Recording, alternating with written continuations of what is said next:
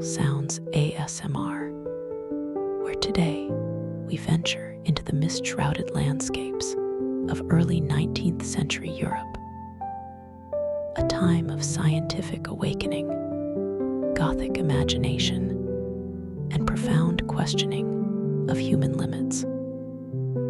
Mary Shelley's revolutionary novel invites us into a world where the pursuit of knowledge crosses dangerous boundaries, revealing the darkest corners of ambition and isolation.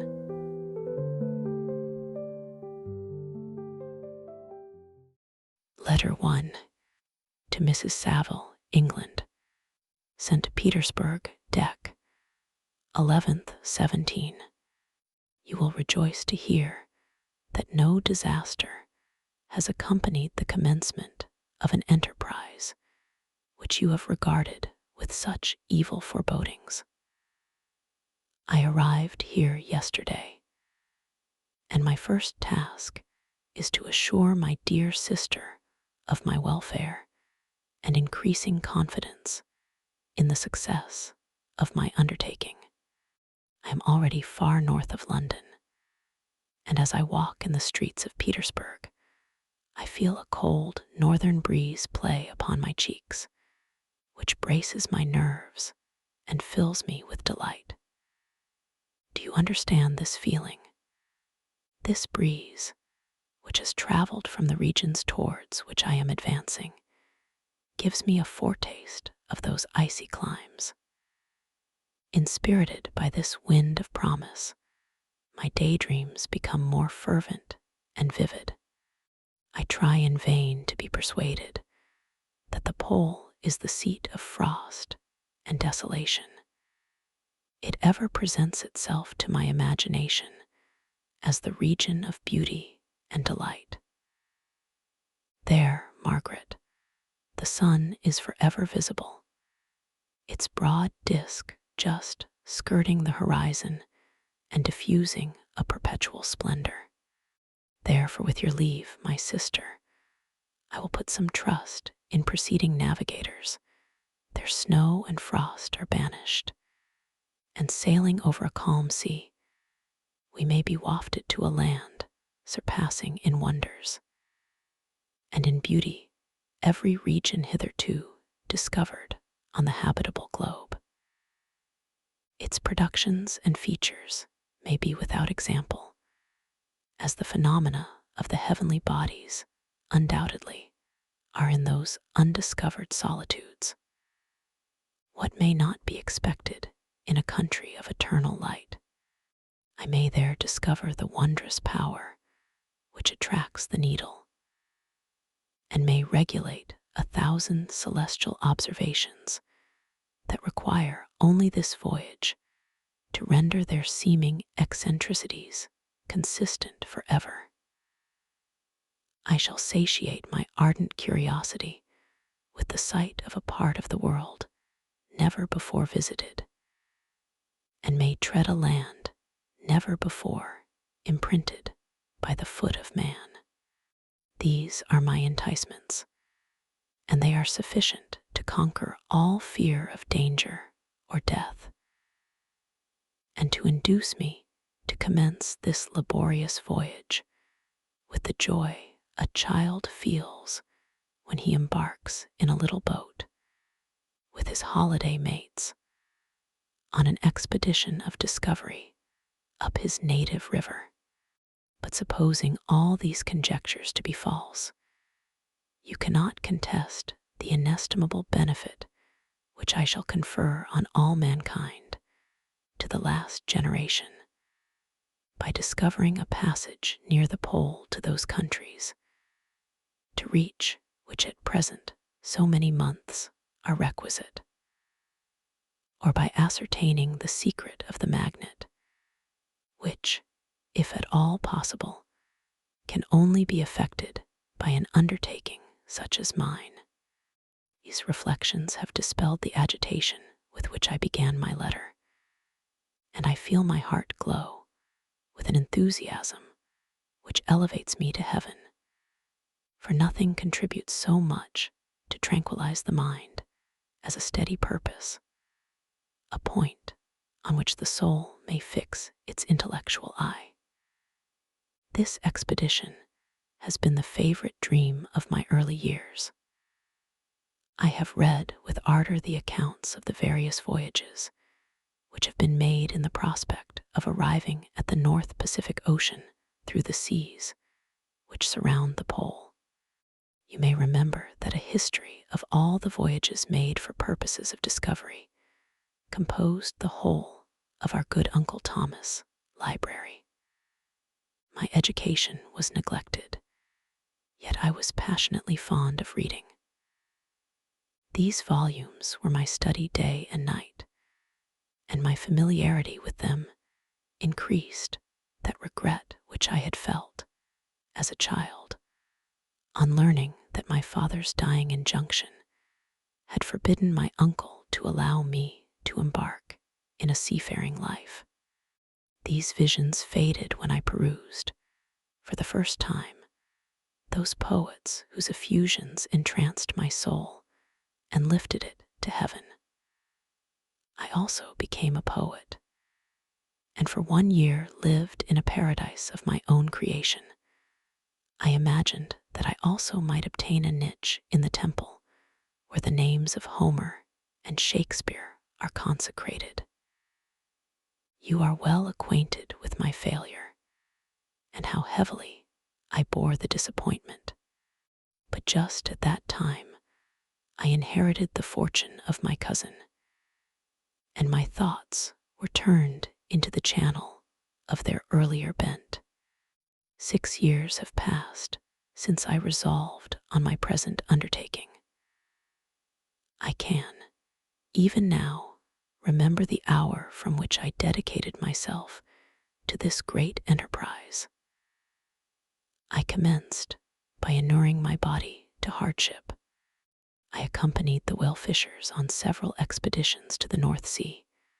I voluntarily endured cold, famine, thirst, and want of sleep.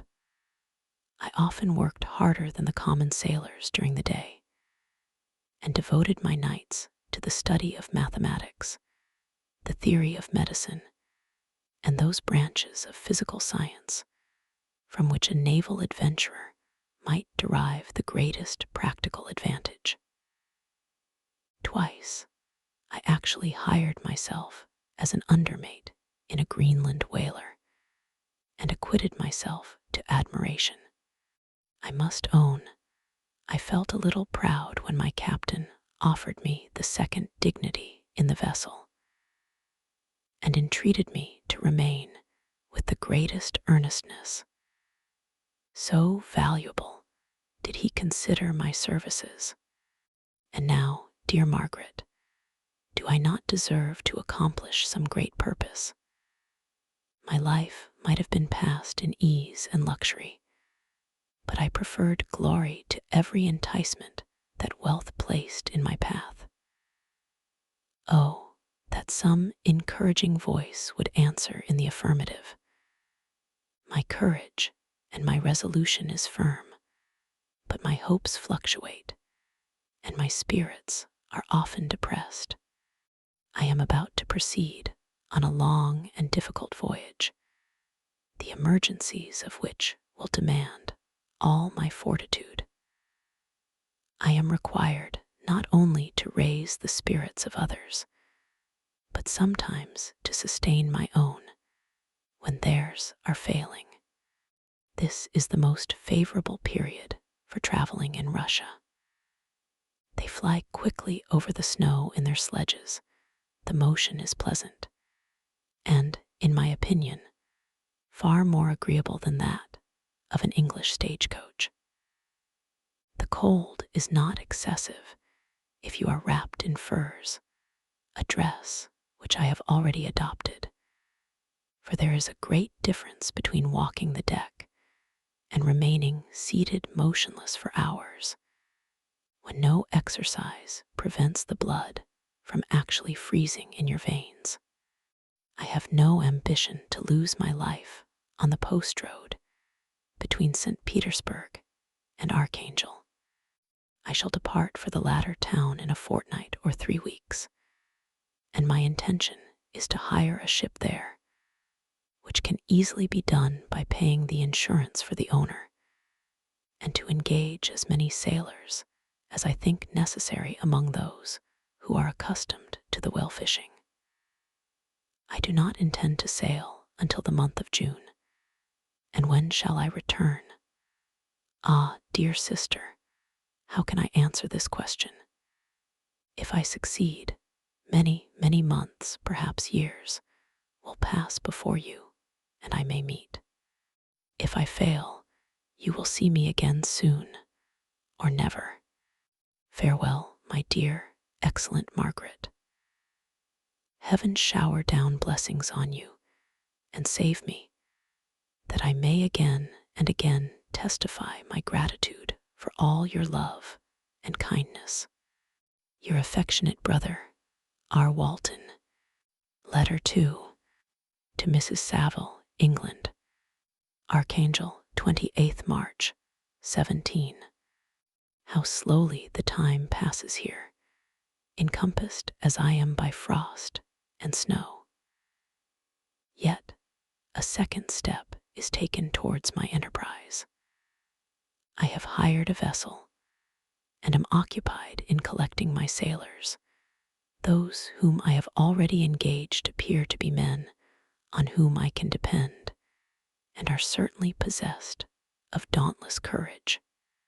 But I have one want which I have never yet been able to satisfy, and the absence of the object of which I now feel as a most severe evil. I have no friend, Margaret. When I am glowing with the enthusiasm of success, there will be none to participate my joy. If I am assailed by disappointment, no one will endeavor to sustain me in dejection. I shall commit my thoughts to paper. It is true, but that is a poor medium for the communication of feeling. I desire the company of a man who could sympathize with me, whose eyes would reply to mine. You may deem me romantic, my dear sister, but I bitterly feel the want of a friend. I have no one near me, gentle yet courageous, possessed of a cultivated as well as of a capacious mind, whose tastes are like my own, to approve or amend my plans.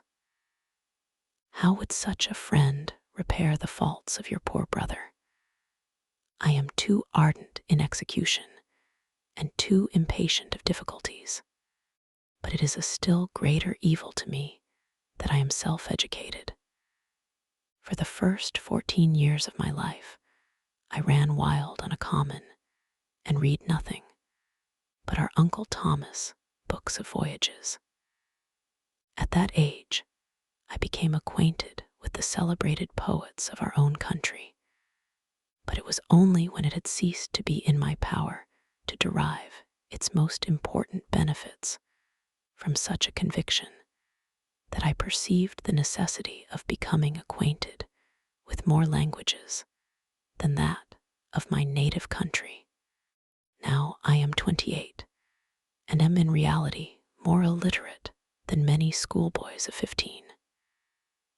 It is true that I have thought more, and that my daydreams are more extended and magnificent, but they want, as the painters call it, asterisk keeping, and I greatly need a friend who would have sense enough not to despise me as romantic, and affection enough for me to endeavor to regulate my mind.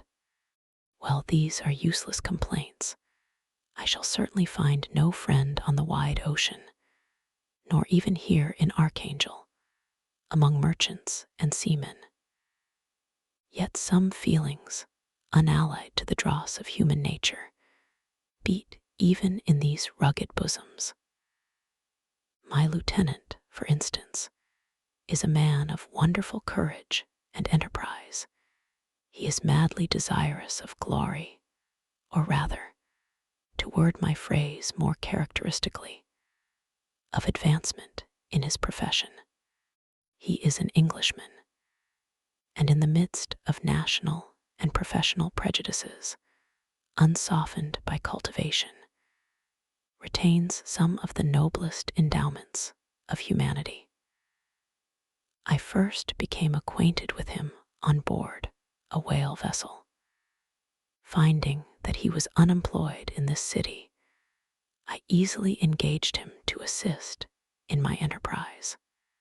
The master is a person of an excellent disposition and is remarkable in the ship for his gentleness and the mildness of his discipline. This circumstance, added to his well-known integrity and dauntless courage, made me very desirous to engage him.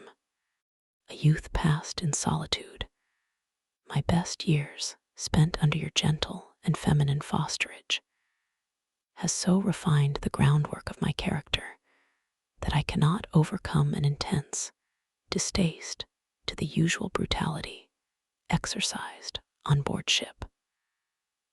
I have never believed it to be necessary, and when I heard of a mariner equally noted for his kindliness of heart and the respect and obedience paid to him by his crew, I felt myself peculiarly fortunate in being able to secure his services. I heard of him first in rather a romantic manner, from a lady who owes to him the happiness of her life. This, briefly, is his story. Some years ago, he loved a young Russian lady of moderate fortune, and having amassed a considerable sum in prize money, the father of the girl consented to the match. He saw his mistress once before the destined ceremony, but she was bathed in tears, and throwing herself at his feet, entreated him to spare her, confessing at the same time that she loved another, but that he was poor, and that her father would never consent to the union. My generous friend reassured the suppliant, and on being informed of the name of her lover, instantly abandoned his pursuit. He had already bought a farm with his money, on which he had designed to pass the remainder of his life. But he bestowed the whole on his rival, together with the remains of his prize money to purchase stock, and then himself solicited the young woman's father to consent to her marriage with her lover. But the old man decidedly refused, thinking himself bound in honor to my friend, who, when he found the father inexorable, quitted his country, nor returned until he heard that his former mistress was married according to her inclinations. What a noble fellow, you will exclaim. He is so, but then he is wholly uneducated. He is as silent as a Turk, and a kind of ignorant carelessness attends him, which, while it renders his conduct the more astonishing, detracts from the interest and sympathy which otherwise he would command. Yet do not suppose, because I complain a little, or because I can conceive a consolation for my toils which I may never know, that I am wavering in my resolutions. Those are as fixed as fate, and my voyage is only now delayed until the weather shall permit my embarkation. The winter has been dreadfully severe, but the spring promises well, and it is considered as a remarkably early season, so that perhaps I may sail sooner than I expected. I shall do nothing rashly. You know me sufficiently to confide in my prudence and considerateness whenever the safety of others is committed to my care. I cannot describe to you my sensations on the near prospect of my undertaking. It is impossible to communicate to you a conception of the trembling sensation, half pleasurable and half fearful, with which I am preparing to depart. I am going to unexplored regions, to the land of mist and snow, but I shall kill no albatross. Therefore, do not be alarmed for my safety, or if I should come back to you as worn and woeful as the ancient mariner. You will smile at my illusion, but I will disclose a secret. I have often attributed my attachment to my passionate enthusiasm for the dangerous mysteries of ocean to that production of the most imaginative of modern poets. There is something at work in my soul which I do not understand. I am practically industrious, painstaking, a workman to execute with perseverance and labor. But besides this, there is a love for the marvelous, a belief in the marvelous, intertwined in all my projects, which hurries me out of the common pathways of men, even to the wild sea and unvisited regions I am about to explore. But to return to dearer considerations, shall I meet you again after having traversed immense seas and returned by the most southern cape of Africa or America? I dare not expect such success, yet I cannot bear to look on the reverse of the picture. Continue for the present to write to me by every opportunity. I may receive your letters on some occasions when I need them most to support my spirits. I love you very tenderly. Remember me with affection, should you never hear from me again. Your affectionate brother, Robert Walton. Letter 3. To Mrs. Saville, England, July 7th, 17.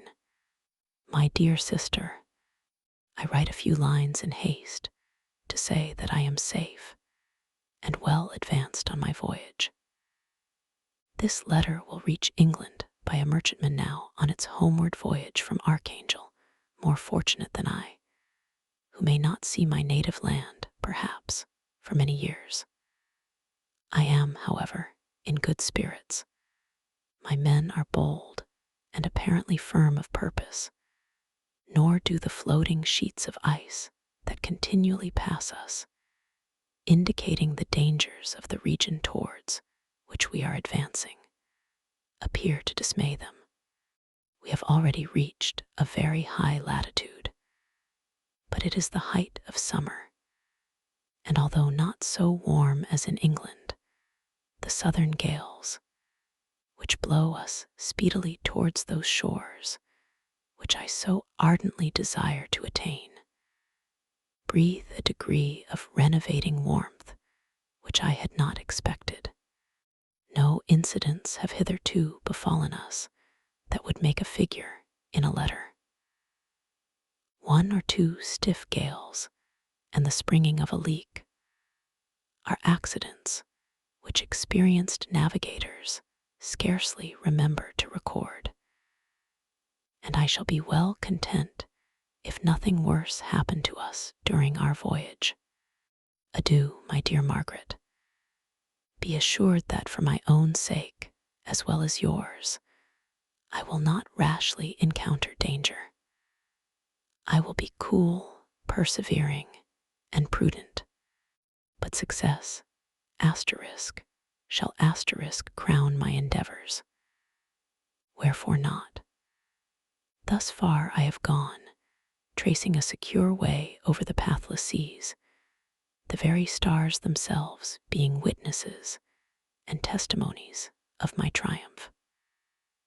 Why not still proceed over the untamed yet obedient element? What can stop the determined heart and resolved will of man? My swelling heart involuntarily pours itself out thus, but I must finish. Heaven bless my beloved sister, R.W.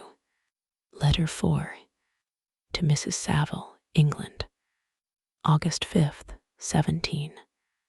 So strange an accident has happened to us that I cannot forbear recording it, although it is very probable that you will see me before these papers can come into your possession. Last Monday, July 31st, we were nearly surrounded by ice, which closed in the ship on all sides, scarcely leaving her the sea room in which she floated. Our situation was somewhat dangerous, especially as we were compassed round by a very thick fog.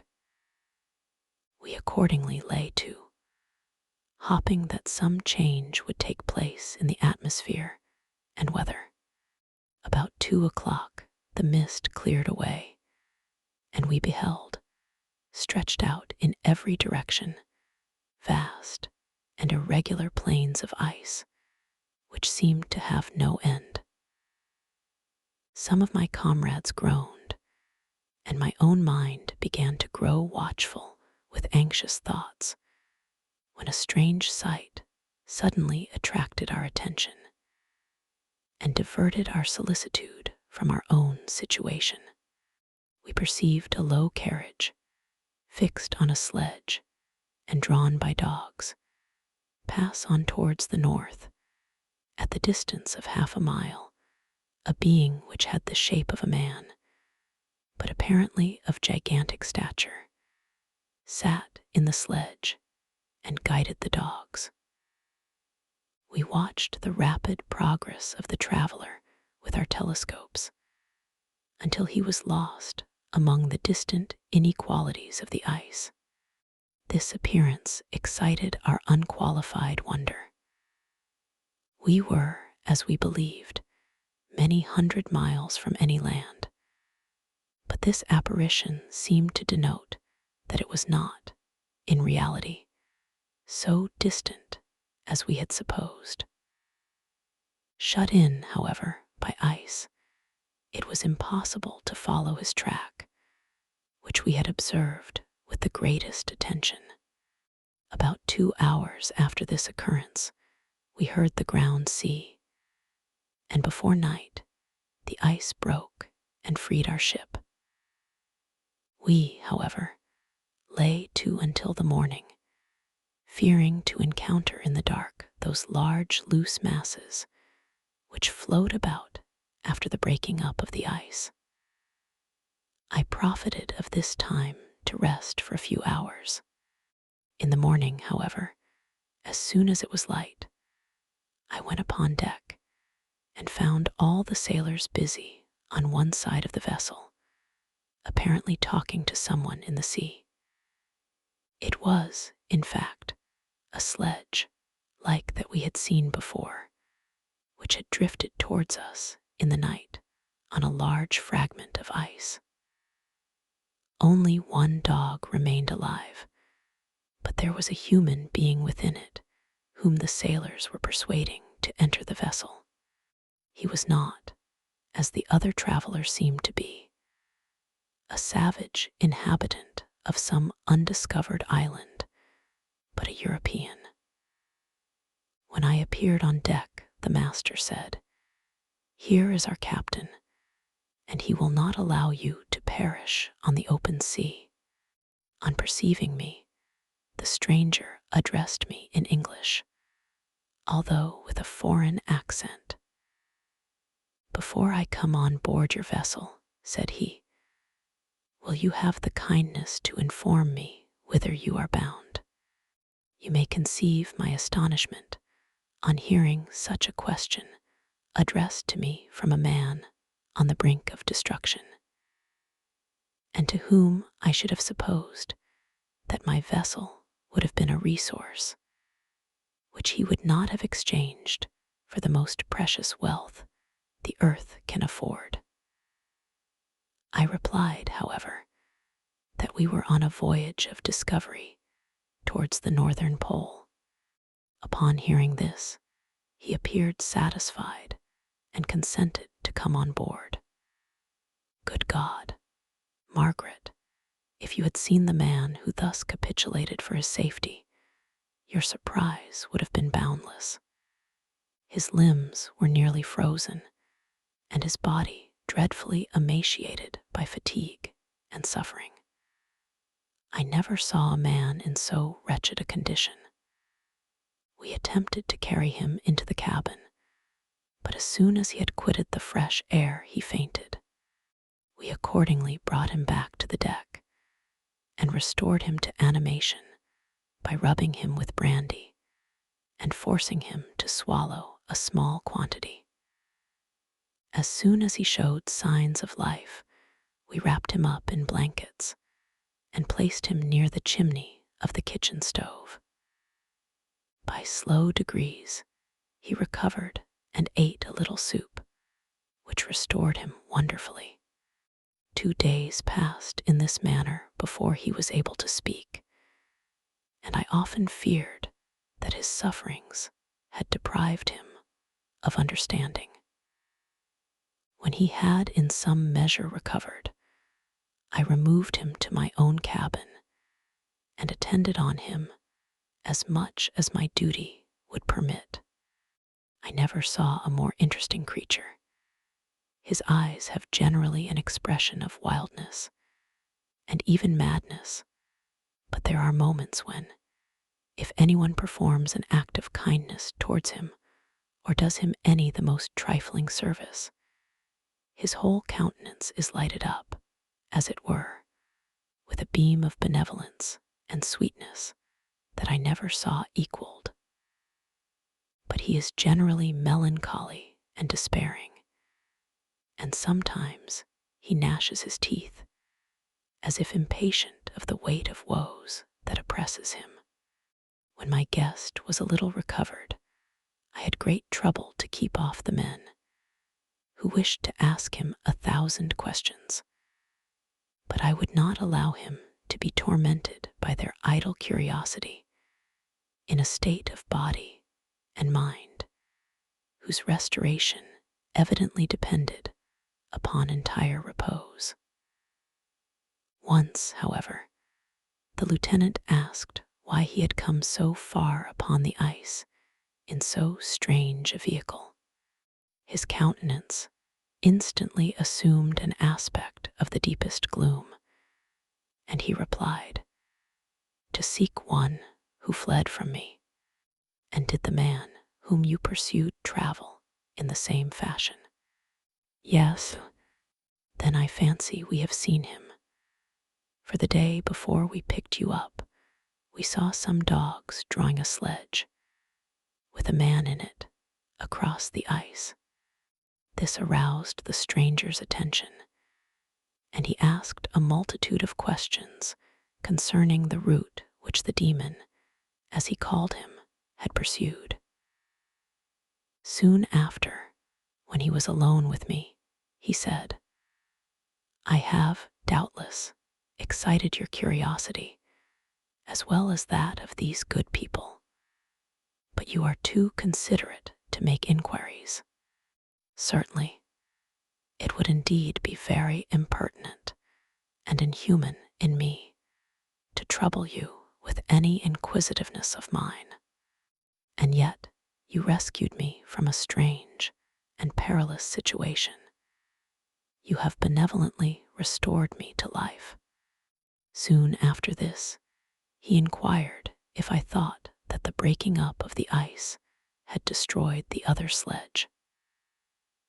I replied that I could not answer with any degree of certainty, for the ice had not broken until near midnight, and the traveler might have arrived at a place of safety before that time.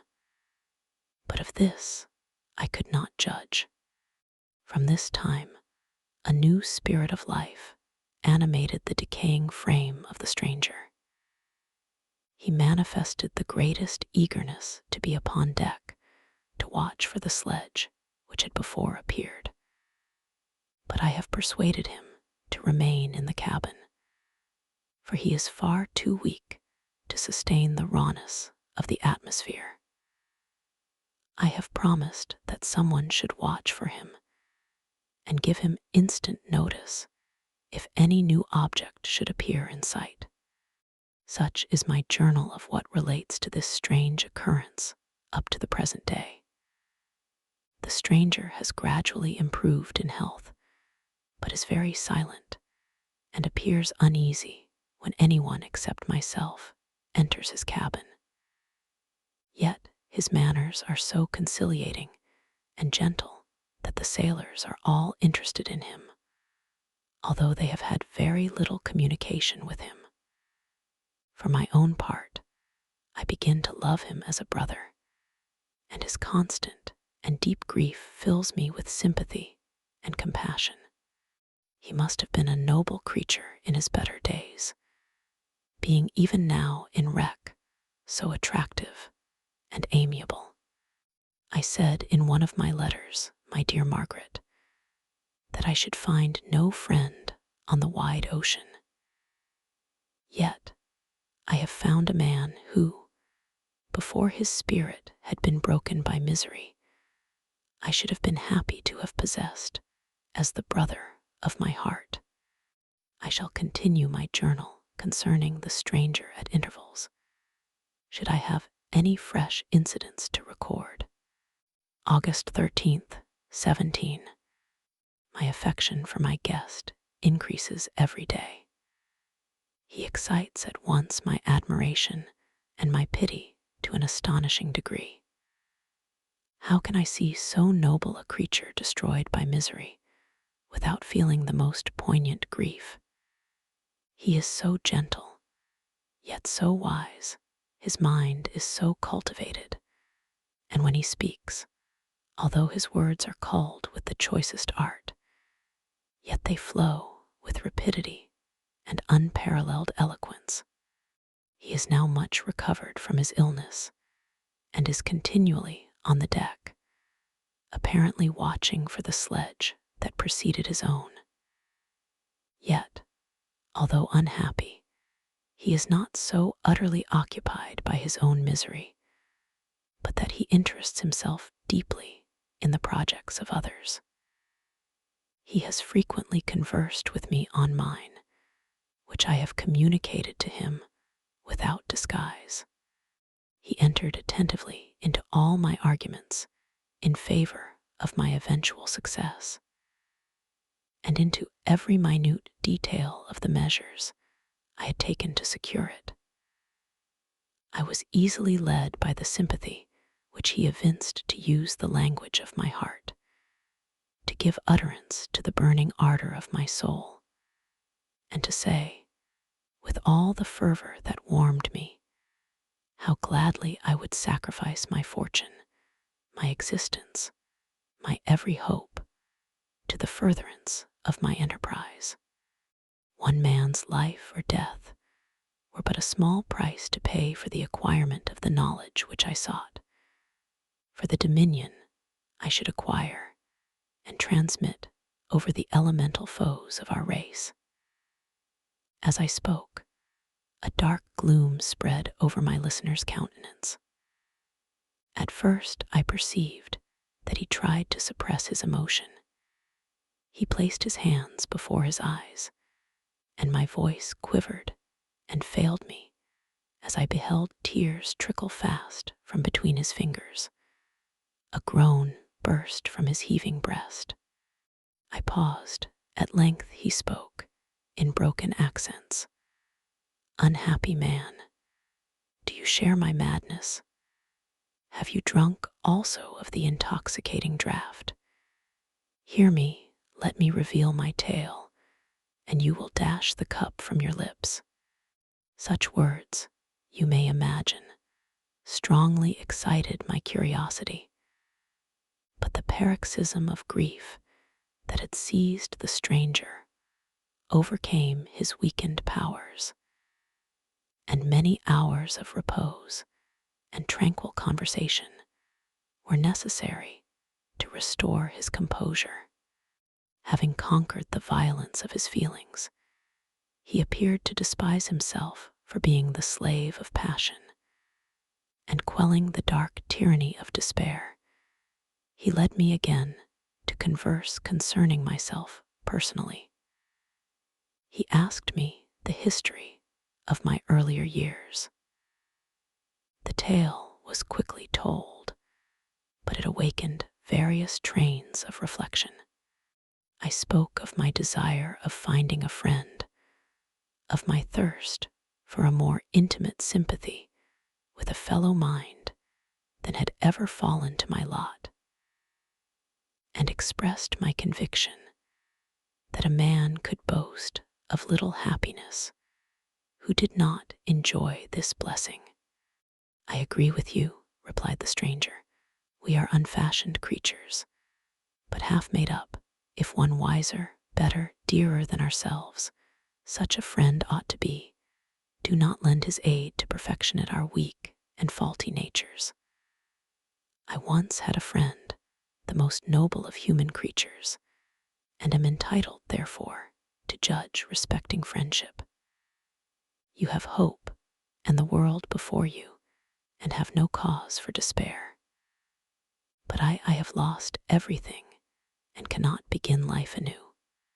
As he said this, his countenance became expressive of a calm, settled grief that touched me to the heart. But he was silent and presently retired to his cabin. Even broken in spirit as he is, no one can feel more deeply than he does the beauties of nature. The starry sky, the sea, and every sight afforded by these wonderful regions seems still to have the power of elevating his soul from earth. Such a man has a double existence. He may suffer misery and be overwhelmed by disappointments. Yet, when he has retired into himself, he will be like a celestial spirit that has a halo around him, within whose circle no grief or folly ventures. Will you smile at the enthusiasm I express concerning this divine wanderer? You would not if you saw him.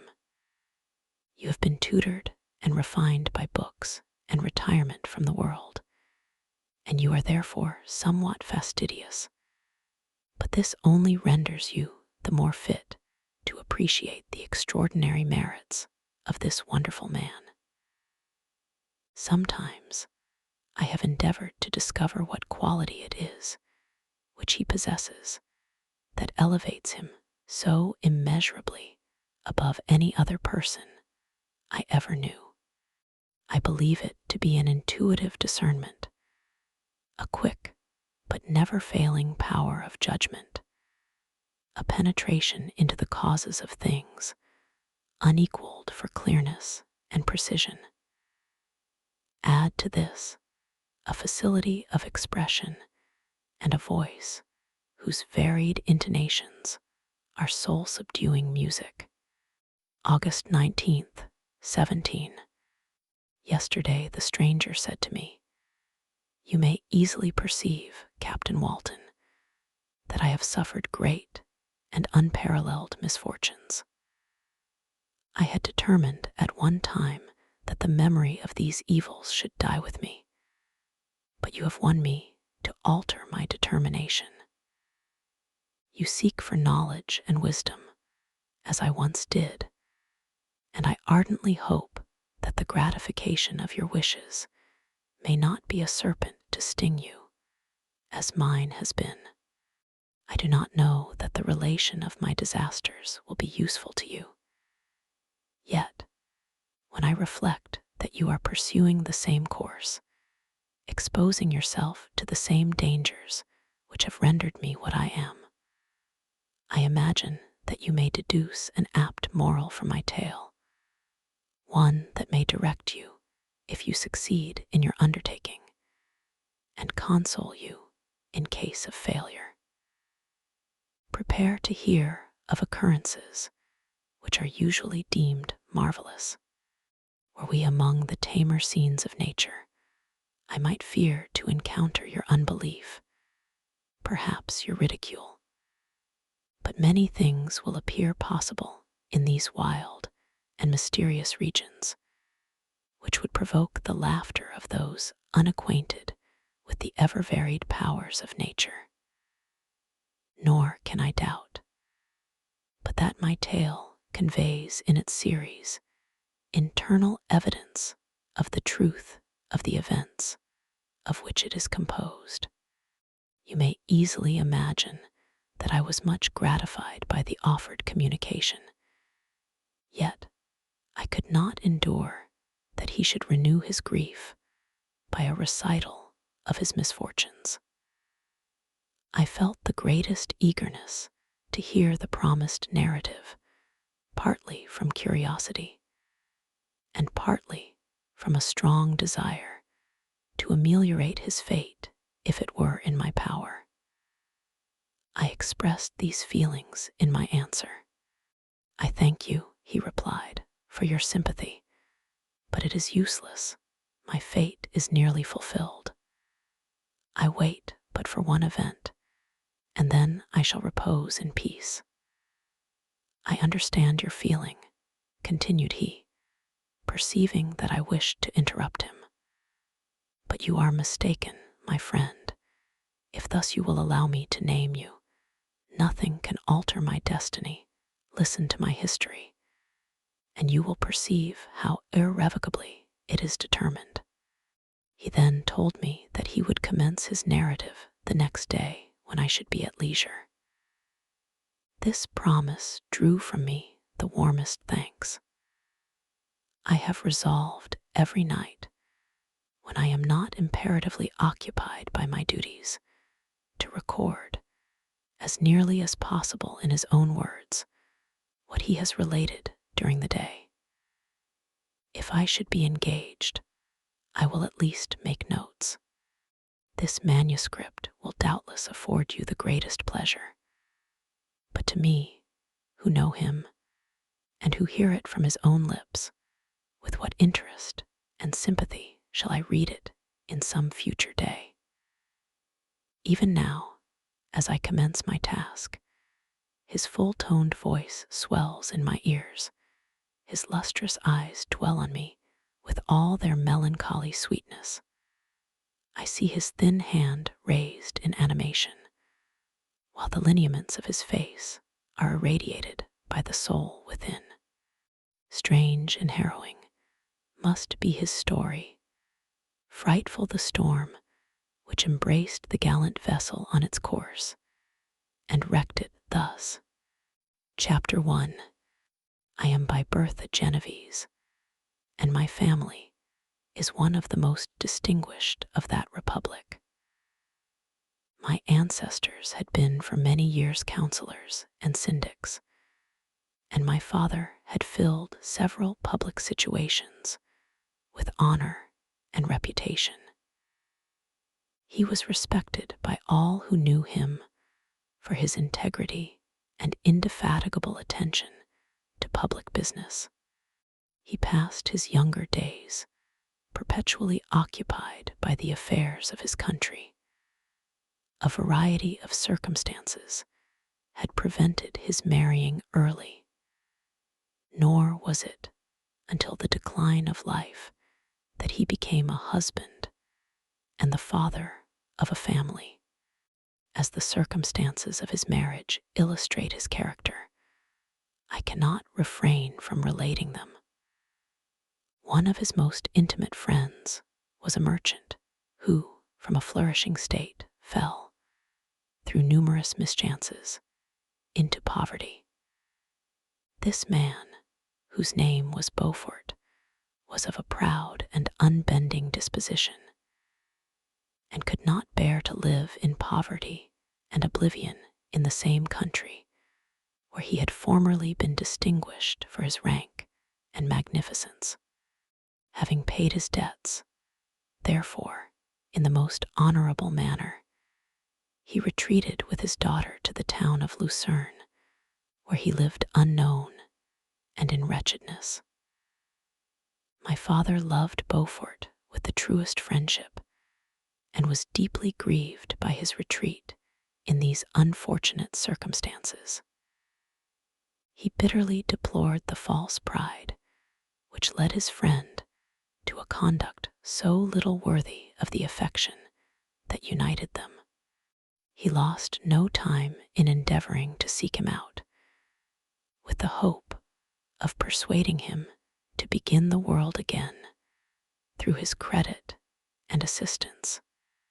Beaufort had taken effectual measures to conceal himself, and it was 10 months before my father discovered his abode. Overjoyed at this discovery, he hastened to the house, which was situated in a mean street near the Ruse. But when he entered, misery and despair alone welcomed him. Beaufort had saved but a very small sum of money from the wreck of his fortunes, but it was sufficient to provide him with sustenance for some months, and in the meantime he hoped to procure some respectable employment in a merchant's house. The interval was, consequently, spent in inaction. His grief only became more deep and rankling when he had leisure for reflection, and at length it took so fast hold of his mind that at the end of 3 months he lay on a bed of sickness, incapable of any exertion. His daughter attended him with the greatest tenderness, but she saw with despair that their little fund was rapidly decreasing, and that there was no other prospect of support. But Caroline Beaufort possessed a mind of an uncommon mold, and her courage rose to support her in her adversity. She procured plain work, she plaited straw, and by various means contrived to earn a pittance scarcely sufficient to support life. Several months passed in this manner. Her father grew worse. Her time was more entirely occupied in attending him. Her means of subsistence decreased, and in the 10th month her father died in her arms, leaving her an orphan and a beggar. This last blow overcame her, and she knelt by Beaufort's coffin weeping bitterly when my father entered the chamber. He came like a protecting spirit to the poor girl, who committed herself to his care, and after the interment of his friend, he conducted her to Geneva and placed her under the protection of a relation. 2 years after this event, Caroline became his wife. There was a considerable difference between the ages of my parents, but this circumstance seemed to unite them only closer in bonds of devoted affection. There was a sense of justice in my father's upright mind, which rendered it necessary that he should approve highly to love strongly. Perhaps, during former years, he had suffered from the late discovered unworthiness of one beloved, and so was disposed to set a greater value on tried worth. There was a show of gratitude and worship in his attachment to my mother, differing wholly from the doting fondness of age, for it was inspired by reverence for her virtues and a desire to be the means of, in some degree, recompensing her for the sorrows she had endured, but which gave inexpressible grace to his behavior to her. Everything was made to yield to her wishes and her convenience. He strove to shelter her, as a fair exotic is sheltered by the gardener, from every rougher wind, and to surround her with all that could tend to excite pleasurable emotion in her soft and benevolent mind. Her health, and even the tranquility of her hitherto constant spirit, had been shaken by what she had gone through during the 2 years that had elapsed previous to their marriage. My father had gradually relinquished all his public functions, and immediately after their union, they sought the pleasant climate of Italy, and the change of scene and interest attendant on a tour through that land of wonders as a restorative for her weakened frame. From Italy, they visited Germany and France.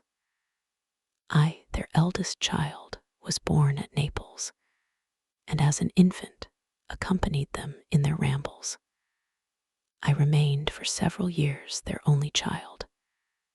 Much as they were attached to each other, they seemed to draw inexhaustible stores of affection from a very mine of love to bestow them upon me. My mother's tender caresses and my father's smile of benevolent pleasure while regarding me are my first recollections. I was their plaything and their idol, and something better, their child, the innocent and helpless creature bestowed on them by heaven, whom to bring up to good, and whose future lot it was in their hands to direct to happiness or misery, according as they fulfilled their duties towards me. With this deep consciousness of what they owed towards the being to which they had given life, added to the active spirit of tenderness that animated both, it may be imagined that while during every hour of my infant life I received a lesson of patience, of charity, and of self-control, I was so guided by a silken cord that all seemed but one train of enjoyment to me. For a long time I was their only care. My mother had much desired to have a daughter, but I continued their single offspring. When I was about 5 years old, while making an excursion beyond the frontiers of Italy, they passed a week on the shores of the Lake of Como. Their benevolent disposition often made them enter the cottages of the poor. This, to my mother, was more than a duty. It was a necessity, a passion, remembering what she had suffered, and how she had been relieved for her to act in her turn the guardian angel to the afflicted. During one of their walks, a poor cot in the foldings of a veil attracted their notice as being singularly disconsolate, while the number of half-clothed children gathered about it spoke of penury in its worst shape. One day, when my father had gone by himself to Milan, my mother, accompanied by me, visited this abode. She found a peasant and his wife, hard-working, bent down by care and labor, distributing a scanty meal to 5 hungry babes. Among these, there was one which attracted my mother far above all the rest. She appeared of a different stock. The 4 others were dark-eyed, hardy little vagrants. This child was thin and very fair. Her hair was the brightest living gold, and despite the poverty of her clothing, seemed to set a crown of distinction on her head. Her brow was clear and ample, her blue eyes cloudless, and her lips, and the molding of her face, so expressive of sensibility and sweetness that none could behold her without looking on her as of a distinct species, a being heaven-sent, and bearing a celestial stamp in all her features. The peasant woman, perceiving that my mother fixed eyes of wonder and admiration on this lovely girl, eagerly communicated her history. She was not her child, but the daughter of a Milanese nobleman. Her mother was a German and had died on giving her birth. The infant had been placed with these good people to nurse. They were better off then. They had not been long married, and their eldest child was but just born. The father of their charge was one of those Italians nursed in the memory of the antique glory of Italy, one among the asterisks Sciavi Ogner Friminti, asterisk, who exerted himself to obtain the liberty of his country. He became the victim of its weakness. Whether he had died or still lingered in the dungeons of Austria was not known. His property was confiscated. His child became an orphan and a beggar. She continued with her foster parents and bloomed in their rude abode, fairer than a garden rose among dark-leaved brambles. When my father returned from Milan, he found playing with me in the hall of our villa a child fairer than pictured cherub, a creature who seemed to shed radiance from her looks, and whose form and motions were lighter than the chamois of the hills. The apparition was soon explained. With his permission, my mother prevailed on her rustic guardians to yield their charge to her. They were fond of the sweet orphan. Her presence had seemed a blessing to them, but it would be unfair to her to keep her in poverty and want when Providence afforded her such powerful protection. They consulted their village priest, and the result was that Elizabeth Lavenza became the inmate of my parents' house, my more than sister, the beautiful and adored companion of all my occupations and my pleasures. Everyone loved Elizabeth. The passionate and almost reverential attachment with which all regarded her became, while I shared it, my pride and my delight. On the evening previous to her being brought to my home, my mother had said playfully, "I have a pretty present for my Victor. Tomorrow he shall have it." And when, on the morrow, she presented Elizabeth to me as her promised gift, I, with childish seriousness, interpreted her words literally and looked upon Elizabeth as mine to protect, love, and cherish. All praises bestowed on her I received as made to a possession of my own. We called each other familiarly by the name of cousin. No word, no expression could body forth the kind of relation in which she stood to me, my more than sister, since till death she was to be mine only. Chapter 2. We were brought up together. There was not quite a year difference in our ages. I need not say that we were strangers to any species of disunion or dispute. Harmony was the soul of our companionship, and the diversity and contrast that subsisted in our characters drew us nearer together. Elizabeth was of a calmer and more concentrated disposition, but with all my ardor, I was capable of a more intense application, and was more deeply smitten with the thirst for knowledge. She busied herself with following the aerial creations of the poets, and in the majestic and wondrous scenes which surrounded our Swiss home, the sublime shapes of the mountains, the changes of the seasons, tempest and calm, the silence of winter, and the life and turbulence of our alpine summers, she found ample scope for admiration and delight. While my companion contemplated with a serious and satisfied spirit the magnificent appearances of things, I delighted in investigating their causes. The world was to me a secret which I desired to divine. Curiosity, earnest research to learn the hidden laws of nature, gladness akin to rapture, as they were unfolded to me, are among the earliest sensations I can remember. On the birth of a second son, my junior by 7 years, my parents gave up entirely their wandering life and fixed themselves in their native country. We possessed a house in Geneva and *Campagny* on Belrive, the eastern shore of the lake, at the distance of rather more than a league from the city. We resided principally in the latter, and the lives of my parents were passed in considerable seclusion. It was my temper to avoid a crowd and to attach myself fervently to a few.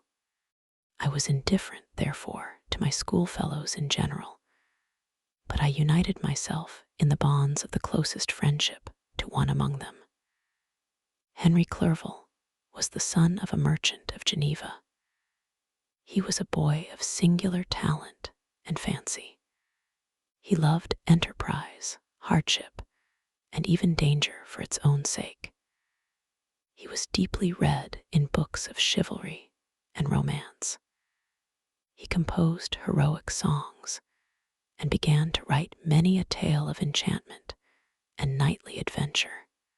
He tried to make us act plays and to enter into masquerades in which the characters were drawn from the heroes of Roncesvalles, of the Round Table of King Arthur, and the chivalrous train who shed their blood to redeem the Holy Sepulchre from the hands of the infidels. No human being could have passed a happier childhood than myself. My parents were possessed by the very spirit of kindness and indulgence.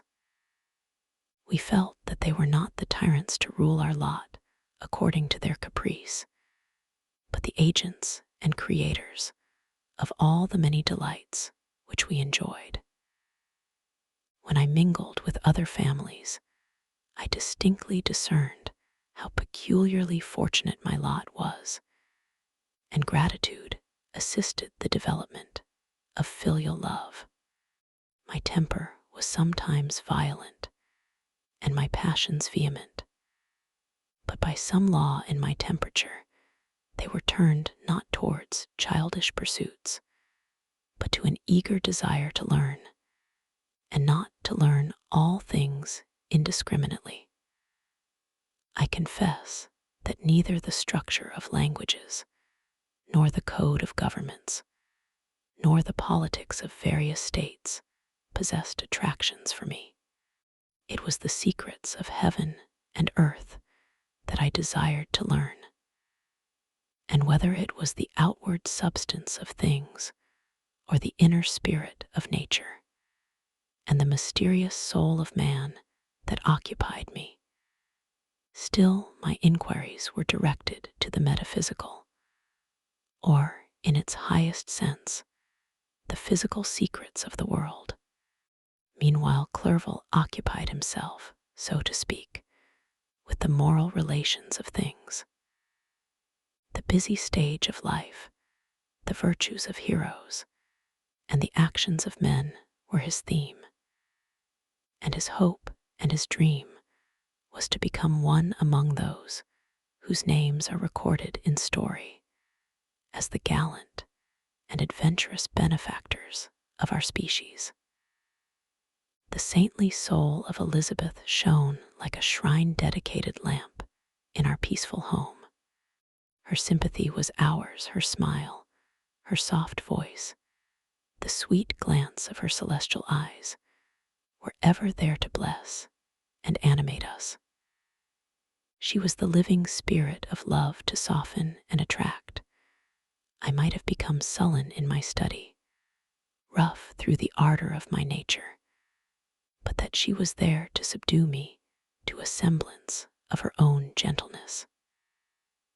And Clerval could aught ill entrench on the noble spirit of Clerval, yet he might not have been so perfectly humane, so thoughtful in his generosity, so full of kindness and tenderness amidst his passion for adventurous exploit, had she not unfolded to him the real loveliness of beneficence, and made the doing good the end and aim of his soaring ambition.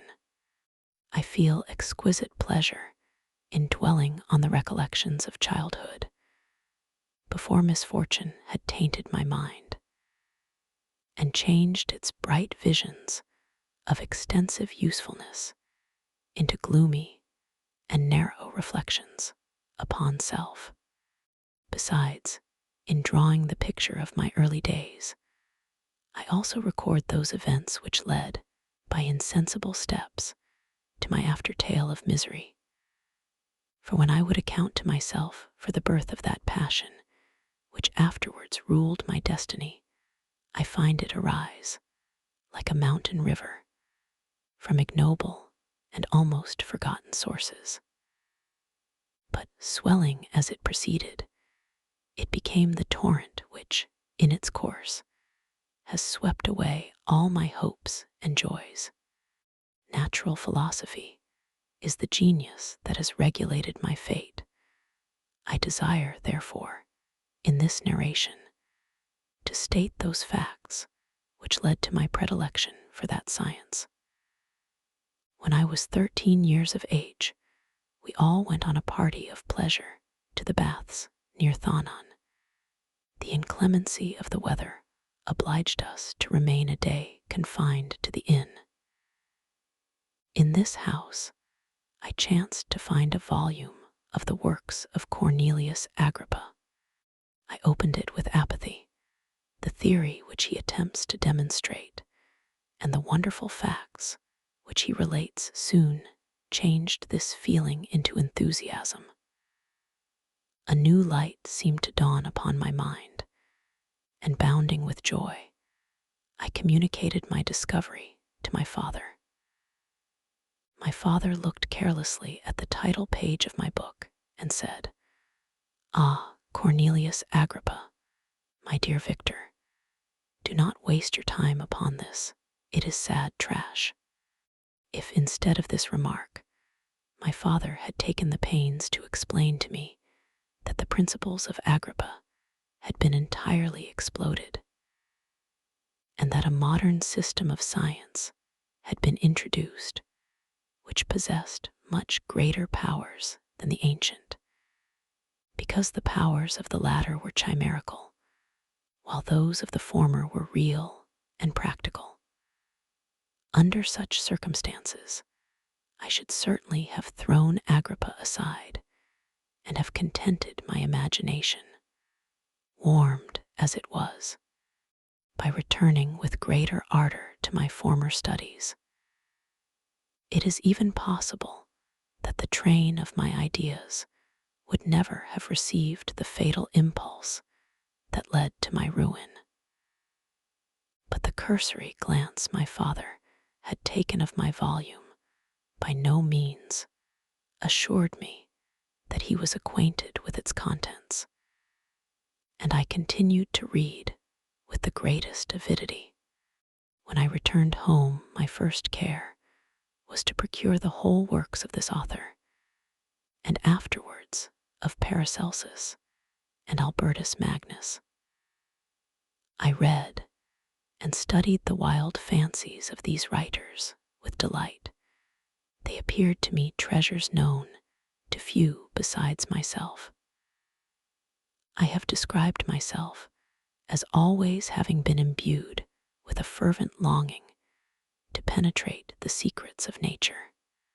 In spite of the intense labor and wonderful discoveries of modern philosophers, I always came from my studies discontented and unsatisfied. Sir Isaac Newton is said to have avowed that he felt like a child picking up shells beside the great and unexplored ocean of truth.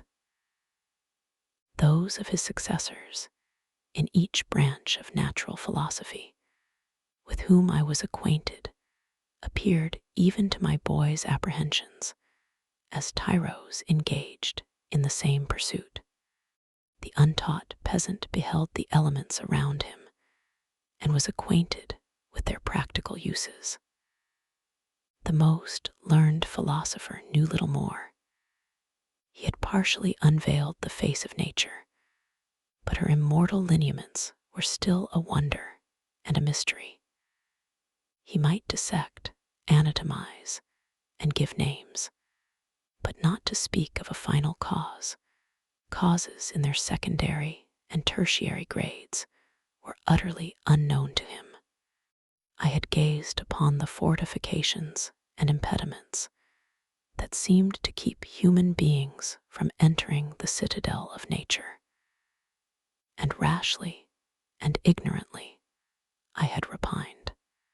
But here were books, and here were men who had penetrated deeper and knew more.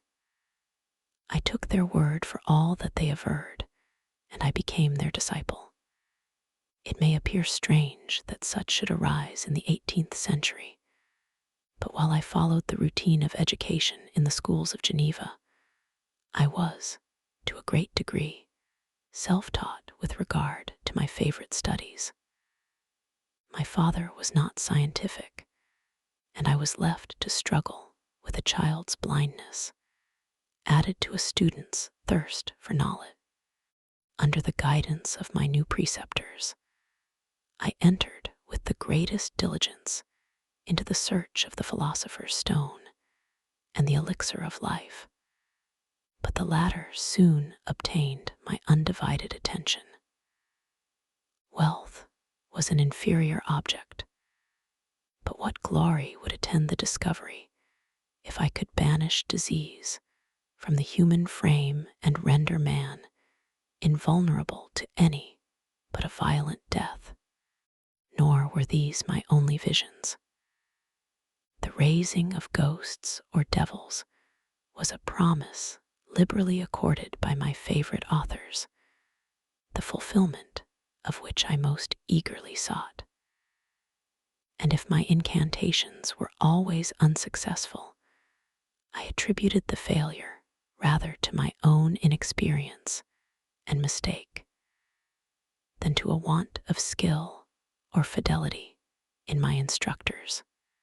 And thus, for a time, I was occupied by exploded systems, mingling, like an unadept, 1,000 contradictory theories, and floundering desperately in a very slough of multifarious knowledge, guided by an ardent imagination and childish reasoning, till an accident again changed the current of my ideas. When I was about 15 years old, we had retired to our house near Belrive, when we witnessed a most violent and terrible thunderstorm. It advanced from behind the mountains of Jura, and the thunder burst at once with frightful loudness from various quarters of the heavens. I remained, while the storm lasted, watching its progress with curiosity and delight. As I stood at the door, on a sudden I beheld a stream of fire issue from an old and beautiful oak which stood about 20 yards from our house. And so soon as the dazzling light vanished, the oak had disappeared, and nothing remained but a blasted stump. When we visited it the next morning, we found the tree shattered in a singular manner. It was not splintered by the shock, but entirely reduced to thin ribbons of wood. I never beheld anything so utterly destroyed. Before this, I was not unacquainted with the more obvious laws of electricity. On this occasion, a man of great research in natural philosophy was with us, and excited by this catastrophe, he entered on the explanation of a theory which he had formed on the subject of electricity and galvanism, which was at once new and astonishing to me. All that he said threw greatly into the shade Cornelius Agrippa, Albertus Magnus, and Paracelsus, the lords of my imagination. But by some fatality, the overthrow of these men disinclined me to pursue my accustomed studies. It seemed to me as if nothing would or could ever be known. All that had so long engaged my attention suddenly grew despicable. By one of those caprices of the mind which we are perhaps most subject to in early youth, I at once gave up my former occupations, set down natural history and all its progeny as a deformed and abortive creation, and entertained the greatest disdain for a would-be science which could never even step within the threshold of real knowledge. In this mood of mind, I betook myself to the mathematics and the branches of study appertaining to that science, as being built upon secure foundations and so worthy of my consideration. Thus strangely are our souls constructed, and by such slight ligaments are we bound to prosperity or ruin. When I look back, it seems to me as if this almost miraculous change of inclination and will was the immediate suggestion of the guardian angel of my life, the last effort made by the spirit of preservation to avert the storm that was even then hanging in the stars and ready to envelop me. Her victory was announced by an unusual tranquility and gladness of soul, which followed the relinquishing of my ancient and latterly tormenting studies. It was thus that I was to be taught to associate evil with their prosecution, happiness with their disregard. It was a strong effort of the spirit of good, but it was ineffectual. Destiny was too potent, and her immutable laws had decreed my utter and terrible destruction. Chapter 3. When I had attained the age of 17, my parents resolved that I should become a student at the University of Ingolstadt. I had hitherto attended the schools of Geneva, but my father thought it necessary, for the completion of my education, that I should be made acquainted with other customs than those of my native country.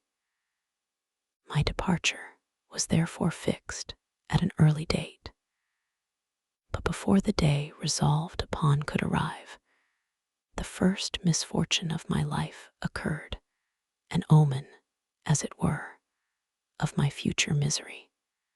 Elizabeth had caught the scarlet fever. Her illness was severe, and she was in the greatest danger. During her illness, many arguments had been urged to persuade my mother to refrain from attending upon her. She had at first yielded to our entreaties, but when she heard that the life of her favorite was menaced, she could no longer control her anxiety. She attended her sickbed. Her watchful attentions triumphed over the malignity of the distemper. Elizabeth was saved, but the consequences of this imprudence were fatal to her preserver. On the third day, my mother sickened. Her fever was accompanied by the most alarming symptoms, and the looks of her medical attendants prognosticated the worst event. On her deathbed, the fortitude and benignity of this best of women did not desert her. She joined the hands of Elizabeth and myself. "My children," she said, "my firmest hopes of future happiness were placed on the prospect of your union. This expectation will now be the consolation of your father. Elizabeth, my love, you must supply my place to my younger children. Alas, I regret that I am taken from you, and happy and beloved as I have been, is it not hard to quit you all? But these are not thoughts befitting me. I will endeavor to resign myself cheerfully to death, and will indulge a hope of meeting you in another world." She died calmly, and her countenance expressed affection even in death.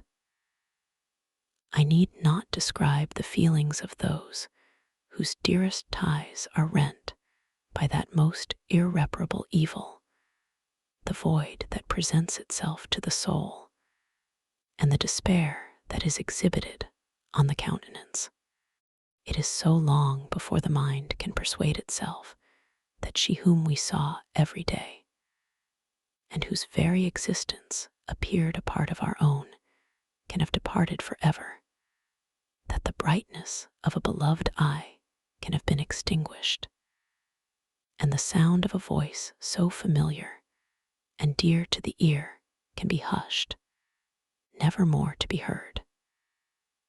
These are the reflections of the first days, but when the lapse of time proves the reality of the evil, then the actual bitterness of grief commences. Yet from whom has not that rude hand rent away some dear connection? And why should I describe a sorrow which all have felt and must feel? The time at length arrives when grief is rather an indulgence than a necessity, and the smile that plays upon the lips, although it may be deemed a sacrilege, is not banished. My mother was dead, but we had still duties which we ought to perform. We must continue our course with the rest, and learn to think ourselves fortunate, whilst one remains whom the spoiler has not seized. My departure for Ingolstadt, which had been deferred by these events, was now again determined upon. I obtained from my father a respite of some weeks. It appeared to me sacrilege so soon to leave the repose, akin to death, of the house of mourning, and to rush into the thick of life. I was new to sorrow, but it did not the less alarm me. I was unwilling to quit the sight of those that remained to me, and above all, I desired to see my sweet Elizabeth in some degree consoled. She indeed veiled her grief and strove to act the comforter to us all. She looked steadily on life and assumed its duties with courage and zeal. She devoted herself to those whom she had been taught to call her uncle and cousins. Never was she so enchanting as at this time, when she recalled the sunshine of her smiles and spent them upon us. She forgot even her own regret in her endeavors to make us forget. The day of my departure at length arrived. Clerval spent the last evening with us. He had endeavored to persuade his father to permit him to accompany me and to become my fellow student, but in vain. His father was a narrow-minded trader and saw idleness and ruin in the aspirations and ambition of his son. Henry deeply felt the misfortune of being debarred from a liberal education. He said little, but when he spoke I read in his kindling eye, and in his animated glance, a restrained but firm resolve not to be chained to the miserable details of commerce. We sat late. We could not tear ourselves away from each other, nor persuade ourselves to say the word farewell. It was said, and we retired under the pretense of seeking repose, each fancying that the other was deceived. But when at morning's dawn I descended to the carriage which was to convey me away, they were all there, my father again to bless me, Clerval to press my hand once more, my Elizabeth to renew her entreaties that I would write often, and to bestow the last feminine attentions on her playmate and friend. I threw myself into the chaise that was to convey me away, and indulged in the most melancholy reflections. I, who had ever been surrounded by amiable companions, continually engaged in endeavoring to bestow mutual pleasure, I was now alone. In the university whither I was going, I must form my own friends and be my own protector. My life had hitherto been remarkably secluded and domestic, and this had given me invincible repugnance to new countenances. I loved my brothers, Elizabeth and Clerval. These were old, familiar faces, but I believed myself totally unfitted for the company of strangers. Such were my reflections as I commenced my journey, but as I proceeded, my spirits and hopes rose. I ardently desired the acquisition of knowledge. I had often, when at home, thought it hard to remain during my youth cooped up in one place, and had longed to enter the world and take my station among other human beings. Now my desires were complied with, and it would, indeed, have been folly to repent. I had sufficient leisure for these and many other reflections during my journey to Ingolstadt, which was long and fatiguing. At length, the high white steeple of the town met my eyes. I alighted and was conducted to my solitary apartment to spend the evening as I pleased. The next morning, I delivered my letters of introduction and paid a visit to some of the principal professors. Chance, or rather the evil influence, the angel of destruction, which asserted omnipotent sway over me from the moment I turned my reluctant steps from my father's door, led me first to M. Krempe, professor of natural philosophy. He was an uncouth man, but deeply imbued in the secrets of his science. He asked me several questions concerning my progress in the different branches of science appertaining to natural philosophy. I replied carelessly, and partly in contempt, mentioned the names of my alchemists as the principal authors I had studied. The professor stared. "Have you," he said, "really spent your time in studying such nonsense?" I replied in the affirmative. "Every minute," continued M. Krempe with warmth, "every instant that you have wasted on those books is utterly and entirely lost. You have burdened your memory with exploded systems and useless names. Good God, in what desert land have you lived, where no one was kind enough to inform you that these fancies, which you have so greedily imbibed, are 1,000 years old, and as musty as they are ancient? I little expected, in this enlightened and scientific age, to find a disciple of Albertus Magnus and Paracelsus. My dear sir, you must begin your studies entirely anew." So saying, he stepped aside and wrote down a list of several books treating of natural philosophy, which he desired me to procure, and dismissed me after mentioning that in the beginning of the following week he intended to commence a course of lectures upon natural philosophy in its general relations, and that M. Waldman, a fellow professor, would lecture upon chemistry the alternate days that he omitted. I returned home not disappointed, for I have said that I had long considered those authors useless whom the professor reprobated. But I returned not at all the more inclined to recur to these studies in any shape.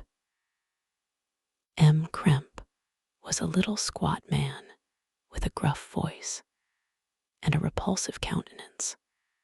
The teacher, therefore, did not prepossess me in favor of his pursuits, in rather a too philosophical and connected a strain, perhaps, I have given an account of the conclusions I had come to concerning them in my early years. As a child, I had not been content with the results promised by the modern professors of natural science, with a confusion of ideas only to be accounted for by my extreme youth and my want of a guide on such matters. I had retrod the steps of knowledge along the paths of time and exchanged the discoveries of recent inquirers for the dreams of forgotten alchemists. Besides, I had a contempt for the uses of modern natural philosophy. It was very different when the masters of the science sought immortality and power. Such views, although futile, were grand. But now the scene was changed. The ambition of the inquirer seemed to limit itself to the annihilation of those visions, on which my interest in science was chiefly founded. I was required to exchange chimeras of boundless grandeur for realities of little worth.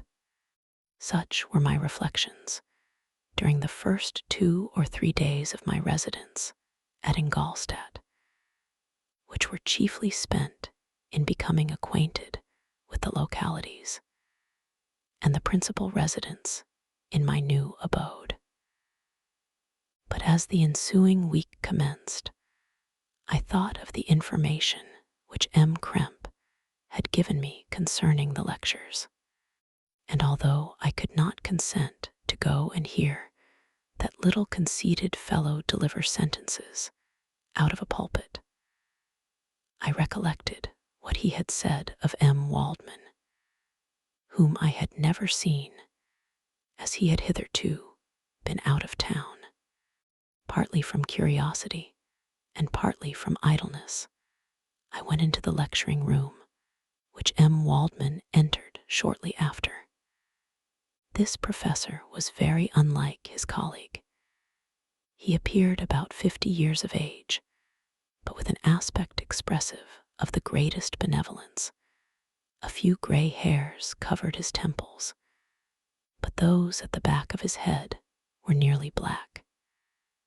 His person was short, but remarkably erect, and his voice the sweetest I had ever heard.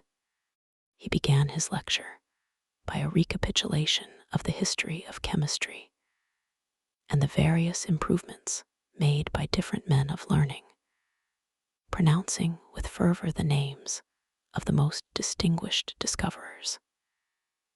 He then took a cursory view of the present state of the science and explained many of its elementary terms. After having made a few preparatory experiments, he concluded with a panegyric upon modern chemistry, the terms of which I shall never forget. The ancient teachers of this science, said he, promised impossibilities and performed nothing. The modern masters promise very little. They know that metals cannot be transmuted and that the elixir of life is a chimera, but these philosophers, whose hands seem only made to dabble in dirt and their eyes to pore over the microscope or crucible, have indeed performed miracles. They penetrate into the recesses of nature and show how she works in her hiding places. They ascend into the heavens. They have discovered how the blood circulates and the nature of the air we breathe. They have acquired new and almost unlimited powers. They can command the thunders of heaven, mimic the earthquake, and even mock the invisible world with its own shadows.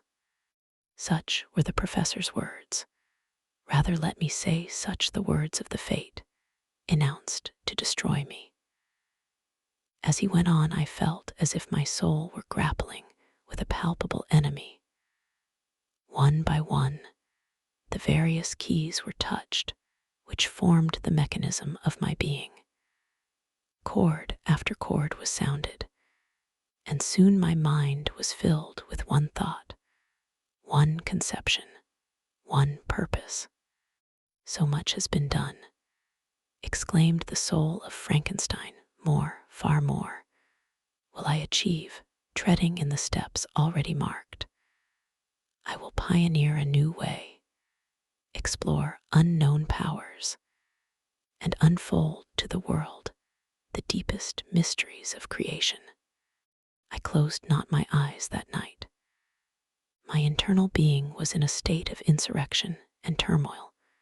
I felt that order would thence arise, but I had no power to produce it. By degrees, after the morning's dawn, sleep came. I awoke, and my yesternight's thoughts were as a dream. There only remained a resolution to return to my ancient studies and to devote myself to a science for which I believed myself to possess a natural talent. On the same day, I paid Walton a visit.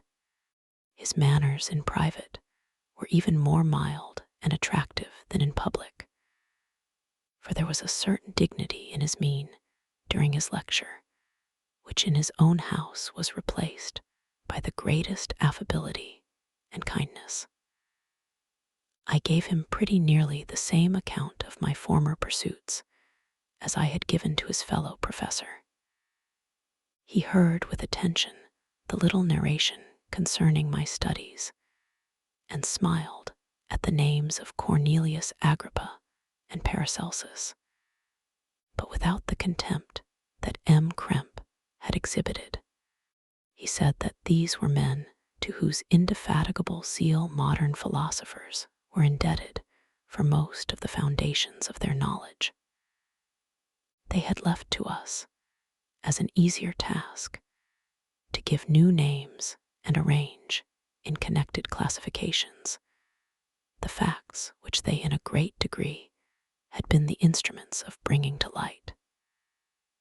The labors of men of genius, however erroneously directed, scarcely ever fail in ultimately turning to the solid advantage of mankind. I listened to his statement, which was delivered without any presumption or affectation, and then added that his lecture had removed my prejudices against modern chemists. I expressed myself in measured terms, with the modesty and deference due from a youth to his instructor, without letting escape. Inexperience in life would have made me ashamed any of the enthusiasm which stimulated my intended labors. I requested his advice concerning the books I ought to procure. I am happy, said M. Waldman, to have gained a disciple, and if your application equals your ability, I have no doubt of your success. Chemistry is that branch of natural philosophy in which the greatest improvements have been and may be made. It is on that account that I have made it my peculiar study, but at the same time, I have not neglected the other branches of science. A man would make but a very sorry chemist if he attended to that department of human knowledge alone. If your wish is to become really a man of science, and not merely a petty experimentalist, I should advise you to apply to every branch of natural philosophy, including mathematics.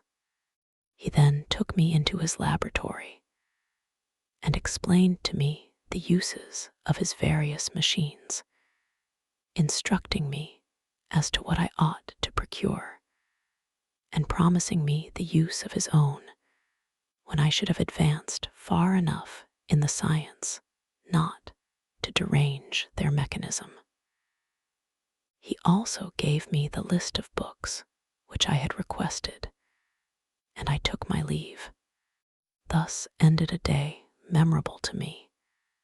It decided my future destiny. Chapter 4. From this day natural philosophy, and particularly chemistry, in the most comprehensive sense of the term, became nearly my sole occupation. I read with ardor those works, so full of genius and discrimination, which modern inquirers have written on these subjects. I attended the lectures and cultivated the acquaintance of the men of science of the university, and I found even in M. Krempe a great deal of sound sense and real information, combined, it is true, with a repulsive physiognomy and manners, but not on that account the less valuable. In M. Waldman I found a true friend. His gentleness was never tinged by dogmatism, and his instructions were given with an air of frankness and good nature that banished every idea of pedantry. In 1,000 ways, he smoothed for me the path of knowledge and made the most abstruse inquiries clear and facile to my apprehension. My application was at first fluctuating and uncertain. It gained strength as I proceeded, and soon became so ardent and eager that the stars often disappeared in the light of morning, whilst I was yet engaged in my laboratory. As I applied so closely, it may be easily conceived that my progress was rapid. My ardor was indeed the astonishment of the students, and my proficiency that of the masters. Professor Krempe often asked me, with a sly smile, how Cornelius Agrippa went on, whilst M. Waldman expressed the most heartfelt exultation in my progress. 2 years passed in this manner, during which I paid no visit to Geneva, but was engaged, heart and soul, in the pursuit of some discoveries which I hoped to make. None but those who have experienced them can conceive of the enticements of science. In other studies, you go as far as others have gone before you, and there is nothing more to know. But in a scientific pursuit, there is continual food for discovery and wonder. A mind of moderate capacity, which closely pursues one study, must infallibly arrive at great proficiency in that study. And I, who continually sought the attainment of one object of pursuit, and was solely wrapped up in this, improved so rapidly that at the end of 2 years, I made some discoveries in the improvement of some chemical instruments, which procured me great esteem and admiration at the university. When I had arrived at this point, and had become as well acquainted with the theory and practice of natural philosophy as depended on the lessons of any of the professors at Ingolstadt, my residence, there being no longer conducive to my improvements, I thought of returning to my friends and my native town, when an incident happened that protracted my stay. One of the phenomena which had peculiarly attracted my attention was the structure of the human frame, and indeed any animal endued with life. Whence, I often asked myself, did the principle of life proceed? It was a bold question, and one which has ever been considered as a mystery. Yet, with how many things are we upon the brink of becoming acquainted, if cowardice or carelessness did not restrain our inquiries. I revolved these circumstances in my mind and determined thenceforth to apply myself more particularly to those branches of natural philosophy which relate to physiology. Unless I had been animated by an almost supernatural enthusiasm, my application to this study would have been irksome and almost intolerable. To examine the causes of life, we must first have recourse to death. I became acquainted with the science of anatomy, but this was not sufficient. I must also observe the natural decay and corruption of the human body. In my education, my father had taken the greatest precautions that my mind should be impressed with no supernatural horrors. I do not ever remember to have trembled at a tale of superstition, or to have feared the apparition of a spirit. Darkness had no effect upon my fancy, and a churchyard was to me merely the receptacle of bodies deprived of life, which, from being the seat of beauty and strength, had become food for the worm. Now, I was led to examine the cause and progress of this decay, and forced to spend days and nights in vaults and charnel houses. My attention was fixed upon every object the most insupportable to the delicacy of the human feelings. I saw how the fine form of man was degraded and wasted. I beheld the corruption of death succeed to the blooming cheek of life. I saw how the worm inherited the wonders of the eye and brain. I paused, examining and analyzing all the minutiae of causation, as exemplified in the change from life to death, and death to life, until from the midst of this darkness, a sudden light broke in upon me, a light so brilliant and wondrous, yet so simple, that while I became dizzy with the immensity of the prospect which it illustrated, I was surprised that among so many men of genius who had directed their inquiries towards the same science, that I alone should be reserved to discover so astonishing a secret. Remember, I am not recording the vision of a madman. The sun does not more certainly shine in the heavens than that which I now affirm is true. Some miracle might have produced it, yet the stages of the discovery were distinct and probable. After days and nights of incredible labor and fatigue, I succeeded in discovering the cause of generation and life. Nay, more, I became myself capable of bestowing animation upon lifeless matter.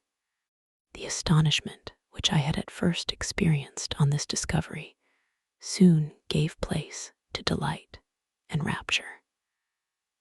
After so much time spent in painful labor, to arrive at once at the summit of my desires was the most gratifying consummation of my toils. But this discovery was so great and overwhelming that all the steps by which I had been progressively led to it were obliterated, and I beheld only the result. It had been the study and desire of the wisest men, since the creation of the world was now within my grasp. Not that, like a magic scene, it all opened upon me at once. The information I had obtained was of a nature rather to direct my endeavors so soon as I should point them towards the object of my search than to exhibit that object already accomplished.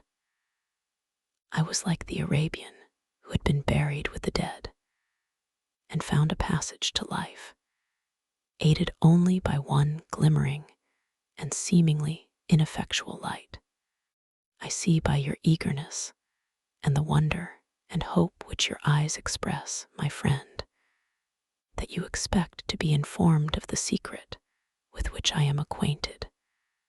That cannot be. Listen patiently until the end of my story, and you will easily perceive why I am reserved upon that subject.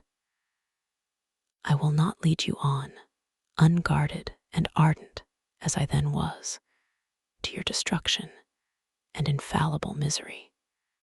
learn from me, if not by my precepts, at least by my example. How dangerous is the acquirement of knowledge, and how much happier that man is who believes his native town to be the world, than he who aspires to become greater than his nature will allow. When I found so astonishing a power placed within my hands, I hesitated a long time concerning the manner in which I should employ it.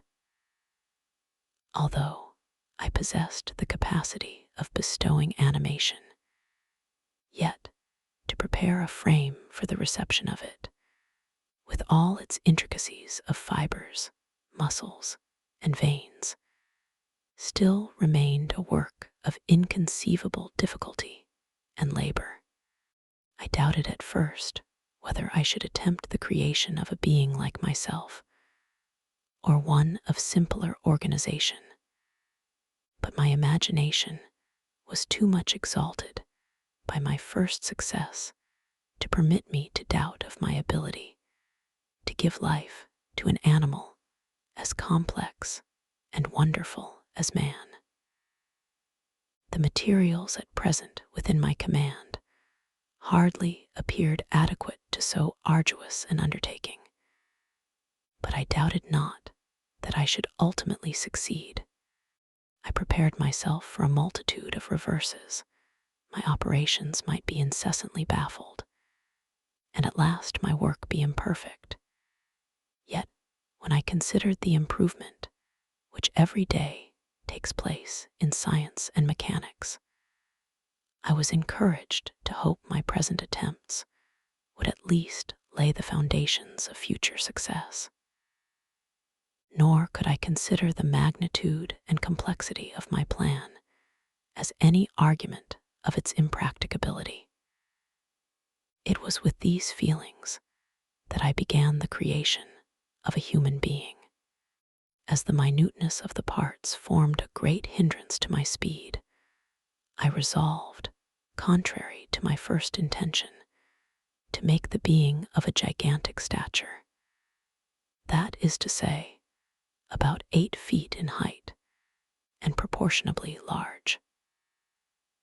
After having formed this determination, and having spent some months in successfully collecting and arranging my materials, I began.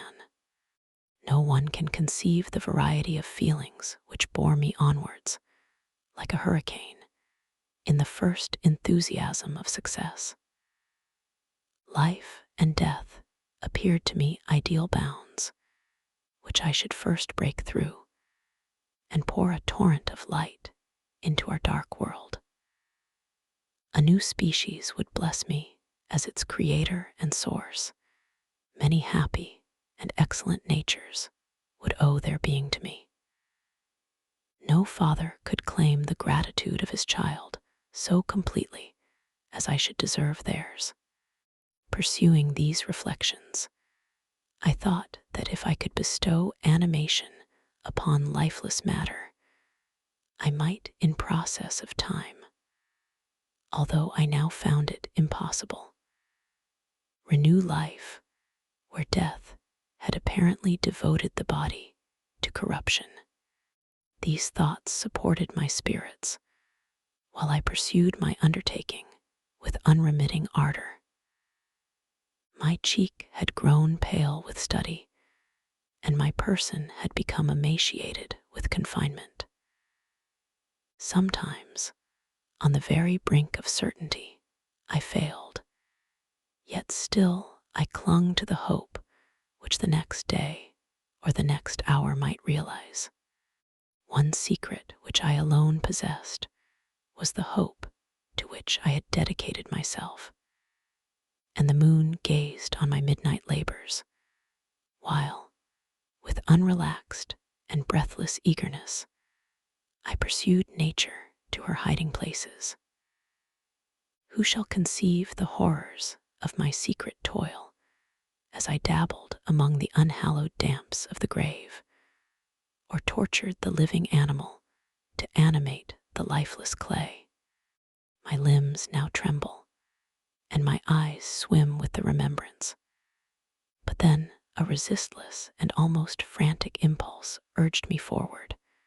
I seemed to have lost all soul or sensation, but for this one pursuit. It was indeed but a passing trance that only made me feel with renewed acuteness so soon as, the unnatural stimulus ceasing to operate, I had returned to my old habits. I collected bones from charnel houses and disturbed, with profane fingers, the tremendous secrets of the human frame. In a solitary chamber, or rather cell, at the top of the house, and separated from all the other apartments by a gallery and staircase, I kept my workshop of filthy creation. My eyeballs were starting from their sockets in attending to the details of my employment. The dissecting room and the slaughterhouse furnished many of my materials, and often did my human nature turn with loathing from my occupation, whilst, still urged on by an eagerness which perpetually increased, I brought my work near to a conclusion.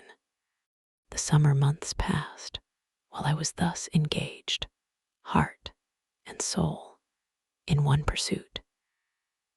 It was a most beautiful season. Never did the fields bestow a more plentiful harvest, or the vines yield a more luxuriant vintage. But my eyes were insensible to the charms of nature, and the same feelings which made me neglect the scenes around me caused me also to forget those friends who were so many miles absent, and whom I had not seen for so long a time. I knew my silence disquieted them, and I well remembered the words of my father. I know that while you are pleased with yourself, you will think of us with affection, and we shall hear regularly from you. You must pardon me if I regard any interruption in your correspondence as a proof that your other duties are equally neglected. I knew well, therefore, what would be my father's feelings, but I could not tear my thoughts from my employment, loathsome in itself, but which had taken an irresistible hold of my imagination. I wished, as it were, to procrastinate all that related to my feelings of affection, until the great object, which swallowed up every habit of my nature, should be completed. I then thought that my father would be unjust if he ascribed my neglect to vice or faultiness on my part, but I am now convinced that he was justified in conceiving that I should not be altogether free from blame. A human being in perfection ought always to preserve a calm and peaceful mind, and never to allow passion or a transitory desire to disturb his tranquility. I do not think that the pursuit of knowledge is an exception to this rule. If the study to which you apply yourself has a tendency to weaken your affections, and to destroy your taste for those simple pleasures in which no alloy can possibly mix, then that study is certainly unlawful. That is to say, not befitting the human mind. If this rule were always observed, if no man allowed any pursuit whatsoever to interfere with the tranquility of his domestic affections, Greece had not been enslaved. Caesar would have spared his country. America would have been discovered more gradually, and the empires of Mexico and Peru had not been destroyed. But I forget that I am moralizing in the most interesting part of my tale, and your looks remind me to proceed. My father made no reproach in his letters, and only took notice of my silence by inquiring into my occupations more particularly than before. Winter, spring, and summer passed away during my labors, but I did not watch the blossom or the expanding leaves, sights which before always yielded me supreme delight. So deeply was I engrossed in my occupation. The leaves of that year had withered before my work drew near to close, and now every day showed me more plainly how well I had succeeded. But my enthusiasm was checked by my anxiety, and I appeared rather like one doomed by slavery to toil in the mines, or any other unwholesome trade than an artist occupied by his favorite employment. Every night I was oppressed by a slow fever, and I became nervous to a most painful degree.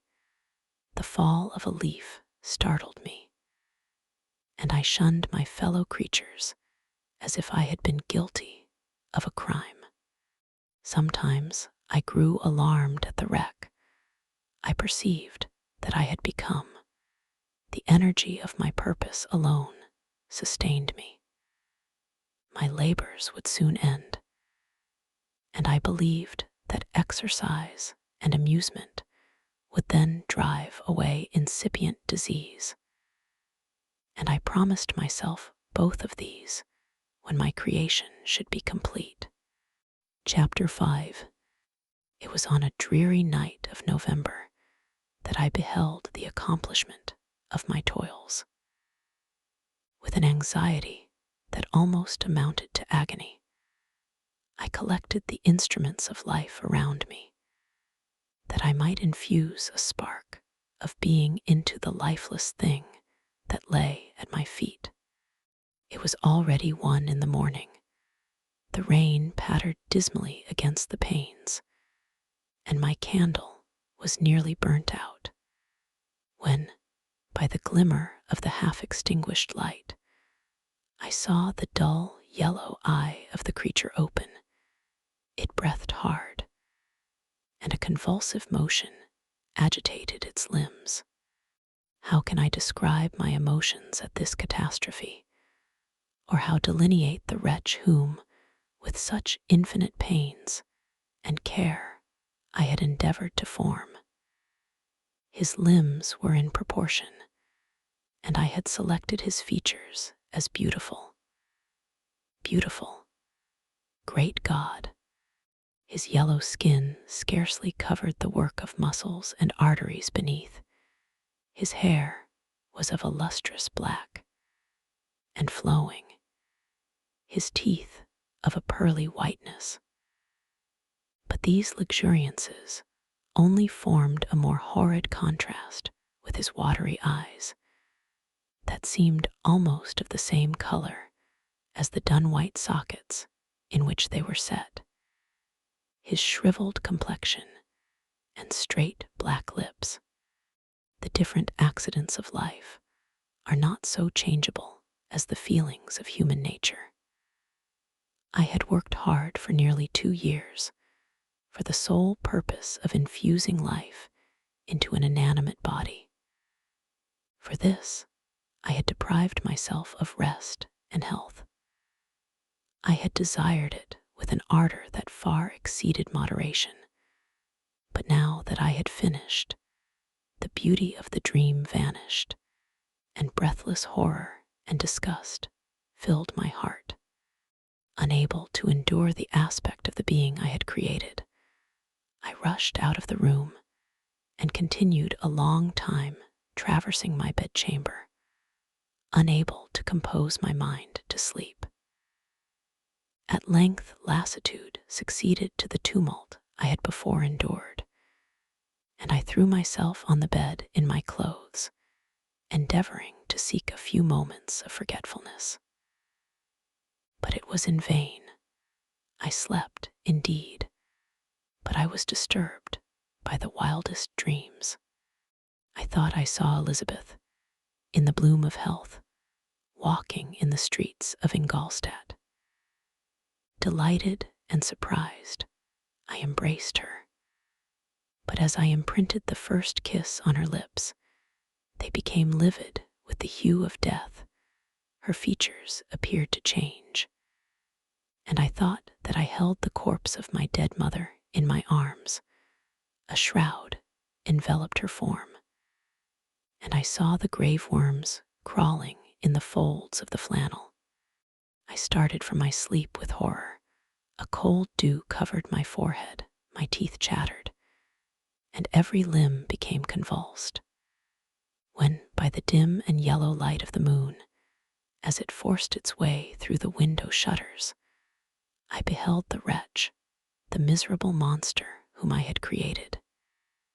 He held up the curtain of the bed, and his eyes, if eyes they may be called, were fixed on me. His jaws opened, and he muttered some inarticulate sounds, while a grin wrinkled his cheeks.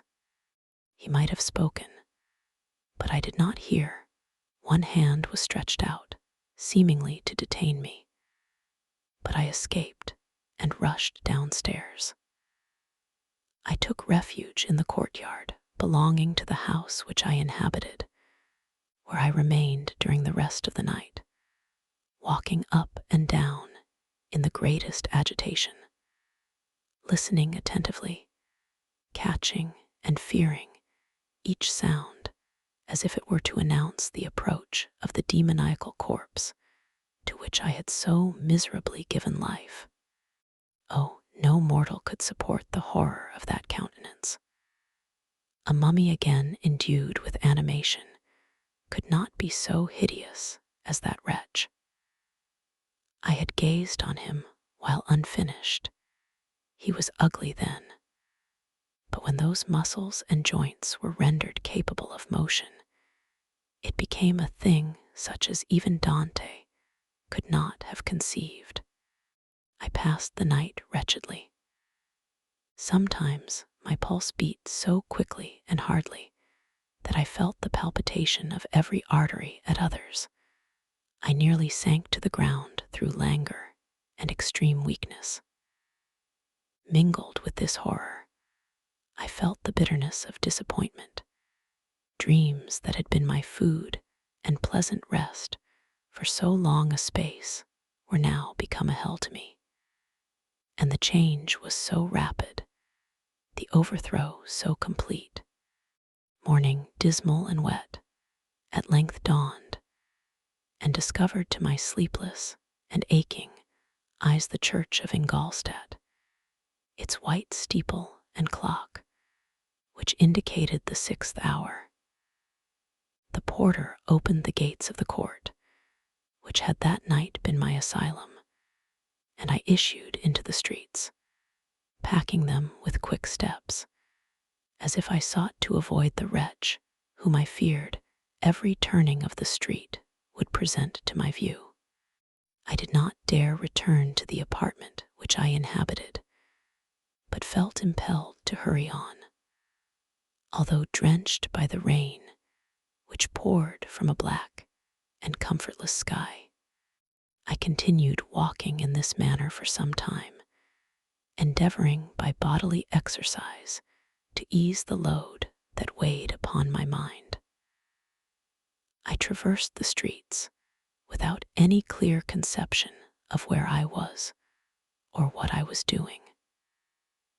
My heart palpitated in the sickness of fear, and I hurried on with irregular steps, not daring to look about me, like one who, on a lonely road, doth walk in fear and dread, and having once turned round, walks on, and turns no more his head, because he knows a frightful fiend doth close behind him tread. Coleridge, Ancient Mariner. Continuing thus, I came at length opposite to the inn at which the various diligences and carriages usually stopped. Here I paused, I knew not why, but I remained some minutes with my eyes fixed on a coach that was coming towards me from the other end of the street. As it drew nearer, I observed that it was the Swiss diligence, It stopped just where I was standing, and on the door being opened, I perceived Henry Clerval, who, on seeing me, instantly sprung out. "My dear Frankenstein," exclaimed he, "how glad I am to see you. How fortunate that you should be here at the very moment of my alighting." Nothing could equal my delight on seeing Clerval. His presence brought back to my thoughts my father, Elizabeth, and all those scenes of home so dear to my recollection. I grasped his hand, and in a moment forgot my horror and misfortune. I felt suddenly, and for the first time during many months, calm and serene joy. I welcomed my friend, therefore, in the most cordial manner, and we walked towards my college. Clerval continued talking for some time about our mutual friends and his own good fortune in being permitted to come to Ingolstadt.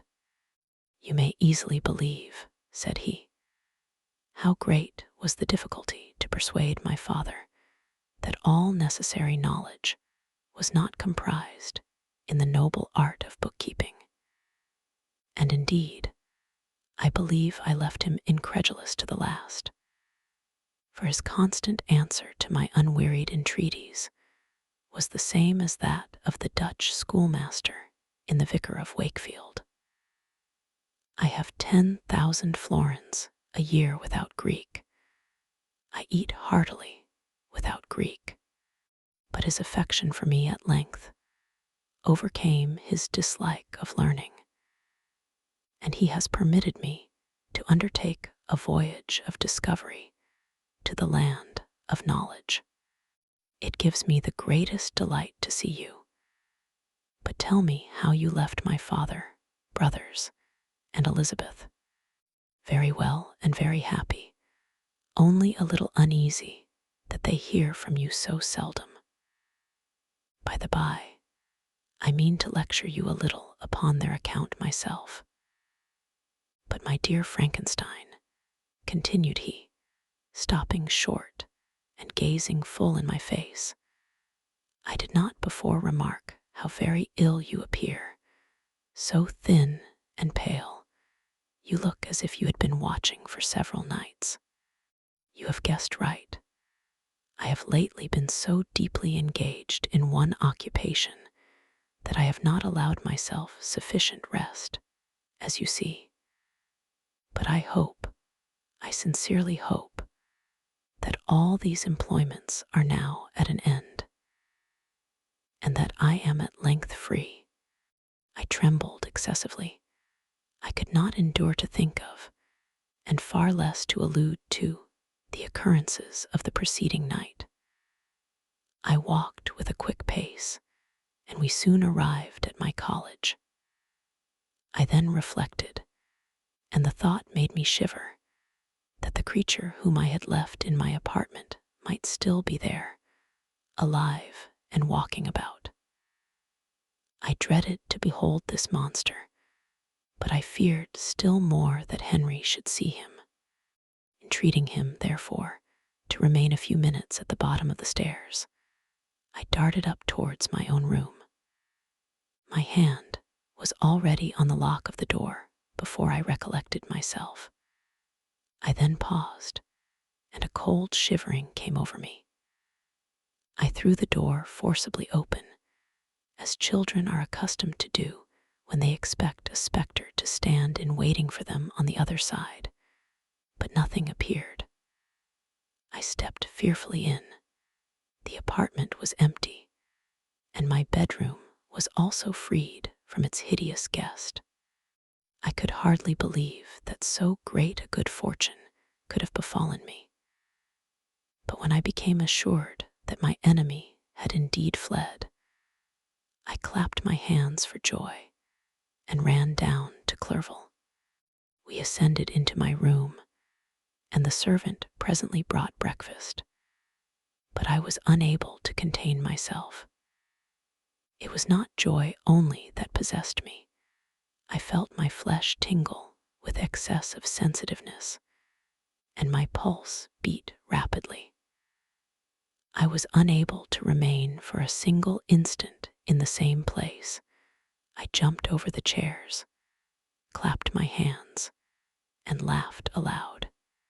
Clerval at first attributed my unusual spirits to joy on his arrival, but when he observed me more attentively, he saw a wildness in my eyes for which he could not account, and my loud, unrestrained, heartless laughter frightened and astonished him. "My dear Victor," cried he, "what, for God's sake, is the matter? Do not laugh in that manner. How ill you are! What is the cause of all this?" "Do not ask me," cried I, putting my hands before my eyes, for I thought I saw the dreaded spectre glide into the room. "He can tell. Oh, save me, save me." I imagined that the monster seized me. I struggled furiously and fell down in a fit. Poor Clerval, what must have been his feelings? A meeting, which he anticipated with such joy, so strangely turned to bitterness. But I was not the witness of his grief, for I was lifeless and did not recover my senses for a long, long time. This was the commencement of a nervous fever which confined me for several months. During all that time, Henry was my only nurse. I afterwards learned that, knowing my father's advanced age and unfitness for so long a journey, and how wretched my sickness would make Elizabeth, he spared them this grief by concealing the extent of my disorder.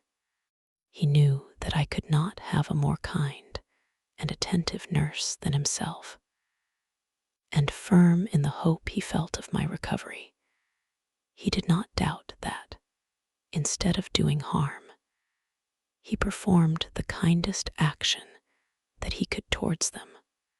But I was in reality very ill, and surely nothing but the unbounded and unremitting attentions of my friend could have restored me to life. The form of the monster on whom I had bestowed existence was forever before my eyes, and I raved incessantly concerning him. Doubtless my words surprised Henry. He at first believed them to be the wanderings of my disturbed imagination, but the pertinacity with which I continually recurred to the same subject persuaded him that my disorder, indeed, owed its origin to some uncommon and terrible event. By very slow degrees, and with frequent relapses that alarmed and grieved my friend, I recovered. I remember the first time I became capable of observing outward objects with any kind of pleasure. I perceived that the fallen leaves had disappeared, and that the young buds were shooting forth from the trees that shaded my window. It was a divine spring, and the season contributed greatly to my convalescence. I felt also sentiments of joy and affection revive in my bosom. My gloom disappeared, and in a short time I became as cheerful as before I was attacked by the fatal passion. "Dearest Clerval," exclaimed I, "how kind, how very good you are to me. This whole winter, instead of being spent in study, as you promised yourself, has been consumed in my sick room. How shall I ever repay you? I feel the greatest remorse for the disappointment of which I have been the occasion, but you will forgive me. You will repay me entirely if you do not discompose yourself, but get well as fast as you can. And since you appear in such good spirits, I may speak to you on one subject, may I not? I trembled. One subject. What could it be? Could he allude to an object on whom I dared not even think? Compose yourself, said Clerval, who observed my change of color. I will not mention it if it agitates you, but your father and cousin would be very happy if they received a letter from you in your own handwriting. They hardly know how ill you have been and are uneasy at your long silence. Is that all, my dear Henry? How could you suppose that my first thought would not fly towards those dear, dear friends whom I love and who are so deserving of my love? If this is your present temper, my friend, you will perhaps be glad to see a letter that has been lying here some days for you. It is from your cousin, I believe. Novel sounds where great literature comes alive. Join our community of book lovers by subscribing to our channel. The journey continues. Chapter 6. Clerval then put the following letter into my hands. It was from my own Elizabeth. My dearest cousin, you have been ill, very ill, and even the constant letters of dear kind Henry are not sufficient to reassure me on your account. You are forbidden to write, to hold a pen, yet one word from you, dear Victor, is necessary to calm our apprehensions. For a long time, I have thought that each post would bring this line, and my persuasions have restrained my uncle from undertaking a journey to Ingolstadt. I have prevented his encountering the inconveniences and perhaps dangers of so long a journey. Yet how often have I regretted not being able to perform it myself. I figure to myself that the task of attending on your sickbed has devolved on some mercenary old nurse, who could never guess your wishes nor minister to them with the care and affection of your poor cousin. Yet that is over now. Clerval writes that indeed you are getting better. I eagerly hope that you will confirm this intelligence soon in your own handwriting. Get well and return to us. You will find a happy, cheerful home and friends who love you dearly. Your father's health is vigorous, and he asks but to see you, but to be assured that you are well, and not a care will ever cloud his benevolent countenance. How pleased you would be to remark the improvement of our Ernest. He is now 16 and full of activity and spirit. He is desirous to be a true Swiss and to enter into foreign service, but we cannot part with him, at least until his elder brother returns to us. My uncle is not pleased with the idea of a military career in a distant country, but Ernest never had your powers of application. He looks upon study as an odious fetter. His time is spent in the open air, climbing the hills or rowing on the lake. I fear that he will become an idler unless we yield the point and permit him to enter on the profession which he has selected. Little alteration, except the growth of our dear children, has taken place since you left us. The blue lake and snow-clad mountains, they never change, and I think our placid home and our contented hearts are regulated by the same immutable laws. My trifling occupations take up my time and amuse me, and I am rewarded for any exertions by seeing none but happy, kind faces around me. Since you left us, but one change has taken place in our little household. Do you remember on what occasion Justine Moritz entered our family? Probably you do not. I will relate her history, therefore, in a few words. Madame Moritz, her mother, was a widow with 4 children, of whom Justine was the third. This girl had always been the favorite of her father, but through a strange perversity, her mother could not endure her, and after the death of M. Moritz, treated her very ill. My aunt observed this, and when Justine was 12 years of age, prevailed on her mother to allow her to live at our house. The republican institutions of our country have produced simpler and happier manners than those which prevail in the great monarchies that surround it. Hence, there is less distinction between the several classes of its inhabitants, and the lower orders, being neither so poor nor so despised, their manners are more refined and moral. A servant in Geneva does not mean the same thing as a servant in France and England. Justine, thus received in our family, learned the duties of a servant, a condition which, in our fortunate country, does not include the idea of ignorance and a sacrifice of the dignity of a human being.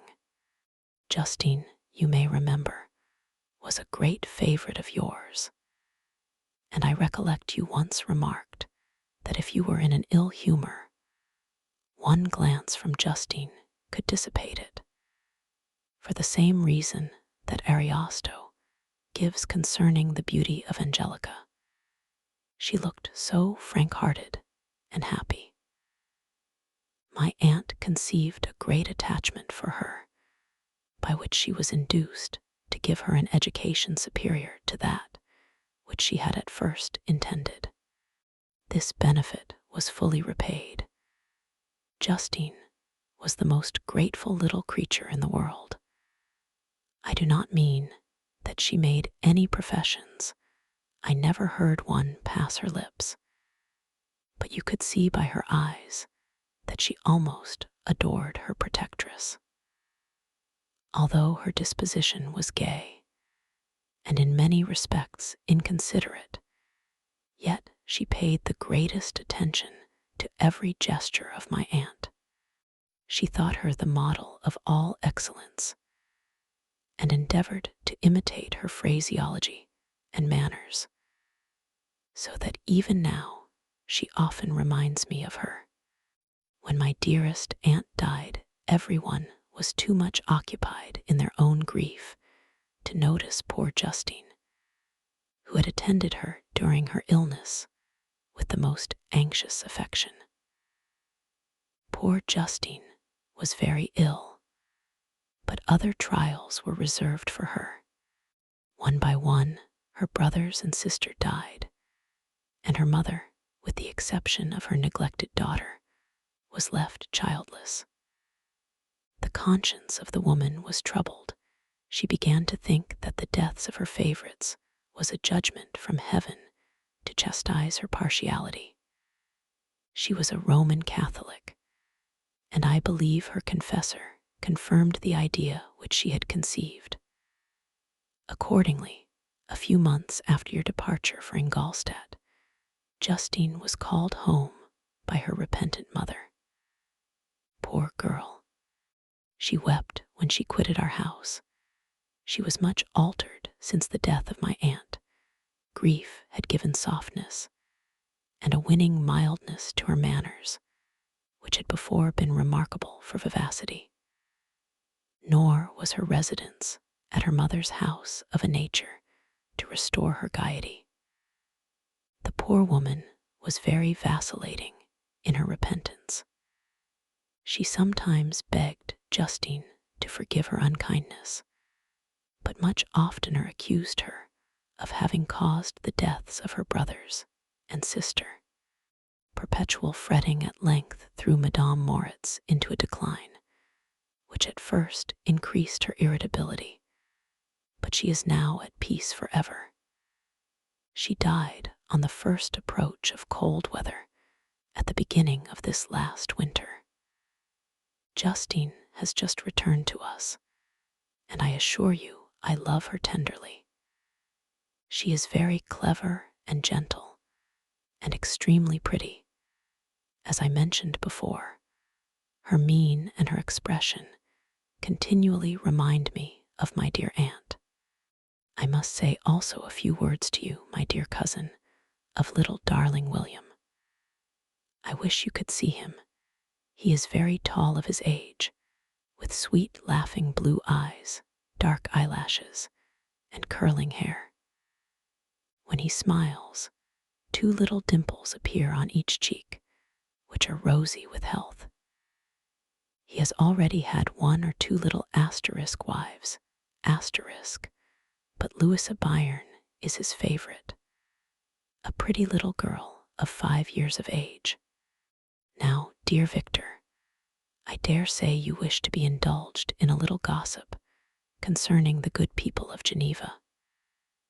The pretty Miss Mansfield has already received the congratulatory visits on her approaching marriage with a young Englishman, John Melbourne, Esq.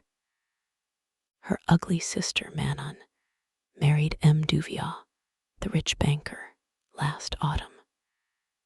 Your favorite schoolfellow, Louis Manoir, has suffered several misfortunes since the departure of Clerval from Geneva, but he has already recovered his spirits and is reported to be on the point of marrying a lively, pretty Frenchwoman, Madame Tavernier. She is a widow and much older than Manoir, but she is very much admired and a favorite with everybody. I have written myself into better spirits, dear cousin, but my anxiety returns upon me as I conclude. Write, dearest Victor. 1 line, 1 word will be a blessing to us. 10,000 thanks to Henry for his kindness, his affection, and his many letters. We are sincerely grateful. Adieu. My cousin, take care of yourself, and I entreat you, write. Elizabeth Lavinze. Geneva, March 18th, 17. Dear, dear Elizabeth, I exclaimed when I had read her letter. I will write instantly and relieve them from the anxiety they must feel. I wrote, and this exertion greatly fatigued me, but my convalescence had commenced and proceeded regularly. In another fortnight, I was able to leave my chamber. One of my first duties on my recovery was to introduce Clerval to the several professors of the university. In doing this, I underwent a kind of rough usage, ill befitting the wounds that my mind had sustained. Ever since the fatal night, the end of my labors, and the beginning of my misfortunes, I had conceived a violent antipathy even to the name of natural philosophy. When I was otherwise quite restored to health, the sight of a chemical instrument would renew all the agony of my nervous symptoms.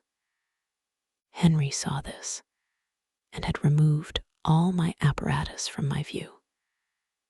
He had also changed my apartment, for he perceived that I had acquired a dislike for the room which had previously been my laboratory. But these cares of Clerval were made of no avail when I visited the professors. M. Waldman inflicted torture when he praised, with kindness and warmth, the astonishing progress I had made in the sciences.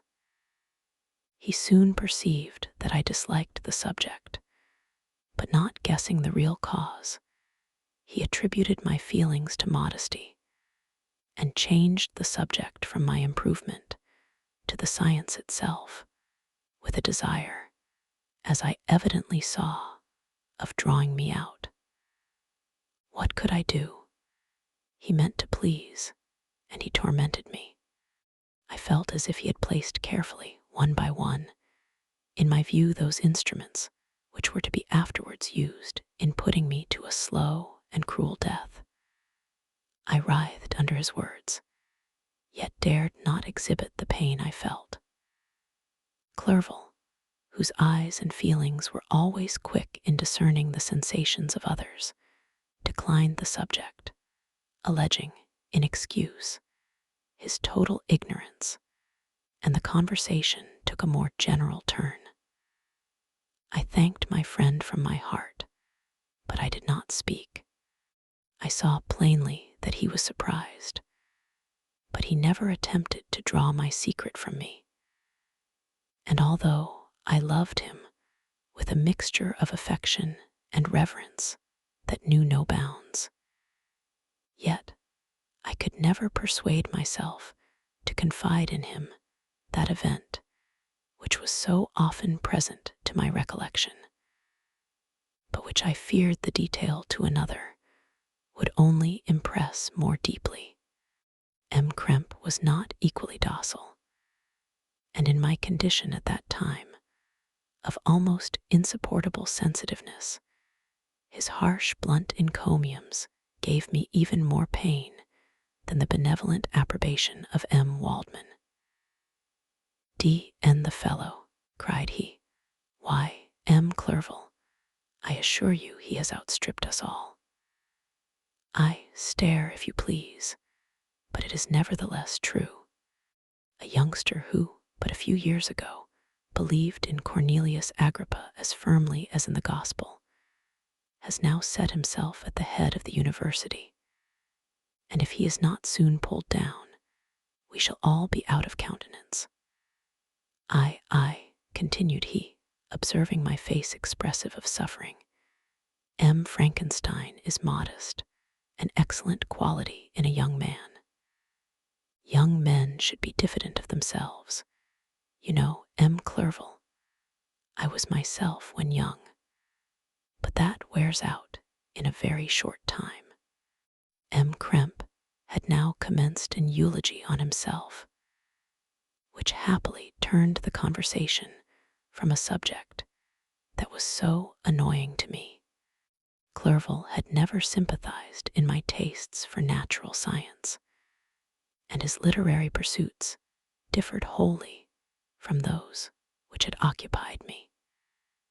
He came to the university with the design of making himself complete master of the Oriental languages, and thus he should open a field for the plan of life he had marked out for himself.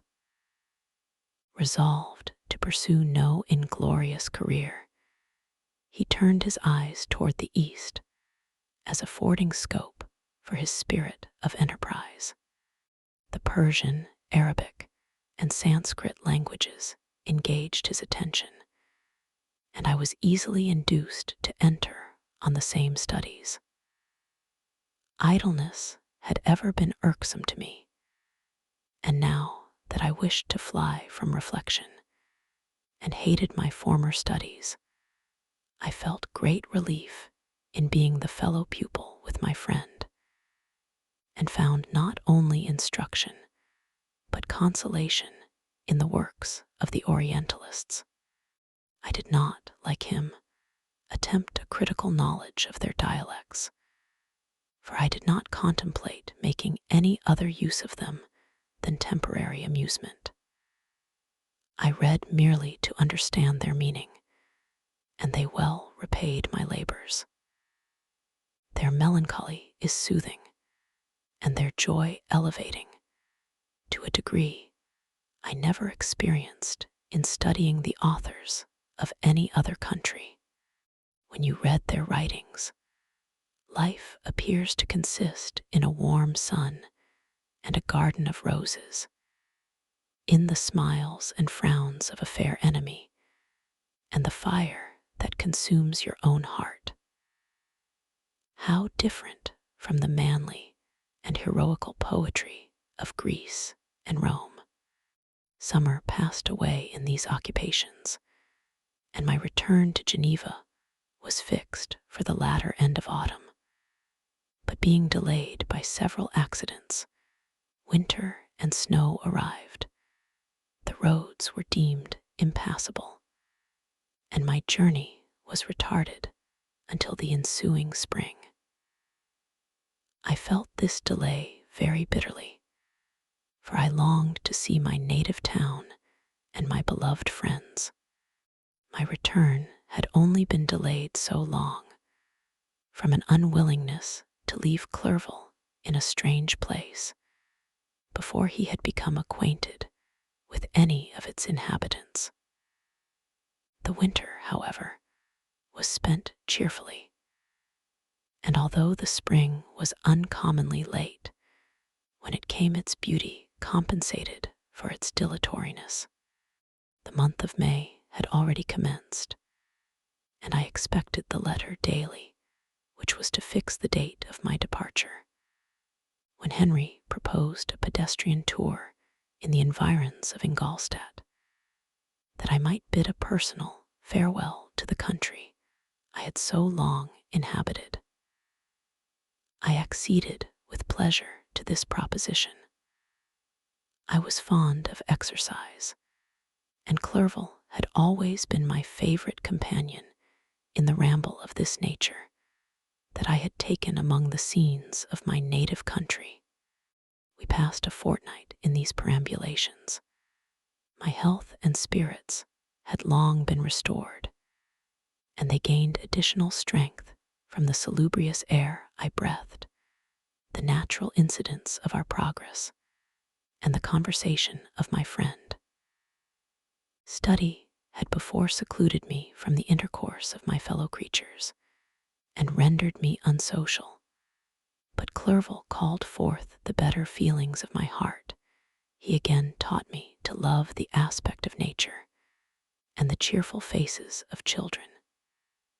Excellent friend, how sincerely you did love me, and endeavor to elevate my mind until it was on a level with your own. A selfish pursuit had cramped and narrowed me, until your gentleness and affection warmed and opened my senses. I became the same happy creature who, a few years ago, loved and beloved by all, had no sorrow or care. When happy, inanimate nature had the power of bestowing on me the most delightful sensations. A serene sky and verdant fields filled me with ecstasy. The present season was indeed divine. The flowers of spring bloomed in the hedges, while those of summer were already in bud. I was undisturbed by thoughts which during the preceding year had pressed upon me, notwithstanding my endeavors to throw them off with an invincible burden. Henry rejoiced in my gaiety and sincerely sympathized in my feelings. He exerted himself to amuse me, while he expressed the sensations that filled his soul. The resources of his mind on this occasion were truly astonishing. His conversation was full of imagination, and very often, in imitation of the Persian and Arabic writers, he invented tales of wonderful fancy and passion. At other times, he repeated my favorite poems, or drew me out into arguments, which he supported with great ingenuity. We returned to our college on a Sunday afternoon. The peasants were dancing, and everyone we met appeared gay and happy. My own spirits were high, and I bounded along with feelings of unbridled joy and hilarity. Chapter 7. On my return, I found the following letter from my father. My dear Victor, you have probably waited impatiently for a letter to fix the date of your return to us, and I was at first tempted to write only a few lines, merely mentioning the day on which I should expect you. But But that would be a cruel kindness, and I dare not do it. What would be your surprise, my son, when you expected a happy and glad welcome, to behold, on the contrary, tears and wretchedness? And how, Victor, can I relate our misfortune? Absence cannot have rendered you callous to our joys and griefs. And how shall I inflict pain on my long absent son? I wish to prepare you for the woeful news, but I know it is impossible. Even now, your eye skims over the page to seek the words which are to convey to you the horrible tidings. William is dead, that sweet child whose smiles delighted and warmed my heart, who was so gentle, yet so gay. Victor, he is murdered. I will not attempt to console you, but will simply relate the circumstances of the transaction. Last Thursday, May 7th, I, my niece, and your 2 brothers went to walk in Plainpalais. The evening was warm and serene, and we prolonged our walk farther than usual. It was already dusk before we thought of returning, and then we discovered that William and Ernest, who had gone on before, were not to be found. We accordingly rested on a seat until they should return. Presently Ernest came and inquired if we had seen his brother. He said that he had been playing with him, that William had run away to hide himself, and that he vainly sought for him, and afterwards waited for a long time, but that he did not return. This account rather alarmed us, and we continued to search for him until night fell, when Elizabeth conjectured that he might have returned to the house. He was not there. We returned again with torches, for I could not rest when I thought that my sweet boy had lost himself and was exposed to all the damps and dews of night. Elizabeth also suffered extreme anguish. About 5 in the morning, I discovered my lovely boy, whom the night before I had seen blooming and active in health, stretched on the grass livid and motionless. The print of the murderer's finger was on his neck. He was conveyed home, and the anguish that was visible in my countenance betrayed the secret to Elizabeth. She was very earnest to see the corpse. At first, I attempted to prevent her, but she persisted, and entering the room where it lay, hastily examined the neck of the victim, and clasping her hands, exclaimed, "O God, I have murdered my darling child." She fainted, and was restored with extreme difficulty. When she again lived, it was only to weep and sigh. She told me that that same evening William had teased her to let him wear a very valuable miniature that she possessed of your mother. This picture is gone, and was doubtless the temptation which urged the murderer to the deed. We have no trace of him at present, although our exertions to discover him are unremitted, but they will not restore my beloved William. Come, dearest Victor, you alone can console Elizabeth.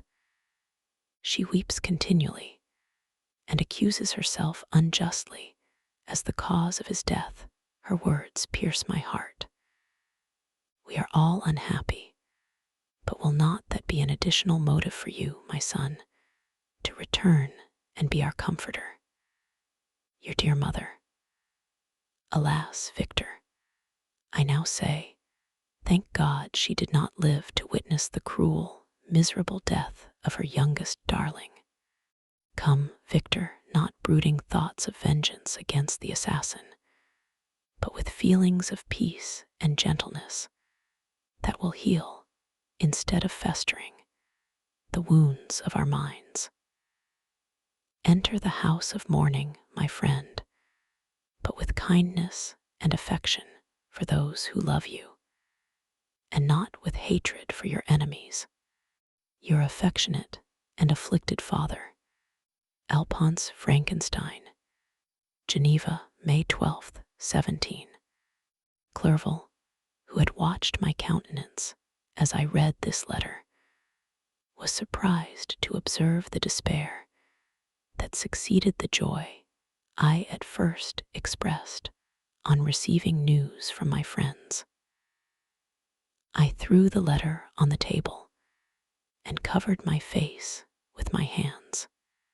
"My dear Frankenstein," exclaimed Henry, when he perceived me weep with bitterness, "are you always to be unhappy? My dear friend, what has happened?" I motioned him to take up the letter, while I walked up and down the room in the extremest agitation. Tears also gushed from the eyes of Clerval as he read the account of my misfortune. "I can offer you no consolation, my friend," said he. "Your disaster is irreparable. What do you intend to do?" "To go instantly to Geneva. Come with me, Henry, to order the horses." During our walk, Clerval endeavored to say a few words of consolation. He could only express his heartfelt sympathy. "Poor William," said he, "dear lovely child, he now sleeps with his angel mother. Who that had seen him bright and joyous in his young beauty, but must weep over his untimely loss, to die so miserably, to feel the murderer's grasp? How much more a murdered that could destroy radiant innocence? Poor little fellow! One only consolation have we, his friends mourn and weep, but he is at rest. The pang is over. His sufferings are at an end forever. A sod covers his gentle form, and he knows no pain. He can no longer be a subject for pity. We must reserve that for his miserable survivors." Clerval spoke thus as we hurried through the streets. The words impressed themselves on my mind, and I remembered them afterwards in solitude. But now, as soon as the horses arrived, I hurried into a cabriolet and bade farewell to my friend. My journey was very melancholy. At first I wished to hurry on, for I longed to console and sympathize with my loved and sorrowing friends. But when I drew near my native town, I slackened my progress. I could hardly sustain the multitude of feelings that crowded into my mind. I passed through scenes familiar to my youth, but which I had not seen for nearly 6 years.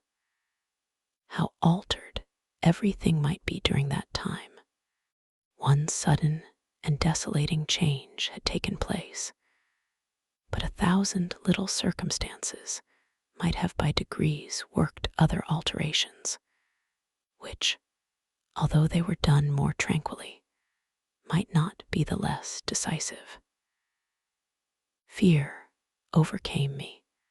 I dared no advance, dreading 1,000 nameless evils that made me tremble, although I was unable to define them. I remained 2 days at Lausanne in this painful state of mind. I contemplated the lake. The waters were placid, all around was calm, and the snowy mountains, the palaces of nature, were not changed. By degrees the calm and heavenly scene restored me, and I continued my journey towards Geneva. The road ran by the side of the lake, which became narrower as I approached my native town. I discovered more distinctly the black sides of Jura and the bright summit of Mont Blanc. I wept like a child.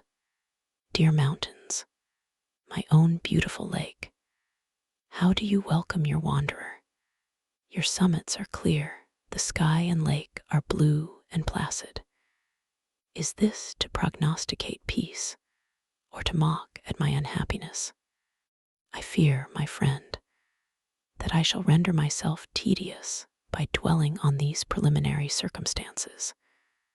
But they were days of comparative happiness, and I think of them with pleasure. My country, my beloved country, who but a native can tell the delight I took in again beholding thy streams, thy mountains, and more than all, thy lovely lake. Yet as I drew nearer home, grief and fear again overcame me. Night also closed around, and when I could hardly see the dark mountains, I felt still more gloomily. The picture appeared a vast and dim scene of evil, and I foresaw obscurely that I was destined to become the most wretched of human beings. Alas, I prophesied truly, and failed only in one single circumstance, that in all the misery I imagined and dreaded, I did not conceive the 100th part of the anguish I was destined to endure. It was completely dark when I arrived in the environs of Geneva. The gates of the town were already shut, and I was obliged to pass the night at Secherin, a village at the distance of half a league from the city. The sky was serene, and, as I was unable to rest, I resolved to visit the spot where my poor William had been murdered. As I could not pass through the town, I was obliged to cross the lake in a boat to arrive at Plainpalais. During this short voyage, I saw the lightning playing on the summit of Mont Blanc in the most beautiful figures. The storm appeared to approach rapidly, and on landing, I ascended a low hill that I might observe its progress. It advanced, the heavens were clouded, and I soon felt the rain coming slowly in large drops, but its violence quickly increased. I quitted my seat and walked on, although the darkness and storm increased every minute, and the thunder burst with a terrific crash over my head. It was echoed from Salers, the Juras, and the Alps of Savoy. Vivid flashes of lightning dazzled my eyes, illuminating the lake, making it appear like a vast sheet of fire. Then, for an instant, everything seemed of a pitchy darkness, until the eye recovered itself from the preceding flash. The storm, as is often the case in Switzerland, appeared at once in various parts of the heavens. The most violent storm hung exactly north of the town, over the part of the lake which lies between the promontory of Bellerive and the village of Coppert. Another storm enlightened Jura with faint flashes, and another darkened and sometimes disclosed the Mole, a peaked mountain to the east of the lake. While I watched the tempest, so beautiful yet terrific, I wandered on with a hasty step. This noble war in the sky elevated my spirits. I clasped my hands and exclaimed aloud, "William, dear angel, this is thy funeral, this thy dirge." As I said these words, I perceived in the gloom a figure which stole from behind a clump of trees near me. I stood fixed, gazing intently. I could not be mistaken. A flash of lightning illuminated the object and discovered its shape plainly to me, its gigantic stature, and the deformity of its aspect more hideous than belongs to humanity, instantly informed me that it was the wretch, the filthy demon to whom I had given life. What did he there? Could he be, I shuddered at the conception, the murderer of my brother? No sooner did that idea cross my imagination than I became convinced of its truth. My teeth chattered, and I was forced to lean against a tree for support. The figure passed me quickly, and I lost it in the gloom. Nothing in human shape could have destroyed the fair child. He was the murderer. I could not doubt it. The mere presence of the idea was an irresistible proof of the fact. I thought of pursuing the devil, but it would have been in vain, for another flash discovered him to me hanging among the rocks of the nearly perpendicular ascent of Mont Salirve, a hill that bounds Plainpalais on the south. He soon reached the summit and disappeared. I remained motionless. The thunder ceased, but the rain still continued, and the scene was enveloped in an impenetrable darkness. I revolved in my mind the events which I had until now sought to forget.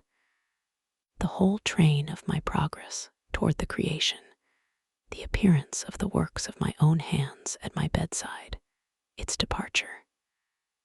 2 years had now nearly elapsed since the night on which he first received life, and was this his first crime? Alas, I had turned loose into the world a depraved wretch, whose delight was in carnage and misery.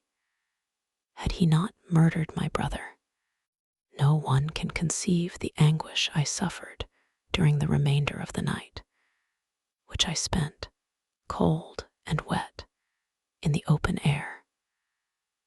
But I did not feel the inconvenience of the weather. My imagination was busy in scenes of evil and despair.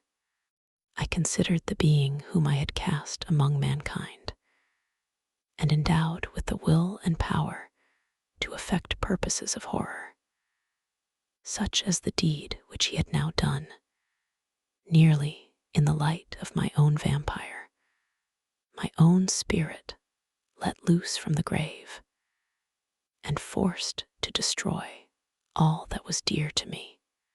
Day dawned, and I directed my steps towards the town. The gates were open, and I hastened to my father's house.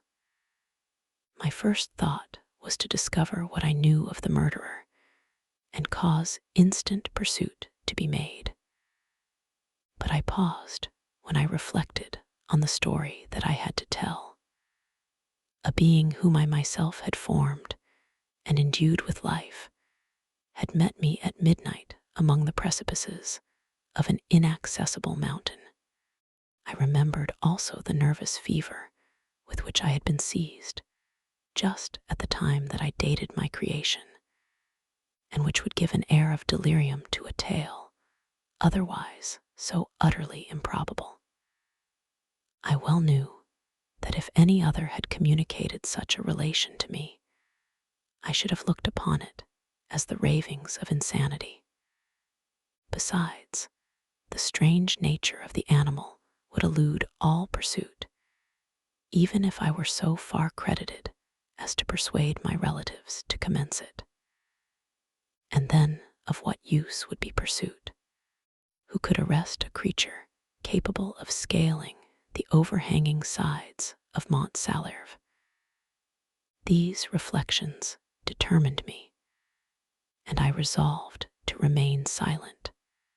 It was about 5 in the morning when I entered my father's house.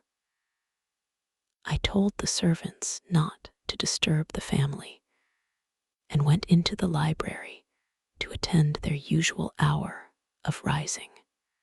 6 years had elapsed, passed in a dream but for one indelible trace, and I stood in the same place where I had last embraced my father before my departure for Ingolstadt. Beloved and venerable parent, he still remained to me. I gazed on the picture of my mother, which stood over the mantelpiece. It was an historical subject, painted at my father's desire, and represented Caroline Beaufort in an agony of despair, kneeling by the coffin of her dead father. Her garb was rustic and her cheek pale, but there was an air of dignity and beauty that hardly permitted the sentiment of pity. Below this picture was a miniature of William, and my tears flowed when I looked upon it. While I was thus engaged, Ernest entered. He had heard me arrive and hastened to welcome me. "Welcome, my dearest Victor," said he. "Ah, I wish you had come 3 months ago, and then you would have found us all joyous and delighted. You come to us now to share a misery which nothing can alleviate. Yet your presence will, I hope, revive our father, who seems sinking under his misfortune, and your persuasions will induce poor Elizabeth to cease her vain and tormenting self-accusations. Poor William. He was our darling and our pride." Tears, unrestrained, fell from my brother's eyes. A sense of mortal agony crept over my frame. Before, I had only imagined the wretchedness of my desolated home.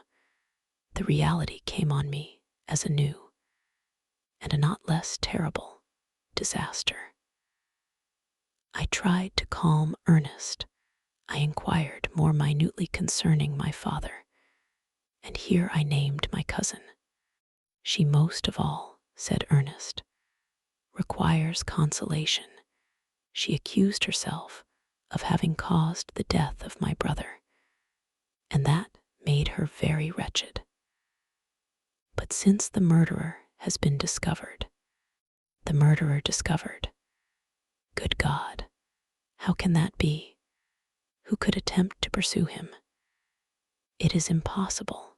One might as well try to overtake the winds, or confine a mountain stream with a straw. I saw him too. He was free last night." "I do not know what you mean," replied my brother in accents of wonder. "But to us, the discovery we have made completes our misery. No one would believe it at first, and even now Elizabeth will not be convinced, notwithstanding all the evidence. Indeed, who would credit that Justine Moritz, who was so amiable and fond of all the family, could suddenly become so capable of so frightful, so appalling a crime? Justine Moritz. Poor, poor girl, is she the accused? But it is wrongfully. Everyone knows that. No one believes it, surely, Ernest. No one did at first, but several circumstances came out that have almost forced conviction upon us, and her own behavior has been so confused as to add to the evidence of facts a weight that, I fear, leaves no hope for doubt. But she will be tried today, and you will then hear all." He then related that, the morning on which the murder of poor William had been discovered, Justine had been taken ill and confined to her bed for several days. During this interval, one of the servants, happening to examine the apparel she had worn on the night of the murder, had discovered in her pocket the picture of my mother, which had been judged to be the temptation of the murderer. The servant instantly showed it to one of the others, who, without saying a word to any of the family, went to a magistrate, and, upon their deposition, Justine was apprehended. On being charged with the fact, the poor girl confirmed the suspicion in a great measure by her extreme confusion of manner. This was a strange tale, but it did not shake my faith, and I replied earnestly, "You are all mistaken. I know the murderer. Justine, poor, good Justine, is innocent." At that instant, my father entered. I saw unhappiness deeply impressed on his countenance, but he endeavored to welcome me cheerfully, and after we had exchanged our mournful greeting, would have introduced some other topic than that of our disaster, had not Ernest exclaimed, "Good God, Papa! Victor says that he knows who was the murderer of poor William." "We do also, unfortunately," replied my father, "for indeed I had rather have been forever ignorant than have discovered so much depravity and ungratitude in one I valued so highly. My dear father, you are mistaken. Justine is innocent. If she is, God forbid that she should suffer as guilty. She is to be tried today, and I sincerely hope, that she will be acquitted." This speech calmed me. I was firmly convinced in my own mind that Justine, and indeed every human being, was guiltless of this murder.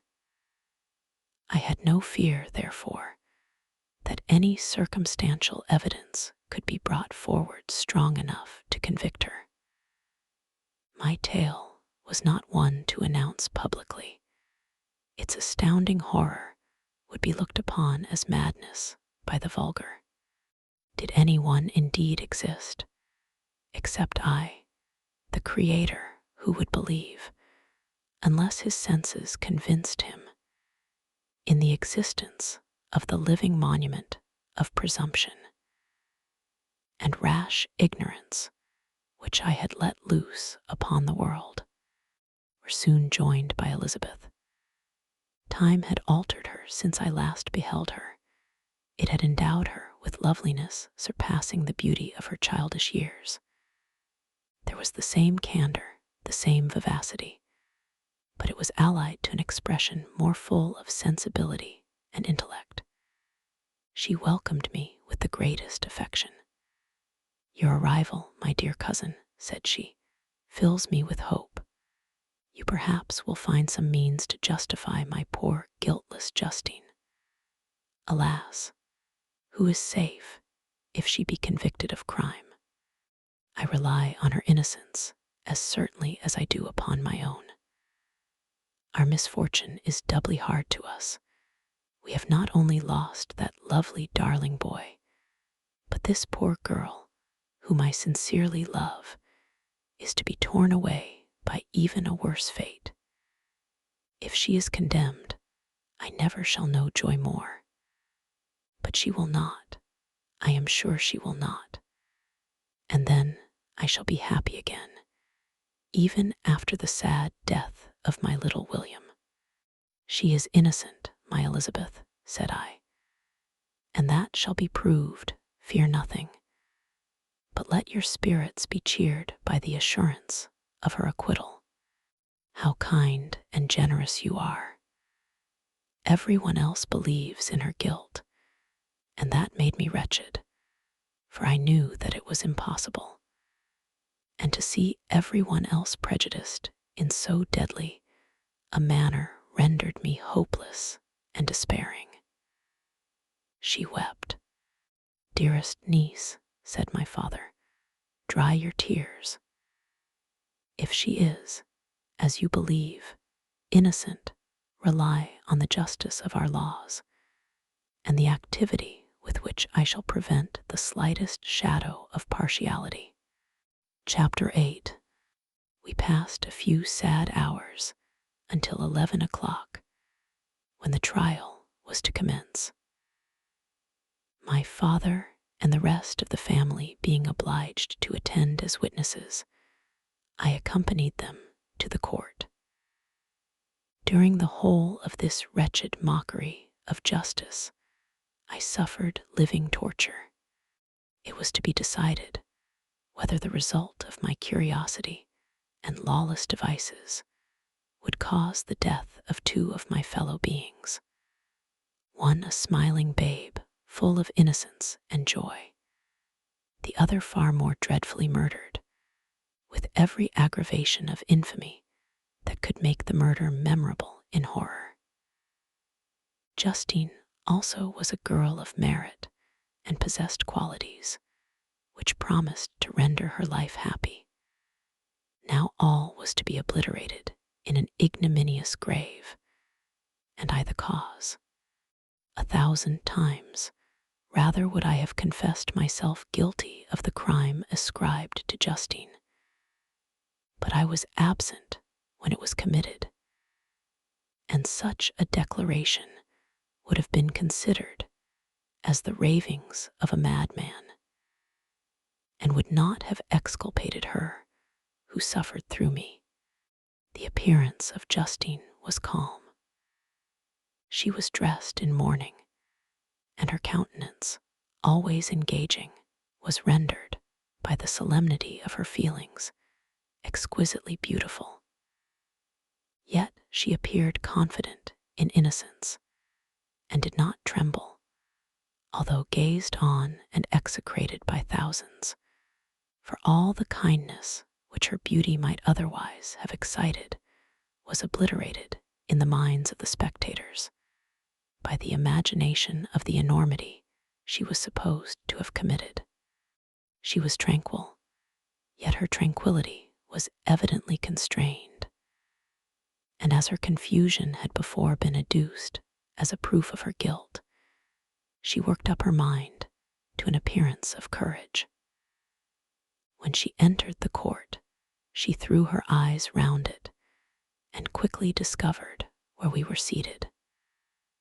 A tear seemed to dim her eye when she saw us, but she quickly recovered herself, and a look of sorrowful affection seemed to attest her utter guiltlessness. The trial began, and after the advocate against her had stated the charge, several witnesses were called. Several strange facts combined against her, which might have staggered anyone who had not such proof of her innocence as I had. She had been out the whole of the night on which the murder had been committed, and towards morning had been perceived by a market woman not far from the spot where the body of the murdered child had been afterwards found. The woman asked her what she did there, but she looked very strangely and only returned a confused and unintelligible answer. She returned to the house about 8 o'clock, and when one inquired where she had passed the night, she replied that she had been looking for the child and demanded earnestly if anything had been heard concerning him. When shown the body, she fell into violent hysterics and kept her bed for several days. The picture was then produced, which the servant had found in her pocket, and when Elizabeth, in a faltering voice, proved that it was the same witch, an hour before the child had been missed, she had placed round his neck, a murmur of horror and indignation filled the court. Justine was called on for her defense. As the trial had proceeded, her countenance had altered. Surprise, horror, and misery were strongly expressed. Sometimes she struggled with her tears, but when she was desired to plead, she collected her powers and spoke in an audible, although variable voice. "God knows," she said, "how entirely I am innocent. But I do not pretend that my protestations should acquit me. I rest my innocence on a plain and simple explanation of the facts which have been adduced against me, and I hope the character I have always borne will incline my judges to a favorable interpretation where any circumstance appears doubtful or suspicious. She then related that, by the permission of Elizabeth, she had passed the evening of the night on which the murder had been committed at the house of an aunt at Chairn, a village situated at about a league from Geneva. On her return, at about 9 o'clock, she met a man who asked her if she had seen anything of the child who was lost. She was alarmed by this account and passed several hours in looking for him, when the gates of Geneva were shut, and she was forced to remain several hours of the night in a barn belonging to a cottage, being unwilling to call up the inhabitants, to whom she was well known. Most of the night she spent here watching. Towards morning, she believed that she slept for a few minutes. Some steps disturbed her, and she awoke. It was dawn, and she quitted her asylum, that she might again endeavor to find my brother. If she had gone near the spot where his body lay, it was without her knowledge. That she had been bewildered when questioned by the market woman was not surprising, since she had passed a sleepless night, and the fate of poor William was yet uncertain. Concerning the picture, she could give no account. I know, continued the unhappy victim, how heavily and fatally this one circumstance weighs against me, but I have no power of explaining it, and when I have expressed my utter ignorance, I am only left to conjecture concerning the probabilities by which it might have been placed in my pocket. But here also I am checked. I believe that I have no enemy on earth, and none surely would have been so wicked as to destroy me wantonly. Did the murderer place it there? I know of no opportunity afforded him for so doing. Or, if I had, why should he have stolen the jewel, to part with it again so soon? I commit my cause to the justice of my judges, yet I see no room for hope. I beg permission to have a few witnesses examined concerning my character, and if their testimony shall not overweigh my supposed guilt, I must be condemned, although I would pledge my salvation on my innocence. Several witnesses were called who had known her for many years, and they spoke well of her, but fear and hatred of the crime of which they supposed her guilty rendered them timorous and unwilling to come forward. Elizabeth saw even this last resource, her excellent dispositions and irreproachable conduct, about to fail the accused, when, although violently agitated, she desired permission to address the court. I am, said she, the cousin of the unhappy child who was murdered, or rather his sister, for I was educated by and have lived with his parents ever since, and even long before his birth. It may therefore be judged indecent in me to come forward on this occasion, but when I see a fellow creature about to perish through the cowardice of her pretended friends, I wish to be allowed to speak, that I may say what I know of her character. I am well acquainted with the accused. I have lived in the same house with her, at one time for 5, and at another for nearly 2 years. During all that period, she appeared to me the most amiable and benevolent of human creatures. She nursed Madame Frankenstein, my aunt, in her last illness, with the greatest affection and care, and afterwards attended her own mother during a tedious illness, in a manner that excited the admiration of all who knew her. After which she again lived in my uncle's house, where she was beloved by all the family. She was warmly attached to the child who is now dead and acted towards him like a most affectionate mother. For my own part, I do not hesitate to say that, notwithstanding all the evidence produced against her, I believe and rely on her perfect innocence.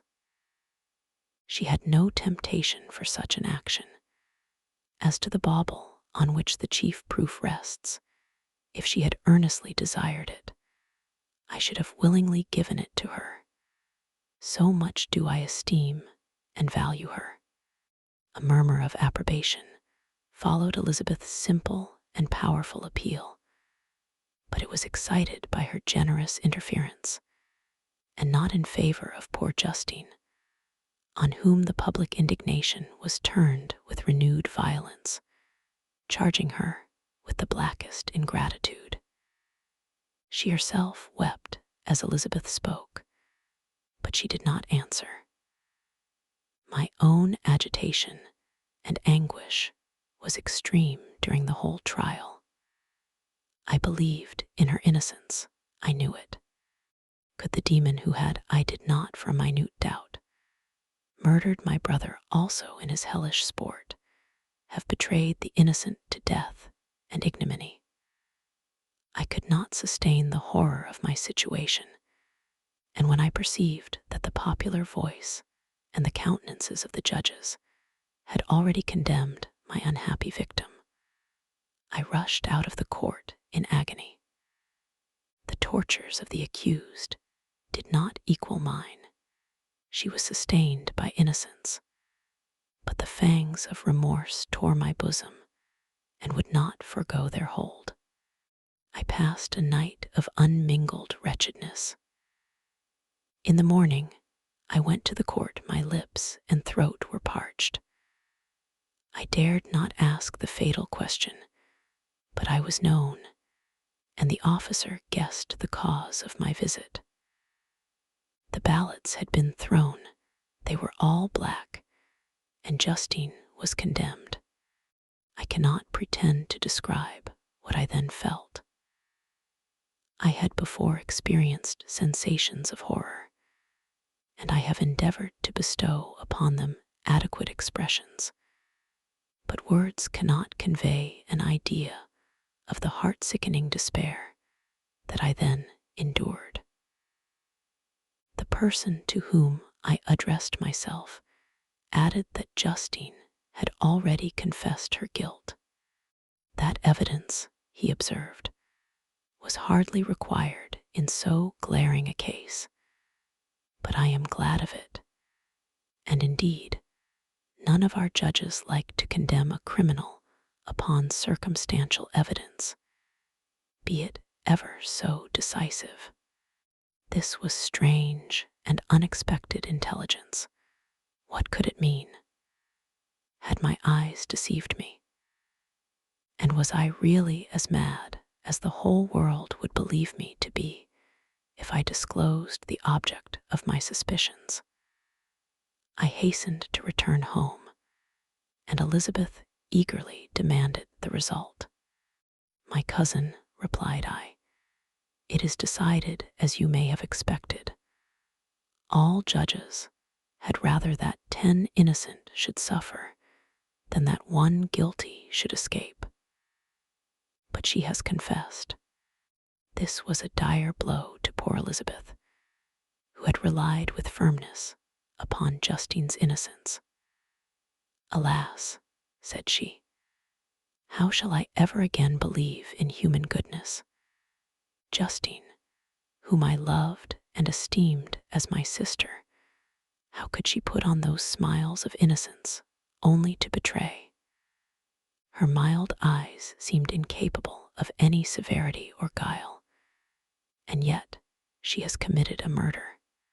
Soon after we heard that the poor victim had expressed a desire to see my cousin. My father wished her not to go, but said that he left it to her own judgment and feelings to decide.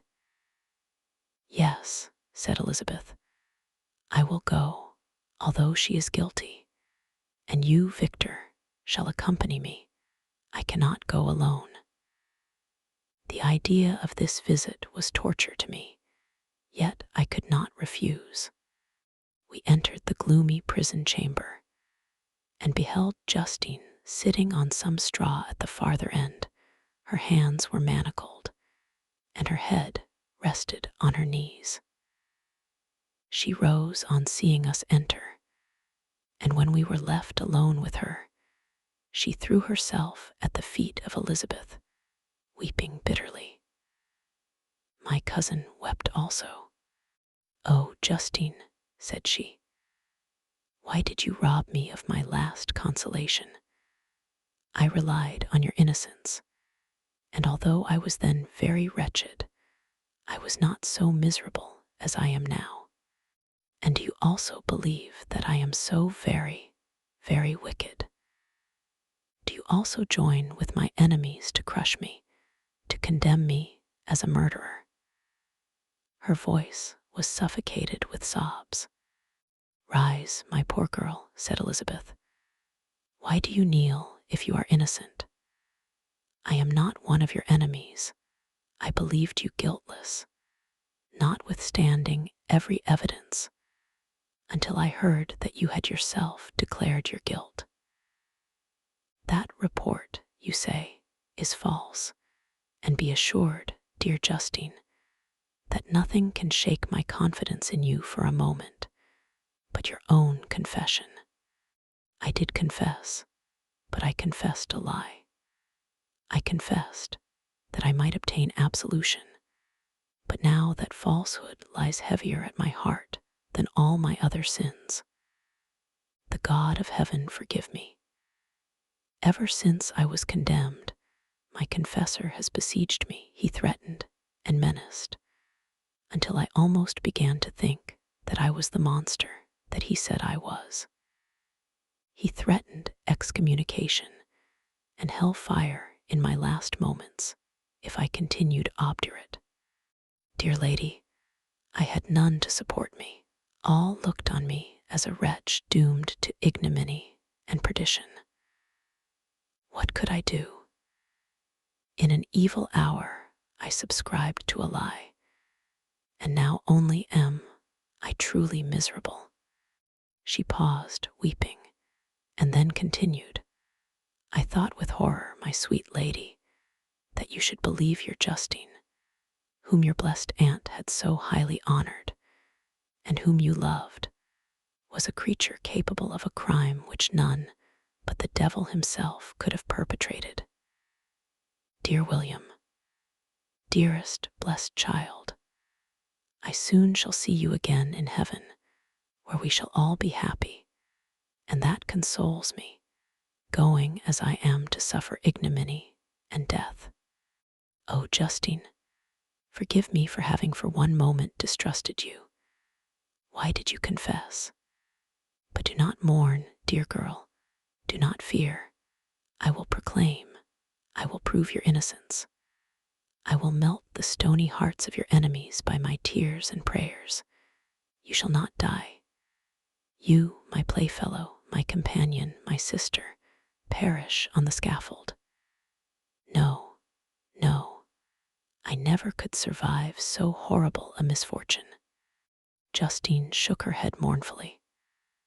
"I do not fear to die," she said. "That pang is past. God raises my weakness and gives me courage to endure the worst. I leave a sad and bitter world, and if you remember me and think of me as of one unjustly condemned, I am resigned to the fate awaiting me. Learn from me, dear lady, to submit in patience to the will of heaven." During this conversation, I had retired to a corner of the prison room, where I could conceal the horrid anguish that possessed me. Despair, who dared talk of that?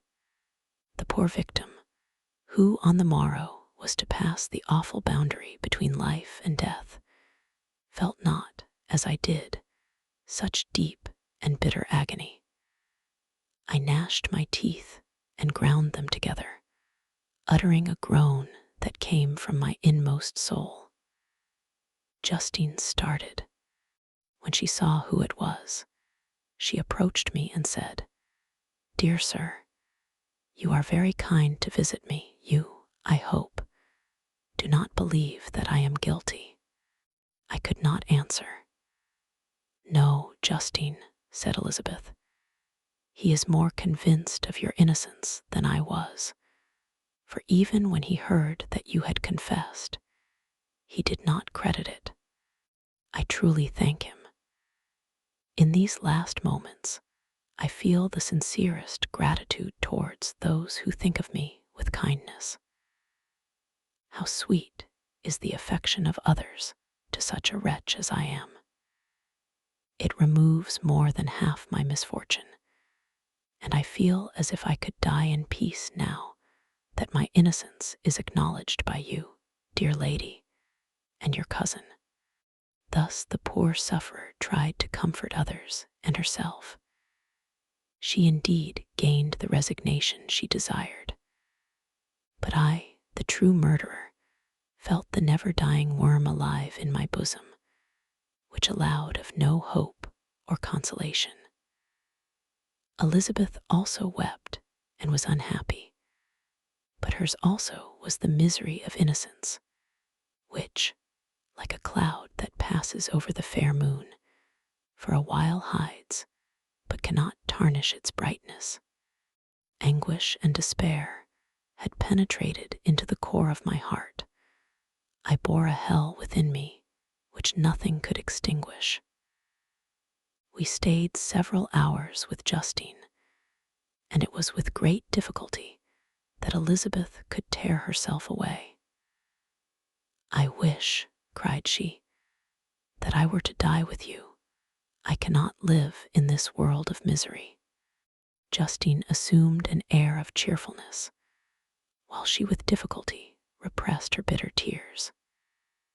She embraced Elizabeth and said in a voice of half-suppressed emotion, "Farewell, sweet lady, dearest Elizabeth, my beloved and only friend. May heaven, in its bounty, bless and preserve you. May this be the last misfortune that you will ever suffer. Live and be happy, and make others so." And on the morrow Justine died. Elizabeth's heart-rending eloquence failed to move the judges from their settled conviction in the criminality of the saintly sufferer. My passionate and indignant appeals were lost upon them, and when I received their cold answers and heard the harsh, unfeeling reasoning of these men, my purposed avowal died away on my lips. Thus I might proclaim myself a madman, but not revoke the sentence passed upon my wretched victim. She perished on the scaffold as a murderess. From the tortures of my own heart, I turned to contemplate the deep and voiceless grief of my Elizabeth. This also was my doing, and my father's woe, and the desolation of that late so smiling home all was the work of my thrice accursed hands. Ye weep, unhappy ones, but these are not your last tears. Again shall you raise the funeral wail, and the sound of your lamentations shall again and again be heard. Frankenstein, your son, your kinsman, your early, much-loved friend, he who would spend each vital drop of blood for your sakes, who has no thought nor sense of joy, except as it is mirrored also in your dear countenances, who would fill the air with blessings and spend his life in serving you, he bids you weep, to shed countless tears, happy beyond his hopes, if thus inexorable fate be satisfied, and if the destruction pause before the peace of the grave have succeeded to your sad torments. Thus spoke my prophetic soul, as, torn by remorse, horror, and despair, I beheld those I loved spend vain sorrow upon the graves of William and Justine, the first hapless victims to my unhallowed arts. Chapter 9. Nothing is more painful to the human mind than, after the feelings have been worked up by a quick succession of events, the dead calmness of inaction and certainty which follows and deprives the soul both of hope and fear. Justine died, she rested, and I was alive. The blood flowed freely in my veins, but a weight of despair and remorse pressed on my heart, which nothing could remove. Sleep fled from my eyes. I wandered like an evil spirit, for I had committed deeds of mischief beyond description horrible, and more, much more, I persuaded myself, was yet behind. Yet my heart overflowed with kindness and the love of virtue.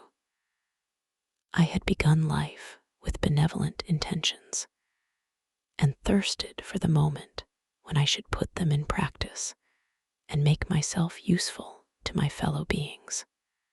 Now all was blasted. Instead of that serenity of conscience which allowed me to look back upon the past with self-satisfaction, and from thence to gather promise of new hopes, I was seized by remorse and the sense of guilt, which hurried me away to a hell of intense tortures such as no language can describe. This state of mind preyed upon my health, which had perhaps never entirely recovered from the first shock it had sustained. I shunned the face of man. All sound of joy or complacency was torture to me. Solitude was my only consolation, deep, dark, death-like solitude. My father observed with pain the alteration perceptible in my disposition and habits, and endeavored by arguments deduced from the feelings of his serene conscience and guiltless life to inspire me with fortitude and awaken in me the courage to dispel the dark cloud which brooded over me. "Do you think, Victor," said he, "that I do not suffer also? No one could love a child more than I loved your brother." Tears came into his eyes as he spoke. But is it not a duty to the survivors that we should refrain from augmenting their unhappiness by an appearance of immoderate grief? It is also a duty owed to yourself, for excessive sorrow prevents improvement or enjoyment, or even the discharge of daily usefulness, without which no man is fit for society. This advice, although good, was totally inapplicable to my case. I should have been the first to hide my grief and console my friends if remorse had not mingled its bitterness, and terror its alarm, with my other sensations. Now I could only answer my father with a look of despair and endeavor to hide myself from his view. About this time we retired to our house at Belrive. This change was particularly agreeable to me. The shutting of the gates regularly at 10 o'clock, and the impossibility of remaining on the lake after that hour had rendered our residence within the walls of Geneva very irksome to me. I was now free. Often, after the rest of the family had retired for the night, I took the boat and passed many hours upon the water. Sometimes, with my sails set, I was carried by the wind, and sometimes, after rowing into the middle of the lake, I left the boat to pursue its own course and gave way to my own miserable reflections. I was often tempted, when all was at peace around me, and I the only unquiet thing that wandered restless in a scene so beautiful and heavenly, if I except some bat, or the frogs, whose harsh and interrupted croaking was heard only when I approached the shore. Often, I say, I was tempted to plunge into the silent lake, that the waters might close over me and my calamities forever. But I was restrained when I thought of the heroic and suffering Elizabeth, whom I tenderly loved and whose existence was bound up in mine. I thought also of my father and surviving brother. Should I, by my base desertion, leave them exposed and unprotected to the malice of the fiend whom I had let loose among them? At these moments I wept bitterly, and wished that peace would revisit my mind, only that I might afford them consolation and happiness. But that could not be. Remorse extinguished every hope. I had been the author of unalterable evils, and I lived in daily fear lest the monster whom I had created should perpetrate some new wickedness. I had an obscure feeling that all was not over, and that he would still commit some signal crime, which by its enormity should almost efface the recollection of the past. There was always scope for fear so long as anything I loved remained behind. My abhorrence of this fiend cannot be conceived. When I thought of him, I gnashed my teeth, my eyes became inflamed, and I ardently wished to extinguish that life which I had so thoughtlessly bestowed. When I reflected on his crimes and malice, my hatred and revenge burst all bounds of moderation. I would have made a pilgrimage to the highest peak of the Andes, could I, when there, have precipitated him to their base. I wished to see him again, that I might wreak the utmost extent of abhorrence on his head, and avenge the deaths of William and Justine. Our house was the house of mourning. My father's health was deeply shaken by the horror of the recent events. Elizabeth was sad and desponding. She no longer took delight in her ordinary occupations. All pleasure seemed to her sacrilege toward the dead. Eternal woe and tears, she then thought, was the just tribute she should pay to innocence so blasted and destroyed. She was no longer that happy creature who in earlier youth wandered with me on the banks of the lake and talked with ecstasy of our future prospects. The first of those sorrows which are sent to wean us from the earth had visited her, and its dimming influence quenched her dearest smiles. When I reflect, my dear cousin, said she, on the miserable death of Justine Moritz, I no longer see the world and its works as they before appeared to me. Before, I looked upon the accounts of vice and injustice that I read in books or heard from others as tales of ancient days or imaginary evils. At least they were remote and more familiar to reason than to the imagination.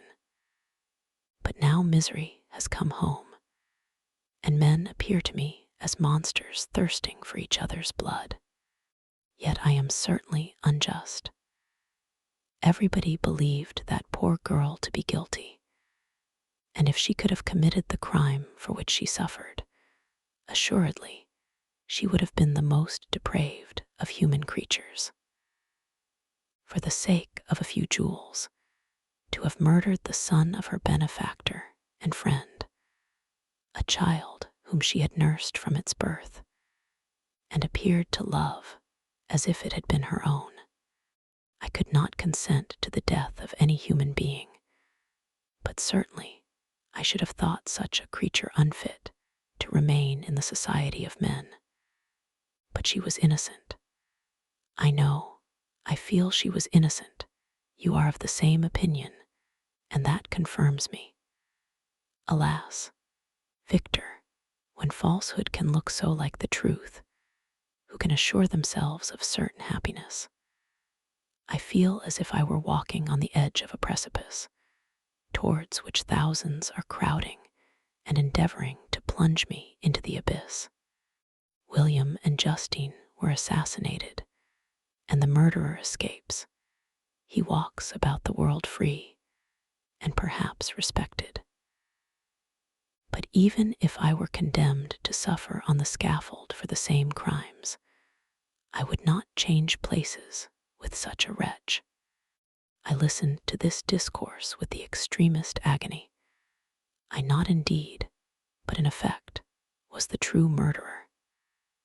Elizabeth read my anguish in my countenance, and kindly taking my hand, said, "My dearest friend, you must calm yourself. These events have affected me, God knows how deeply, but I am not so wretched as you are. There is an expression of despair, and sometimes of revenge, in your countenance that makes me tremble. Dear Victor, banish these dark passions. Remember the friends around you, who center all their hopes in you. Have we lost the power of rendering you happy?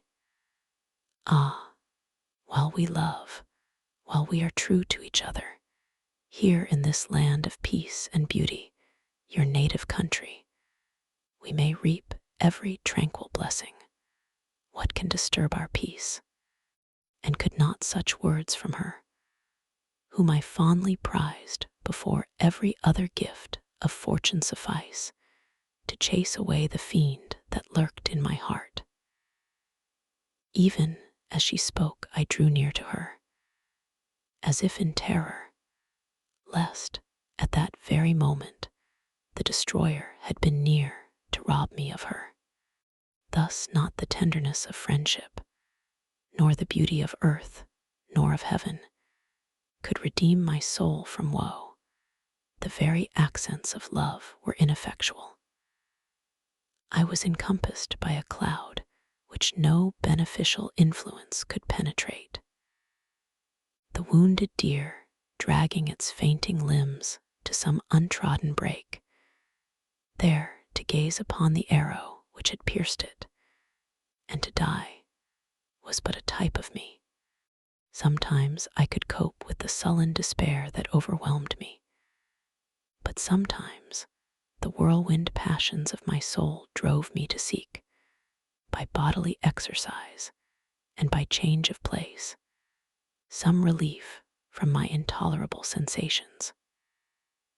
It was during an access of this kind that I suddenly left my home, and bending my steps towards the near alpine valleys, sought in the magnificence, the eternity of such scenes, to forget myself and my ephemeral, because human, sorrows. My wanderings were directed towards the valley of Chamonix. I had visited it frequently during my boyhood. 6 years had passed since then. I was a wreck, but naught had changed in those savage and enduring scenes. I performed the first part of my journey on horseback. I afterwards hired a mule, as the more sure-footed and least liable to receive injury on these rugged roads. The weather was fine.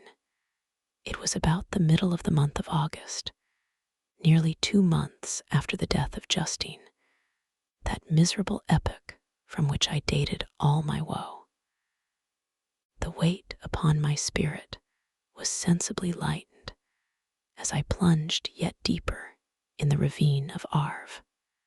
The immense mountains and precipices that overhung me on every side, the sound of the river raging among the rocks, and the dashing of the waterfalls around spoke of a power mighty as omnipotence. And I ceased to fear or to bend before any being less almighty than that which had created and ruled the elements here displayed in their most terrific guise. Still, as I ascended higher, the valley assumed a more magnificent and astonishing character. Ruined castles hanging on the precipices of piny mountains, the impetuous Arve, and cottages, every here and there peeping forth from among the trees, formed a scene of singular beauty. But it was augmented and rendered sublime by the mighty Alps, whose white and shining pyramids and domes towered above all, as belonging to another earth, the habitations of another race of beings. I passed the bridge of Palisier, where the ravine, which the river forms, opened before me, and I began to ascend the mountain that overhangs it. Soon after, I entered the valley of Chamonix. This valley is more wonderful and sublime, but not so beautiful and picturesque as that of Servox, through which I had just passed. The high and snowy mountains were its immediate boundaries, but I saw no more ruined castles and fertile fields. Immense glaciers approached the road.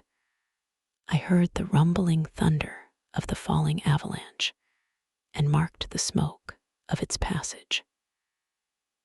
Mont Blanc, the supreme and magnificent Mont Blanc, raised itself from the surrounding *Aigles*,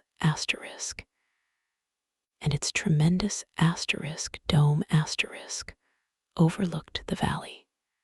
A tingling, long-lost sense of pleasure often came across me during this journey.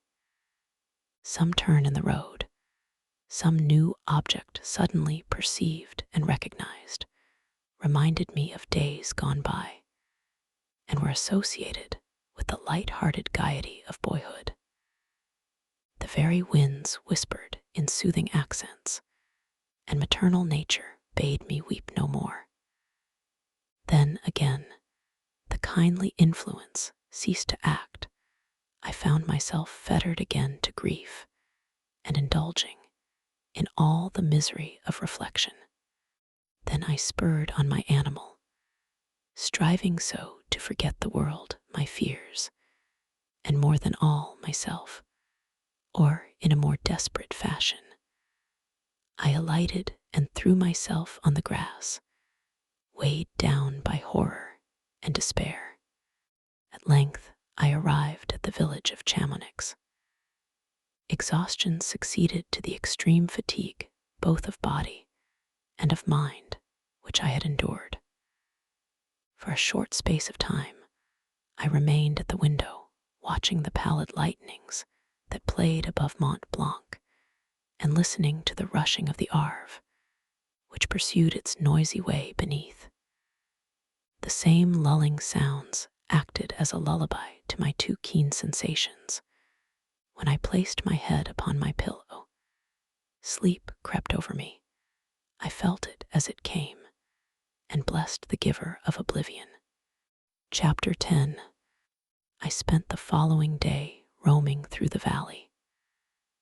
I stood beside the sources of the Arveren, which take their rise in a glacier that with slow pace is advancing down from the summit of the hills to barricade the valley.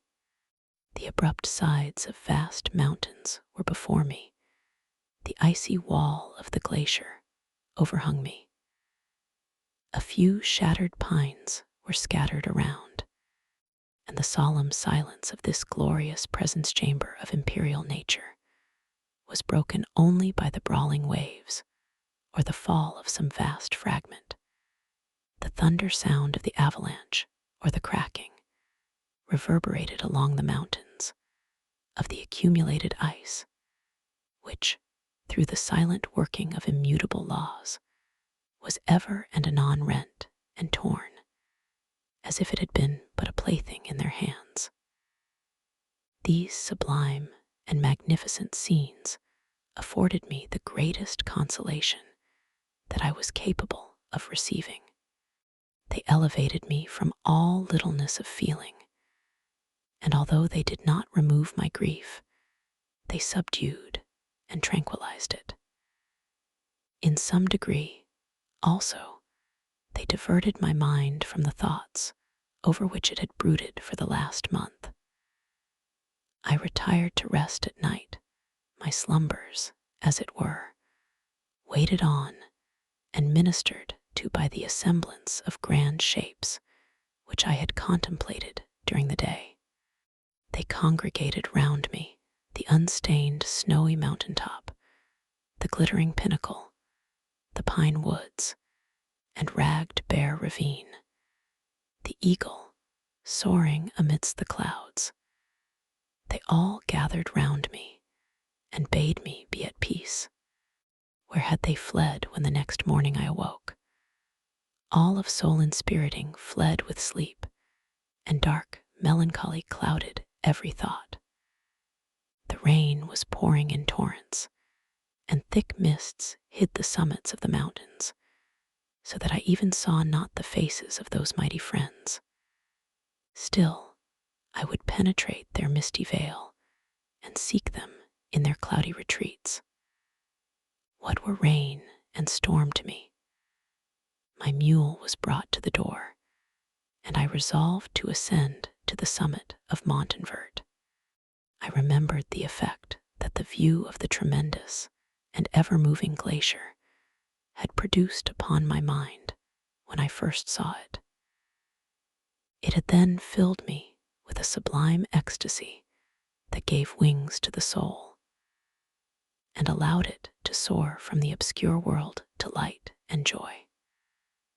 The sight of the awful and majestic in nature had indeed always the effect of solemnizing my mind and causing me to forget the passing cares of life. I determined to go without a guide, for I was well acquainted with the path, and the presence of another would destroy the solitary grandeur of the scene. The ascent is precipitous, but the path is cut into continual and short windings, which enable you to surmount the perpendicularity of the mountain. It is a scene terrifically desolate. In 1,000 spots, the traces of the winter avalanche may be perceived, where trees lie broken and strewed on the ground, some entirely destroyed, others bent, leaning upon the jutting rocks of the mountain, or transversely upon other trees. The path, as you ascend higher, is intersected by ravines of snow, down which stones continually roll from above. One of them is particularly dangerous, as the slightest sound, such as even speaking in a loud voice, produces a concussion of air sufficient to draw destruction upon the head of the speaker. The pines are not tall or luxuriant, but they are somber and add an air of severity to the scene. I looked on the valley beneath. Vast mists were rising from the rivers, which ran through it, and curling in thick wreaths around the opposite mountains, whose summits were hid in the uniform clouds, while rain poured from the dark sky, and added to the melancholy impression I received from the objects around me. Alas, why does man boast of sensibilities superior to those apparent in the brute? It only renders them more necessary beings. If our impulses were confined to hunger, thirst, and desire, we might be nearly free. But now we are moved by every wind that blows, and a chance word or scene that word may convey to us. We rest. A dream has power to poison sleep. We rise. One wandering thought pollutes the day. We feel, conceive, or reason, laugh or weep, embrace fond woe, or cast our cares away. It is the same. For be it joy or sorrow, the path of its departure still is free. Man, yesterday may ne'er be like his morrow. Naught may endure but mutability. It was nearly noon when I arrived at the top of the ascent. For some time, I sat upon the rock that overlooks the sea of ice. A mist covered both that and the surrounding mountains. Presently, a breeze dissipated the cloud, and I descended upon the glacier. The surface is very uneven, rising like the waves of a troubled sea, descending low, and interspersed by rifts that sink deep.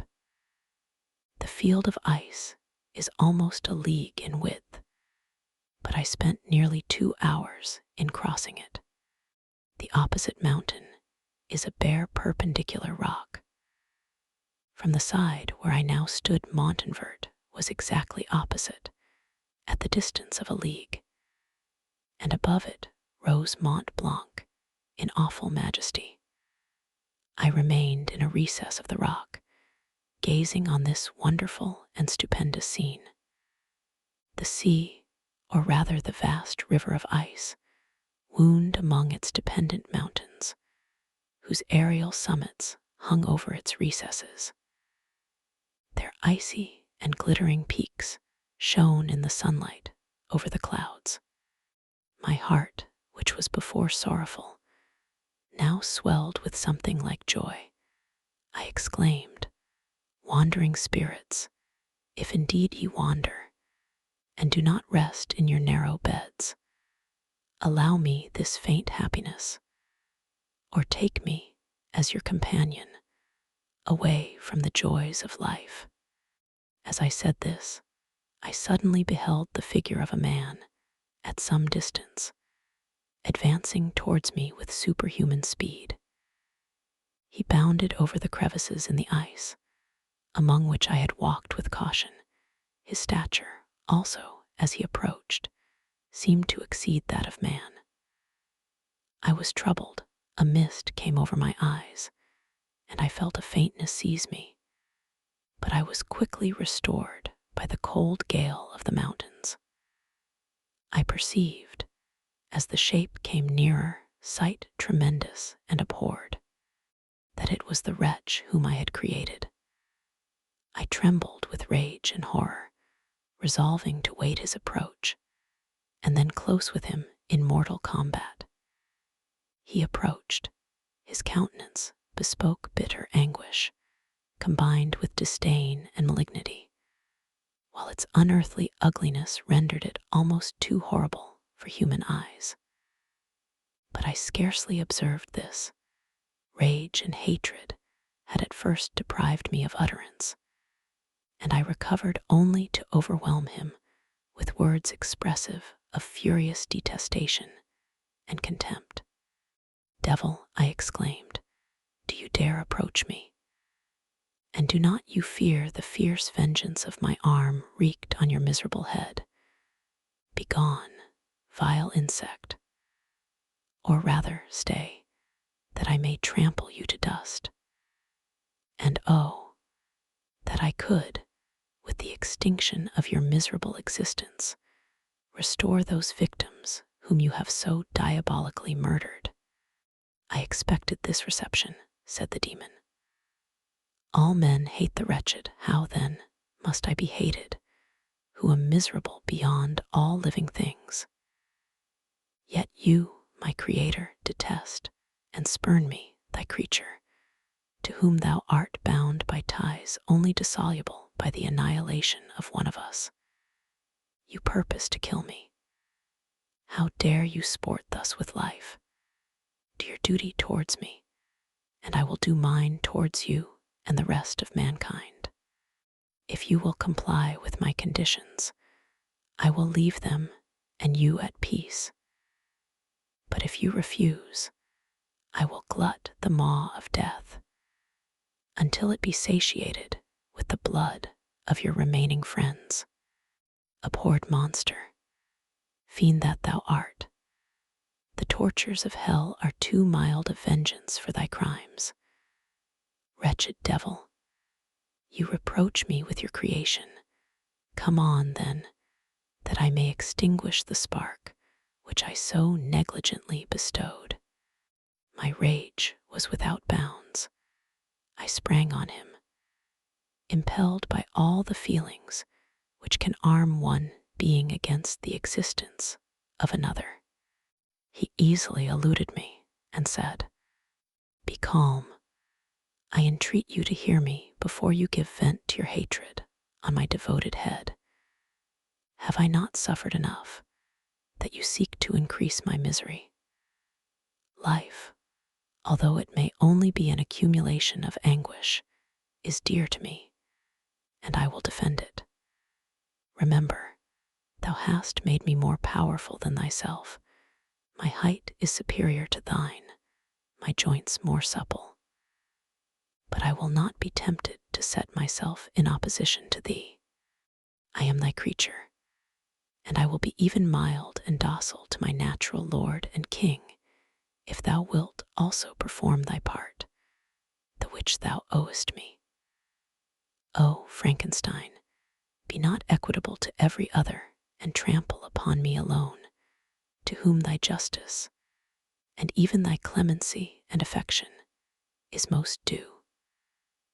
Remember that I am thy creature. I ought to be thy Adam, but I am rather the fallen angel, whom thou drivest from joy for no misdeed. Everywhere I see bliss, from which I alone am irrevocably excluded. I was benevolent and good. Misery made me a fiend. Make me happy, and I shall again be virtuous. Begone, I will not hear you. There can be no community between you and me. We are enemies. Begone, or let us try our strength in a fight in which one must fall. How can I move thee? Will no entreaties cause thee to turn a favorable eye upon thy creature, who implores thy goodness and compassion? Believe me, Frankenstein, I was benevolent. My soul glowed with love and humanity. But am I not alone, miserably alone? You, my creator, abhor me. What hope can I gather from your fellow creatures, who owe me nothing? They spurn and hate me. The desert mountains and dreary glaciers are my refuge. I have wandered here many days. The caves of ice, which I only do not fear, are a dwelling to me, and the only one which man does not grudge. These bleak skis I hail, for they are kinder to me than your fellow beings. If the multitude of mankind knew of my existence, they would do as you do, and arm themselves for my destruction. Shall I not then hate them who abhor me? I will keep no terms with my enemies. I am miserable, and they shall share my wretchedness.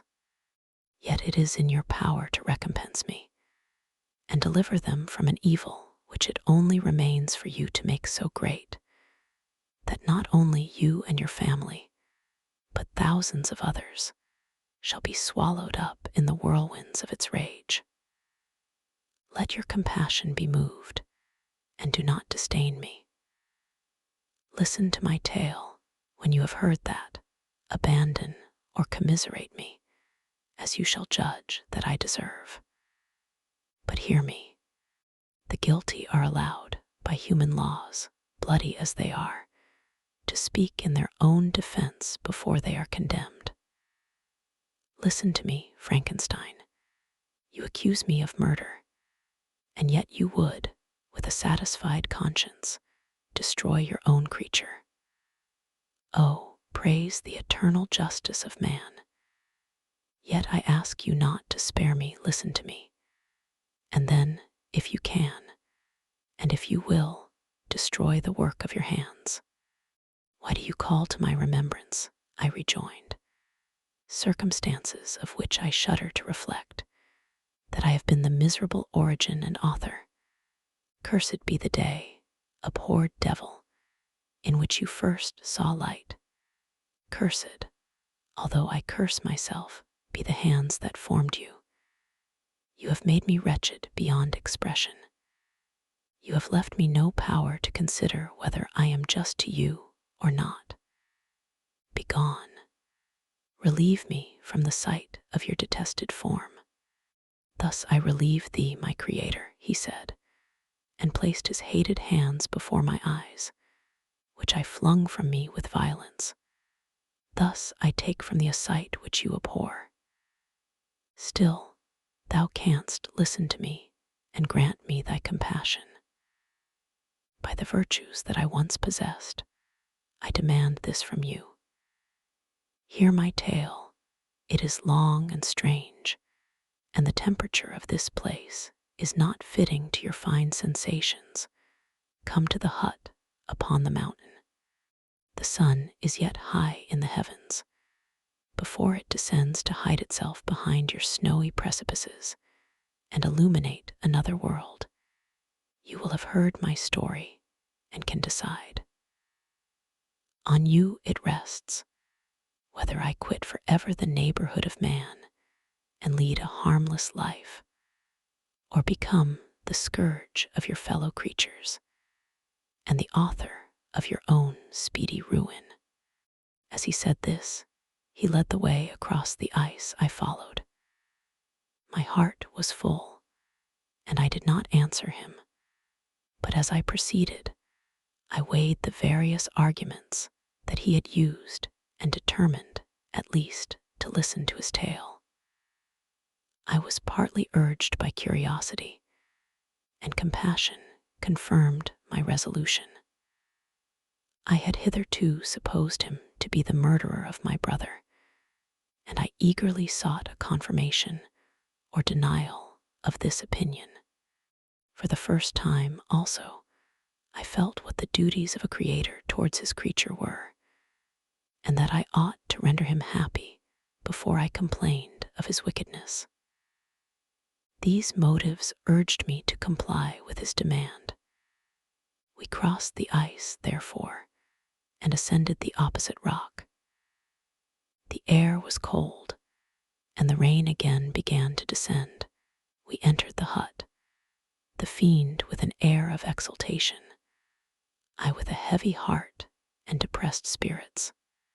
But I consented to listen, and seating myself by the fire which my odious companion had lighted, he thus began his tale. Novel sounds where great literature comes alive. Join our community of book lovers by subscribing to our channel.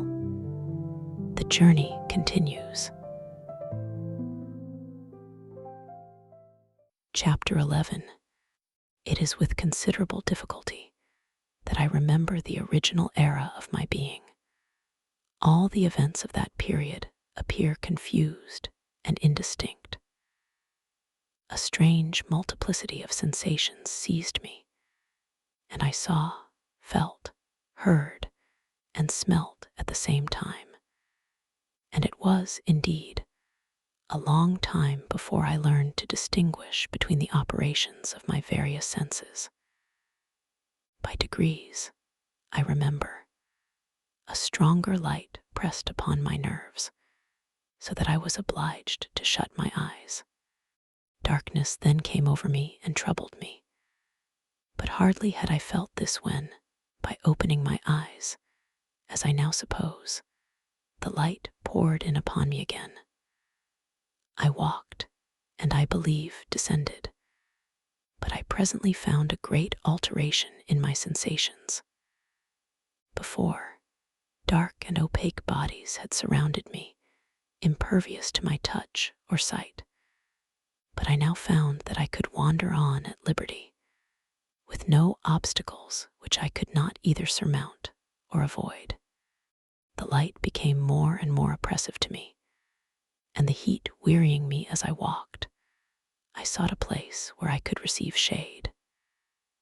This was the forest near Ingolstadt, and here I lay by the side of a brook, resting from my fatigue, until I felt tormented by hunger and thirst. This roused me from my nearly dormant state, and I ate some berries, which I found hanging on the trees or lying on the ground. I slaked my thirst at the brook, and then lying down, was overcome by sleep. It was dark when I awoke. I felt cold also, and half frightened, as it were, instinctively, finding myself so desolate.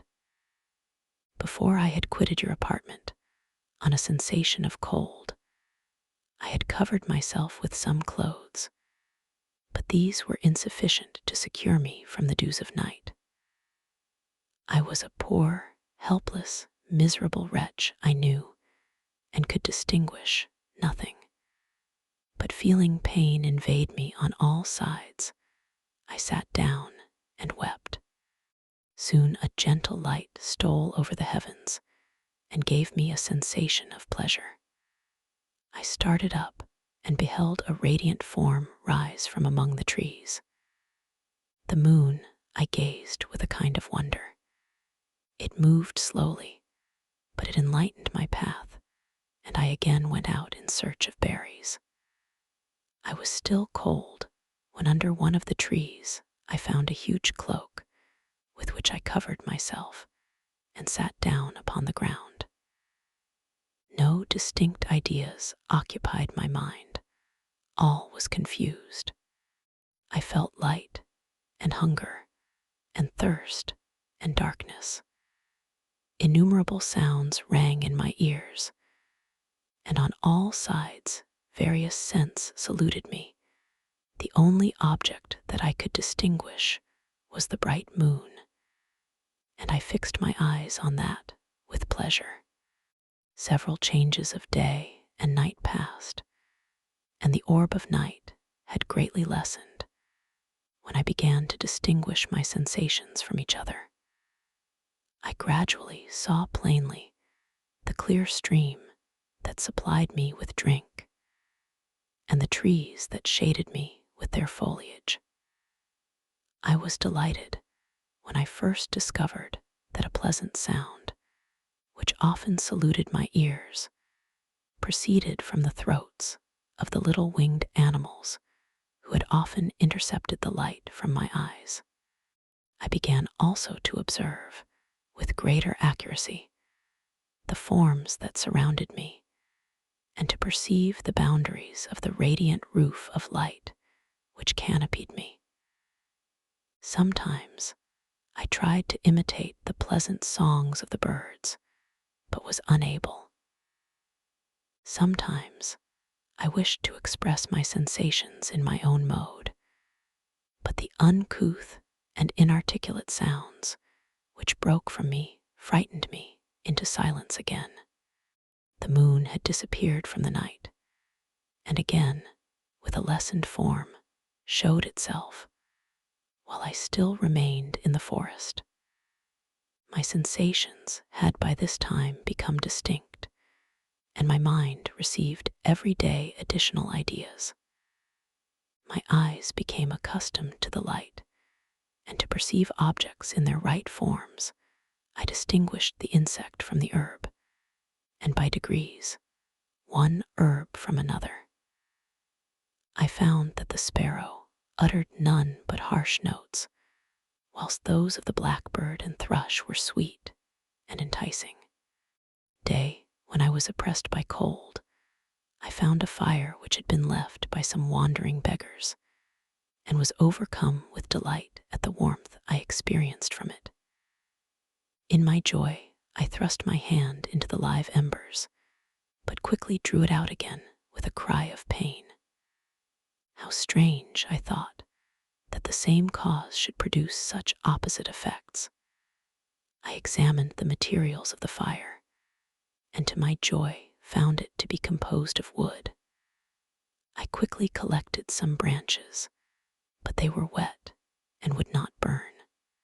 I was pained at this, and sat still watching the operation of the fire. The wet wood which I had placed near the heat dried, and itself became inflamed. I reflected on this, and by touching the various branches, I discovered the cause and busied myself in collecting a great quantity of wood, that I might dry it and have a plentiful supply of fire. When night came on and brought sleep with it, I was in the greatest fear lest my fire should be extinguished. I covered it carefully with dry wood and leaves, and placed wet branches upon it. And then, spreading my cloak, I lay on the ground and sank into sleep. It was morning when I awoke, and my first care was to visit the fire. I uncovered it, and a gentle breeze quickly fanned it into a flame. I observed this also, and contrived a fan of branches, which roused the embers when they were nearly extinguished. When night came again, I found, with pleasure, that the fire gave light as well as heat, and that the discovery of this element was useful to me in my food. For I found some of the offals that the travelers had left had been roasted, and tasted much more savory than the berries I gathered from the trees. I tried, therefore, to dress my food in the same manner, placing it on the live embers. I found that the berries were spoiled by this operation, and the nuts and roots much improved. Food, however, became scarce, and I often spent the whole day searching in vain for a few acorns to assuage the pangs of hunger. When I found this, I resolved to quit the place that I had hitherto inhabited, to seek for one where the few wants I experienced would be more easily satisfied. In this emigration, I exceedingly lamented the loss of the fire, which I had obtained through accident, and knew not how to reproduce it. I gave several hours to the serious consideration of this difficulty, but I was obliged to relinquish all attempt to supply it, and wrapping myself up in my cloak, I struck across the wood towards the setting sun. I passed 3 days in these rambles, and at length discovered the open country. A great fall of snow had taken place the night before, and the fields were of one uniform white.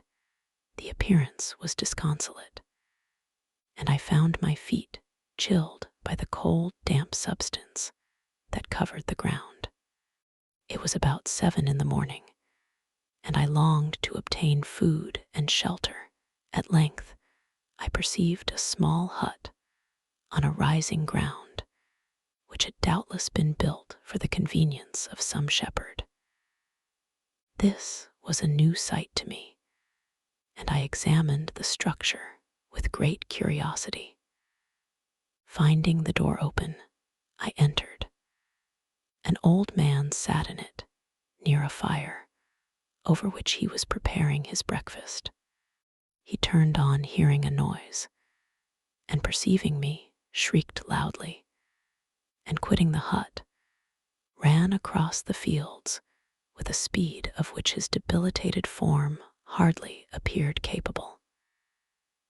His appearance, different from any I had ever before seen, and his flight somewhat surprised me, but I was enchanted by the appearance of the hut. Here the snow and rain could not penetrate, the ground was dry, and it presented to me then as exquisite and divine a retreat as pandemonium appeared to the demons of hell after their sufferings in the lake of fire. I greedily devoured the remnants of the shepherd's breakfast, which consisted of bread, cheese, milk, and wine. The latter, however, I did not like. Then, overcome by fatigue, I lay down among some straw and fell asleep. It was noon when I awoke, and allured by the warmth of the sun, which shone brightly on the white ground, I determined to recommence my travels. and depositing the remains of the peasant's breakfast in a wallet I found, I proceeded across the fields for several hours until at sunset I arrived at a village. How miraculous did this appear! The huts, the neater cottages, and stately houses engaged my admiration by turns. The vegetables in the gardens, the milk and cheese that I saw placed at the windows of some of the cottages, allured my appetite. One of the best of these I entered, but I had hardly placed my foot within the door before the children shrieked, and one of the women fainted. The whole village was roused, some fled, some attacked me, until, grievously bruised by stones and many other kinds of missile weapons, I escaped to the open country and fearfully took refuge in a low hovel, quite bare, and making a wretched appearance after the palaces I had beheld in the village.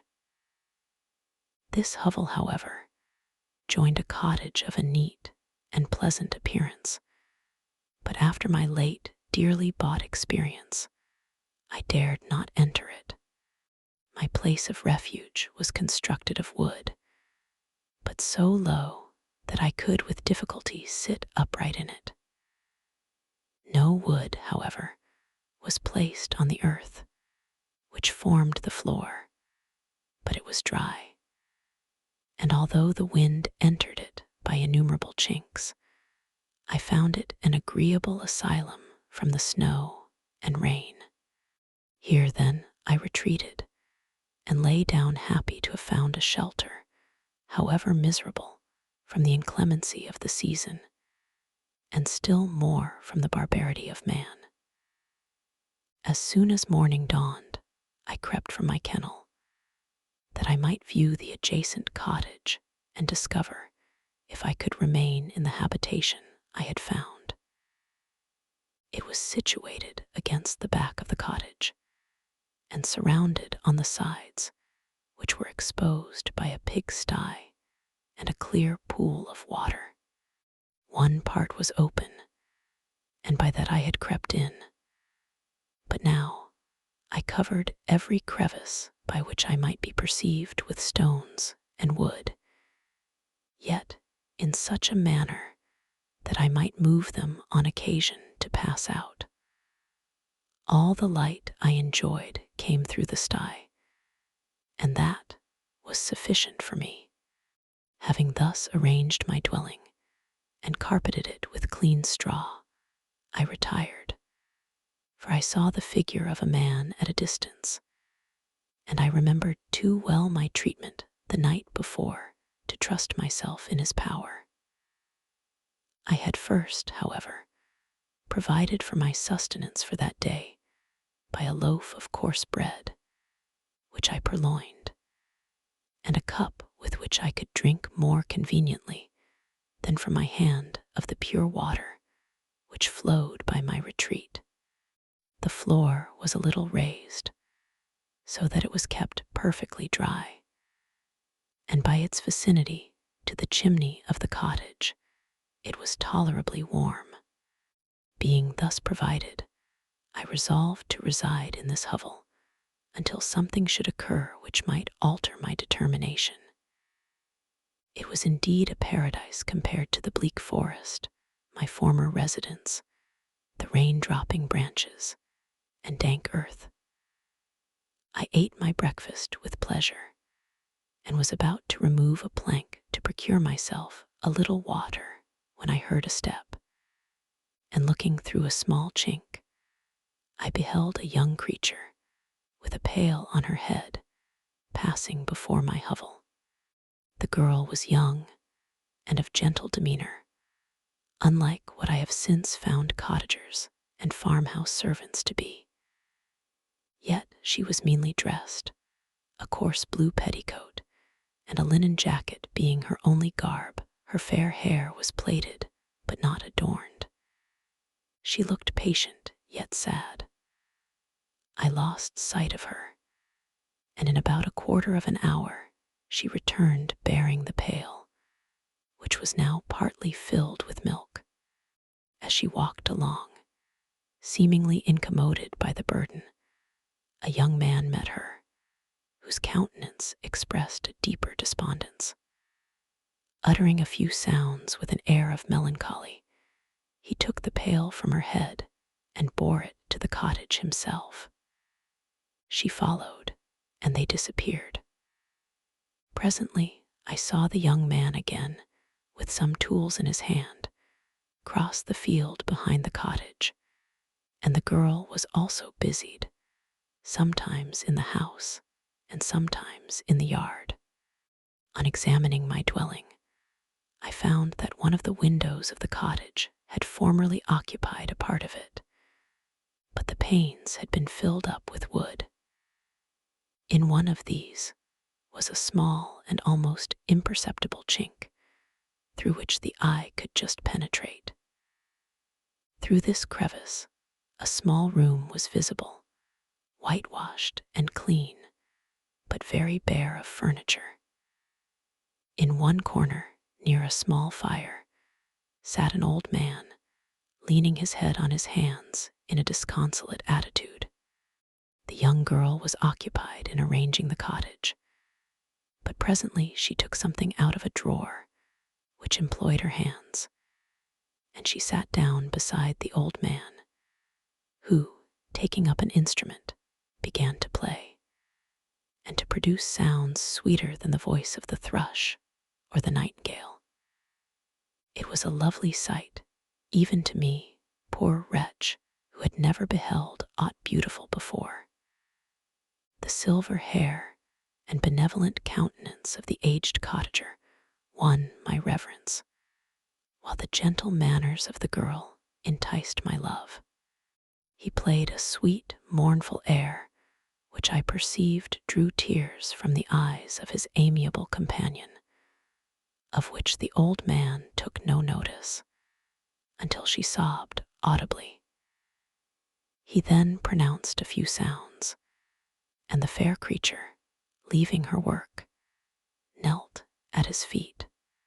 He raised her, and smiled with such kindness and affection that I felt sensations of a peculiar and overpowering nature. They were a mixture of pain and pleasure, such as I had never before experienced, either from hunger or cold, warmth or food, and I withdrew from the window, unable to bear these emotions. Soon after this, the young man returned, bearing on his shoulders a load of wood. The girl met him at the door, helped to relieve him of his burden, and taking some of the fuel into the cottage, placed it on the fire. Then she and the youth went apart into a nook of the cottage, and he showed her a large loaf and a piece of cheese. She seemed pleased and went into the garden for some roots and plants, which she placed in water, and then upon the fire. She afterwards continued her work, whilst the young man went into the garden and appeared busily employed in digging and pulling up roots. After he had been employed thus about an hour, the young woman joined him, and they entered the cottage together. The old man had, in the meantime, been pensive, but on the appearance of his companions, he assumed a more cheerful air, and they sat down to eat. The meal was quickly dispatched. The young woman was again occupied in arranging the cottage. The old man walked before the cottage in the sun for a few minutes, leaning on the arm of the youth. Nothing could exceed in beauty the contrast between these two excellent creatures. One was old, with silver hairs, and a countenance beaming with benevolence and love. The younger was slight and graceful in his figure, and his features were molded with the finest symmetry. yet his eyes and attitude expressed the utmost sadness and despondency. The old man returned to the cottage, and the youth, with tools different from those he had used in the morning, directed his steps across the fields. Night quickly shut in, but to my extreme wonder, I found that the cottagers had a means of prolonging light by the use of tapers, and was delighted to find that the setting of the sun did not put an end to the pleasure I experienced in watching my human neighbors. In the evening, the young girl and her companion were employed in various occupations, which I did not understand, and the old man again took up the instrument which produced the divine sounds that had enchanted me in the morning. So soon as he had finished, the youth began not to play, but to utter sounds that were monotonous, and neither resembling the harmony of the old man's instrument nor the songs of the birds. I since found that he read aloud, but at that time I knew nothing of the science of words or letters. The family, after having been thus occupied for a short time, extinguished their lights and retired, as I conjectured, to rest. Chapter 12. I lay on my straw, but I could not sleep. I thought of the occurrences of the day. What chiefly struck me was the gentle manners of these people, and I longed to join them, but dared not. I remembered too well the treatment I had suffered the night before from the barbarous villagers, and resolved, whatever course of conduct I might hereafter think it right to pursue, that for the present I would remain quietly in my hovel, watching and endeavoring to discover the motives which influenced their actions. The cottagers arose the next morning before the sun. The young woman arranged the cottage and prepared the food, and the youth departed after the first meal. This day was passed in the same routine as that which preceded it. The young man was constantly employed out of doors, and the girl in various laborious occupations within. The old man, whom I soon perceived to be blind, employed his leisure hours on his instrument or in contemplation. Nothing could exceed the love and respect which the younger cottagers exhibited towards their venerable companion. They performed towards him every little office of affection and duty with gentleness, and he rewarded them by his benevolent smiles. They were not entirely happy. The young man and his companion often went apart and appeared to weep. I saw no cause for their unhappiness, but I was deeply affected by it. If such lovely creatures were miserable, it was less strange that I, an imperfect and solitary being, should be wretched. Yet why were these gentle beings unhappy? They possessed a delightful house, for such it was in my eyes, and every luxury. They had a fire to warm them when chill, and delicious viands when hungry. They were dressed in excellent clothes, and still more, they enjoyed one another's company and speech, interchanging each day looks of affection and kindness. What did their tears imply? Did they really express pain? I was at first unable to solve these questions, but perpetual attention and time explained to me many appearances which were at first enigmatic. A considerable period elapsed before I discovered one of the causes of the uneasiness of this amiable family. It was poverty, and they suffered that evil in a very distressing degree.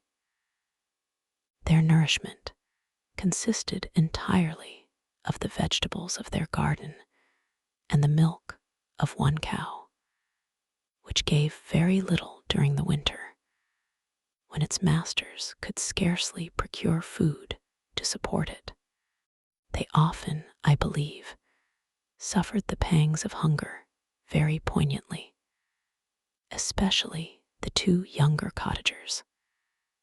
For several times they placed food before the old man when they reserved none for themselves. This trait of kindness moved me sensibly. I had been accustomed, during the night, to steal a part of their store for my own consumption. But when I found that in doing this I inflicted pain on the cottagers, I abstained and satisfied myself with berries, nuts, and roots which I gathered from a neighboring wood. I discovered also another means through which I was enabled to assist their labors.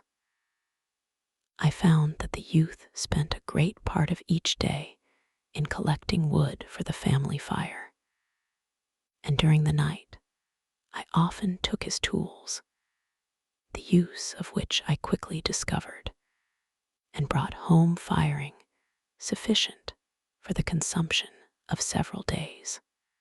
I remember the first time that I did this, the young woman, when she opened the door in the morning, appeared greatly astonished on seeing a great pile of wood on the outside. She uttered some words in a loud voice, and the youth joined her, who also expressed surprise. I observed, with pleasure, that he did not go to the forest that day, but spent it in repairing the cottage and cultivating the garden. By degrees, I made a discovery of still greater moment. I found that these people possessed a method of communicating their experience and feelings to one another by articulate sounds. I perceived that the words they spoke sometimes produced pleasure or pain, smiles or sadness, in the minds and countenances of the hearers. This was indeed a godlike science, and I ardently desired to become acquainted with it. But I was baffled in every attempt I made for this purpose. Their pronunciation was quick, and the words they uttered, not having any apparent connection with visible objects, I was unable to discover any clue by which I could unravel the mystery of their reference. By great application, however, and after having remained during the space of several revolutions of the moon in my hovel, I discovered the names that were given to some of the most familiar objects of discourse. I learned and applied the words fire, milk, bread, asterisk, and wood. I learned also the names of the cottagers themselves. The youth and his companion had each of them several names, but the old man had only one, which was father. The girl was called Sister or Agatha, asterisk, and the youth Felix, brother, asterisk, or son, asterisk. I cannot describe the delight I felt when I learned the ideas appropriated to each of these sounds, and was able to pronounce them. I distinguished several other words, without being able as yet to understand or apply them, such as asterisk good, dearest, unhappy. I spent the winter in this manner. The gentle manners and beauty of the cottagers greatly endeared them to me. When they were unhappy, I felt depressed. When they rejoiced, I sympathized in their joys. I saw few human beings besides them, and if any other happened to enter the cottage, their harsh manners and rude gait only enhanced to me the superior accomplishments of my friends.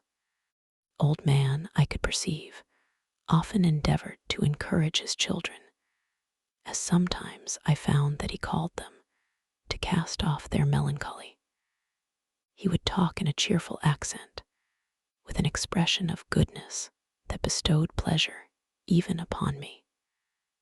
Agatha listened with respect, her eyes sometimes filled with tears, which she endeavored to wipe away unperceived, but I generally found that her countenance and tone were more cheerful after having listened to the exhortations of her father. It was not thus with Felix. He was always the saddest of the group, and even to my unpracticed senses, he appeared to have suffered more deeply than his friends. But if his countenance was more sorrowful, his voice was more cheerful than that of his sister, especially when he addressed the old man. I could mention innumerable instances which, although slight, marked the dispositions of these amiable cottagers. In the midst of poverty and want, Felix carried with pleasure to his sister the first little white flower that peeped out from beneath the snowy ground. Early in the morning, before she had risen, he cleared away the snow that obstructed her path to the milk house, drew water from the well, and brought the wood from the outhouse, where, to his perpetual astonishment, he found his store always replenished by an invisible hand. In the day, I believe, he worked sometimes for a neighboring farmer, because he often went forth and did not return until dinner, yet brought no wood with him. At other times he worked in the garden, but as there was little to do in the frosty season, he read to the old man and Agatha. This reading had puzzled me extremely at first, but by degrees I discovered that he uttered many of the same sounds when he read as when he talked.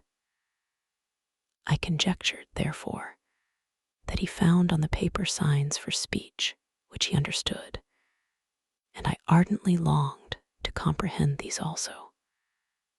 But how was that possible when I did not even understand the sounds for which they stood as signs? I improved, however, sensibly in this science, but not sufficiently to follow up any kind of conversation, although I applied my whole mind to the endeavor, for I easily perceived that, although I eagerly longed to discover myself to the cottagers, I ought not to make the attempt until I had first become master of their language, which knowledge might enable me to make them overlook the deformity of my figure.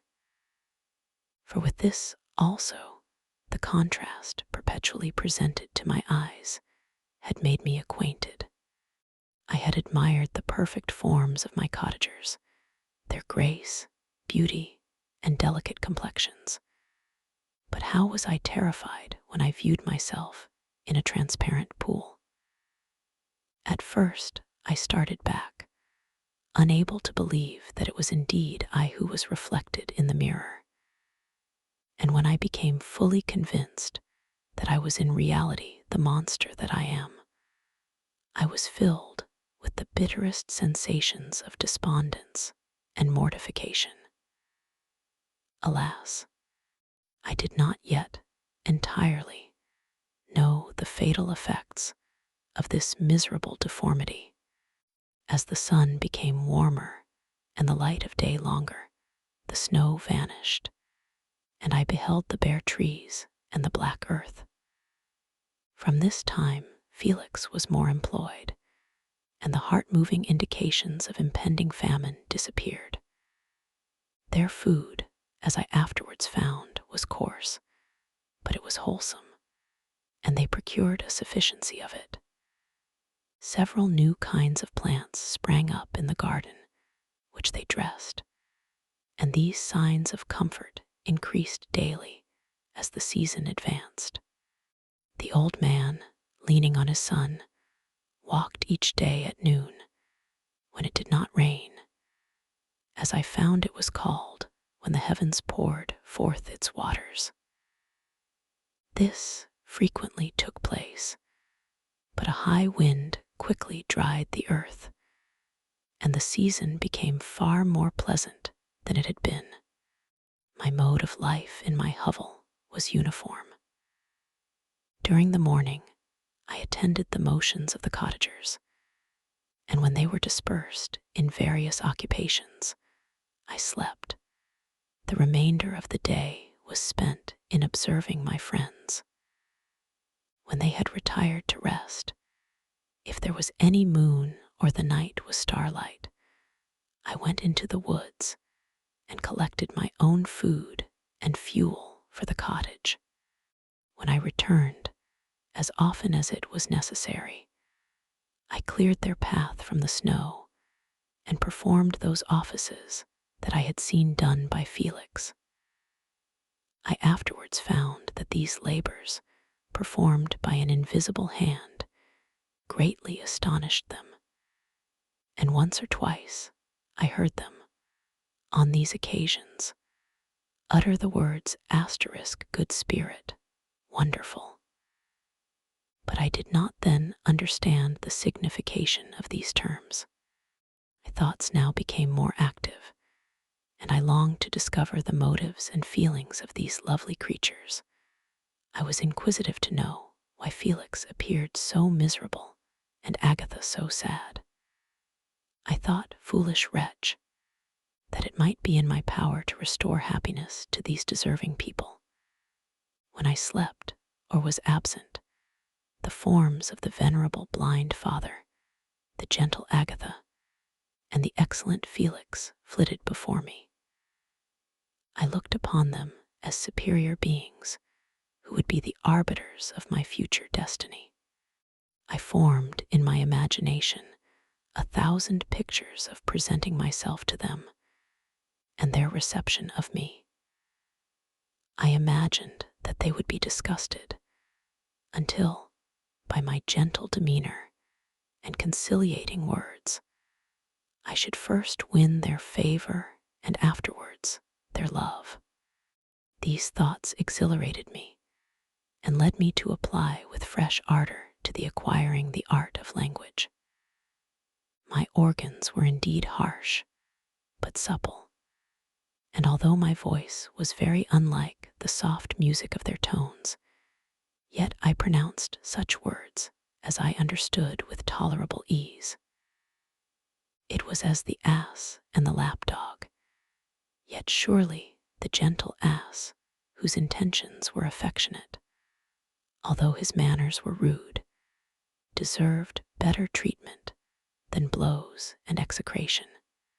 The pleasant showers and genial warmth of spring greatly altered the aspect of the earth.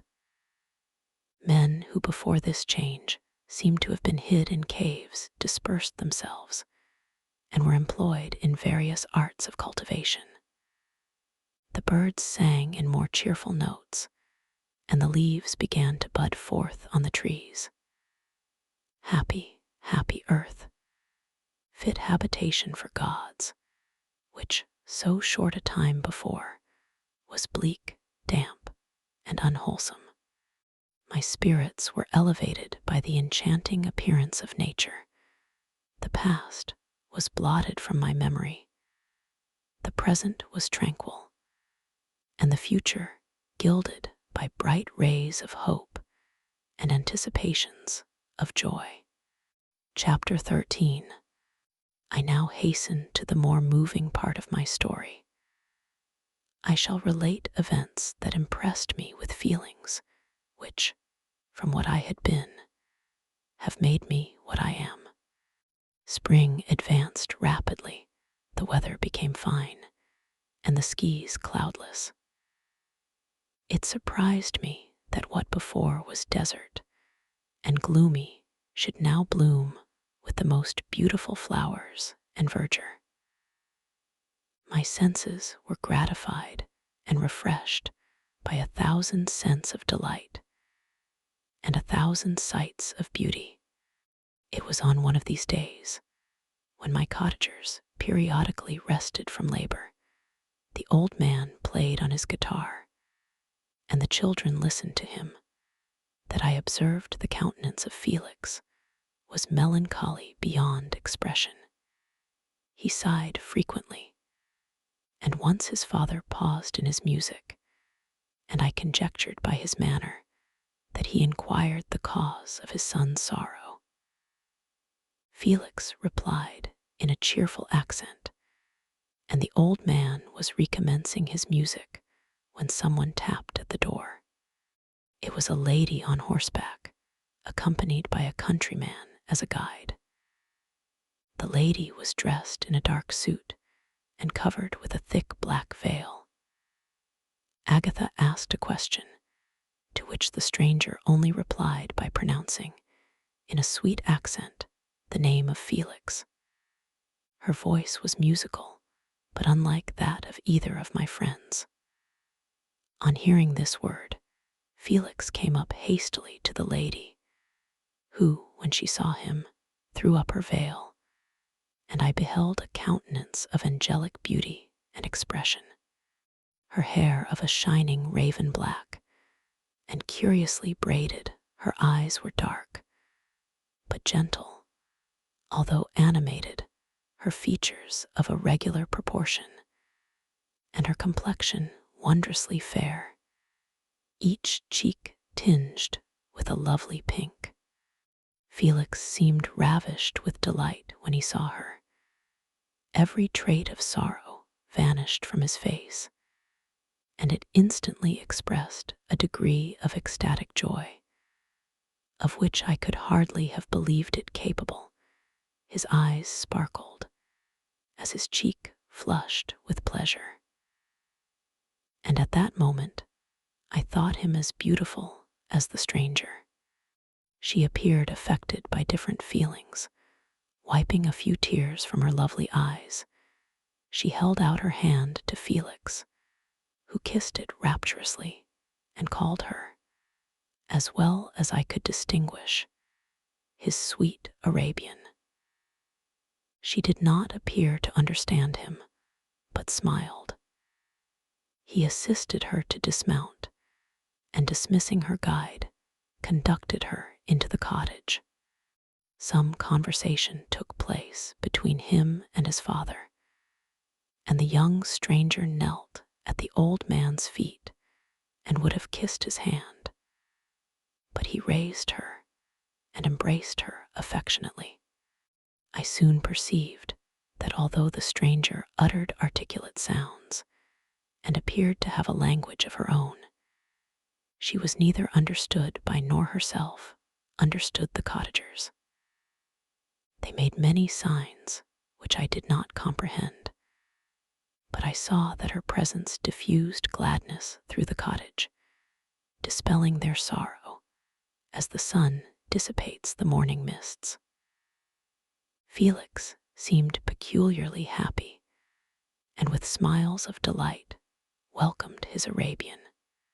Agatha, the ever-gentle Agatha, kissed the hands of the lovely stranger, and pointing to her brother, made signs which appeared to me to mean that he had been sorrowful until she came.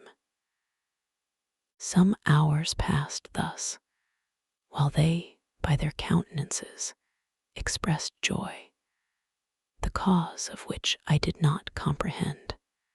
Presently I found, by the frequent recurrence of some sound which the stranger repeated after them, that she was endeavoring to learn their language, and the idea instantly occurred to me that I should make use of the same instructions to the same end. The stranger learned about 20 words at the first lesson. Most of them, indeed, were those which I had before understood, but I profited by the others. As night came on, Agatha and the Arabian retired early. When they separated, Felix kissed the hand of the stranger and said, "Good night, sweet Safie." He sat up much longer, conversing with his father, and by the frequent repetition of her name, I conjectured that their lovely guest was the subject of their conversation. I ardently desired to understand them, and bent every faculty towards that purpose, but found it utterly impossible. The next morning Felix went out to his work, and after the usual occupations of Agatha were finished, the Arabian sat at the feet of the old man, and taking his guitar, played some airs so entrancingly beautiful that they at once drew tears of sorrow and delight from my eyes. She sang, and her voice flowed in a rich cadence, swelling or dying away like a nightingale of the woods. When she had finished, she gave the guitar to Agatha, who at first declined it. She played a simple air, and her voice accompanied it in sweet accents, but unlike the wondrous strain of the stranger. The old man appeared enraptured, and said some words, which Agatha endeavored to explain to Safie, and by which he appeared to wish to express that she bestowed on him the greatest delight by her music. The days now passed as peaceably as before, with the sole alteration that joy had taken place of sadness in the countenances of my friends. Safie was always gay and happy. She and I improved rapidly in the knowledge of language, so that in 2 months I began to comprehend most of the words uttered by my protectors. In the meanwhile, also the black ground was covered with herbage, and the green banks interspersed with innumerable flowers, sweet to the scent and the eyes, stars of pale radiance among the moonlight woods. The sun became warmer, the nights clear and balmy, and my nocturnal rambles were an extreme pleasure to me, although they were considerably shortened by the late setting and early rising of the sun.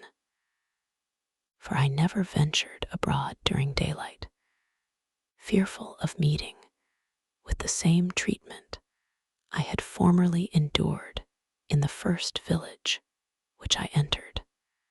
My days were spent in close attention, that I might more speedily master the language, and I may boast that I improved more rapidly than the Arabian, who understood very little and conversed in broken accents, whilst I comprehended and could imitate almost every word that was spoken. While I improved in speech, I also learned the science of letters as it was taught to the stranger, and this opened before me a wide field for wonder and delight. The book from which Felix instructed Safie was Volney's Ruins of Empires *. I should not have understood the purport of this book had not Felix, in reading it, given very minute explanations. He had chosen this work, he said, because the declamatory style was framed in imitation of the Eastern authors. Through this work, I obtained a cursory knowledge of history and a view of the several empires at present existing in the world. It gave me an insight into the manners, governments, and religions of the different nations of the earth. I heard of the slothful Asiatics, of the stupendous genius and mental activity of the Grecians, of the wars and wonderful virtue of the early Romans, of their subsequent degenerating, of the decline of that mighty empire, of chivalry, Christianity, and kings. I heard of the discovery of the American hemisphere, and wept with Safie over the hapless fate of its original inhabitants. These wonderful narrations inspired me with strange feelings. Was man, indeed, at once so powerful, so virtuous and magnificent, yet so vicious and base? He appeared at one time a mere scion of the evil principle, and at another as all that can be conceived of noble and godlike. To be a great and virtuous man appeared the highest honor that can befall a sensitive being. To be base and vicious, as many on record have been, appeared the lowest degradation, a condition more abject than that of the blind mole or harmless worm. For a long time, I could not conceive how one man could go forth to murder his fellow, or even why there were laws and governments. But when I heard details of vice and bloodshed, my wonder ceased, and I turned away with disgust and loathing. Every conversation of the cottagers now opened new wonders to me. While I listened to the instructions which Felix bestowed upon the Arabian, the strange system of human society was explained to me. I heard of the division of property, of immense wealth and squalid poverty, of rank, descent, and noble blood. The words induced me to turn towards myself. I learned that the possessions most esteemed by your fellow creatures were high and unsullied descent united with riches. A man might be respected with only one of these advantages, but without either, he was considered, except in very rare instances, as a vagabond and a slave, doomed to waste his powers for the profits of the chosen few. And what was I? Of my creation and creator, I was absolutely ignorant, but I knew that I possessed no money, no friends, no kind of property. I was, besides, endued with a figure hideously deformed and loathsome. I was not even of the same nature as man. I was more agile than they, and could subsist upon coarser diet. I bore the extremes of heat and cold with less injury to my frame. My stature far exceeded theirs. When I looked around, I saw and heard of none like me. Was I, then, a monster, a blot upon the earth, from which all men fled and whom all men disowned? I cannot describe to you the agony that these reflections inflicted upon me. I tried to dispel them, but sorrow only increased with knowledge. Oh, that I had forever remained in my native wood, nor known nor felt beyond the sensations of hunger, thirst, and heat. Of what a strange nature is knowledge. It clings to the mind when it has once seized on it, like a lichen on the rock. I wished sometimes to shake off all thought and feeling, but I learned that there was but one means to overcome the sensation of pain, and that was death, a state which I feared yet did not understand.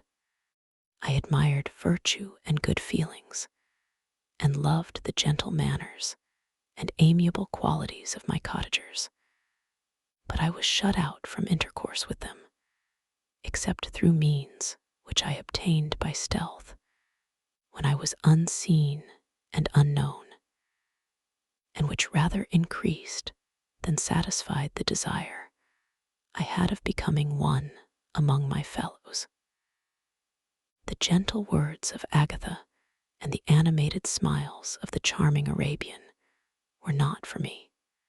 The mild exhortations of the old man and the lively conversation of the loved Felix were not for me. Miserable, unhappy wretch. Other lessons were impressed upon me even more deeply. I heard of the difference of sexes and the birth and growth of children, how the father doted on the smiles of the infant and the lively sallies of the older child, how all the life and cares of the mother were wrapped up in the precious charge, how the mind of youth expanded and gained knowledge of brother, sister, and all the various relationships which bind one human being to another in mutual bonds. But where were my friends and relations? No father had watched my infant days. No mother had blessed me with smiles and caresses, or if they had, all my past life was now a blot, a blind vacancy in which I distinguished nothing. From my earliest remembrance, I had been as I then was in height and proportion. I had never yet seen a being resembling me, or who claimed any intercourse with me. What was I? The question again recurred, to be answered only with groans. I will soon explain to what these feelings tended, but allow me now to return to the cottagers, whose story excited in me such various feelings of indignation, delight, and wonder, but which all terminated in additional love and reverence for my protectors. For so I loved, in an innocent, half-painful self-deceit, to call them. Chapter 14. Some time elapsed before I learned the history of my friends. It was one which could not fail to impress itself deeply on my mind, unfolding as it did a number of circumstances, each interesting and wonderful to one so utterly inexperienced as I was. The name of the old man was de Lacy. He was descended from a good family in France, where he had lived for many years in affluence, respected by his superiors, and beloved by his equals. His son was bred in the service of his country, and Agatha had ranked with ladies of the highest distinction. A few months before my arrival, they had lived in a large and luxurious city called Paris, surrounded by friends, and possessed of every enjoyment which virtue, refinement of intellect, or taste, accompanied by a moderate fortune, could afford. The father of Safie had been the cause of their ruin. He was a Turkish merchant, and had inhabited Paris for many years, when, for some reason which I could not learn, he became obnoxious to the government. He was seized and cast into prison the very day that Safie arrived from Constantinople to join him. He was tried and condemned to death. The injustice of his sentence was very flagrant. All Paris was indignant, and it was judged that his religion and wealth, rather than the crime alleged against him, had been the cause of his condemnation. Felix had accidentally been present at the trial. His horror and indignation were uncontrollable when he heard the decision of the court. He made, at that moment, a solemn vow to deliver him, and then looked around for the means. After many fruitless attempts to gain admittance to the prison, he found a strongly grated window in an unguarded part of the building, which lighted the dungeon of the unfortunate Mohammedan, who, loaded with chains, waited in despair the execution of the barbarous sentence. Felix visited the grate at night, and made known to the prisoner his intentions in his favor. The Turk, amazed and delighted, endeavored to kindle the zeal of his deliverer by promises of reward and wealth. Felix rejected his offers with contempt. Yet, when he saw the lovely Safie, who was allowed to visit her father, and who by her gestures expressed her lively gratitude, the youth could not help owning to his own mind that the captive possessed a treasure which would fully reward his toil and hazard. The Turk quickly perceived the impression that his daughter had made on the heart of Felix, and endeavored to secure him more entirely in his interests by the promise of her hand in marriage so soon as he should be conveyed to a place of safety. Felix was too delicate to accept this offer, yet he looked forward to the probability of the event as to the consummation of his happiness.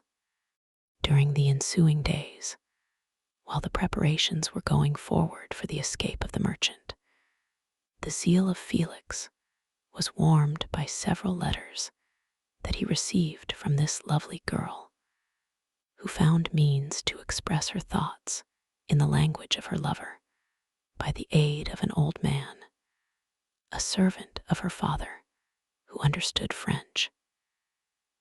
She thanked him in the most ardent terms for his intended services towards her parent, and at the same time she gently deplored her own fate. I have copies of these letters, for I found means, during my residence in the hovel, to procure the implements of writing, and the letters were often in the hands of Felix or Agatha. Before I depart, I will give them to you. They will prove the truth of my tale. But at present, as the sun is already far declined, I shall only have time to repeat the substance of them to you.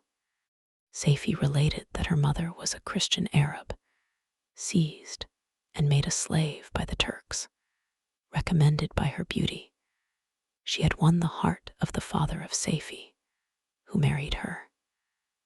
The young girl spoke in high and enthusiastic terms of her mother, who, born in freedom, spurned the bondage to which she was now reduced. She instructed her daughter in the tenets of her religion, and taught her to aspire to higher powers of intellect and an independence of spirit forbidden to the female followers of Mohammed. This lady died, but her lessons were indelibly impressed on the mind of Safie, who sickened at the prospect of again returning to Asia and being immured within the walls of a harem, allowed only to occupy herself with infantile amusements, ill-suited to the temper of her soul, now accustomed to grand ideas and a noble emulation for virtue. The prospect of marrying a Christian and remaining in a country where women were allowed to take a rank in society was enchanting to her. The day for the execution of the Turk was fixed, but on the night previous to it, he quitted his prison, and before morning was distant many leagues from Paris. Felix had procured passports in the name of his father, sister, and himself. He had previously communicated his plan to the former, who aided the deceit by quitting his house under the pretense of a journey, and concealed himself with his daughter in an obscure part of Paris. Felix conducted the fugitives through France to Lyon, and across Mont Cenis to Leghorn, where the merchant had decided to wait a favorable opportunity of passing into some part of the Turkish dominions. Safie resolved to remain with her father until the moment of his departure, before which time the Turk renewed his promise that she should be united to his deliverer, and Felix remained with them in expectation of that event. And in the meantime, he enjoyed the society of the Arabian, who exhibited towards him the simplest and tenderest affection. They conversed with one another through the means of an interpreter, and sometimes with the interpretation of looks. And Safie sang to him the divine airs of her native country. The Turk allowed this intimacy to take place and encouraged the hopes of the youthful lovers, while in his heart he had formed far other plans. He loathed the idea that his daughter should be united to a Christian, but he feared the resentment of Felix if he should appear lukewarm, for he knew that he was still in the power of his deliverer if he should choose to betray him to the Italian state which they inhabited. He revolved 1,000 plans by which he should be enabled to prolong the deceit until it might be no longer necessary, and secretly to take his daughter with him when he departed.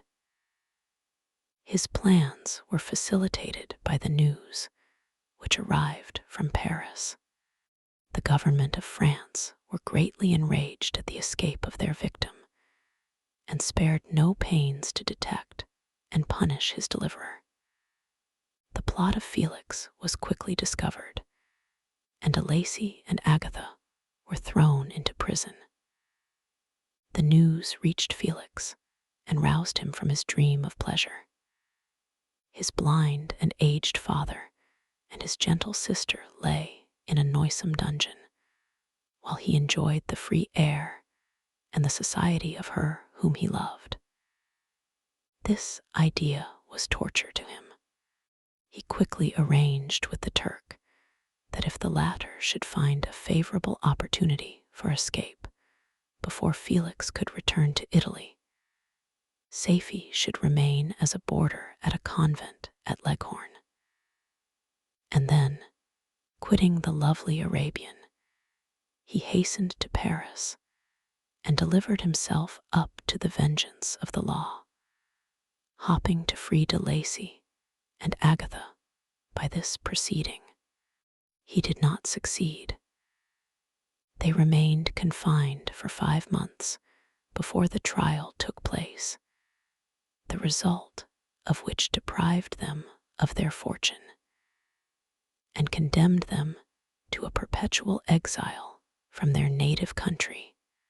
They found a miserable asylum in the cottage in Germany, where I discovered them. Felix soon learned that the treacherous Turk, for whom he and his family endured such unheard-of oppression, on discovering that his deliverer was thus reduced to poverty and ruin, became a traitor to good feeling and honor, and had quitted Italy with his daughter, insultingly sending Felix a pittance of money to aid him, as he said, in some plan of future maintenance. Such were the events that preyed on the heart of Felix and rendered him, when I first saw him, the most miserable of his family. He could have endured poverty, and while this distress had been the meed of his virtue, he gloried in it. But the ingratitude of the Turk and the loss of his beloved Safie were misfortunes more bitter and irreparable. The arrival of the Arabian now infused new life into his soul. When the news reached Leghorn that Felix was deprived of his wealth and rank, the merchant commanded his daughter to think no more of her lover, but to prepare to return to her native country. The generous nature of Safie was outraged by this command. She attempted to expostulate with her father, but he left her angrily, reiterating his tyrannical mandate. A few days after, the Turk entered his daughter's apartment and told her hastily that he had reason to believe that his residence at Leghorn had been divulged, and that he should speedily be delivered up to the French government. He had consequently hired a vessel to convey him to Constantinople, for which city he should sail in a few hours. He intended to leave his daughter under the care of a confidential servant, to follow at her leisure with the greater part of his property, which had not yet arrived at Leghorn. When alone, Safie resolved in her own mind the plan of conduct that it would become her to pursue in this emergency. A residence in Turkey was abhorrent to her. Her religion and her feelings were alike averse to it. By some papers of her father, which fell into her hands, she heard of the exile of her lover, and learnt the name of the spot where he then resided. She hesitated some time, but at length she formed her determination. Taking with her some jewels that belonged to her and a sum of money, she quitted Italy with an attendant, a native of Leghorn, but who understood the common language of Turkey, and departed for Germany. She arrived in safety at a town about 20 leagues from the cottage of de Lacy, when her attendant fell dangerously ill. Safie nursed her with the most devoted affection, but the poor girl died, and the Arabian was left alone, unacquainted with the language of the country, and utterly ignorant of the customs of the world. She fell, however, into good hands. The Italian had mentioned the name of the spot for which they were bound, and after her death, the woman of the house in which they had lived took care that Safie should arrive in safety at the cottage of her lover. Chapter 15. Such was the history of my beloved cottagers. It impressed me deeply. I learned, from the views of social life which it developed, to admire their virtues and to deprecate the vices of mankind. As yet I looked upon crime as a distant evil. Benevolence and generosity were ever present before me, inciting within me a desire to become an actor in the busy scene, where so many admirable qualities were called forth and displayed. But in giving an account of the progress of my intellect, I must not omit a circumstance which occurred in the beginning of the month of August of the same year. One night during my accustomed visit to the neighboring wood, where I collected my own food and brought home firing for my protectors, I found on the ground a leathern portmanteau containing several articles of dress and some books. I eagerly seized the prize and returned with it to my hovel. Fortunately, the books were written in the language, the elements of which I had acquired at the cottage. They consisted of Paradise Lost Asterisk, a volume of Plutarch's Lives Asterisk, and the Asterisk Sorrows of Werter. The possession of these treasures gave me extreme delight. I now continually studied and exercised my mind upon these histories, whilst my friends were employed in their ordinary occupations. I can hardly describe to you the effect of these books.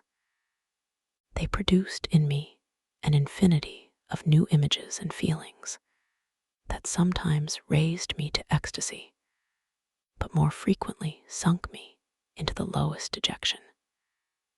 In the Asterisk Sorrows of Werter Asterisk, besides the interest of its simple and affecting story, so many opinions are canvassed, and so many lights thrown upon what had hitherto been to me obscure subjects, that I found in it a never-ending source of speculation and astonishment.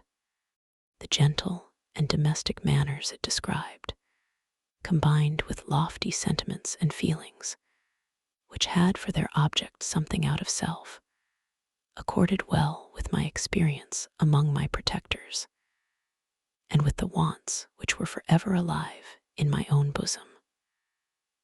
But I thought Werter himself a more divine being than I had ever beheld or imagined. His character contained no pretension, but it sank deep. The disquisitions upon death and suicide were calculated to fill me with wonder. I did not pretend to enter into the merits of the case, yet I inclined towards the opinions of the hero, whose extinction I wept, without precisely understanding it. As I read, however, I applied much personally to my own feelings and condition. I found myself similar, yet at the same time strangely unlike to the beings concerning whom I read, and to whose conversation I was a listener. I sympathized with and partly understood them, but I was unformed in mind. I was dependent on none and related to none. The path of my departure was free, and there was none to lament my annihilation. My person was hideous, and my stature gigantic. What did this mean? Who was I? What was I? Whence did I come? What was my destination? These questions continually recurred, but I was unable to solve them. The volume of Plutarch's Lives which I possessed contained the histories of the first founders of the ancient republics. This book had a far different effect upon me from the asterisk sorrows of Werter. I learned from Werter's imagination's despondency and gloom, but Plutarch taught me high thoughts. He elevated me above the wretched sphere of my own reflections, to admire and love the heroes of past ages.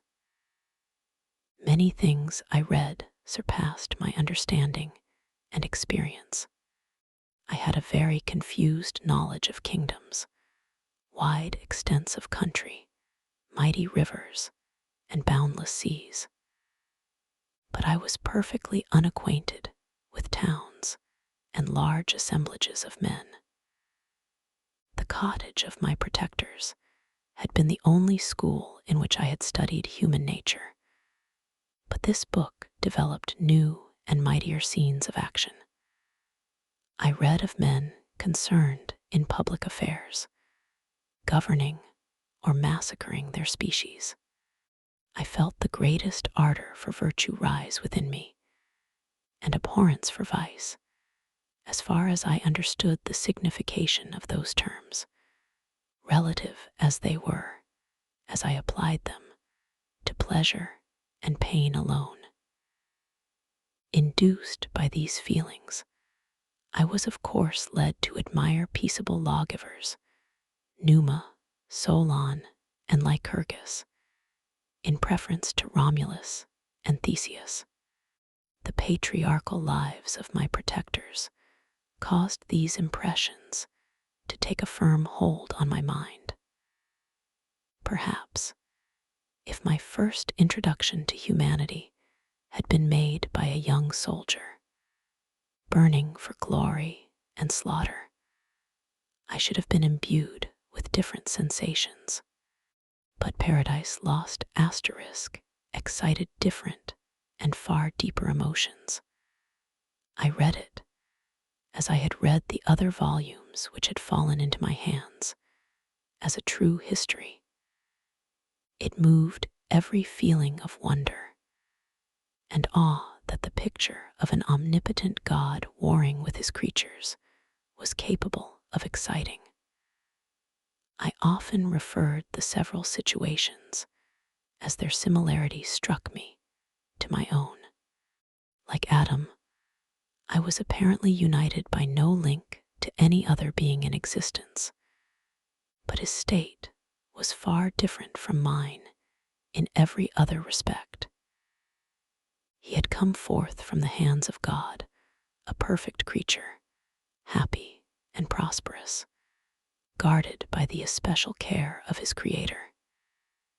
He was allowed to converse with and acquire knowledge from beings of a superior nature, but I was wretched, helpless, and alone. Many times I considered Satan as the fitter emblem of my condition, for often, like him, when I viewed the bliss of my protectors, the bitter gall of envy rose within me. Another circumstance strengthened and confirmed these feelings. Soon after my arrival in the hovel, I discovered some papers in the pocket of the dress which I had taken from your laboratory. At first, I had neglected them, but now that I was able to decipher the characters in which they were written, I began to study them with diligence.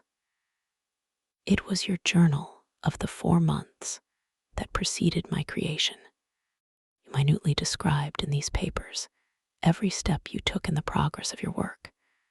This history was mingled with accounts of domestic occurrences. You doubtless recollect these papers.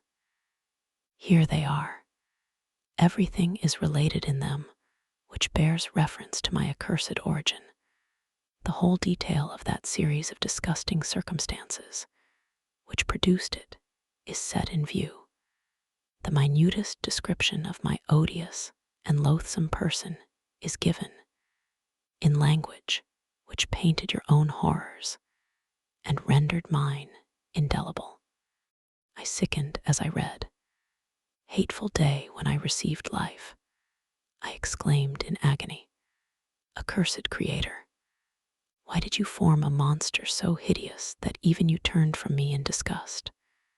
God, in pity, made man beautiful and alluring after his own image, but my form is a filthy type of yours, more horrid even from the very resemblance.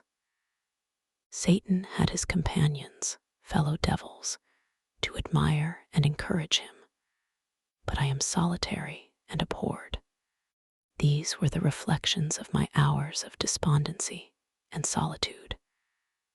But when I contemplated the virtues of the cottagers, their amiable and benevolent dispositions, I persuaded myself that when they should become acquainted with my admiration of their virtues, they would compassionate me and overlook my personal deformity. Could they turn from their door one, however monstrous, who solicited their compassion and friendship? I resolved, at least, not to despair, but in every way to fit myself for an interview with them which would decide my fate. I postponed this attempt for some months longer, for the importance attached to its success inspired me with a dread lest I should fail.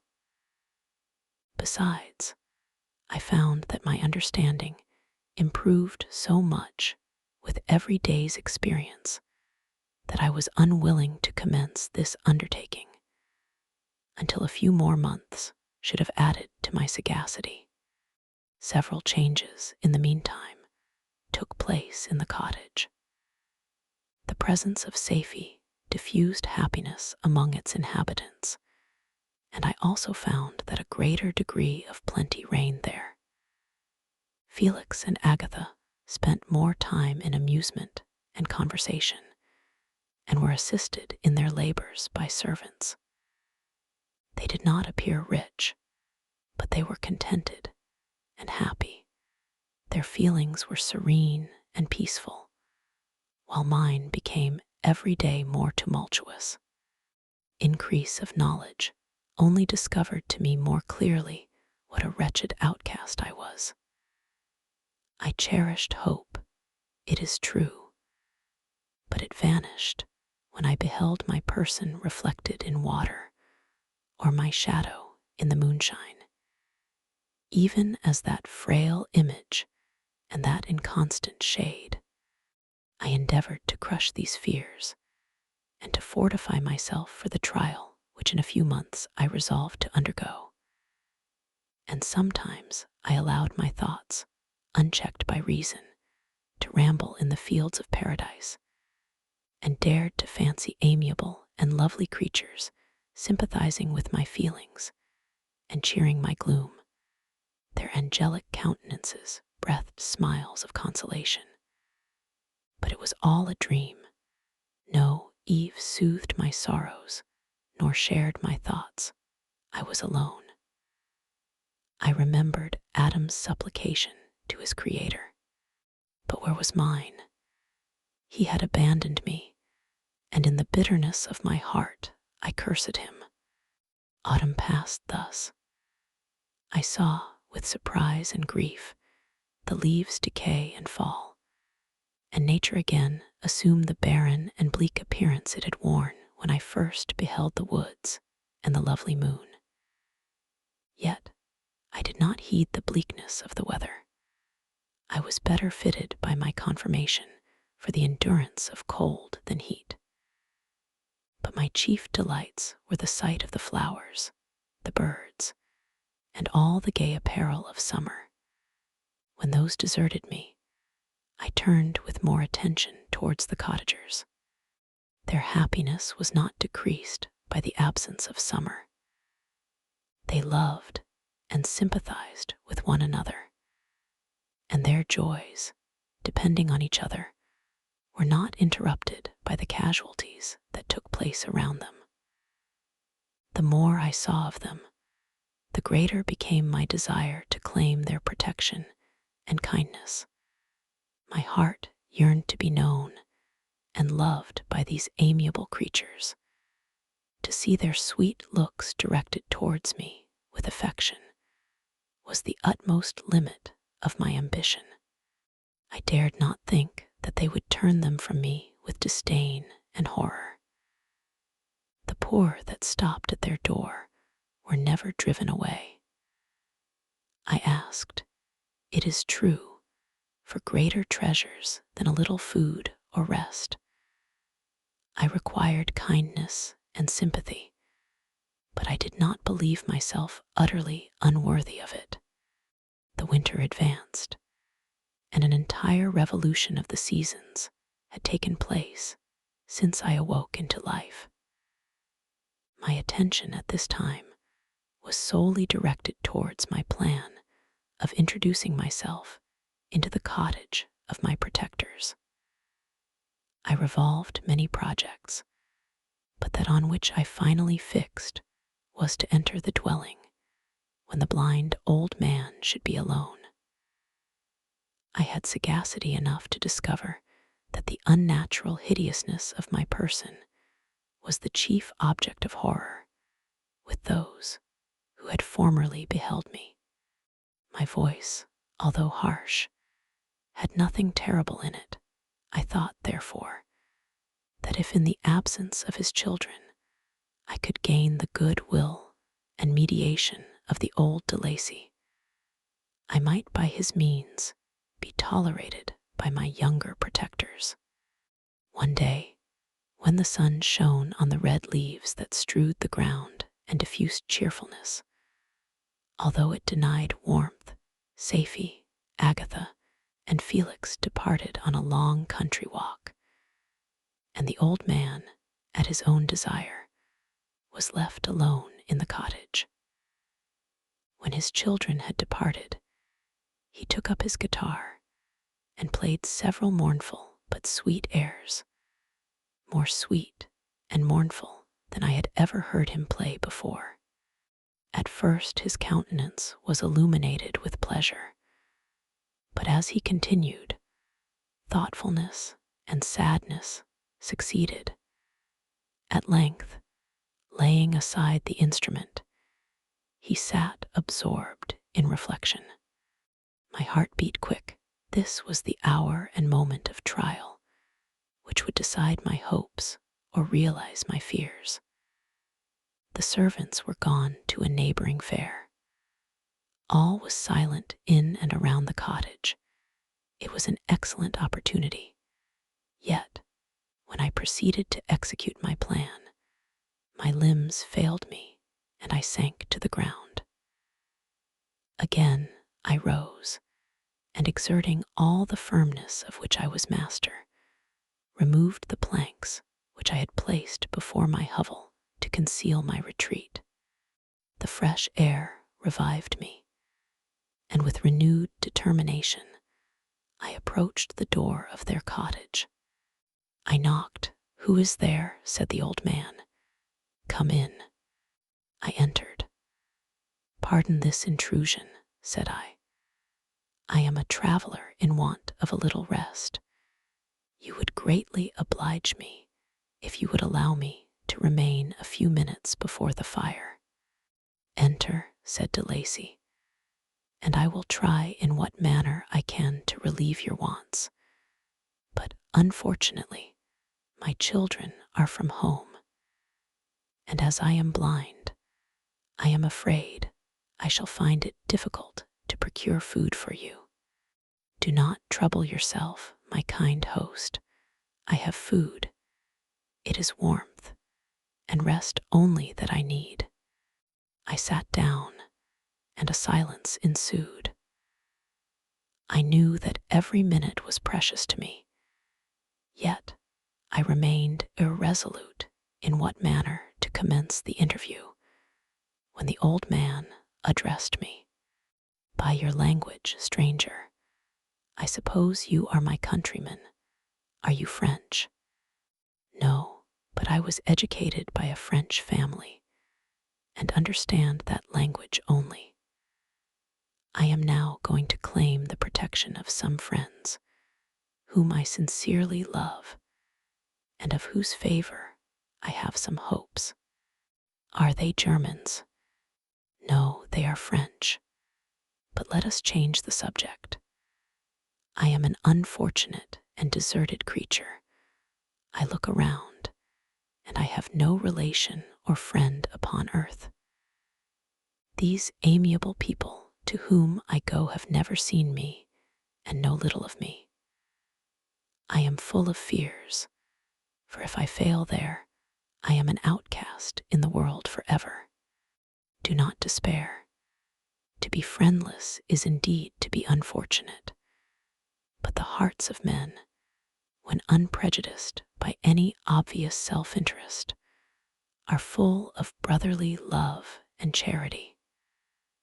Rely, therefore, on your hopes, and if these friends are good and amiable, do not despair. They are kind, they are the most excellent creatures in the world, but unfortunately, they are prejudiced against me. I have good dispositions. My life has been hitherto harmless, and in some degree beneficial. But a fatal prejudice clouds their eyes, and where they ought to see a feeling and kind friend, they behold only a detestable monster. That is indeed unfortunate. But if you are really blameless, cannot you undeceive them? I am about to undertake that task, and it is on that account that I feel so many overwhelming terrors. I tenderly love these friends. I have, unknown to them, been for many months in the habits of daily kindness towards them. But they believe that I wish to injure them, and it is that prejudice which I wish to overcome. Where do these friends reside? Near this spot. The old man paused and then continued. If you will unreservedly confide to me the particulars of your tale, I perhaps may be of use in undeceiving them. I am blind and cannot judge of your countenance, but there is something in your words which persuades me that you are sincere. I am poor and an exile, but it will afford me true pleasure to be in any way serviceable to a human creature. Excellent man, I thank you and accept your generous offer. You raise me from the dust by this kindness, and I trust that, by your aid, I shall not be driven from the society and sympathy of your fellow creatures. Heaven forbid, even if you were really criminal, for that can only drive you to desperation and not instigate you to virtue. I also am unfortunate. I and my family have been condemned. Although innocent, judge, therefore, if I do not feel for your misfortunes. How can I thank you, my best and only benefactor? From your lips first have I heard the voice of kindness directed towards me. I shall be forever grateful, and your present humanity assures me of success with those friends whom I am on the point of meeting. May I know the names and residence of those friends. I paused. This, I thought, was the moment of decision, which was to rob me of or bestow happiness on me forever. I struggled vainly for firmness sufficient to answer him, but the effort destroyed all my remaining strength. I sank on the chair and sobbed aloud. At that moment, I heard the steps of my younger protectors. I had not a moment to lose, but seizing the hand of the old man, I cried, "Now is the time. Save and protect me. You and your family are the friends whom I seek. Do not you desert me in the hour of trial." "Great God," exclaimed the old man, "who are you?" At that instant, the cottage door was opened, and Felix, Safie, and Agatha entered. Who can describe their horror and consternation on beholding me? Agatha fainted, and Safie, unable to attend to her friend, rushed out of the cottage. Felix darted forward, and with supernatural force tore me from his father, to whose knees I clung in a transport of fury. He dashed me to the ground and struck me violently with a stick. I could have torn him limb from limb, as the lion rends the antelope, but my heart sank within me as with bitter sickness, and I refrained. I saw him on the point of repeating his blow, when, overcome by pain and anguish, I quitted the cottage, and in the general tumult, escaped unperceived to my hovel. Chapter 16. Cursed, cursed Creator. Why did I live? Why, in that instant, did I not extinguish the spark of existence which you had so wantonly bestowed? I know not. Despair had not yet taken possession of me. My feelings were those of rage and revenge. I could with pleasure have destroyed the cottage and its inhabitants, and have glutted myself with their shrieks and misery. When night came, I quitted my retreat and wandered in the wood, and now, no longer restrained by the fear of discovery, I gave vent to my anguish in fearful howlings. I was like a wild beast that had broken the toils, destroying the objects that obstructed me, and ranging through the wood with a stag-like swiftness. Oh, what a miserable night I passed. The cold stars shone in mockery, and the bare trees waved their branches above me. Now and then, the sweet voice of a bird burst forth amidst the universal stillness.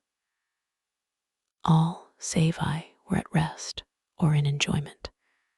I, like the archfiend, bore a hell within me, and finding myself unsympathized with, wished to tear up the trees, spread havoc and destruction around me, and then to have sat down and enjoyed the ruin. But this was a luxury of sensation that could not endure.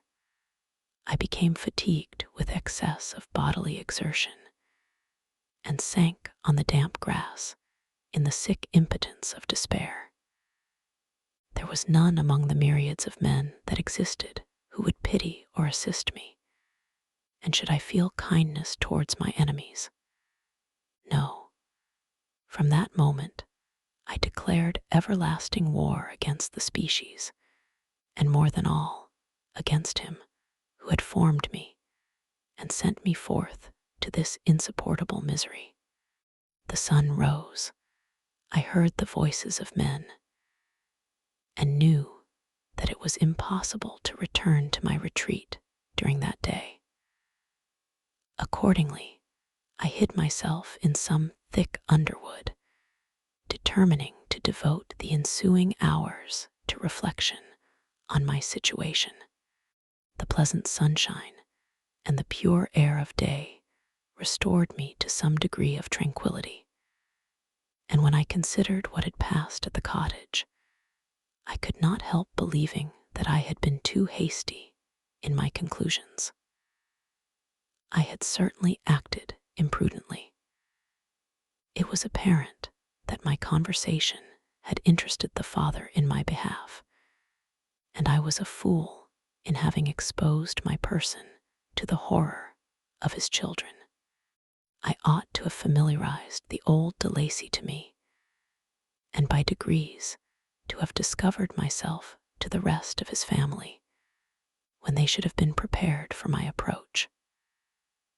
But I did not believe my errors to be irretrievable, and after much consideration, I resolved to return to the cottage, seek the old man, and by my representations, win him to my party. These thoughts calmed me, and in the afternoon I sank into a profound sleep. But the fever of my blood did not allow me to be visited by peaceful dreams. The horrible scene of the preceding day was forever acting before my eyes.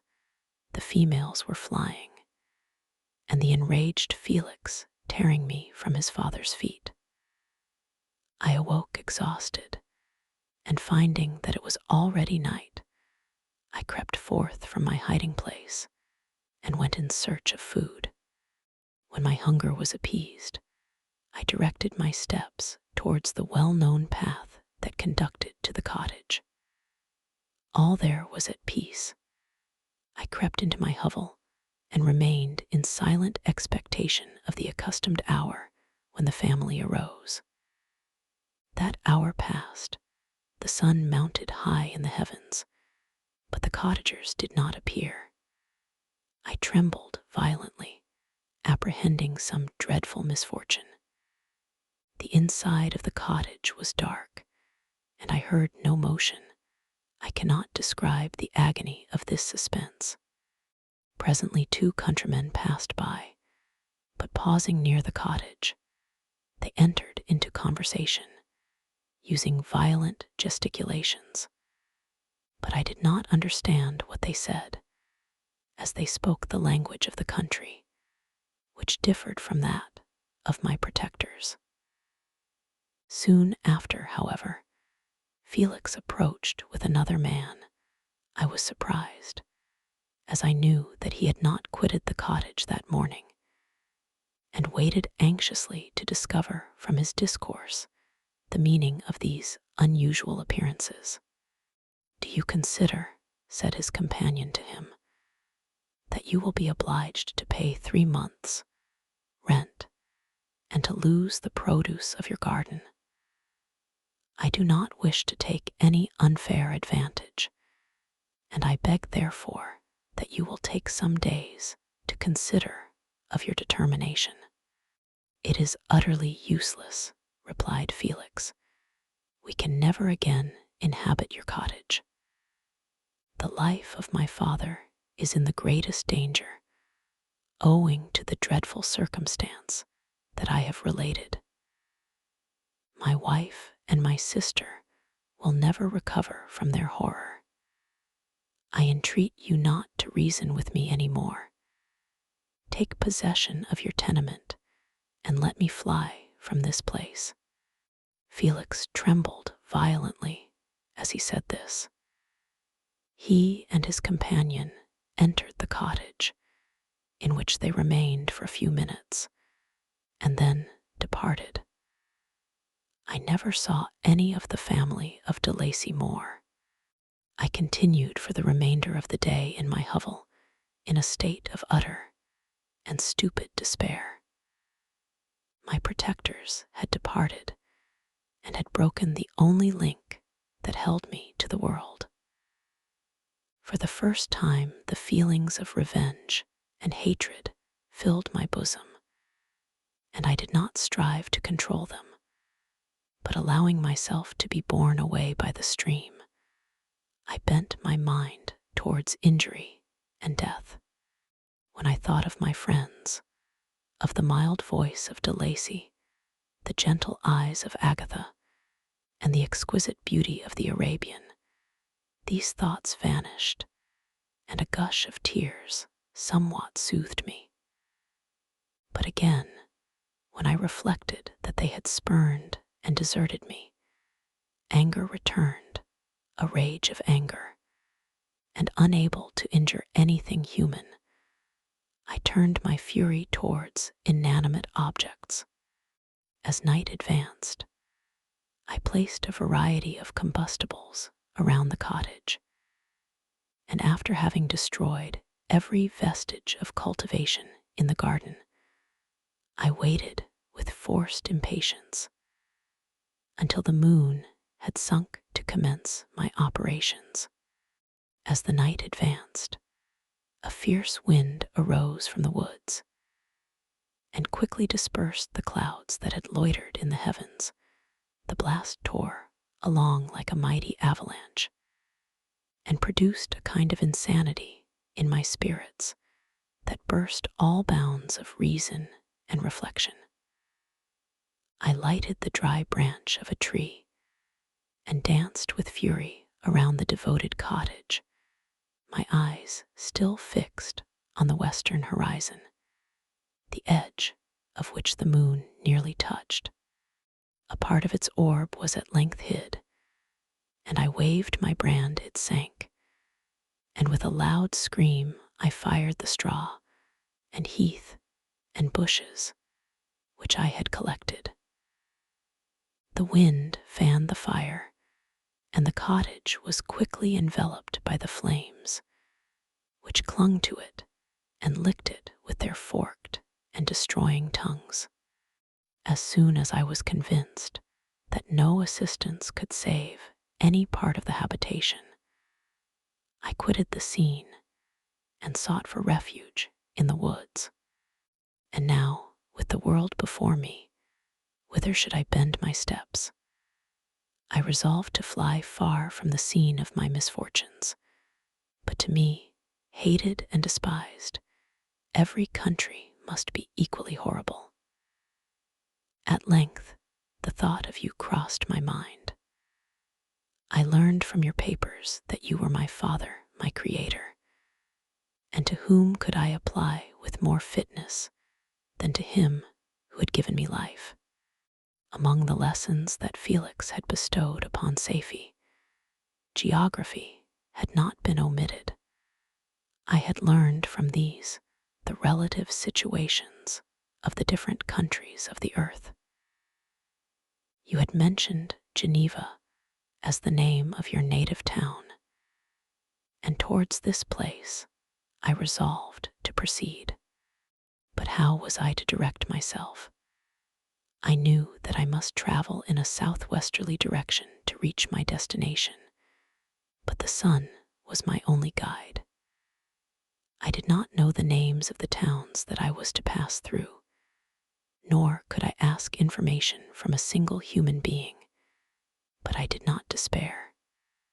From you only could I hope for succor, although towards you I felt no sentiment but that of hatred.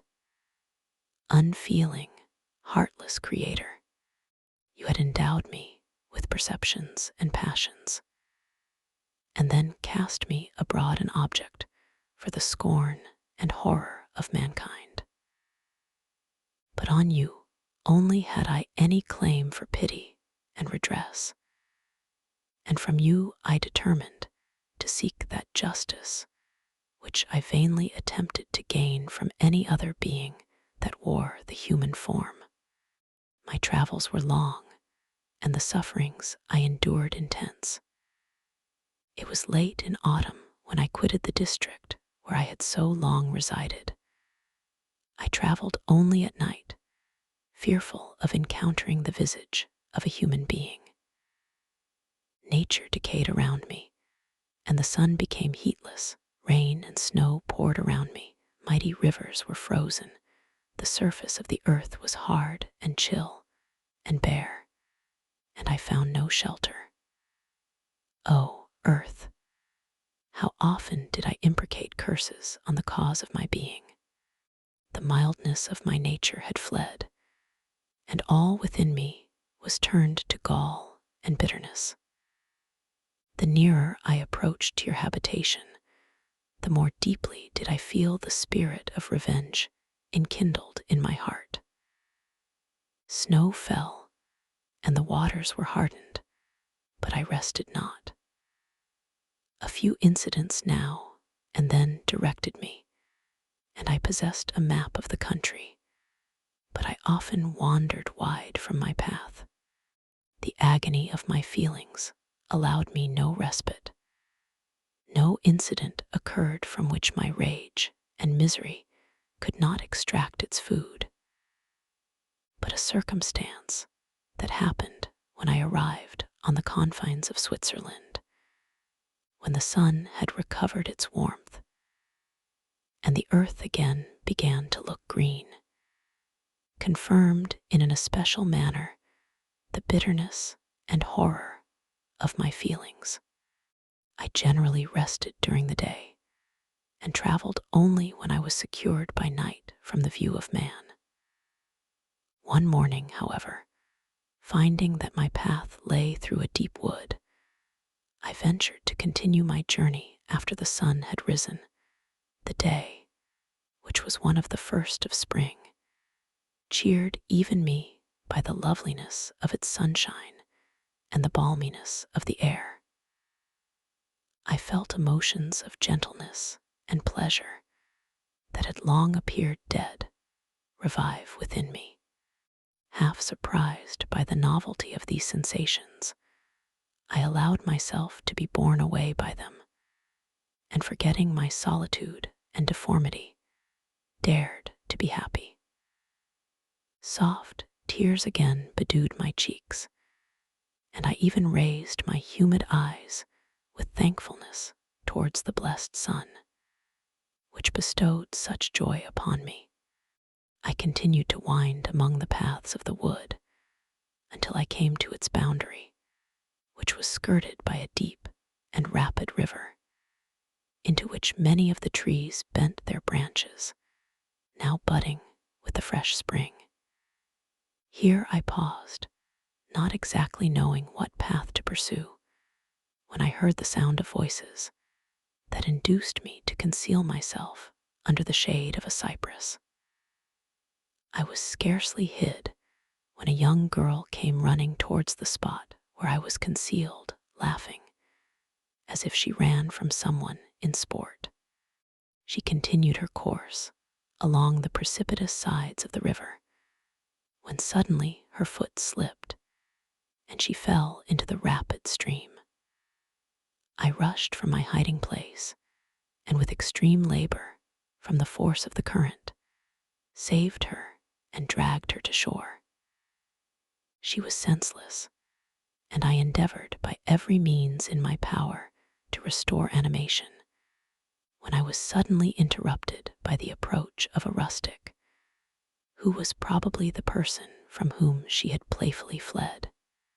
On seeing me, he darted towards me, and tearing the girl from my arms, hastened towards the deeper parts of the wood. I followed speedily, I hardly knew why. But when the man saw me draw near, he aimed a gun, which he carried, at my body and fired. I sank to the ground, and my injurer, with increased swiftness, escaped into the wood. This was then the reward of my benevolence.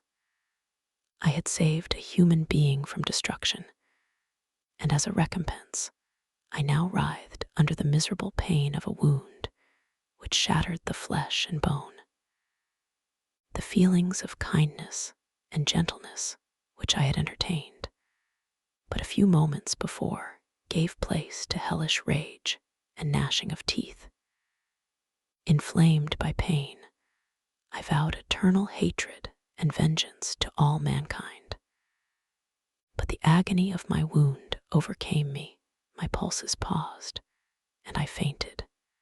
For some weeks, I led a miserable life in the woods, endeavoring to cure the wound which I had received. The ball had entered my shoulder, and I knew not whether it had remained there or passed through. At any rate, I had no means of extracting it. My sufferings were augmented also by the oppressive sense of the injustice and ingratitude of their infliction. My daily vows rose for revenge, a deep and deadly revenge, such as would alone compensate for the outrages and anguish I had endured. After some weeks, my wound healed, and I continued my journey. The labors I endured were no longer to be alleviated by the bright sun or gentle breezes of spring. All joy was but a mockery which insulted my desolate state and made me feel more painfully that I was not made for the enjoyment of pleasure.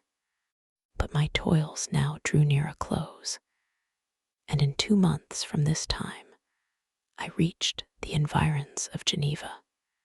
It was evening when I arrived, and I retired to a hiding place among the fields that surround it to meditate in what manner I should apply to you. I was oppressed by fatigue and hunger, and far too unhappy to enjoy the gentle breezes of evening or the prospect of the sun setting behind the stupendous mountains of Jura. At this time, a slight sleep relieved me from the pain of reflection, which was disturbed by the approach of a beautiful child, who came running into the recess I had chosen, with all the sportiveness of infancy. Suddenly, as I gazed on him, an idea seized me that this little creature was unprejudiced, and had lived too short a time to have imbibed a horror of deformity. If, therefore, I could seize him and educate him as my companion and friend, I should not be so desolate in this peopled earth.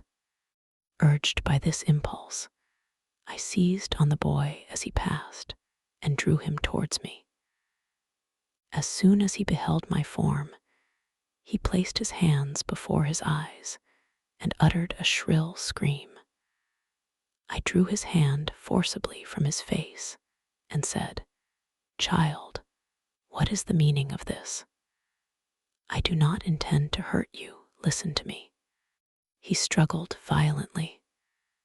"Let me go," he cried. "Monster, ugly wretch, you wish to eat me and tear me to pieces.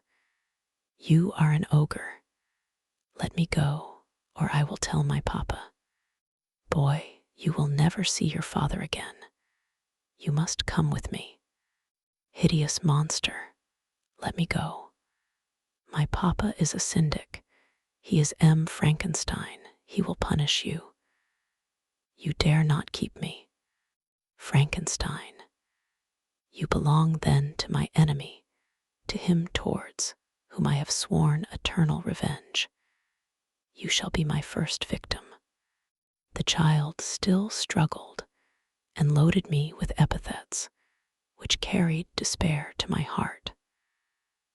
I grasped his throat to silence him, and in a moment he lay dead at my feet. I gazed on my victim, and my heart swelled with exultation and hellish triumph. Clapping my hands, I exclaimed, "I too can create desolation. My enemy is not invulnerable, this death will carry despair to him, and 1,000 other miseries shall torment and destroy him. As I fixed my eyes on the child, I saw something glittering on his breast. I took it. It was a portrait of a most lovely woman. In spite of my malignity, it softened and attracted me. For a few moments, I gazed with delight on her dark eyes, fringed by deep lashes, and her lovely lips. But presently, my rage returned. I remembered that I was forever deprived of the delights that such beautiful creatures could bestow, and that she whose resemblance I contemplated would, in regarding me, have changed that air of divine benignity to one expressive of disgust and affright. Can you wonder that such thoughts transported me with rage? I only wonder that at that moment, instead of venting my sensations in exclamations and agony, I did not rush among mankind and perish in the attempt to destroy them. While I was overcome by these feelings, I left the spot where I had committed the murder, and seeking a more secluded hiding place, I entered a barn which had appeared to me to be empty.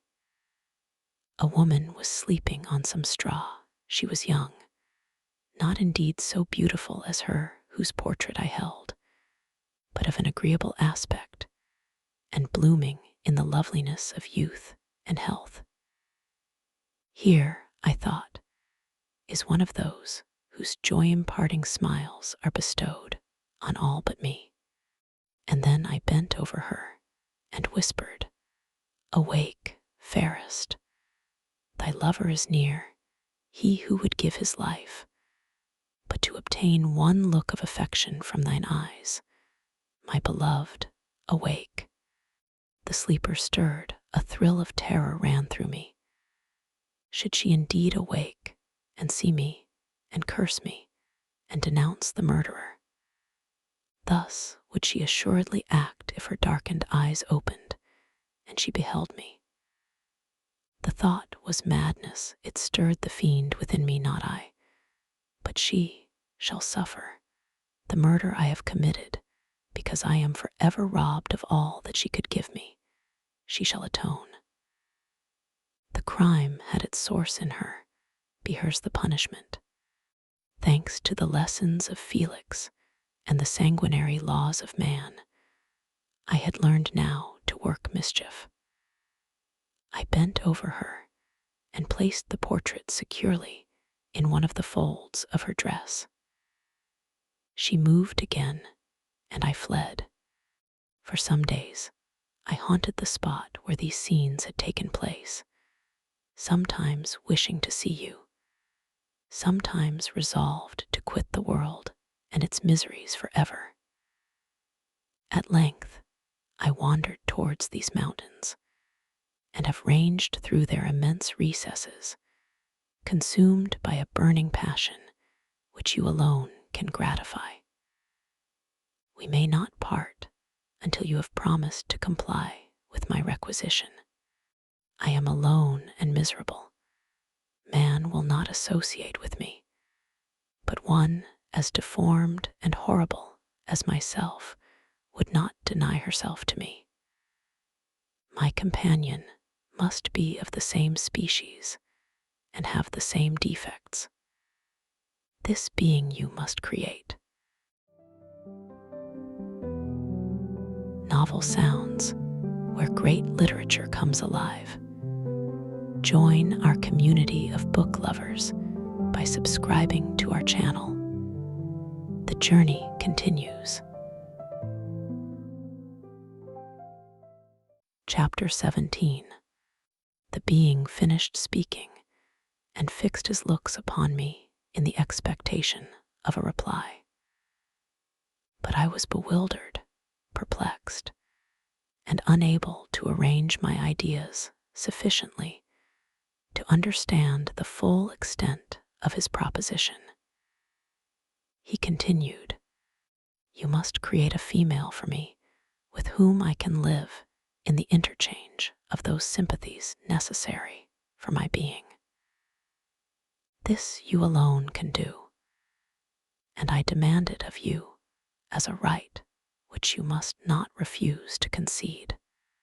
The latter part of his tale had kindled anew in me the anger that had died away, while he narrated his peaceful life among the cottagers. And as he said this, I could no longer suppress the rage that burned within me. I do refuse it, I replied, and no torture shall ever extort a consent from me. You may render me the most miserable of men, but you shall never make me base in my own eyes.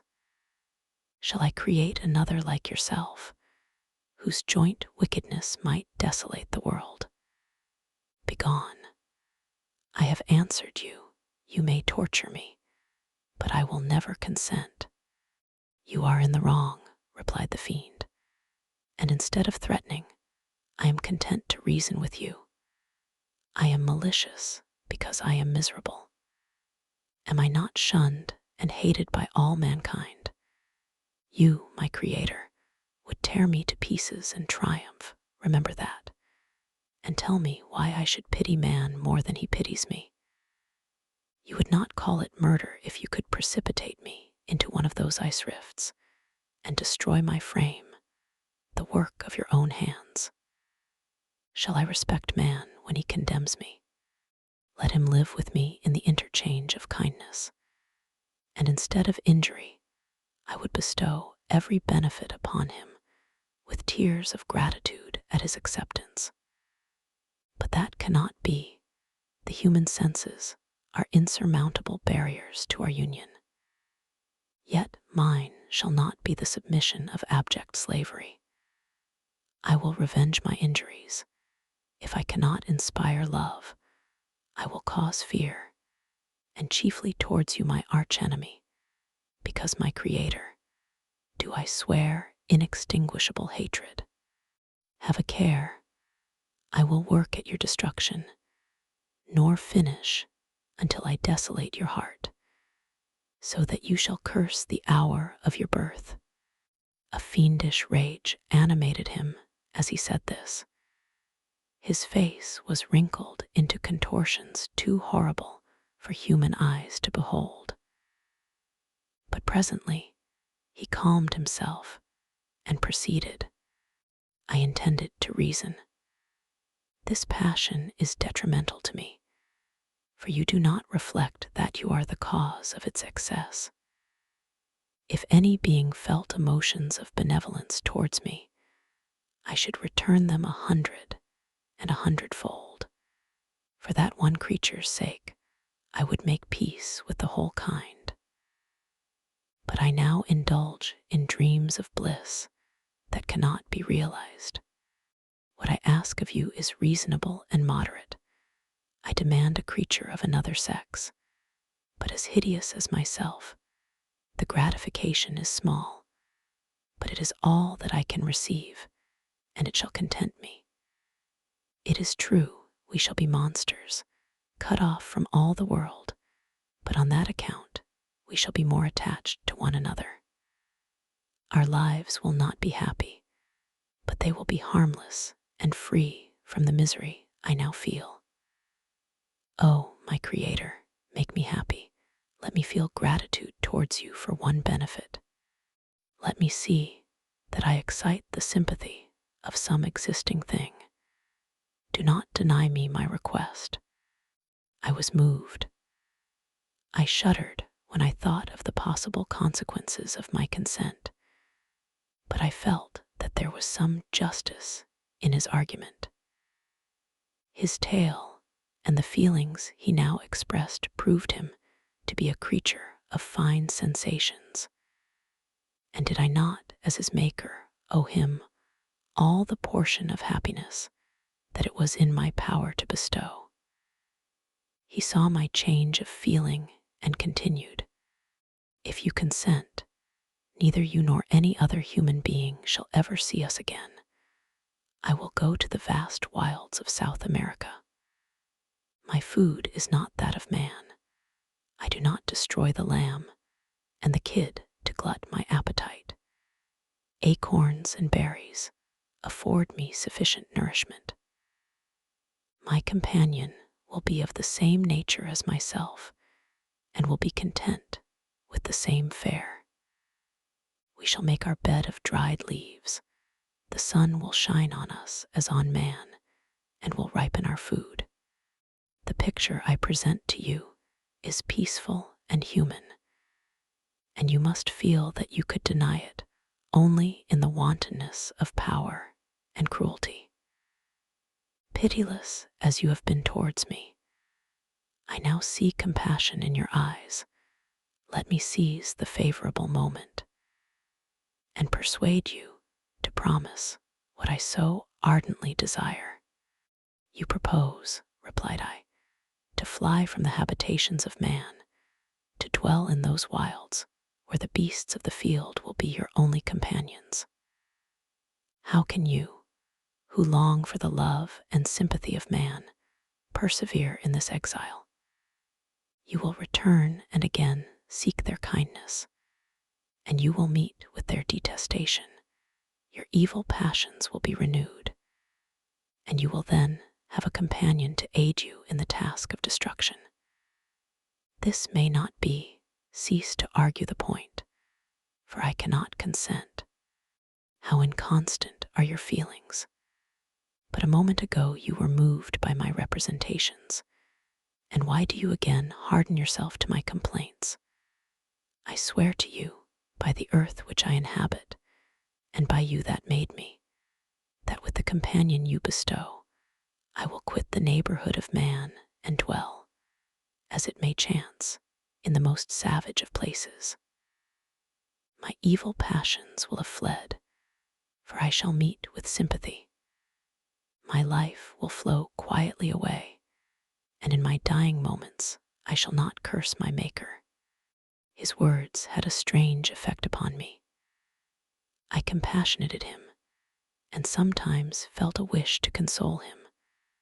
But when I looked upon him, when I saw the filthy mass that moved and talked, my heart sickened, and my feelings were altered to those of horror and hatred. I tried to stifle these sensations. I thought that as I could not sympathize with him, I had no right to withhold from him the small portion of happiness which was yet in my power to bestow. You swear, I said, to be harmless, but have you not already shown a degree of malice that should reasonably make me distrust you? May not even this be a feint that will increase your triumph by affording a wider scope for your revenge? How is this? I must not be trifled with, and I demand an answer. If I have no ties and no affections, hatred and vice must be my portion. The love of another will destroy the cause of my crimes, and I shall become a thing of whose existence everyone will be ignorant. My vices are the children of a forced solitude that I abhor, and my virtues will necessarily arise when I live in communion with an equal. I shall feel the affections of a sensitive being and become linked to the chain of existence and events from which I am now excluded. I paused some time to reflect on all he had related and the various arguments which he had employed. I thought of the promise of virtues which he had displayed on the opening of his existence, and the subsequent blight of all kindly feeling by the loathing and scorn which his protectors had manifested towards him. His power and threats were not omitted in my calculations.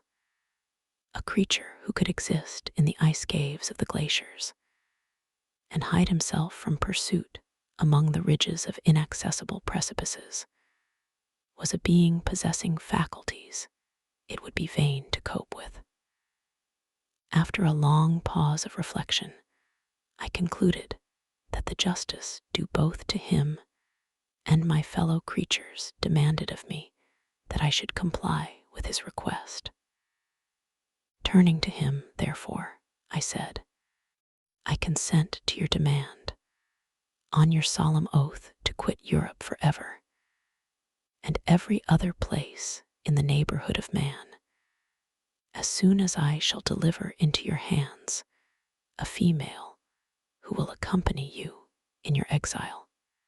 "I swear," he cried, "by the sun, and by the blue sky of heaven, and by the fire of love that burns my heart, that if you grant my prayer, while they exist, you shall never behold me again. Depart to your home and commence your labors.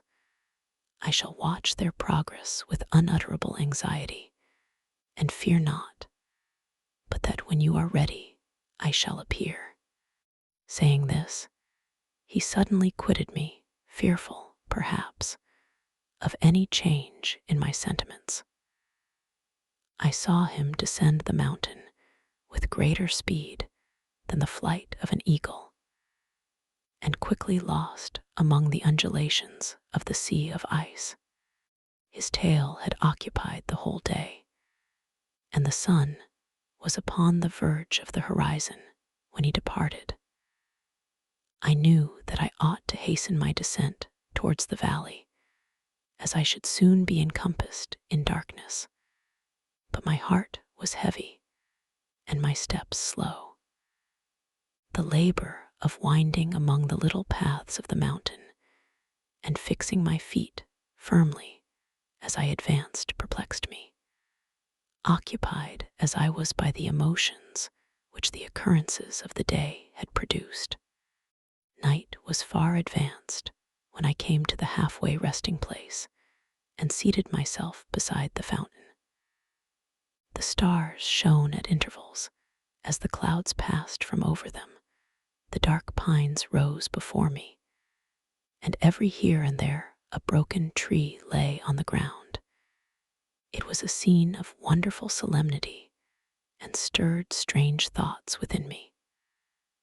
I wept bitterly, and clasping my hands in agony, I exclaimed, "Oh, stars and clouds and winds, ye are all about to mock me. If ye really pity me, crush sensation and memory. Let me become as naught. But if not, depart, depart, and leave me in darkness." These were wild and miserable thoughts, but I cannot describe to you how the eternal twinkling of the stars weighed upon me, and how I listened to every blast of wind, as if it were a dull, ugly siroc on its way to consume me. Morning dawned before I arrived at the village of Chamonix. I took no rest, but returned immediately to Geneva. Even in my own heart, I could give no expression to my sensations. They weighed on me with a mountain's weight, and their excess destroyed my agony beneath them. Thus I returned home, and entering the house, presented myself to the family. My haggard and wild appearance awoke intense alarm, but I answered no question, scarcely did I speak. I felt as if I were placed under a ban, as if I had no right to claim their sympathies, as if never more might I enjoy companionship with them. Yet, even thus, I loved them to adoration, and to save them, I resolved to dedicate myself to my most abhorred task. The prospect of such an occupation made every other circumstance of existence pass before me like a dream, and that thought only had to me the reality of life. Chapter 18. Day after day, week after week, passed away on my return to Geneva, and I could not collect the courage to recommence my work. I feared the vengeance of the disappointed fiend, yet I was unable to overcome my repugnance to the task which was enjoined me. I found that I could not compose a female without again devoting several months to profound study and laborious disquisition. I had heard of some discoveries having been made by an English philosopher, the knowledge of which was material to my success, and I sometimes thought of obtaining my father's consent to visit England for this purpose. But I clung to every pretense of delay and shrank from taking the first step in an undertaking whose immediate necessity began to appear less absolute to me. A change indeed had taken place in me. My health, which had hitherto declined, was now much restored, and my spirits, when unchecked by the memory of my unhappy promise, rose proportionably. My father saw this change with pleasure, and he turned his thoughts towards the best method of eradicating the remains of my melancholy, which every now and then would return by fits, and with a devouring blackness overcast the approaching sunshine. At these moments, I took refuge in the most perfect solitude. I passed whole days on the lake alone in a little boat, watching the clouds and listening to the rippling of the waves, silent and listless. But the fresh air and bright sun seldom failed to restore me to some degree of composure, and on my return I met the salutations of my friends with a readier smile and a more cheerful heart. It was after my return from one of these rambles that my father, calling me aside, thus addressed me. "I am happy to remark, my dear son, that you have resumed your former pleasures and seem to be returning to yourself. And yet you are still unhappy and still avoid our society. For some time I was lost in conjecture as to the cause of this, but yesterday an idea struck me, and if it is well founded, I conjure you to avow it. Reserve on such a point would be not only useless, but draw down treble misery on us all." I trembled violently at his exordium, and my father continued, "I confess, my son, that I have always looked forward to your marriage with our dear Elizabeth as the tie of our domestic comfort and the stay of my declining years. You were attached to each other from your earliest infancy. You studied together, and appeared, in dispositions and tastes, entirely suited to one another. But so blind is the experience of man that what I conceived to be the best assistance to my plan may have entirely destroyed it. You, perhaps, regard her as your sister, without any wish that she might become your wife. Nay, you may have met with another whom you may love, and considering yourself as bound in honor to Elizabeth, this struggle may occasion the poignant misery which you appear to feel. My dear father, reassure yourself. I love my cousin tenderly and sincerely. I never saw any woman who excited, as Elizabeth does, my warmest admiration and affection. My future hopes and prospects are entirely bound up in the expectation of our union. The expression of your sentiments of this subject, my dear Victor, gives me more pleasure than I have for some time experienced.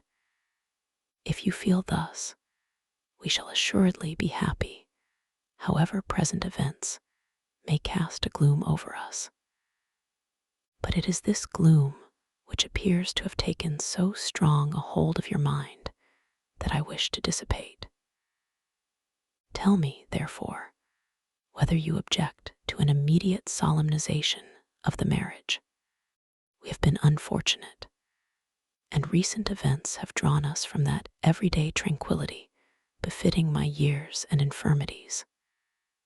You are younger, yet I do not suppose, possessed as you are of a competent fortune, that an early marriage would at all interfere with any future plans of honor and utility that you may have formed.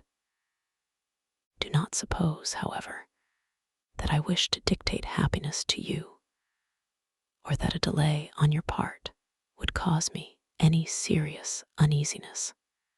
Interpret my words with candor and answer me, I conjure you, with confidence and sincerity. I listened to my father in silence and remained for some time incapable of offering any reply. I revolved rapidly in my mind a multitude of thoughts and endeavored to arrive at some conclusion. Alas, to me, the idea of an immediate union with my Elizabeth was one of horror and dismay. I was bound by a solemn promise which I had not yet fulfilled and dared not break. Or if I did, what manifold miseries might not impend over me and my devoted family? Could I enter into a festival with this deadly weight yet hanging round my neck and bowing me to the ground? I must perform my engagement and let the monster depart with his mate before I allowed myself to enjoy the delight of a union from which I expected peace. I remembered also the necessity imposed upon me of either journeying to England or entering into a long correspondence with those philosophers of that country whose knowledge and discoveries were of indispensable use to me in my present undertaking. The latter method of obtaining the desired intelligence was dilatory and unsatisfactory. Besides, I had an insurmountable aversion to the idea of engaging myself in my loathsome task in my father's house, while in habits of familiar intercourse with those I loved. I knew that 1,000 fearful accidents might occur, the slightest of which would disclose a tale to thrill all connected with me with horror.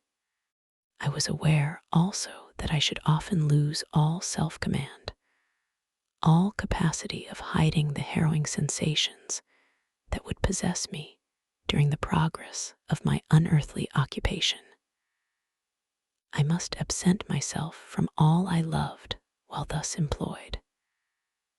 Once commenced, it would quickly be achieved, and I might be restored to my family in peace and happiness. My promise fulfilled, the monster would depart forever, or so my fond fancy imaged. Some accident might meanwhile occur to destroy him and put an end to my slavery forever. These feelings dictated my answer to my father. I expressed a wish to visit England, but concealing the true reasons of this request, I clothed my desires under a guise which excited no suspicion, while I urged my desire with an earnestness that easily induced my father to comply. After so long a period of an absorbing melancholy that resembled madness in its intensity and effects, he was glad to find that I was capable of taking pleasure in the idea of such a journey, and he hoped that change of scene and varied amusement would, before my return, have restored me entirely to myself. the duration of my absence was left to my own choice. A few months, or at most a year, was the period contemplated. One paternal kind precaution he had taken to ensure my having a companion. Without previously communicating with me, he had, in concert with Elizabeth, arranged that Clerval should join me at Strasbourg. This interfered with the solitude I coveted for the prosecution of my task. Yet, at the commencement of my journey, the presence of my friend could in no way be an impediment, and truly I rejoiced that thus I should be saved many hours of lonely, maddening reflection. Nay, Henry might stand between me and the intrusion of my foe. If I were alone, would he not at times force his abhorred presence on me to remind me of my task, or to contemplate its progress? To England, therefore, I was bound, and it was understood that my union with Elizabeth should take place immediately on my return. My father's age rendered him extremely averse to delay. For myself, there was one reward I promised myself from my detested toils, one consolation for my unparalleled sufferings. It was the prospect of that day when, enfranchised from my miserable slavery, I might claim Elizabeth and forget the past in my union with her. I now made arrangements for my journey, but one feeling haunted me which filled me with fear and agitation. During my absence, I should leave my friends unconscious of the existence of their enemy and unprotected from his attacks, exasperated as he might be by my departure. But he had promised to follow me wherever I might go, and would he not accompany me to England? This imagination was dreadful in itself, but soothing inasmuch as it supposed the safety of my friends. I was agonized with the idea of the possibility that the reverse of this might happen. But through the whole period during which I was the slave of my creature, I allowed myself to be governed by the impulses of the moment, and my present sensations strongly intimated that the fiend would follow me and exempt my family from the danger of his machinations. It was in the latter end of September that I again quitted my native country. My journey had been my own suggestion, and Elizabeth therefore acquiesced, but she was filled with disquiet at the idea of my suffering. Away from her, the inroads of misery and grief. It had been her care which provided me a companion in Clerval, and yet a man is blind to 1,000-minute circumstances which call forth a woman's sedulous attention. She longed to bid me hasten my return. 1,000 conflicting emotions rendered her mute as she bade me a tearful, silent farewell. I threw myself into the carriage that was to convey me away, hardly knowing whither I was going, and careless of what was passing around. I remembered only, and it was with a bitter anguish that I reflected on it, to order that my chemical instruments should be packed to go with me. Filled with dreary imaginations, I passed through many beautiful and majestic scenes, but my eyes were fixed and unobserving. I could only think of the bourne of my travels and the work which was to occupy me whilst they endured. After some days spent in listless indolence, during which I traversed many leagues, I arrived at Strasbourg, where I waited 2 days for Clerval. He came. Alas, how great was the contrast between us! He was alive to every new scene, joyful when he saw the beauties of the setting sun, and more happy when he beheld it rise and recommence a new day. He pointed out to me the shifting colors of the landscape and the appearances of the sky. "This is what it is to live," he cried. "Now I enjoy existence. But you, my dear Frankenstein, wherefore are you desponding and sorrowful?" In truth, I was occupied by gloomy thoughts, and neither saw the descent of the evening star nor the golden sunrise reflected in the Rhine. And you, my friend, would be far more amused with the journal of Clerval, who observed the scenery with an eye of feeling and delight, than in listening to my reflections. I, a miserable wretch, haunted by a curse that shut up every avenue to enjoyment. We had agreed to descend the Rhine in a boat from Strasbourg to Rotterdam, whence we might take shipping for London. During this voyage, we passed many willowy islands and saw several beautiful towns.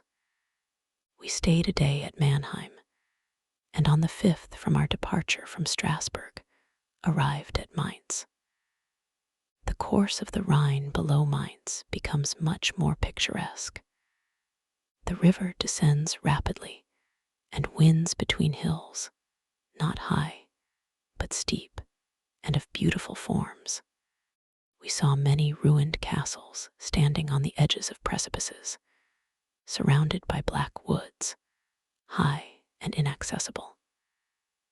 This part of the Rhine, indeed, presents a singularly variegated landscape. In one spot, you view rugged hills, ruined castles overlooking tremendous precipices, with the dark Rhine rushing beneath. And on the sudden turn of a promontory, flourishing vineyards, with green sloping banks, and a meandering river and populous towns occupy the scene. We traveled at the time of the vintage, and heard the song of the laborers as we glided down the stream. Even I, depressed in mind, and my spirits continually agitated by gloomy feelings, even I was pleased. I lay at the bottom of the boat, and as I gazed on the cloudless blue sky, I seemed to drink in a tranquility to which I had long been a stranger. And if these were my sensations, who can describe those of Henry? He felt as if he had been transported to fairyland, and enjoyed a happiness seldom tasted by man. "I have seen," he said, "the most beautiful scenes of my own country. I have visited the lakes of Lucerne and Uri, where the snowy mountains descend almost perpendicularly to the water, casting black and impenetrable shades, which would cause a gloomy and mournful appearance were it not for the most verdant islands that relieve the eye by their gay appearance.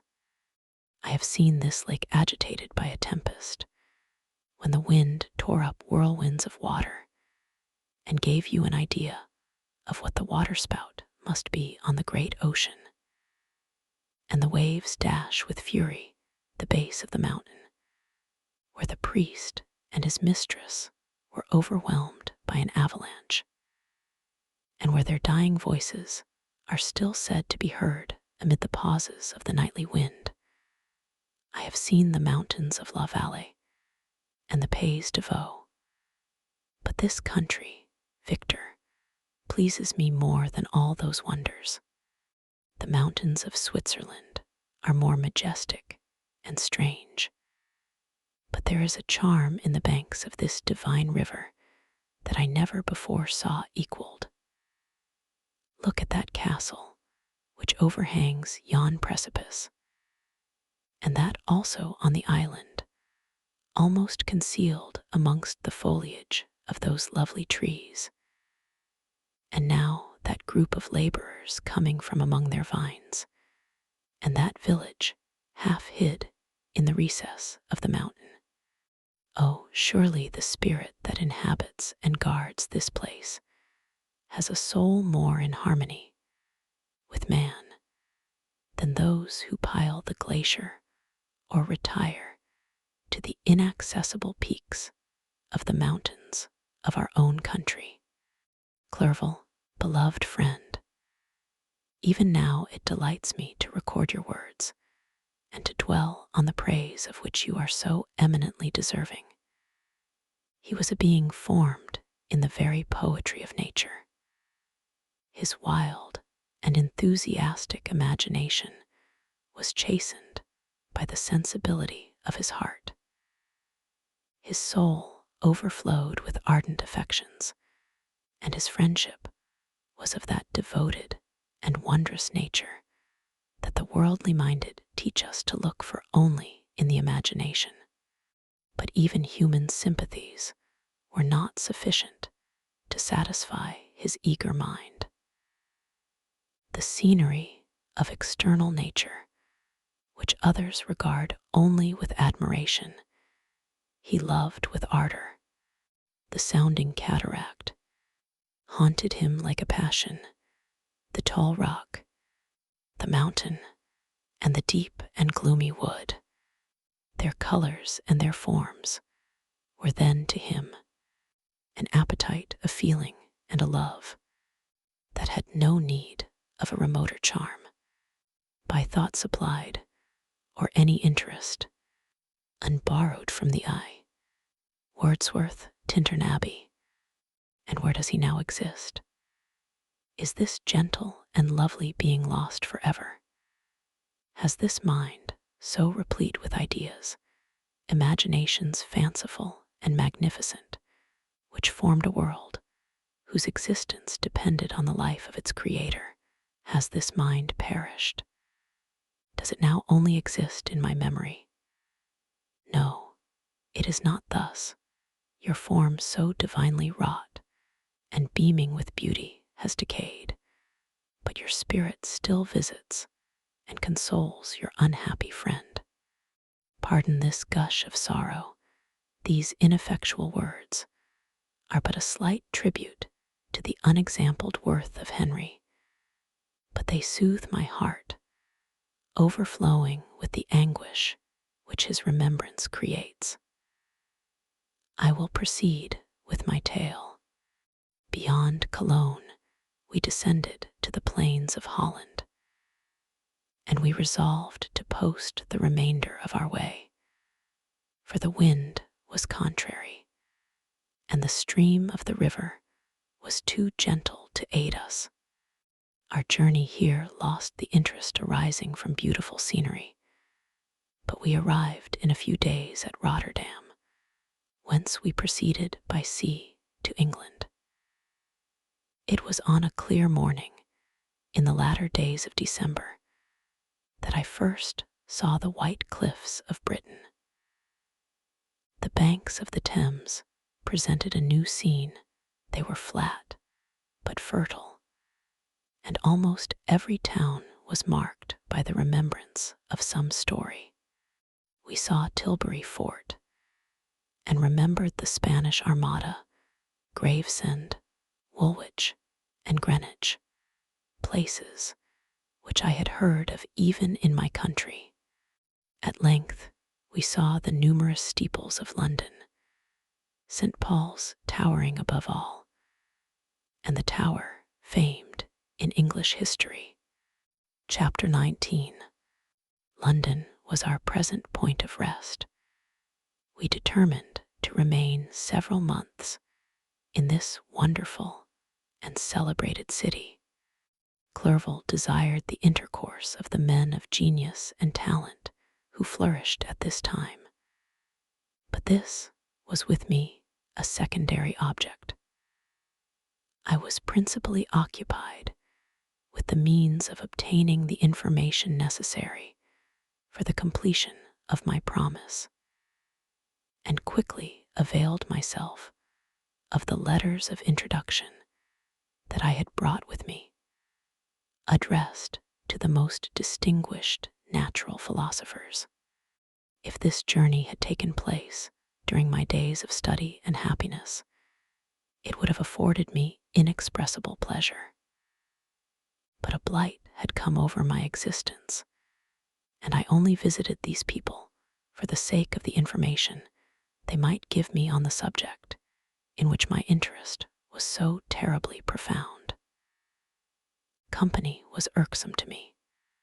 When alone, I could fill my mind with the sights of heaven and earth. The voice of Henry soothed me, and I could thus cheat myself into a transitory peace. But busy, uninteresting, joyous faces brought back despair to my heart. I saw an insurmountable barrier placed between me and my fellow men. This barrier was sealed with the blood of William and Justine, and to reflect on the events connected with those names filled my soul with anguish. But in Clerval, I saw the image of my former self. He was inquisitive and anxious to gain experience and instruction. The difference of manners which he observed was to him an inexhaustible source of instruction and amusement. He was also pursuing an object he had long had in view.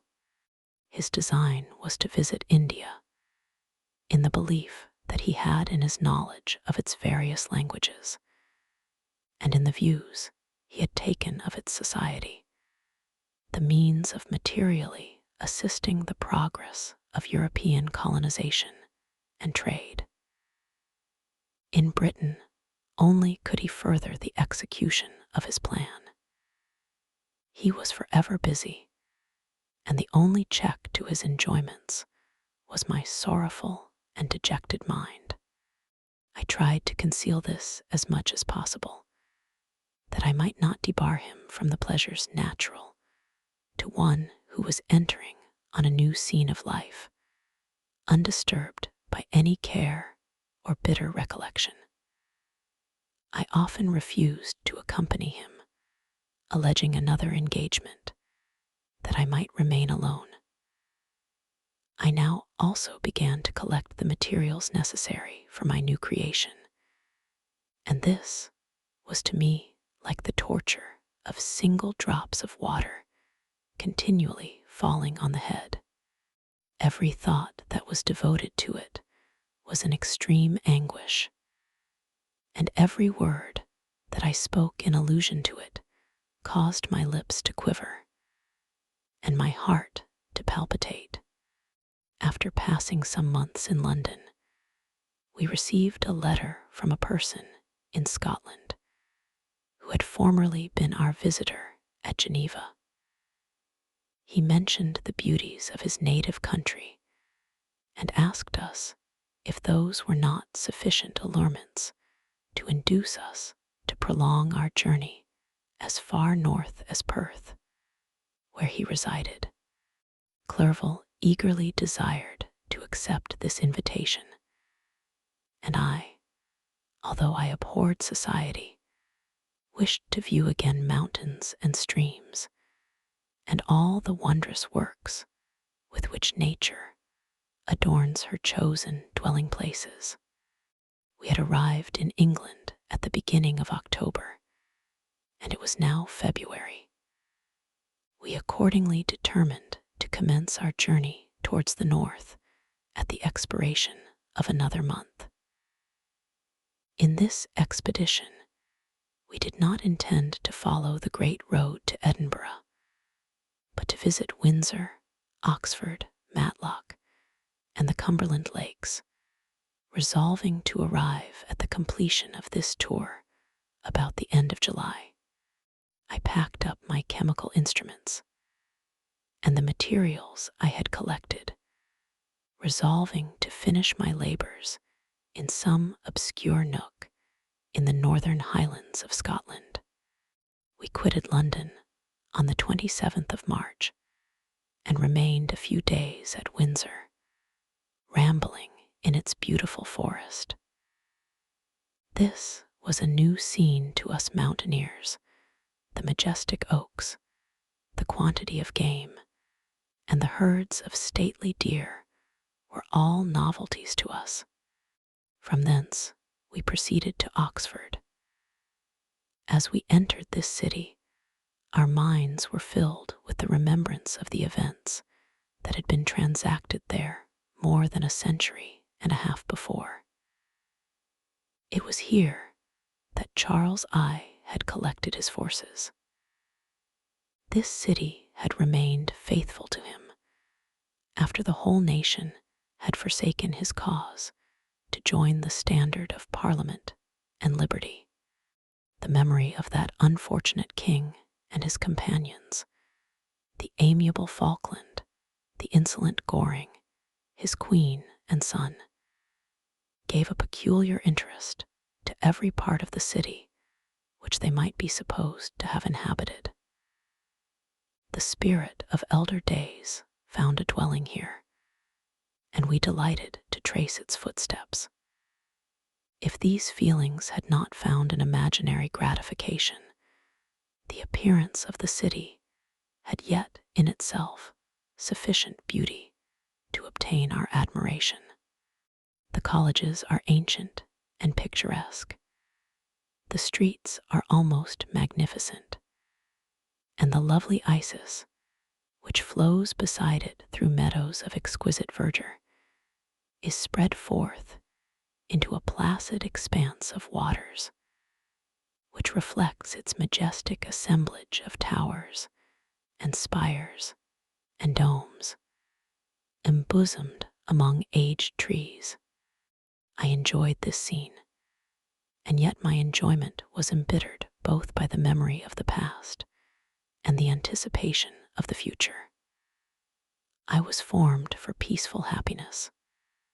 During my youthful days, discontent never visited my mind, and if I was ever overcome by ennui asterisk, the sight of what is beautiful in nature, or the study of what is excellent and sublime in the productions of man, could always interest my heart and communicate elasticity to my spirits.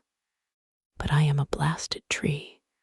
The bolt has entered my soul, and I felt then that I should survive to exhibit what I shall soon cease to be, a miserable spectacle of wrecked humanity, pitiable to others and intolerable to myself. We passed a considerable period at Oxford, rambling among its environs and endeavoring to identify every spot which might relate to the most animating epoch of English history. Our little voyages of discovery were often prolonged by the successive objects that presented themselves. We visited the tomb of the illustrious Hampden and the field on which that patriot fell. For a moment, my soul was elevated from its debasing and miserable fears. To contemplate the divine ideas of liberty and self-sacrifice, of which these sites were the monuments and the remembrancers. For an instant, I dared to shake off my chains and look around me with a free and lofty spirit. But the iron had eaten into my flesh, and I sank again, trembling and hopeless, into my miserable self. We left Oxford with regret and proceeded to Matlock, which was our next place of rest. The country in the neighborhood of this village resembled, to a greater degree, the scenery of Switzerland. But everything is on a lower scale, and the green hills want the crown of distant white Alps, which always attend on the piny mountains of my native country.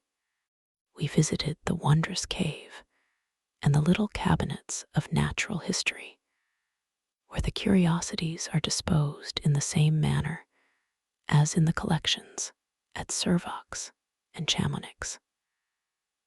The latter name made me tremble when pronounced by Henry, hastened to quit Matlock, with which that terrible scene was thus associated. From Derby, still journeying northwards, we passed 2 months in Cumberland and Westmoreland. I could now almost fancy myself among the Swiss mountains. The little patches of snow which yet lingered on the northern sides of the mountains, the lakes, and the dashing of the rocky streams were all familiar and dear sights to me. Here also we made some acquaintances who almost contrived to cheat me into happiness. The delight of Clerval was proportionably greater than mine. His mind expanded in the company of men of talent, and he found in his own nature greater capacities and resources than he could have imagined himself to have possessed while he associated with his inferiors. "I could pass my life here," said he to me, "and among these mountains I should scarcely regret Switzerland and the Rhine."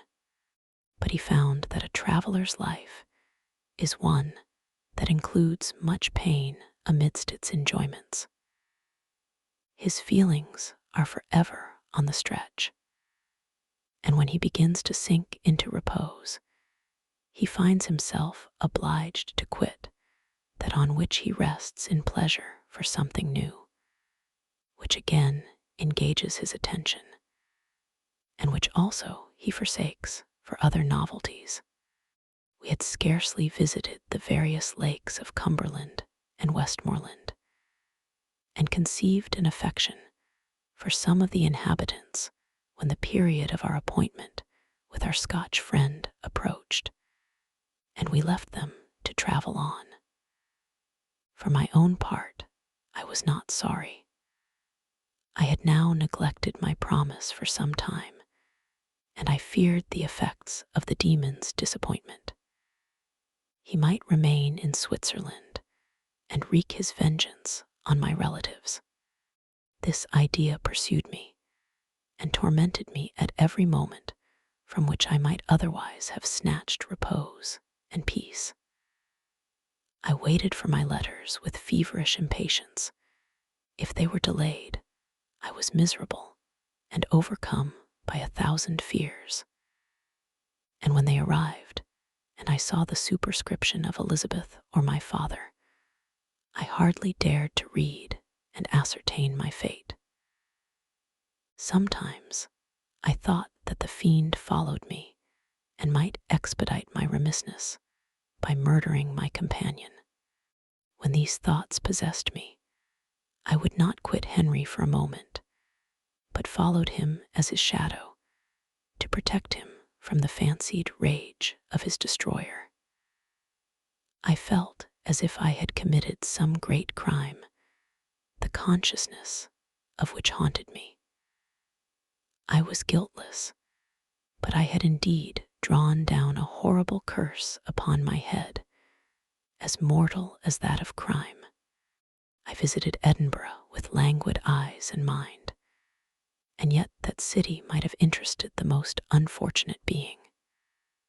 Clerval did not like it so well as Oxford, for the antiquity of the latter city was more pleasing to him. But the beauty and regularity of the new town of Edinburgh, its romantic castle and its environs, the most delightful in the world, Arthur's Seat, St. Bernard, Well, and the Pentland Hills, compensated him for the change, and filled him with cheerfulness and admiration. But I was impatient to arrive at the termination of my journey. We left Edinburgh in a week, passing through Coupar, St. Andrews, and along the banks of the Tay to Perth, where our friend expected us. But I was in no mood to laugh and talk with strangers or enter into their feelings or plans with the good humor expected from a guest. And accordingly, I told Clerval that I wished to make the tour of Scotland alone. "Do you," said I, Enjoy yourself, and let this be our rendezvous. I may be absent a month or two, but do not interfere with my motions. I entreat you, leave me to peace and solitude for a short time, and when I return, I hope it will be with a lighter heart, more congenial to your own temper. Henry wished to dissuade me, but seeing me bent on this plan, ceased to remonstrate. He entreated me to write often. I had rather be with you, he said, in your solitary rambles, than with these Scotch people, whom I do not know. Hasten, then, my dear friend, to return, that I may again feel myself somewhat at home, which I cannot do in your absence. Having parted from my friend, I determined to visit some remote spot of Scotland and finish my work in solitude. I did not doubt but that the monster followed me and would discover himself to me when I should have finished, that he might receive his companion. With this resolution, I traversed the northern highlands and fixed on one of the remotest of the Orkneys as the scene of my labors. It was a place fitted for such a work, being hardly more than a rock whose high sides were continually beaten upon by the waves. The soil was barren, scarcely affording pasture for a few miserable cows, and oatmeal for its inhabitants, which consisted of 5 persons, whose gaunt and scraggy limbs gave tokens of their miserable fare. Vegetables and bread, when they indulged in such luxuries, and even fresh water, was to be procured from the mainland, which was about 5 miles distant. On the whole island, there were but 3 miserable huts, and one of these was vacant when I arrived. This I hired. It contained but 2 rooms, and these exhibited all the squalidness of the most miserable penury. The thatch had fallen in, the walls were unplastered, and the door was off its hinges. I ordered it to be repaired, bought some furniture, and took possession, an incident which would doubtless have occasioned some surprise, had not all the senses of the cottagers been benumbed by want and squalid poverty. As it was, I lived ungazed at and unmolested, hardly thanked for the pittance of food and clothes which I gave. So much does suffering blunt even the coarsest sensations of men. In this retreat, I devoted the morning to labor, but in the evening, when the weather permitted, I walked on the stony beach of the sea to listen to the waves as they roared and dashed at my feet. It was a monotonous yet ever-changing scene. I thought of Switzerland. It was far different from this desolate and appalling landscape. Its hills are covered with vines, and its cottages are scattered thickly in the plains. Its fair lakes reflect a blue and gentle sky, and when troubled by the winds, their tumult is but as the play of a lively infant when compared to the roarings of the giant ocean. In this manner, I distributed my occupations when I first arrived, but as I proceeded in my labor, it became every day more horrible and irksome to me. Sometimes I could not prevail on myself to enter my laboratory for several days, and at other times I toiled day and night in order to complete my work. It was, indeed, a filthy process in which I was engaged. During my first experiment, a kind of enthusiastic frenzy had blinded me to the horror of my employment. My mind was intently fixed on the consummation of my labor, and my eyes were shut to the horror of my proceedings. But now I went to it in cold blood, and my heart often sickened at the work of my hands. Thus situated, employed in the most detestable occupation, immersed in a solitude where nothing could for an instant call my attention from the actual scene in which I was engaged, my spirits became unequal. I grew restless and nervous. Every moment I feared to meet my persecutor. Sometimes I sat with my eyes fixed on the ground, fearing to raise them lest they should encounter the object which I so much dreaded to behold. I feared to wander from the sight of my fellow creatures, lest, when alone, he should come to claim his companion. In the meantime I worked on, and my labor was already considerably advanced. I looked towards its completion with a tremulous and eager hope, which I dared not trust myself to question, but which was intermixed with obscure forebodings of evil that made my heart sicken in my bosom. Chapter 20. I sat one evening in my laboratory. The sun had set, and the moon was just rising from the sea. I had not sufficient light for my employment, and I remained idle, in a pause of consideration of whether I should leave my labor for the night, or hasten its conclusion by an unremitting attention to it. As I sat, a train of reflection occurred to me, which led me to consider the effects of what I was now doing. 3 years before, I was engaged in the same manner, and had created a fiend whose unparalleled barbarity had desolated my heart, and filled it forever with the bitterest remorse.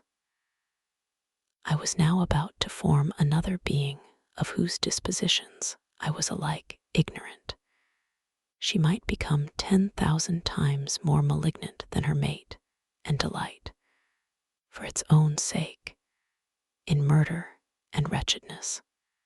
He had sworn to quit the neighborhood of man and hide himself in deserts, but she had not. And she, who in all probability was to become a thinking and reasoning animal, might refuse to comply with a compact made before her creation. They might even hate each other. The creature who already lived loathed his own deformity, and might he not conceive a greater abhorrence for it when it came before his eyes in the female form? She also might turn with disgust from him to the superior beauty of man. She might quit him, and he be again alone, exasperated by the fresh provocation of being deserted by one of his own species. Even if they were to leave Europe and inhabit the deserts of the New World, yet one of the first results of those sympathies for which the demon thirsted would be children, and a race of devils would be propagated upon the earth who might make the very existence of the species of man a condition precarious and full of terror. Had I right, for my own benefit, to inflict this curse upon everlasting generations?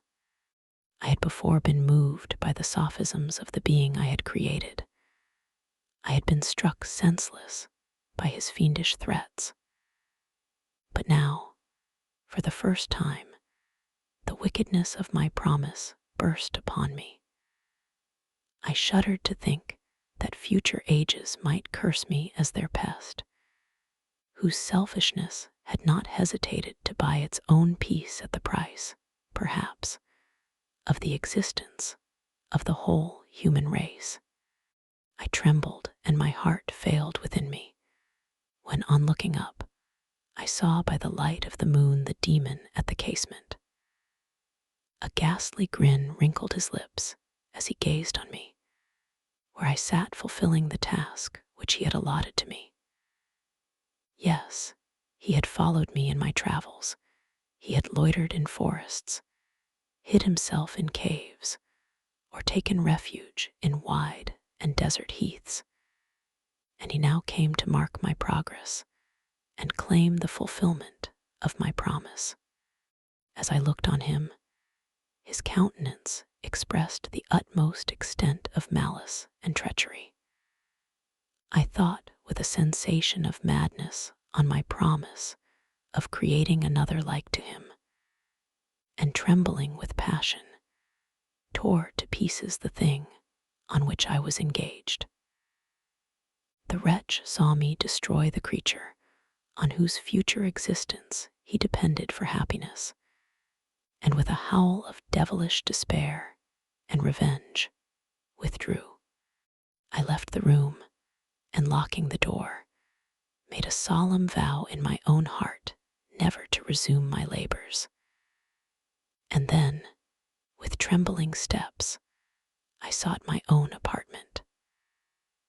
I was alone, none were near me to dissipate the gloom and relieve me from the sickening oppression of the most terrible reveries. Several hours passed, and I remained near my window gazing on the sea. It was almost motionless, for the winds were hushed, and all nature reposed under the eye of the quiet moon. A few fishing vessels alone specked the water, and now and then the gentle breeze wafted the sound of voices as the fishermen called to one another. I felt the silence, although I was hardly conscious of its extreme profundity, until my ear was suddenly arrested by the paddling of oars near the shore, and a person landed close to my house. In a few minutes after, I heard the creaking of my door, as if someone endeavored to open it softly. I trembled from head to foot. I felt a presentiment of who it was, and wished to rouse one of the peasants who dwelt in a cottage not far from mine. But I was overcome by the sensation of helplessness, so often felt in frightful dreams, when you in vain endeavor to fly from an impending danger, and was rooted to the spot. Presently I heard the sound of footsteps along the passage. The door opened, and the wretch whom I dreaded appeared. Shutting the door, he approached me and said in a smothered voice, "You have destroyed the work which you began. What is it that you intend? Do you dare to break your promise? I have endured toil and misery. I left Switzerland with you. I crept along the shores of the Rhine, among its willow islands, and over the summits of its hills. I have dwelt many months in the heaths of England and among the deserts of Scotland. I have endured incalculable fatigue and cold and hunger. Do you dare destroy my hopes?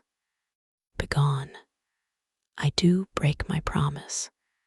Never will I create another like yourself, equal in deformity and wickedness. Slave, I before reasoned with you, but you have proved yourself unworthy of my condescension. Remember that I have power. You believe yourself miserable, but I can make you so wretched that the light of day will be hateful to you. You are my creator, but I am your master. Obey. The hour of my irresolution is past, and the period of your power is arrived. Your threats cannot move me to do an act of wickedness, but they confirm me in a determination of not creating you a companion in vice.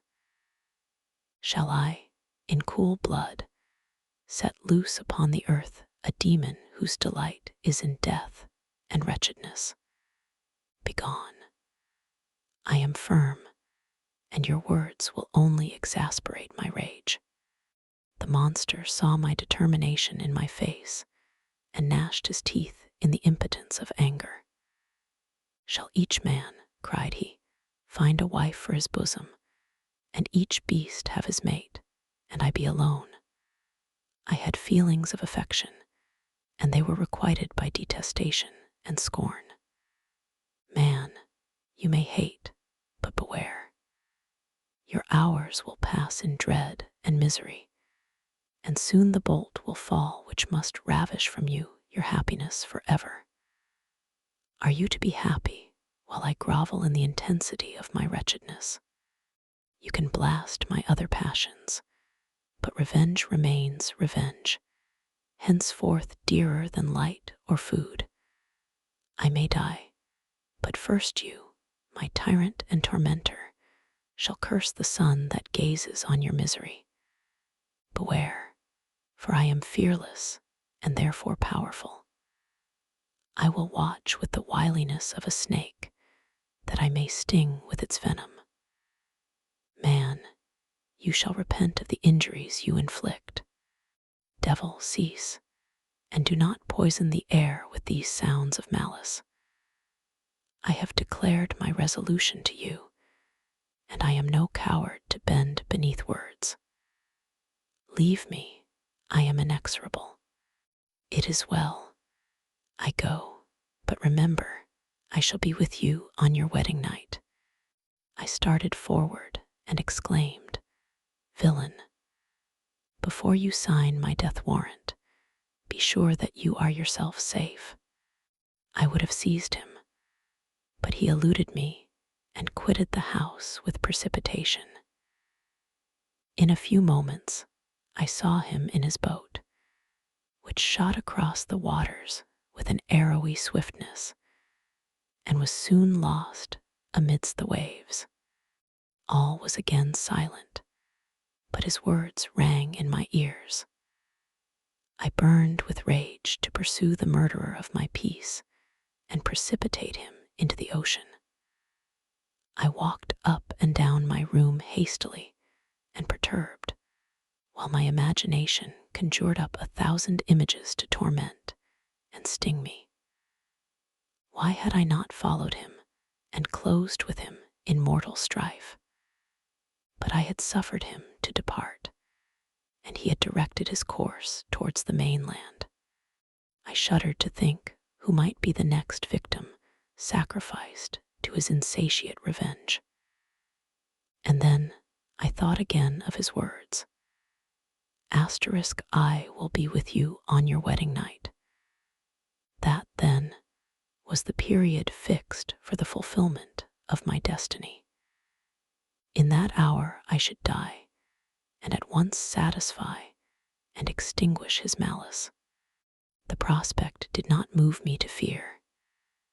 Yet, when I thought of my beloved Elizabeth, of her tears and endless sorrow, when she should find her lover so barbarously snatched from her, tears, the first I had shed for many months, streamed from my eyes, and I resolved not to fall before my enemy without a bitter struggle. The night passed away, and the sun rose from the ocean. My feelings became calmer, if it may be called calmness, when the violence of rage sinks into the depths of despair. I left the house, the horrid scene of the last night's contention, and walked on the beach of the sea, which I almost regarded as an insuperable barrier between me and my fellow creatures. Nay, a wish that such should prove the fact stole across me.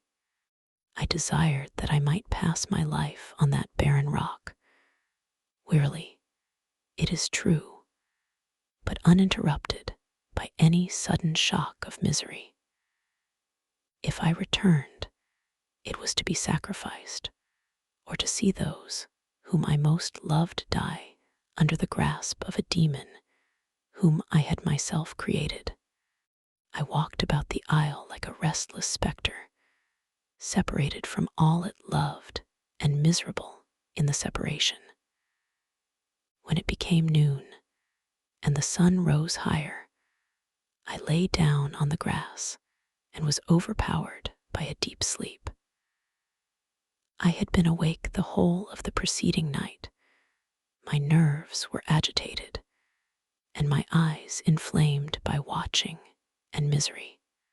The sleep into which I now sank refreshed me, and when I awoke, I again felt as if I belonged to a race of human beings like myself, and I began to reflect upon what had passed with greater composure. Yet still the words of the fiend rang in my ears like a death knell. They appeared like a dream, yet distinct and oppressive as a reality. The sun had far descended, and I still sat on the shore, satisfying my appetite, which had become ravenous, with an oaten cake, when I saw a fishing boat land close to me, and one of the men brought me a packet. It contained letters from Geneva, and one from Clerval entreating me to join him. He said that he was wearing away his time fruitlessly where he was, that letters from the friends he had formed in London desired his return to complete the negotiation they had entered into for his Indian enterprise. He could not any longer delay his departure, but as his journey to London might be followed, even sooner than he now conjectured, by his longer voyage, he entreated me to bestow as much of my society on him as I could spare. He besought me, therefore, to leave my solitary isle and to meet him at Perth, that we might proceed southwards together. This letter, in a degree, recalled me to life, and I determined to quit my island at the expiration of 2 days. Yet before I departed, there was a task to perform, on which I shuddered to reflect. I must pack up my chemical instruments, and for that purpose I must enter the room which had been the scene of my odious work, and I must handle those utensils the sight of which was sickening to me. The next morning, at daybreak, I summoned sufficient courage and unlocked the door of my laboratory. The remains of the half-finished creature whom I had destroyed lay scattered on the floor, and I almost felt as if I had mangled the living flesh of a human being. I paused to collect myself, and then entered the chamber. With trembling hand, I conveyed the instruments out of the room, but I reflected that I ought not to leave the relics of my work to excite the horror and suspicion of the peasants, and I accordingly put them into a basket with a great quantity of stones, and laying them up, determined to throw them into the sea that very night. And in the meantime, I sat upon the beach, employed in cleaning and arranging my chemical apparatus. Nothing could be more complete than the alteration that had taken place in my feelings since the night of the appearance of the demon. I had before regarded my promise with a gloomy despair as a thing that, with whatever consequences, must be fulfilled. But I now felt as if a film had been taken from before my eyes, and that I for the first time saw clearly. The idea of renewing my labors did not for one instant occur to me. The threat I had heard weighed on my thoughts, but I did not reflect that a voluntary act of mine could avert it. I had resolved in my own mind that to create another like the fiend I had first made would be an act of the basest and most atrocious selfishness, and I banished from my mind every thought that could lead to a different conclusion. Between 2 and 3 in the morning, the moon rose, and I then, putting my basket aboard a little skiff, sailed out about 4 miles from the shore. The scene was perfectly solitary. A few boats were returning towards land, but I sailed away from them. I felt as if I was about the commission of a dreadful crime, and avoided with shuddering anxiety any encounter with my fellow creatures. At one time the moon, which had before been clear, was suddenly overspread by a thick cloud, and I took advantage of the moment of darkness and cast my basket into the sea. I listened to the gurgling sound as it sank, and then sailed away from the spot. The sky became clouded, but the air was pure, although chilled by the northeast breeze that was then rising. But it refreshed me and filled me with such agreeable sensations that I resolved to prolong my stay on the water, and fixing the rudder in a direct position, stretched myself at the bottom of the boat. Clouds hid the moon. Everything was obscure, and I heard only the sound of the boat as its keel cut through the waves. The murmur lulled me, and in a short time I slept soundly. I do not know how long I remained in this situation, but when I awoke, I found that the sun had already mounted considerably. The wind was high, and the waves continually threatened the safety of my little skiff.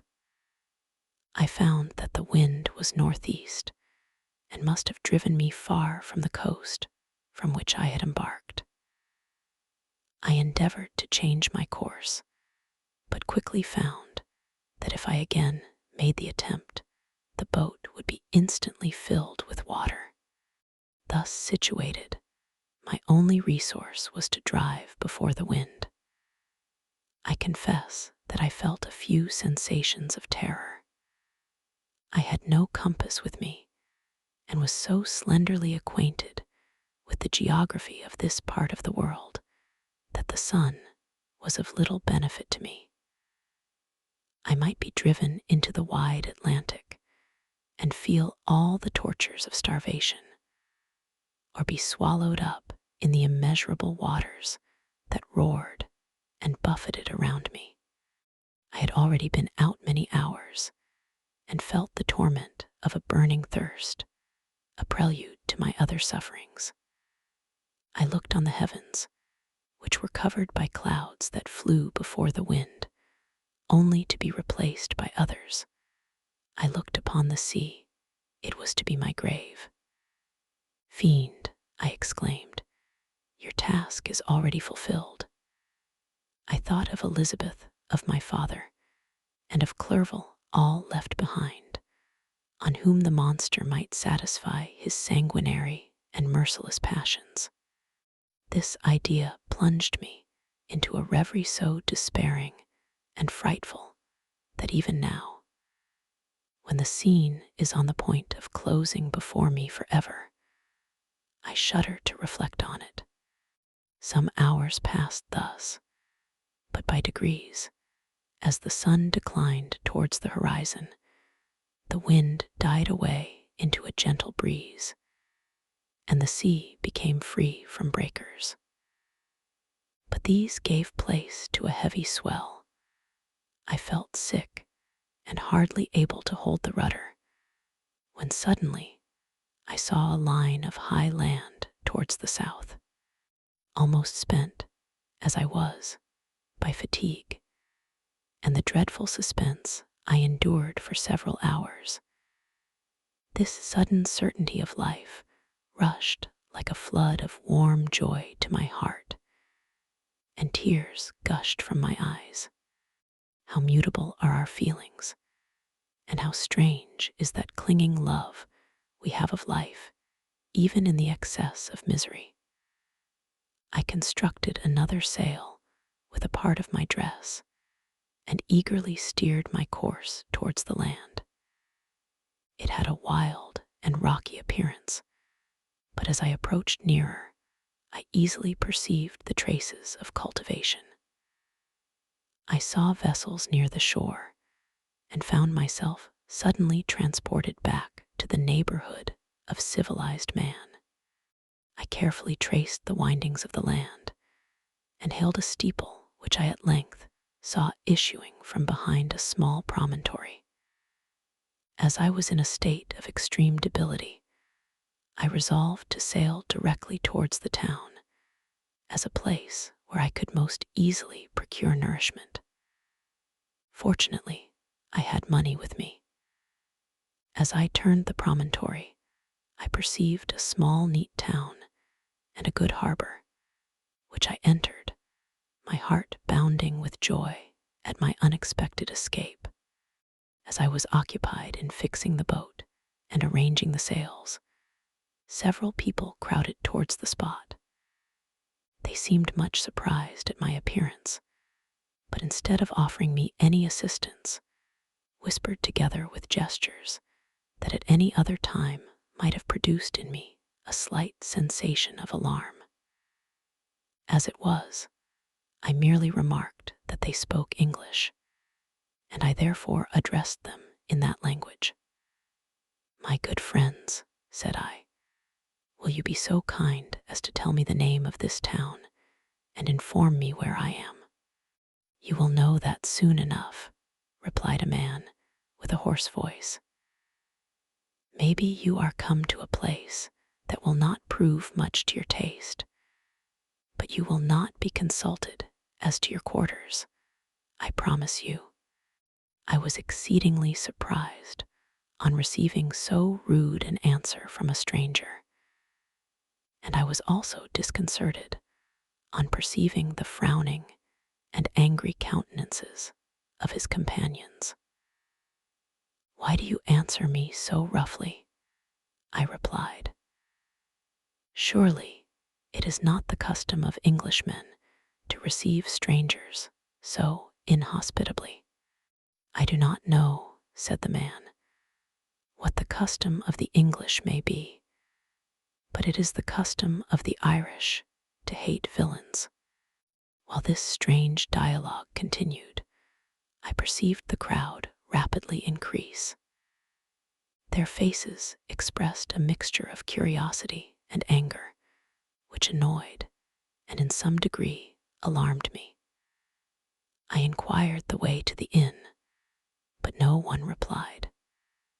I then moved forward, and a murmuring sound arose from the crowd as they followed and surrounded me, when an ill-looking man approaching tapped me on the shoulder and said, "Come, sir, you must follow me to Mr. Kerwin's to give an account of yourself." "Who is Mr. Kerwin? Why am I to give an account of myself? Is not this a free country?" "Aye, sir, free enough for honest folks." "Mr. Kerwin is a magistrate, and you are to give an account of the death of a gentleman who was found murdered here last night." This answer startled me, but I presently recovered myself. I was innocent. That could easily be proved. Accordingly, I followed my conductor in silence and was led to one of the best houses in the town. I was ready to sink from fatigue and hunger, but being surrounded by a crowd, I thought it politic to rouse all my strength, that no physical debility might be construed into apprehension or conscious guilt. Little did I then expect the calamity that was in a few moments to overwhelm me and extinguish in horror and despair all fear of ignominy or death. I must pause here, for it requires all my fortitude could recall the memory of the frightful events which I am about to relate in proper detail to my recollection. Chapter 21. I was soon introduced into the presence of the magistrate, an old, benevolent man with calm and mild manners. He looked upon me, however, with some degree of severity, and then, turning towards my conductors, he asked who appeared as witnesses on this occasion. About half a dozen men came forward, and one being selected by the magistrate, he deposed that he had been out fishing the night before with his son and brother-in-law, Daniel Nugent, when, about 10 o'clock, they observed a strong northerly blast rising, and they accordingly put in for port. It was a very dark night, as the moon had not yet risen. They did not land at the harbor, but, as they had been accustomed, at a creek about 2 miles below. He walked on first, carrying a part of the fishing tackle, and his companions followed him at some distance. As he was proceeding along the sands, he struck his foot against something and fell at his length on the ground. His companions came up to assist him, and by the light of their lantern, they found that he had fallen on the body of a man, who was to all appearance dead. Their first supposition was that it was the corpse of some person who had been drowned and was thrown on shore by the waves. But on examination, they found that the clothes were not wet, and even that the body was not then cold. They instantly carried it to the cottage of an old woman near the spot and endeavored, but in vain, to restore it to life. It appeared to be a handsome young man, about 25 years of age. He had apparently been strangled, for there was no sign of any violence except the black mark of fingers on his neck. The first part of this deposition did not in the least interest me, but when the mark of the fingers was mentioned, I remembered the murder of my brother and felt myself extremely agitated. My limbs trembled, and a mist came over my eyes, which obliged me to lean on a chair for support. The magistrate observed me with a keen eye, and of course drew an unfavorable augury from my manner. The son confirmed his father's account, but when Daniel Nugent was called, he swore positively that just before the fall of his companion, he saw a boat with a single man in it at a short distance from the shore, and as far as he could judge by the light of a few stars, it was the same boat in which I had just landed. A woman deposed that she lived near the beach and was standing at the door of her cottage, waiting for the return of the fishermen, about an hour before she heard of the discovery of the body, when she saw a boat with only one man in it push off from that part of the shore where the corpse was afterwards found. Another woman confirmed the account of the fishermen having brought the body into her house. It was not cold. They put it into a bed and rubbed it, and Daniel went to the town for an apothecary. But life was quite gone.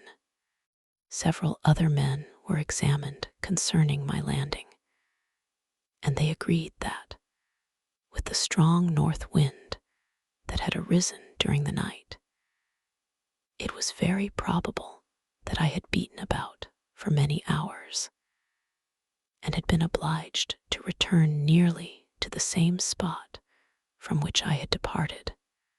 Besides, they observed that it appeared that I had brought the body from another place, and it was likely that, as I did not appear to know the shore, I might have put into the harbor, ignorant of the distance of the town from the place where I had deposited the corpse. Mr. Kerwin, on hearing this evidence, desired that I should be taken into the room where the body lay for interment, that it might be observed what effect the sight of it would produce upon me. This idea was probably suggested by the extreme agitation I had exhibited when the mode of the murder had been described. I was accordingly conducted by the magistrate and several other persons to the inn. I could not help being struck by the strange coincidences that had taken place during this eventful night. But knowing that I had been conversing with several persons in the island I had inhabited about the time that the body had been found, I was perfectly tranquil as to the consequences of the affair. I entered the room where the corpse lay and was led up to the coffin. How can I describe my sensations on beholding it? I feel yet parched with horror, nor can I reflect on that terrible moment without shuddering and agony. The examination, the presence of the magistrate and witnesses, passed like a dream from my memory when I saw the lifeless form of Henry Clerval stretched before me. I gasped for breath, and throwing myself on the body, I exclaimed, "Have my murderous machinations deprived you also, my dearest Henry, of life? 2, I have already destroyed, other victims await their destiny. But you, Clerval, my friend, my benefactor, the human frame could no longer support the agonies that I endured, and I was carried out of the room in strong convulsions. A fever succeeded to this. I lay for 2 months on the point of death. My ravings, as I afterwards heard, were frightful. I called myself the murderer of William, of Justine, and of Clerval.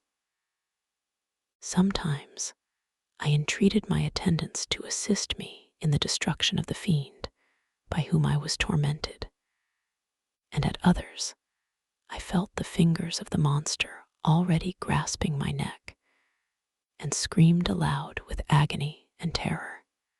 Fortunately, as I spoke my native language, Mr. Kerwin alone understood me, but my gestures and bitter cries were sufficient to affright the other witnesses. Why did I not die, more miserable than man ever was before? Why did I not sink into forgetfulness and rest? Death snatches away many blooming children, the only hopes of their doting parents. How many brides and youthful lovers have been one day in the bloom of health and hope, and the next a prey for worms and the decay of the tomb? Of what materials was I made that I could thus resist so many shocks, which, like the turning of the wheel, continually renewed the torture? But I was doomed to live, and in 2 months found myself as awaking from a dream in a prison, stretched on a wretched bed, surrounded by jailers, turnkeys, bolts, and all the miserable apparatus of a dungeon. It was morning, I remember, when I thus awoke to understanding.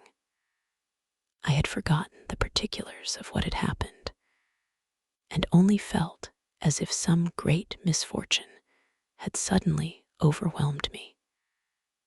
But when I looked around and saw the barred windows and the squalidness of the room in which I was, all flashed across my memory, and I groaned bitterly.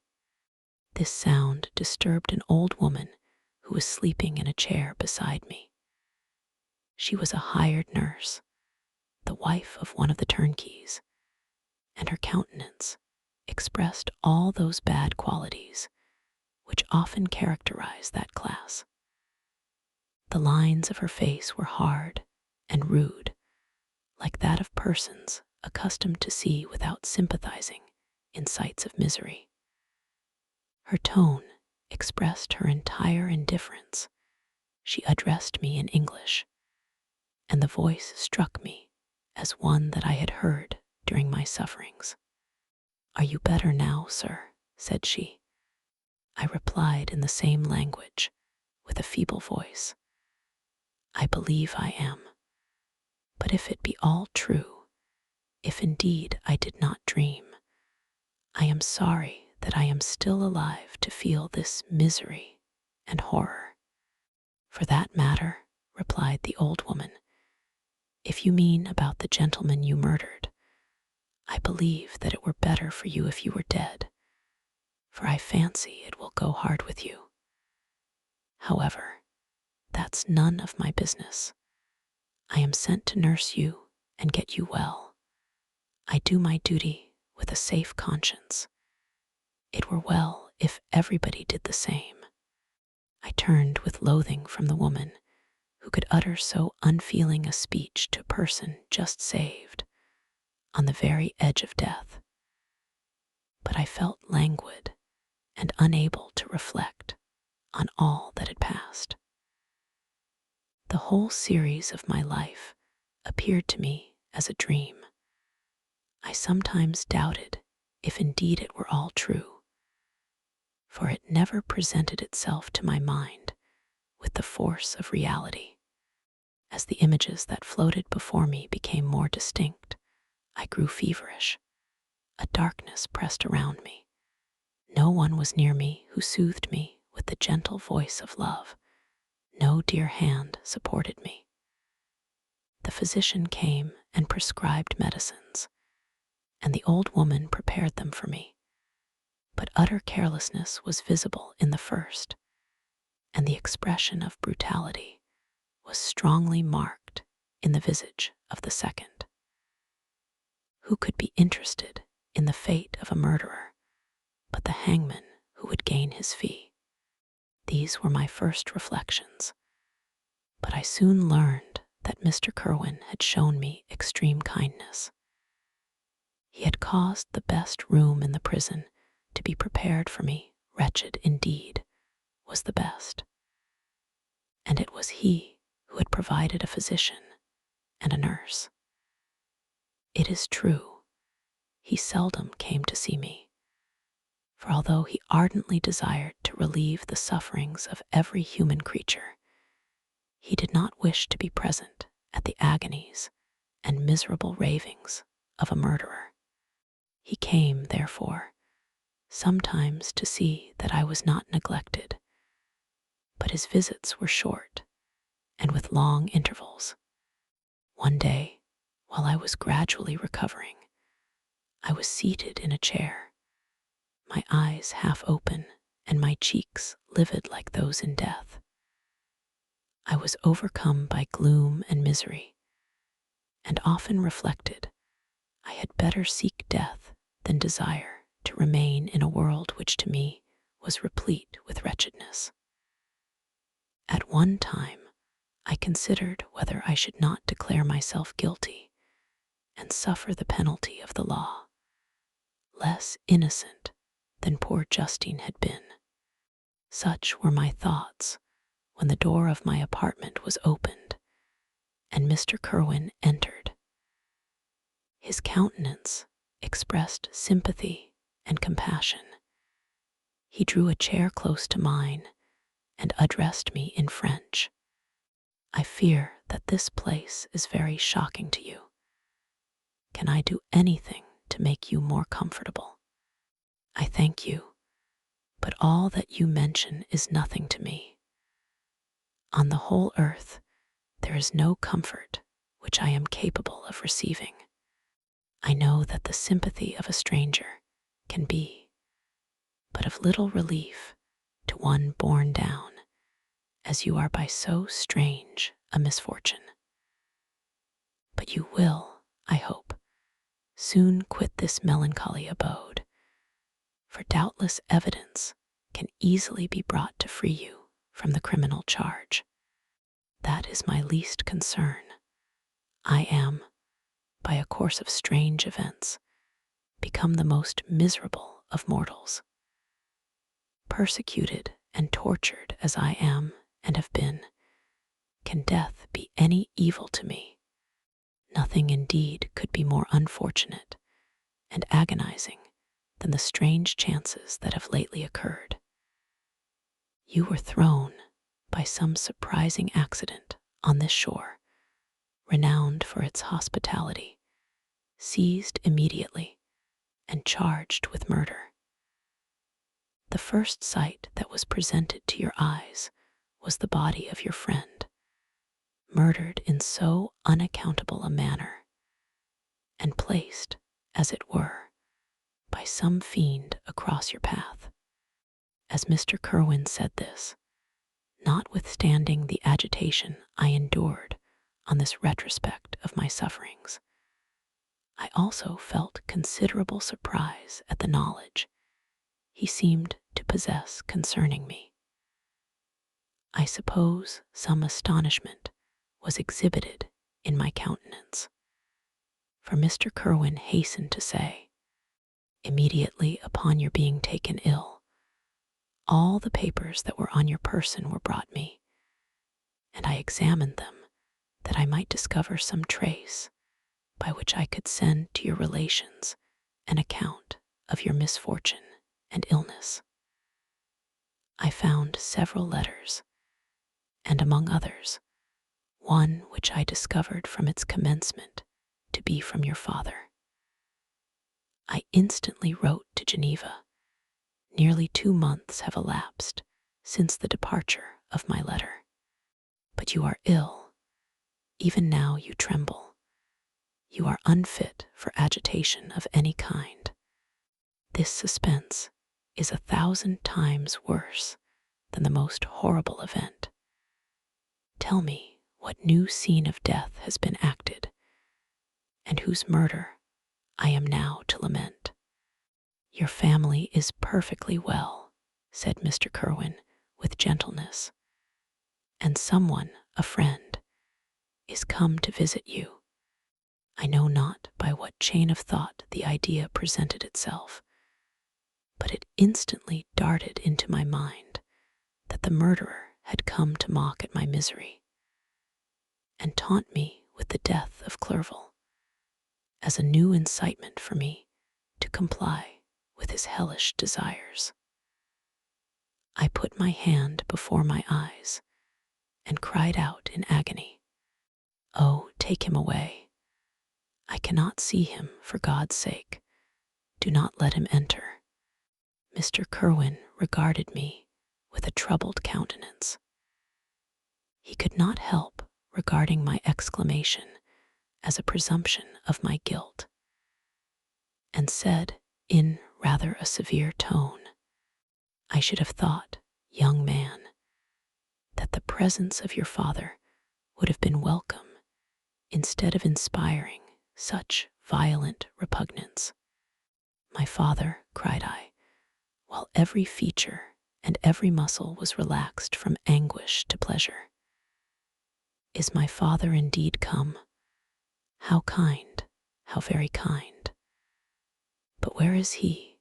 Why does he not hasten to me?" My change of manner surprised and pleased the magistrate. Perhaps he thought that my former exclamation was a momentary return of delirium, and now he instantly resumed his former benevolence. He rose and quitted the room with my nurse, and in a moment my father entered it. Nothing at this moment could have given me greater pleasure than the arrival of my father. I stretched out my hand to him and cried, "Are you then safe? And Elizabeth and Ernest?" My father calmed me with assurances of their welfare and endeavored, by dwelling on these subjects so interesting to my heart, to raise my desponding spirits, but he soon felt that a prison cannot be the abode of cheerfulness. "What a place is this that you inhabit, my son," said he, looking mournfully at the barred windows and wretched appearance of the room. "You traveled to seek happiness, but a fatality seems to pursue you. And poor Clerval, the name of my unfortunate and murdered friend, was an agitation too great to be endured in my weak state." I shed tears. "Alas, yes, my father," replied I. "Some destiny of the most horrible kind hangs over me, and I must live to fulfill it, or surely I should have died on the coffin of Henry." We were not allowed to converse for any length of time, for the precarious state of my health rendered every precaution necessary that could ensure tranquility. Mr. Kerwin came in and insisted that my strength should not be exhausted by too much exertion. But the appearance of my father was to me like that of my good angel, and I gradually recovered my health. As my sickness quitted me, I was absorbed by a gloomy and black melancholy that nothing could dissipate. The image of Clerval was forever before me, ghastly and murdered. More than once the agitation into which these reflections threw me made my friends dread a dangerous relapse. Alas, why did they preserve so miserable and detested a life? It was surely that I might fulfill my destiny, which is now drawing to a close. Soon, oh, very soon, will death extinguish these throbbings and relieve me from the mighty weight of anguish that bears me to the dust.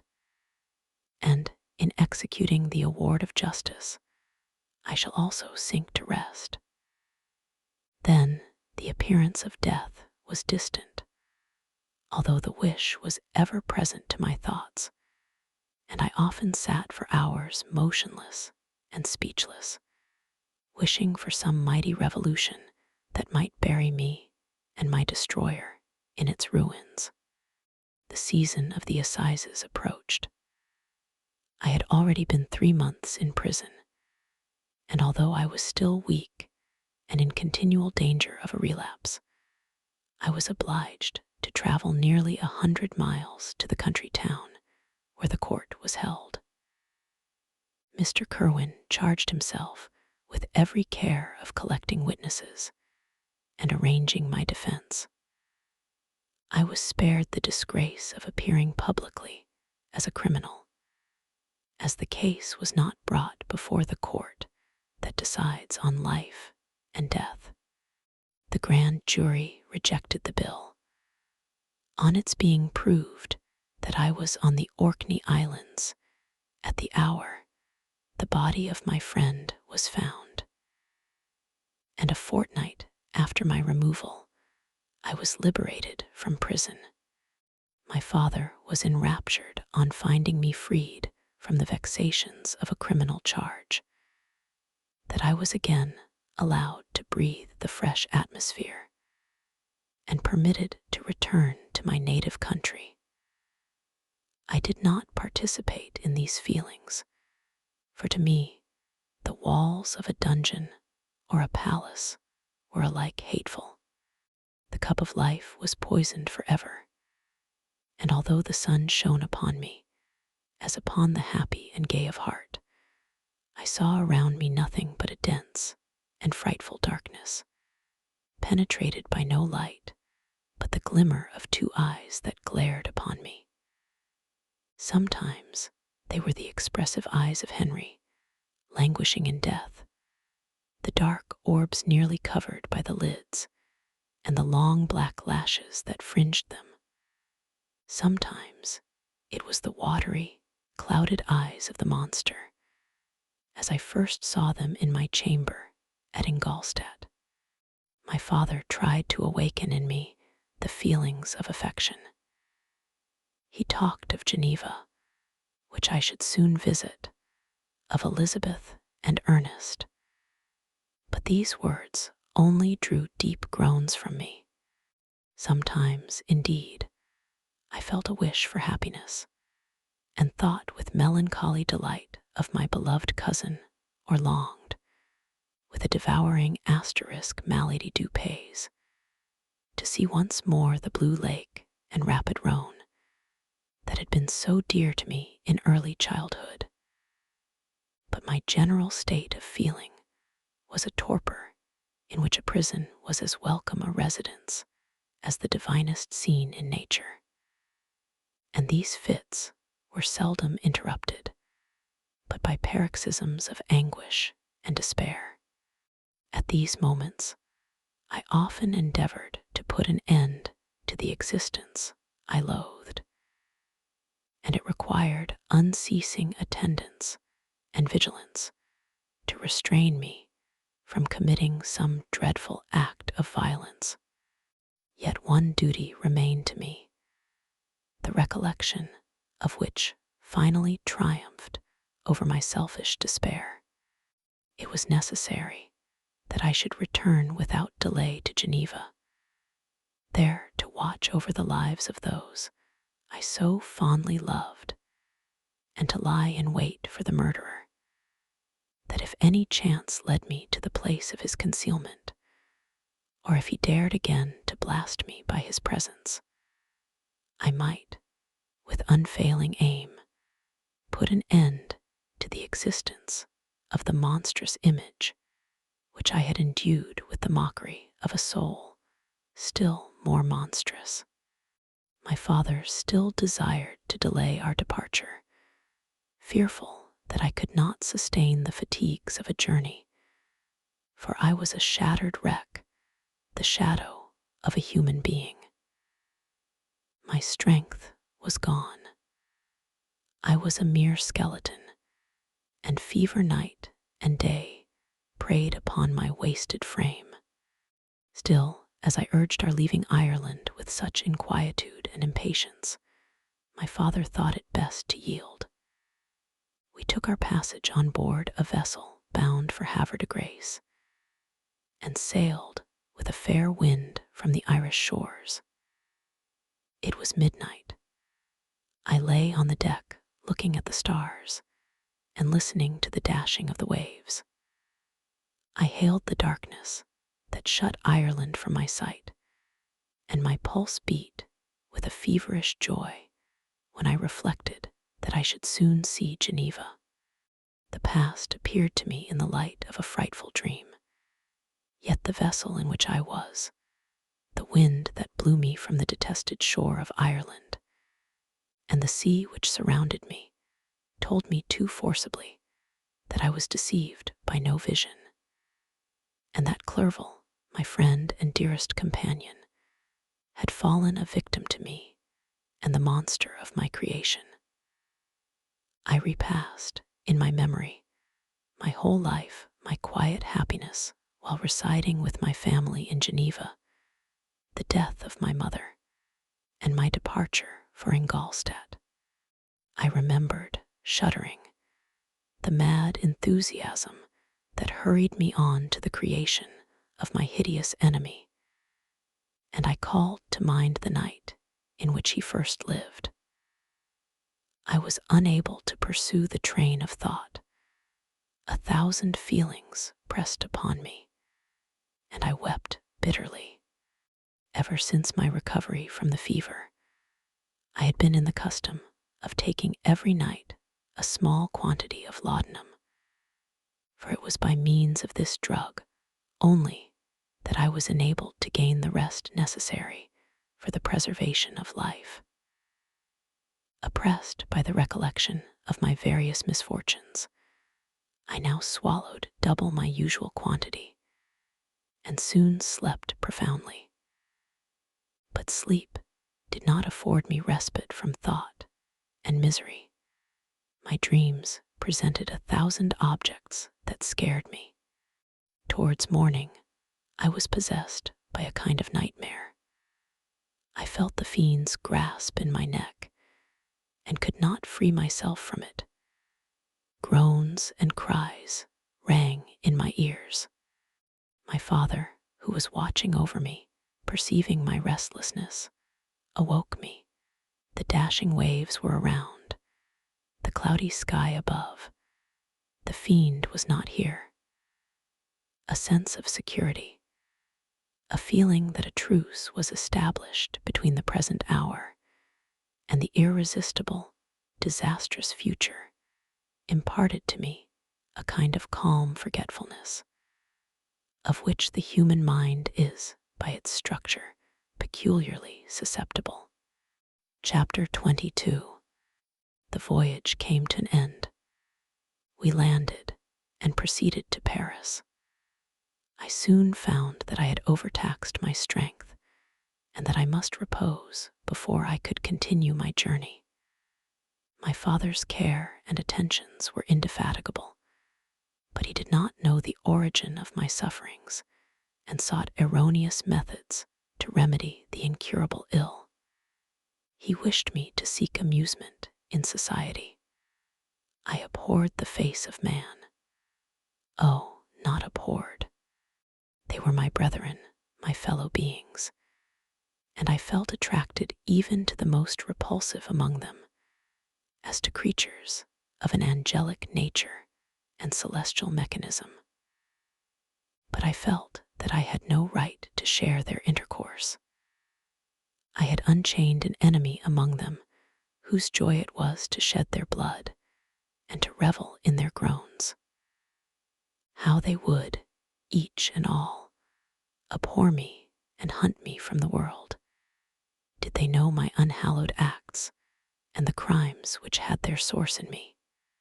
My father yielded at length to my desire to avoid society and strove by various arguments to banish my despair. Sometimes he thought that I felt deeply the degradation of being obliged to answer a charge of murder, and he endeavored to prove to me the futility of pride. Alas, my father, said I, how little do you know me? Human beings, their feelings and passions, would indeed be degraded if such a wretch as I felt pride.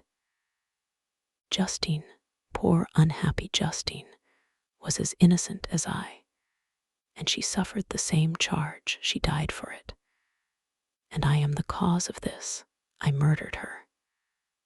William, Justine, and Henry, they all died by my hands. My father had often, during my imprisonment, heard me make the same assertion. When I thus accused myself, he sometimes seemed to desire an explanation, and at others he appeared to consider it as the offspring of delirium, and that, during my illness, some idea of this kind had presented itself to my imagination, the remembrance of which I preserved in my convalescence. I avoided explanation and maintained a continual silence concerning the wretch I had created. I had a persuasion that I should be supposed mad, and this in itself would forever have chained my tongue. But besides, I could not bring myself to disclose a secret which would fill my hearer with consternation, and make fear and unnatural horror the inmates of his breast. I checked, therefore, my impatient thirst for sympathy, and was silent when I would have given the world to have confided the fatal secret. Yet, still, words like those I have recorded would burst uncontrollably from me. I could offer no explanation of them, but their truth in part relieved the burden of my mysterious woe. Upon this occasion, my father said, with an expression of unbounded wonder, "My dearest Victor, what infatuation is this? My dear son, I entreat you never to make such an assertion again. I am not mad, I cried energetically. The sun and the heavens, who have viewed my operations, can bear witness of my truth. I am the assassin of those most innocent victims. They died by my machinations. 1,000 times would I have shed my own blood, drop by drop, to have saved their lives. But I could not, my father.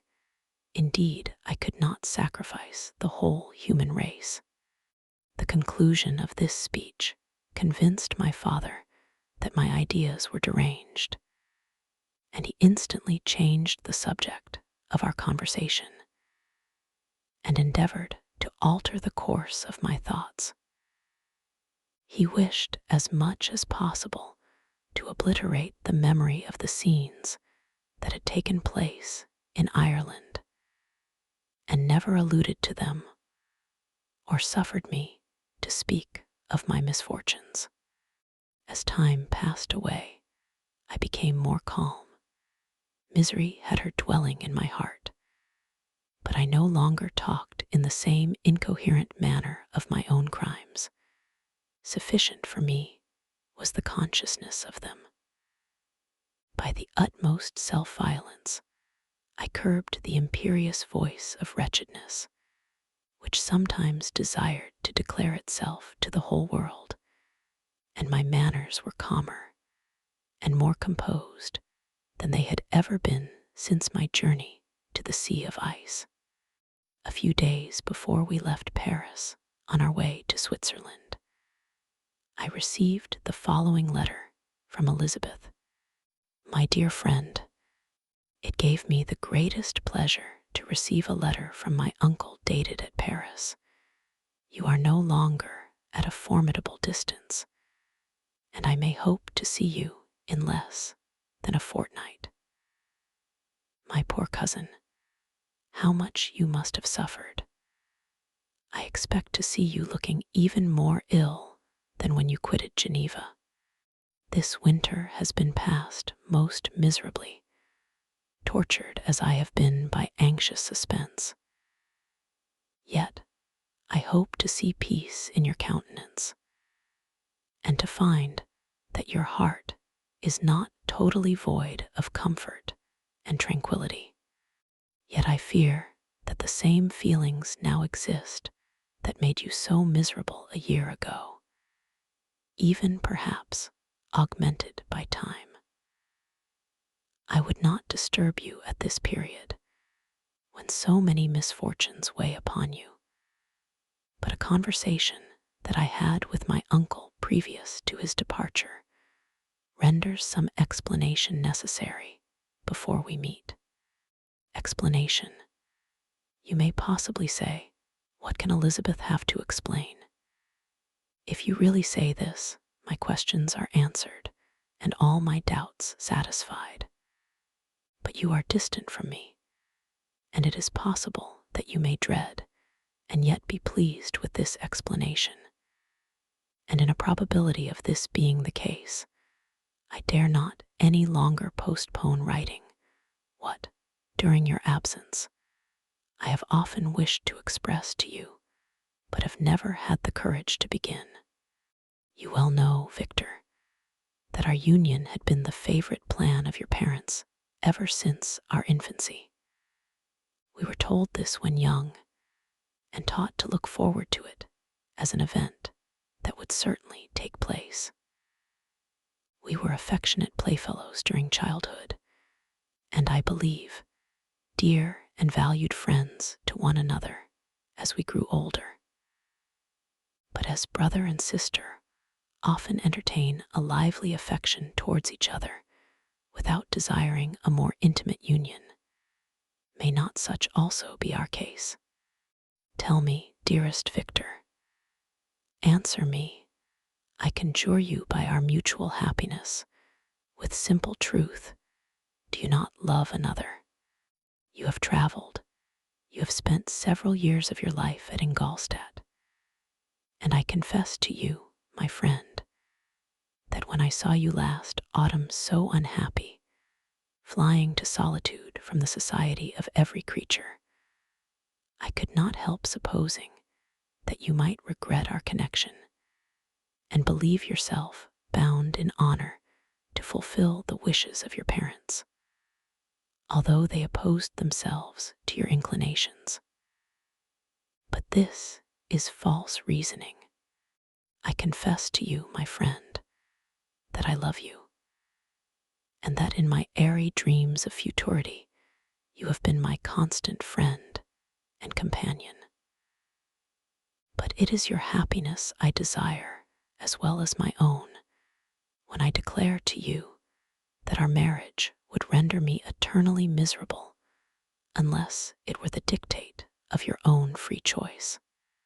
Even now, I weep to think that, borne down as you are by the cruelest misfortunes, you may stifle, by the word honor all hope of that love and happiness which would alone restore you to yourself. I, who have so disinterested an affection for you, may increase your miseries tenfold by being an obstacle to your wishes.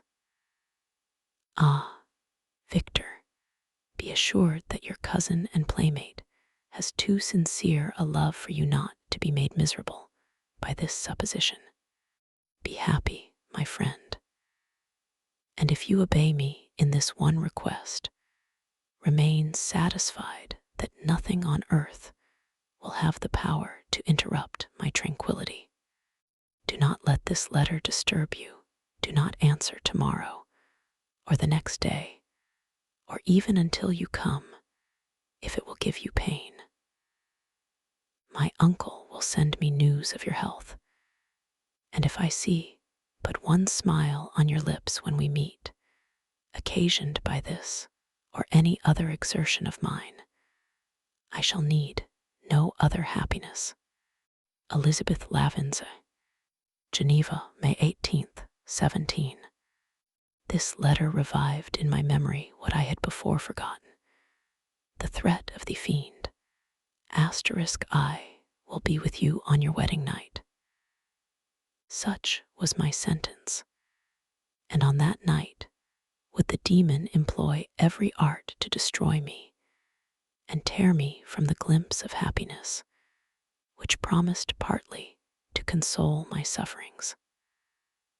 On that night, he had determined to consummate his crimes by my death. Well, be it so, a deadly struggle would then assuredly take place, in which if he were victorious, I should be at peace, and his power over me be at an end. If he were vanquished, I should be a free man. Alas, what freedom! Such as the peasant enjoys when his family have been massacred before his eyes, his cottage burnt, his lands laid waste, and he is turned adrift, homeless, penniless, and alone, but free. Such would be my liberty, except that in my Elizabeth I possessed a treasure, alas, balanced by those horrors of remorse and guilt which would pursue me until death. Sweet and beloved Elizabeth, I read and reread her letter, and some softened feelings stole into my heart and dared to whisper paradisiacal dreams of love and joy. But the apple was already eaten, and the angel's arm bared to drive me from all hope. Yet I would die to make her happy. If the monster executed his threat, death was inevitable. Yet, again, I considered whether my marriage would hasten my fate. My destruction might indeed arrive a few months sooner, but if my torturer should suspect that I postponed it, influenced by his menaces, he would surely find other, and perhaps more dreadful means of revenge. He had vowed to be with me on my wedding night yet he did not consider that threat as binding him to peace in the meantime. For as if to show me that he was not yet satiated with blood, he had murdered Clerval immediately after the enunciation of his threats. I resolved, therefore, that if my immediate union with my cousin would conduce either to hers or my father's happiness, my adversary's designs against my life should not retard it a single hour. In this state of mind, I wrote to Elizabeth. My letter was calm and affectionate. I fear, my beloved girl, I said, little happiness remains for us on earth, yet all that I may one day enjoy is scented in you. Chase away your idle fears. To you alone do I consecrate my life and my endeavors for contentment. I have one secret, Elizabeth, a dreadful one when revealed to you. It will chill your frame with horror. And then, far from being surprised at my misery, you will only wonder that I survive what I have endured. I will confide this tale of misery and terror to you the day after our marriage shall take place. For my sweet cousin, there must be perfect confidence between us. But until then, I conjure you, do not mention or allude to it. This I most earnestly entreat, and I know you will comply. In about a week after the arrival of Elizabeth's letter, we returned to Geneva. The sweet girl welcomed me with warm affection, yet tears were in her eyes as she beheld my emaciated frame and feverish cheeks. I saw a change in her also. She was thinner and had lost much of that heavenly vivacity that had before charmed me, but her gentleness and soft looks of compassion made her a more fit companion for one blasted and miserable as I was. The tranquility which I now enjoyed did not endure. Memory brought madness with it, and when I thought of what had passed, a real insanity possessed me. Sometimes I was furious and burnt with rage, sometimes low and despondent. I neither spoke nor looked at anyone, but sat motionless, bewildered by the multitude of miseries that overcame me. Elizabeth alone had the power to draw me from these fits. Her gentle voice would soothe me when transported by passion, and inspire me with human feelings when sunk in torpor. She wept with me and for me. When reason returned, she would remonstrate and endeavor to inspire me with resignation. Ah, it is well for the unfortunate to be resigned, but for the guilty there is no peace. The agonies of remorse poison the luxury there is otherwise sometimes found in indulging the excess of grief. Soon after my arrival, my father spoke of my immediate marriage with Elizabeth. I remained silent.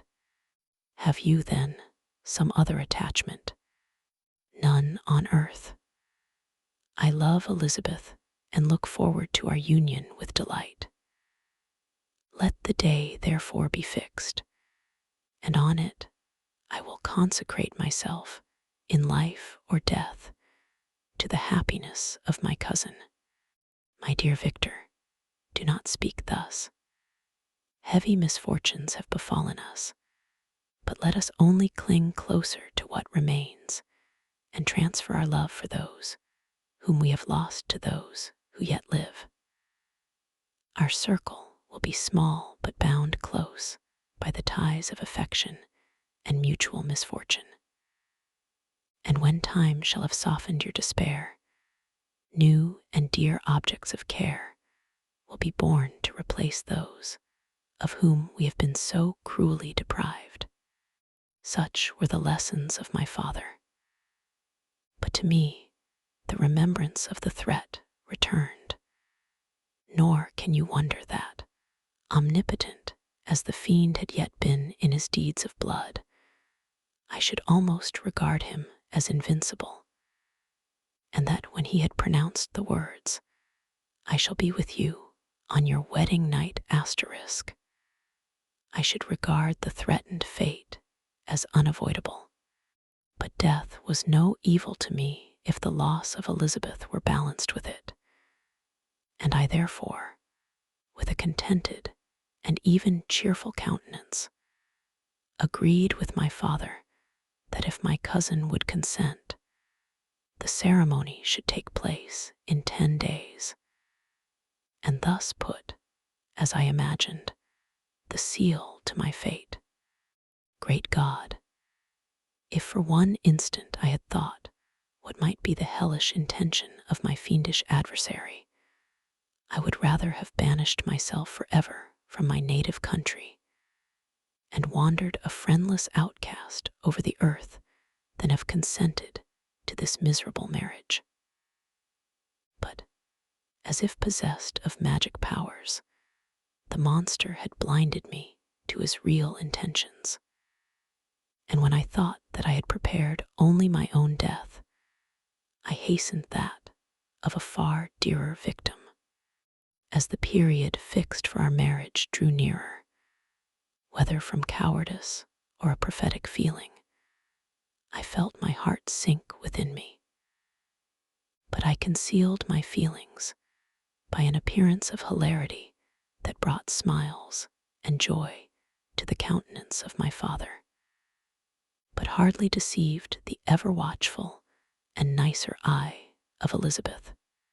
She looked forward to our union with placid contentment, not unmingled with a little fear, which past misfortunes had impressed, that what now appeared certain and tangible happiness might soon dissipate into an airy dream, and leave no trace but deep and everlasting regret. Preparations were made for the event. Congratulatory visits were received, and all wore a smiling appearance.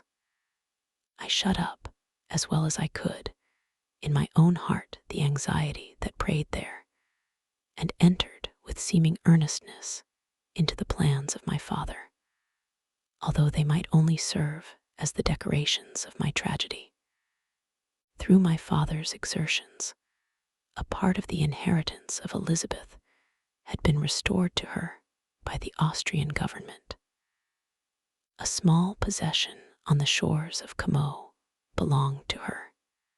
It was agreed that, immediately after our union, we should proceed to Villa Lavenza and spend our first days of happiness beside the beautiful lake near which it stood.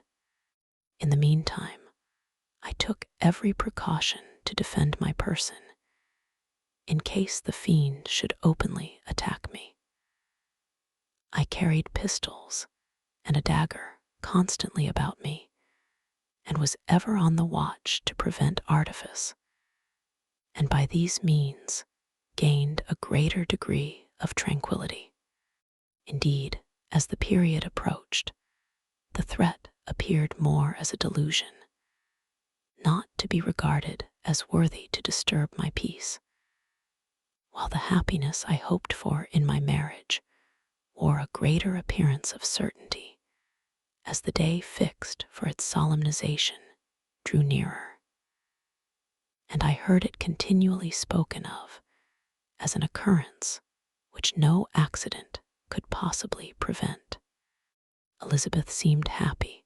My tranquil demeanor contributed greatly to calm her mind. But on the day that was to fulfill my wishes and my destiny, she was melancholy, and a presentiment of evil pervaded her.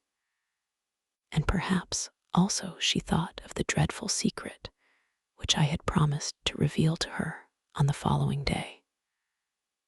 My father was in the meantime overjoyed, and in the bustle of preparation, only recognized in the melancholy of his niece the diffidence of a bride. After the ceremony was performed, a large party assembled at my father, but it was agreed that Elizabeth and I should commence our journey by water, sleeping that night at Evian, and continuing our voyage on the following day. The day was fair, the wind favorable. All smiled on our nuptial embarkation. Those were the last moments of my life, during which I enjoyed the feeling of happiness. We passed rapidly along. The sun was hot, but we were sheltered from its rays by a kind of canopy while we enjoyed the beauty of the scene. Sometimes on one side of the lake, where we saw Mont Salirve, the pleasant banks of Montélimar, and at a distance, surmounting all, the beautiful Mont Blanc, and the assemblage of snowy mountains that in vain endeavor to emulate her. Sometimes coasting the opposite banks, we saw the mighty Jura opposing its dark side to the ambition that would quit its native country, and an almost insurmountable barrier to the invader who should wish to enslave it. I took the hand of Elizabeth. "You are sorrowful, my love. Ah, if you knew what I have suffered and what I may yet endure, you would endeavor to let me taste the quiet and freedom from despair that this one day at least permits me to enjoy." "Be happy, my dear Victor," replied Elizabeth. "There is, I hope, nothing to distress you, and be assured that if a lively joy is not painted in my face, my heart is contented. Something whispers to me not to depend too much on the prospect that is opened before us, but I will not listen to such a sinister voice. Observe how fast we move along, and how the clouds, which sometimes obscure and sometimes rise above the dome of Mont Blanc, render this scene of beauty still more interesting. Look also at the innumerable fish that are swimming in the clear waters, where we can distinguish every pebble that lies at the bottom. What a divine day! How happy and serene all nature appears. Thus Elizabeth endeavored to divert her thoughts and mine from all reflection upon melancholy subjects. But her temper was fluctuating. Joy for a few instants shone in her eyes, but it continually gave place to distraction and reverie. The sun sank lower in the heavens. We passed the river Drance and observed its path through the chasms of the higher and the glens of the lower hills. The Alps here come closer to the lake, and we approached the amphitheater of mountains, which forms its eastern boundary. The spire of Evian shone under the woods that surrounded it, and the range of mountain above mountain by which it was overhung. The wind, which had hitherto carried us along with amazing rapidity, sank at sunset to a light breeze. The soft air just ruffled the water and caused a pleasant motion among the trees as we approached the shore, from which it wafted the most delightful scent of flowers and hay. The sun sank beneath the horizon as we landed, and as I touched the shore, I felt those cares and fears revive, which soon were to clasp me and cling to me forever. Chapter 23. It was 8 o'clock when we landed. We walked for a short time on the shore, enjoying the transitory light, and then retired to the inn and contemplated the lovely scene of waters, woods, and mountains, obscured in darkness, yet still displaying their black outlines. The wind, which had fallen in the south, now rose with great violence in the west. The moon had reached her summit in the heavens and was beginning to descend. The clouds swept across it swifter than the flight of the vulture, and dimmed her rays, while the lake reflected the scene of the busy heavens, rendered still busier by the restless waves that were beginning to rise. Suddenly, a heavy storm of rain descended. I had been calm during the day, but so soon as night obscured the shapes of objects, 1,000 fears arose in my mind. I was anxious and watchful, while my right hand grasped a pistol which was hidden in my bosom.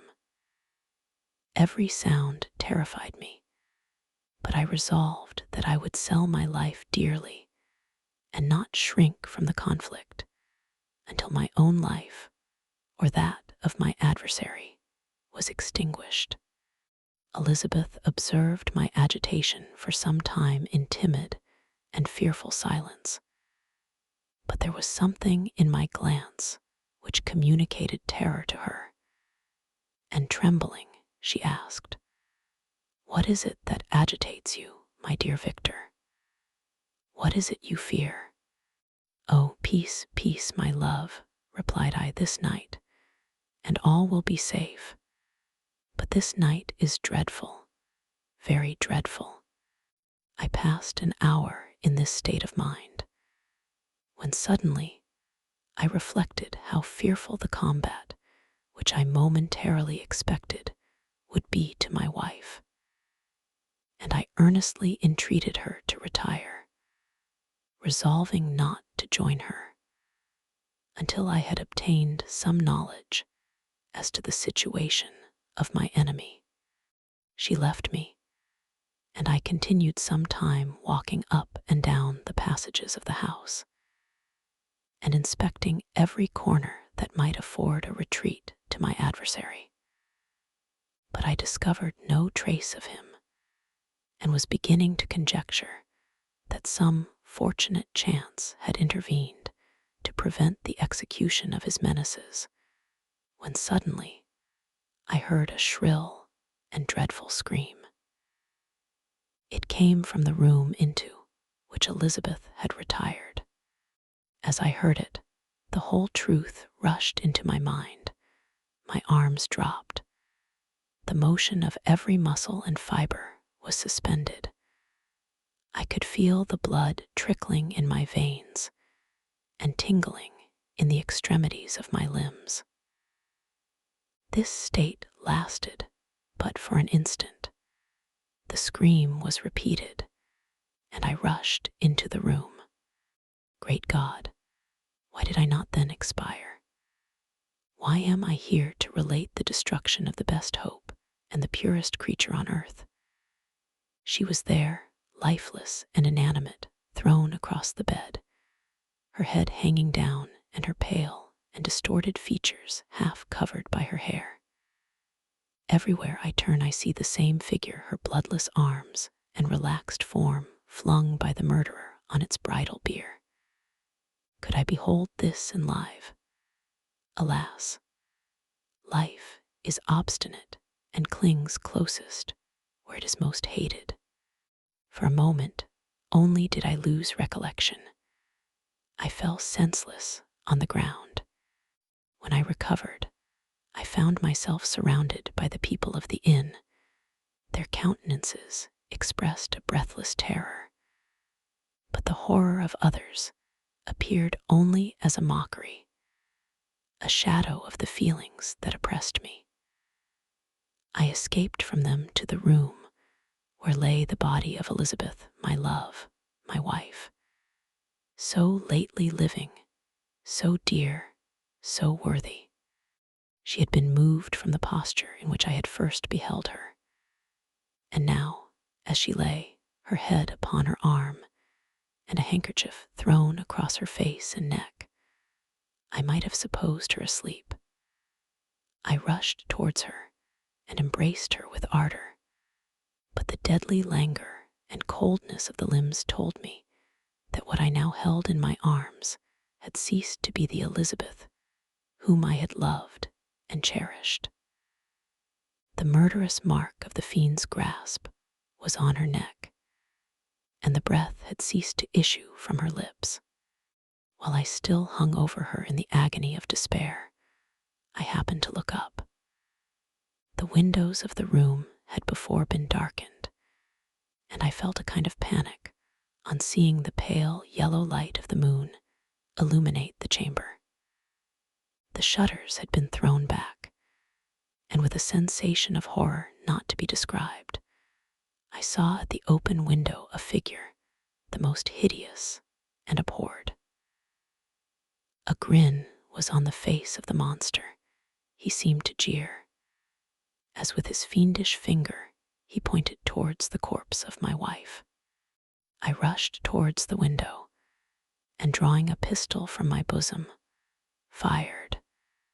But he eluded me, leaped from his station, and running with the swiftness of lightning, plunged into the lake. The report of the pistol brought a crowd into the room. I pointed to the spot where he had disappeared, and we followed the track with boats. Nets were cast, but in vain. After passing several hours, we returned hopeless, most of my companions believing it to have been a form conjured up by my fancy. After having landed, they proceeded to search the country, parties going in different directions among the woods and vines. I attempted to accompany them and proceeded a short distance from the house, but my head whirled round. My steps were like those of a drunken man. I fell at last in a state of utter exhaustion. A film covered my eyes, and my skin was parched with the heat of fever. In this state, I was carried back and placed on a bed, hardly conscious of what had happened. My eyes wandered round the room as if to seek something that I had lost. After an interval, I arose, and as if by instinct, crawled into the room where the corpse of my beloved lay.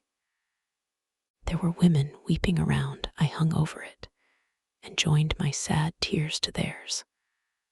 All this time, no distinct idea presented itself to my mind, but my thoughts rambled to various subjects, reflecting confusedly on my misfortunes and their cause. I was bewildered in a cloud of wonder and horror. The death of William, the execution of Justine, the murder of Clerval, and lastly of my wife. Even at that moment, I knew not that my only remaining friends were safe from the malignity of the fiend. My father, even now, might be writhing under his grasp, and Ernest might be dead at his feet. This idea made me shudder and recalled me to action. I started up and resolved to return to Geneva with all possible speed. There were no horses to be procured, and I must return by the lake, but the wind was unfavorable, and the rain fell in torrents. However, it was hardly morning, and I might reasonably hope to arrive by night. I hired men to row and took an oar myself, for I had always experienced relief from mental torment in bodily exercise. But the overflowing misery I now felt, and the excess of agitation that I endured rendered me incapable of any exertion. I threw down the oar, and leaning my head upon my hands, gave way to every gloomy idea that arose. If I looked up, I saw scenes which were familiar to me in my happier time, and which I had contemplated but the day before in the company of her who was now but a shadow and a recollection. Tears streamed from my eyes. The rain had ceased for a moment, and I saw the fish play in the waters as they had done a few hours before. They had then been observed by Elizabeth. Nothing is so painful to the human mind as a great and sudden change. The sun might shine, or the clouds might lower, but nothing could appear to me as it had done the day before. A fiend had snatched from me every hope of future happiness. No creature had ever been so miserable as I was. So frightful an event is single in the history of man. But why should I dwell upon the incidents that followed this last overwhelming event? Mine has been a tale of horrors. I have reached their acme asterisk, and what I must now relate can but be tedious to you. Know that, one by one, my friends were snatched away. I was left desolate. My own strength is exhausted, and I must tell, in a few words, what remains of my hideous narration. I arrived at Geneva. My father and Ernest yet lived, but the former sunk under the tidings that I bore. I see him now, excellent and venerable old man. His eyes wandered in vacancy, for they had lost their charm and their delight. His Elizabeth, his more than daughter, whom he doted on with all that affection which a man feels, who in the decline of life, having few affections, clings more earnestly to those that remain. Cursed, cursed be the fiend that brought misery on his gray hairs, and doomed him to waste in wretchedness. He could not live under the horrors that were accumulated around him. The springs of existence suddenly gave way. He was unable to rise from his bed, and in a few days he died in my arms. What then became of me?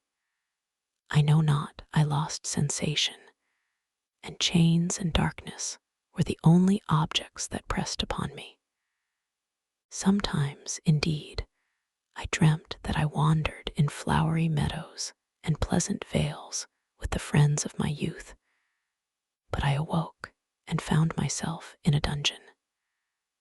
Melancholy followed, but by degrees I gained a clear conception of my miseries and situation, and was then released from my prison, for they had called me mad, and during many months, as I understood, a solitary cell had been my habitation.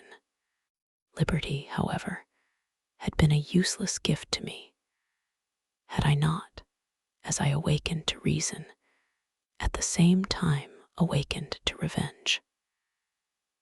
As the memory of past misfortunes pressed upon me, I began to reflect on their cause, the monster whom I had created, the miserable demon whom I had sent abroad into the world for my destruction. I was possessed by a maddening rage when I thought of him, and desired and ardently prayed that I might have him within my grasp to wreak a great and signal revenge on his cursed head. Nor did my hate long confine itself to useless wishes. I began to reflect on the best means of securing him, and for this purpose, about a month after my release, I repaired to a criminal judge in the town and told him that I had an accusation to make, that I knew the destroyer of my family, and that I required him to exert his whole authority for the apprehension of the murderer. The magistrate listened to me with attention and kindness. "Be assured, sir," said he, "no pains or exertions on my part shall be spared to discover the villain." "I thank you," replied I. "Listen, therefore, to the deposition that I have to make. It is indeed a tale so strange that I should fear you would not credit it, were there not something in truth which, however wonderful, forces conviction. The story is too connected to be mistaken for a dream, and I have no motive for falsehood. My manner as I thus addressed him was impressive, but calm. I had formed in my own heart a resolution to pursue my destroyer to death, and this purpose quieted my agony, and for an interval reconciled me to life. I now related my history briefly, but with firmness and precision, marking the dates with accuracy, and never deviating into invective or exclamation. The magistrate appeared at first perfectly incredulous, but as I continued, he became more attentive and interested. I saw him sometimes shudder with horror, at others a lively surprise, unmingled with disbelief, was painted on his countenance. When I had concluded my narration, I said, "This is the being whom I accuse, and for whose seizure and punishment I call upon you to exert your whole power.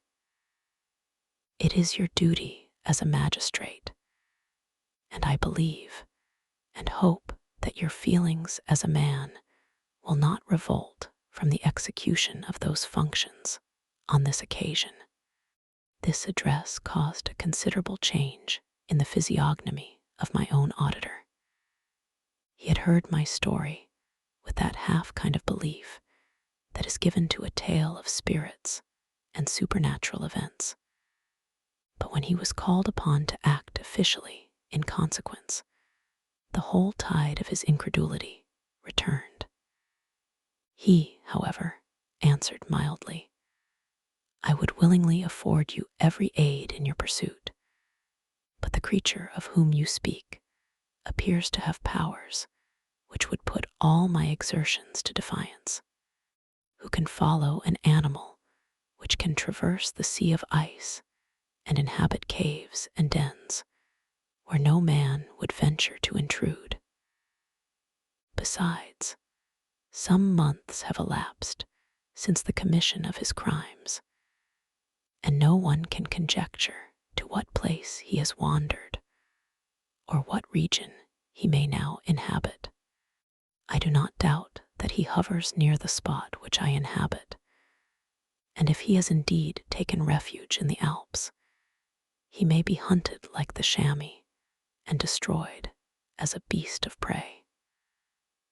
But I perceive your thoughts. You do not credit my narrative, and do not intend to pursue my enemy with the punishment which is his desert." As I spoke, rage sparkled in my eyes. The magistrate was intimidated. "You are mistaken," said he. "I will exert myself, and if it is in my power to seize the monster, be assured that he shall suffer punishment proportionate to his crimes. But I fear, from what you have yourself described to be his properties, that this will prove impracticable, and thus, while every proper measure is pursued, you should make up your mind to disappointment. That cannot be, but all that I can say will be of little avail.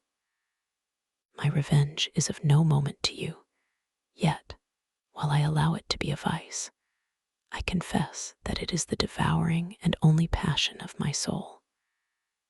My rage is unspeakable when I reflect that the murderer, whom I have turned loose upon society, still exists. You refuse my just demand. I have but one resource, and I devote myself, either in my life or death, to his destruction." I trembled with excess of agitation as I said this. There was a frenzy in my manner, and something, I doubt not, of that haughty fierceness which the martyrs of old are said to have possessed. But to a Genevan magistrate, whose mind was occupied by far other ideas than those of devotion and heroism, this elevation of mind had much the appearance of madness. He endeavored to soothe me as a nurse does a child, and reverted to my tale as the effects of delirium. Man, I cried, how ignorant art thou in thy pride of wisdom. Cease, you know not what it is you say. I broke from the house angry and disturbed, and retired to meditate on some other mode of action. Chapter 24. My present situation was one in which all voluntary thought was swallowed up and lost. I was hurried away by fury. Revenge alone endowed me with strength and composure. It molded my feelings and allowed me to be calculating and calm at periods when otherwise delirium or death would have been my portion. My first resolution was to quit Geneva forever, my country, which, when I was happy and beloved, was dear to me. Now, in my adversity, became hateful. I provided myself with a sum of money, together with a few jewels which had belonged to my mother, and departed. And now my wanderings began, which are to cease, but with life. I have traversed a vast portion of the earth, and have endured all the hardships which travelers in deserts and barbarous countries are wont to meet. How I have lived I hardly know. Many times have I stretched my failing limbs upon the sandy plain and prayed for death. But revenge kept me alive. I dared not die and leave my adversary in being. When I quitted Geneva, my first labor was to gain some clue by which I might trace the steps of my fiendish enemy. But my plan was unsettled, and I wandered many hours round the confines of the town, uncertain what path I should pursue. As night approached, I found myself at the entrance of the cemetery, where William, Elizabeth, and my father reposed. I entered it and approached the tomb which marked their graves. Everything was silent except the leaves of the trees, which were gently agitated by the wind. The night was nearly dark, and the scene would have been solemn and affecting even to an uninterested observer. The spirits of the departed seemed to flit around and to cast a shadow, which was felt but not seen, around the head of the mourner. The deep grief which this scene had at first excited quickly gave way to rage and despair. They were dead, and I lived. Their murderer also lived, and to destroy him, I must drag out my weary existence. I knelt on the grass and kissed the earth, and with quivering lips exclaimed, "By the sacred earth on which I kneel, by the shades that wander near me, by the deep and eternal grief that I feel, I swear, and by thee, O night, and the spirits that preside over thee, to pursue the demon who caused this misery, until he or I shall perish in mortal conflict. For this purpose I will preserve my life. To execute this dear revenge will I again behold the sun, and tread the green herbage of earth, which otherwise should vanish from my eyes forever. And I call on you, spirits of the dead, and on you, wandering ministers of vengeance, to aid and conduct me in my work. Let the cursed and hellish monster drink deep of agony. Let him feel the despair that now torments me. I had begun my adoration with solemnity, and an awe which almost assured me that the shades of my murdered friends heard and approved my devotion. But the furies possessed me as I concluded, and rage choked my utterance. I was answered through the stillness of night by a loud and fiendish laugh. It rang on my ears long and heavily. The mountains re-echoed it, and I felt as if all hell surrounded me with mockery and laughter. Surely, in that moment, I should have been possessed by frenzy and have destroyed my miserable existence, but that my vow was heard, and that I was reserved for vengeance. The laughter died away when a well-known and abhorred voice, apparently close to my ear, addressed me in an audible whisper. "I am satisfied, miserable wretch. You have determined to live, and I am satisfied." I darted towards the spot from which the sound proceeded, but the devil eluded my grasp. Suddenly, the broad disk of the moon arose and shone full upon his ghastly and distorted shape as he fled with more than mortal speed. I pursued him, and for many months this has been my task. Guided by a slight clue, I followed the windings of the Rhone, but vainly.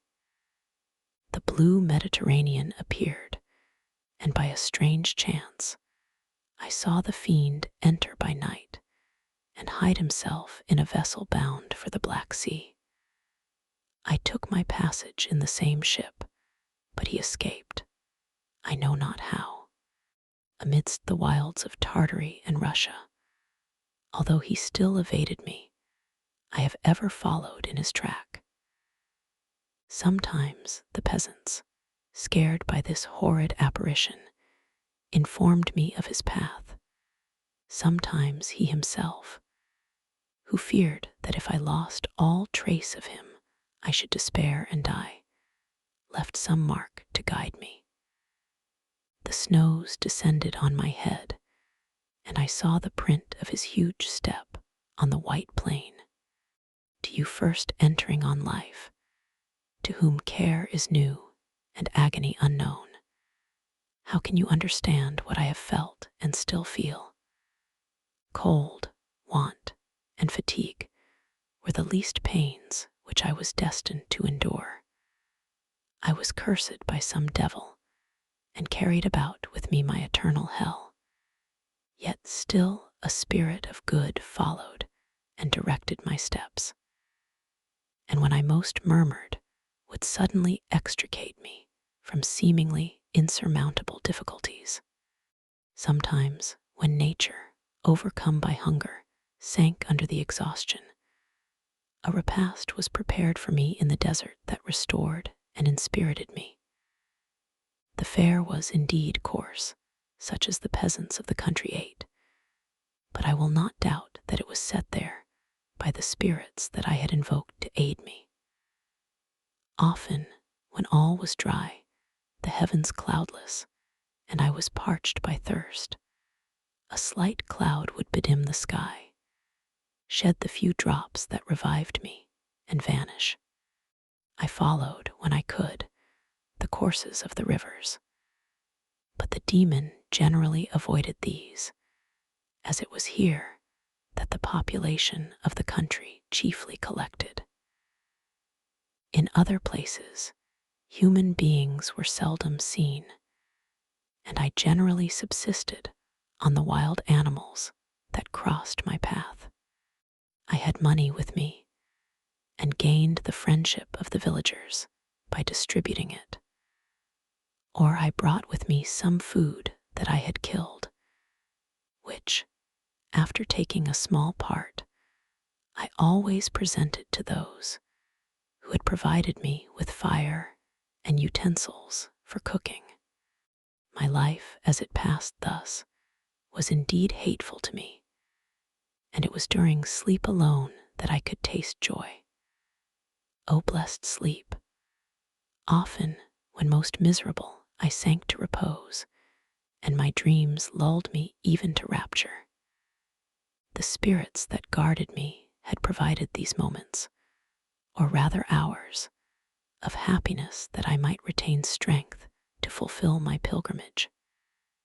Deprived of this respite, I should have sunk under my hardships. During the day, I was sustained and inspirited by the hope of night, for in sleep I saw my friends, my wife, and my beloved country. Again, I saw the benevolent countenance of my father, heard the silver tones of my Elizabeth's voice, and beheld Clerval enjoying health and youth. Often, when wearied by a toilsome march, I persuaded myself that I was dreaming until night should come, and that I should then enjoy reality in the arms of my dearest friends. What agonizing fondness did I feel for them! How did I cling to their dear forms, as sometimes they haunted even my waking hours, and persuade myself that they still lived. At such moments vengeance, that burned within me, died in my heart, and I pursued my path towards the destruction of the demon, more as a task enjoined by heaven, as the mechanical impulse of some power of which I was unconscious, than as the ardent desire of my soul. What his feelings were whom I pursued I cannot know.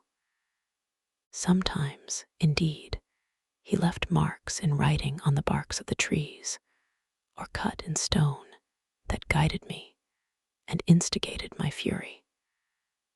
My reign is not yet over. These words were legible in one of these inscriptions: you live, and my power is complete. Follow me.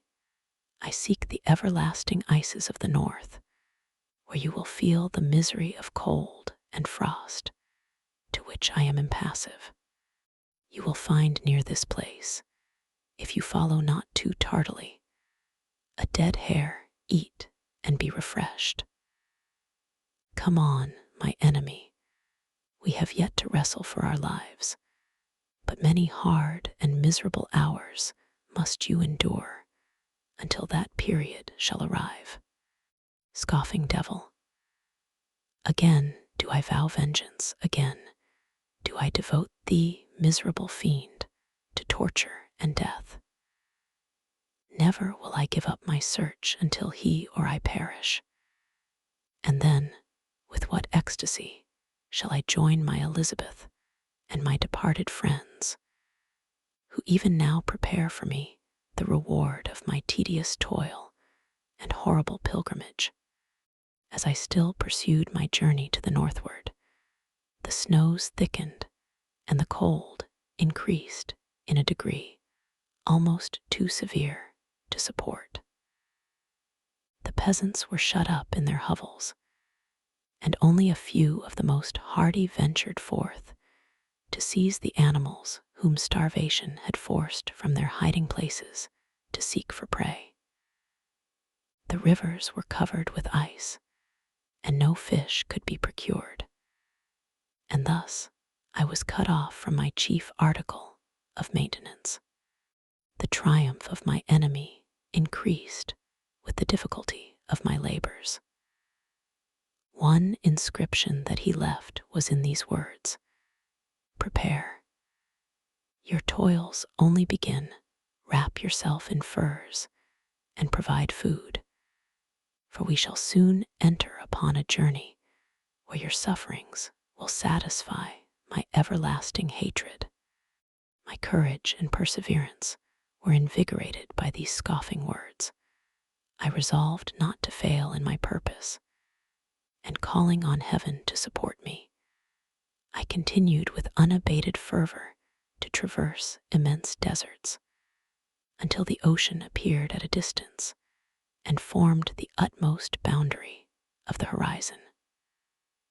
Oh, how unlike it was to the blue seasons of the south. Covered with ice, it was only to be distinguished from land by its superior wildness and ruggedness. The Greeks wept for joy when they beheld the Mediterranean from the hills of Asia, and hailed with rapture the boundary of their toils. I did not weep, but I knelt down, and with a full heart thanked my guiding spirit for conducting me in safety to the place where I hoped, notwithstanding my adversary's jibe, to meet and grapple with him. Some weeks before this period, I had procured a sledge and dogs, and thus traversed the snows with inconceivable speed. I know not whether the fiend possessed the same advantages, but I found that, as before I had daily lost ground in the pursuit, I now gained on him, so much so that, when I first saw the ocean, he was but 1 day's journey in advance, and I hoped to intercept him before he should reach the beach. With new courage, therefore, I pressed on, and in 2 days arrived at a wretched hamlet on the seashore. I inquired of the inhabitants concerning the fiend and gained accurate information. A gigantic monster, they said, had arrived the night before, armed with a gun and many pistols, putting to flight the inhabitants of a solitary cottage through fear of his terrific appearance. He had carried off their store of winter food, and placing it in a sledge, to draw which he had seized on a numerous drove of trained dogs, he had harnessed them, and the same night, to the joy of the horror-struck villagers, had pursued his journey across the sea in a direction that led to no land. And they conjectured that he must speedily be destroyed by the breaking of the ice, or frozen by the eternal frosts. On hearing this information, I suffered a temporary access of despair. He had escaped me, and I must commence a destructive and almost endless journey across the mountainous ices of the ocean, amidst cold that few of the inhabitants could long endure, and which I, the native of a genial and sunny climate, could not hope to survive. Yet, at the idea that the fiend should live and be triumphant, my rage and vengeance returned, and like a mighty tide, overwhelmed every other feeling. After a slight repose, during which the spirits of the dead hovered round and instigated me to toil and revenge, I prepared for my journey. I exchanged my land sledge for one fashioned for the inequalities of the frozen ocean, and purchasing a plentiful stock of provisions, I departed from land. I cannot guess how many days have passed since then, but I have endured misery which nothing but the eternal sentiment of a just retribution burning within my heart could have enabled me to support. Immense and rugged mountains of ice often barred up my passage, and I often heard the thunder of the ground sea, which threatened my destruction. But again the frost came and made the paths of the sea secure. By the quantity of provision which I had consumed, I should guess that I had passed 3 weeks in this journey, and the continual protraction of hope, returning back upon the heart, often wrung bitter drops of despondency and grief from my eyes.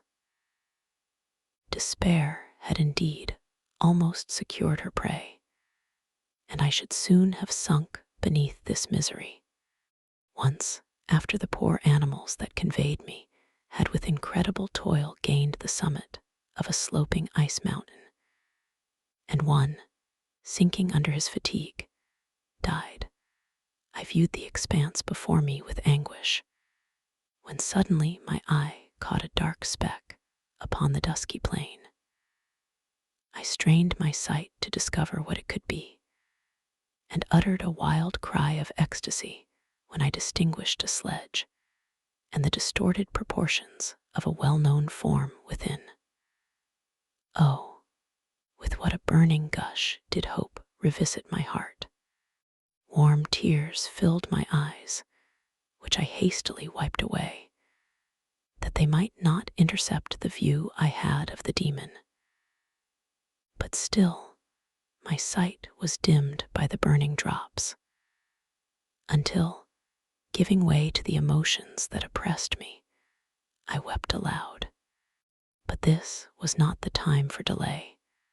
I disencumbered the dogs of their dead companion, gave them a plentiful portion of food, and after an hour's rest, which was absolutely necessary, and yet which was bitterly irksome to me, I continued my route. The sledge was still visible, nor did I again lose sight of it, except at the moments when for a short time some ice rock concealed it with its intervening crags. I indeed perceptibly gained on it, and when, after nearly 2 days' journey, I beheld my enemy at no more than a mile distant, my heart bounded within me. But now, when I appeared almost within grasp of my foe, my hopes were suddenly extinguished, and I lost all trace of him more utterly than I had ever done before. A ground sea was heard, the thunder of its progress, as the waters rolled and swelled beneath me, became every moment more ominous and terrific. I pressed on, but in vain. The wind arose, the sea roared, and, as with the mighty shock of an earthquake, it split and cracked with a tremendous and overwhelming sound. The work was soon finished. In a few minutes, a tumultuous sea rolled between me and my enemy, and I was left drifting on a scattered piece of ice that was continually lessening, and thus preparing for me a hideous death.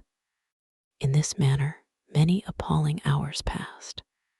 Several of my dogs died, and I myself was about to sink under the accumulation of distress when I saw your vessel riding at anchor and holding forth to me hopes of succor and life.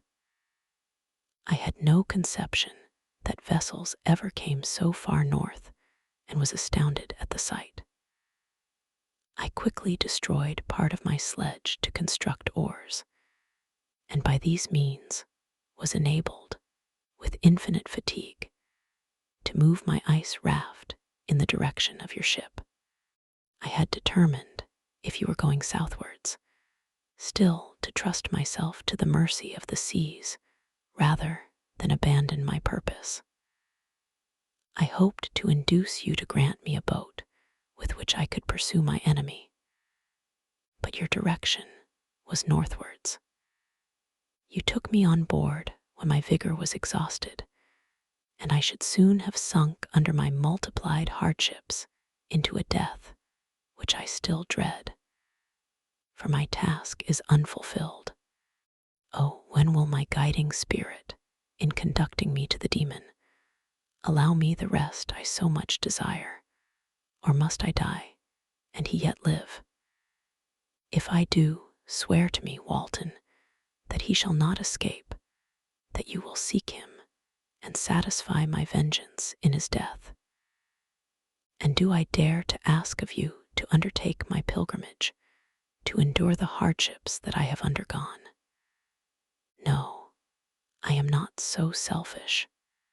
Yet when I am dead, if he should appear, if the ministers of vengeance should conduct him to you, swear that he shall not live, swear that he shall not triumph over my accumulated woes, and survive to add to the list of his dark crimes.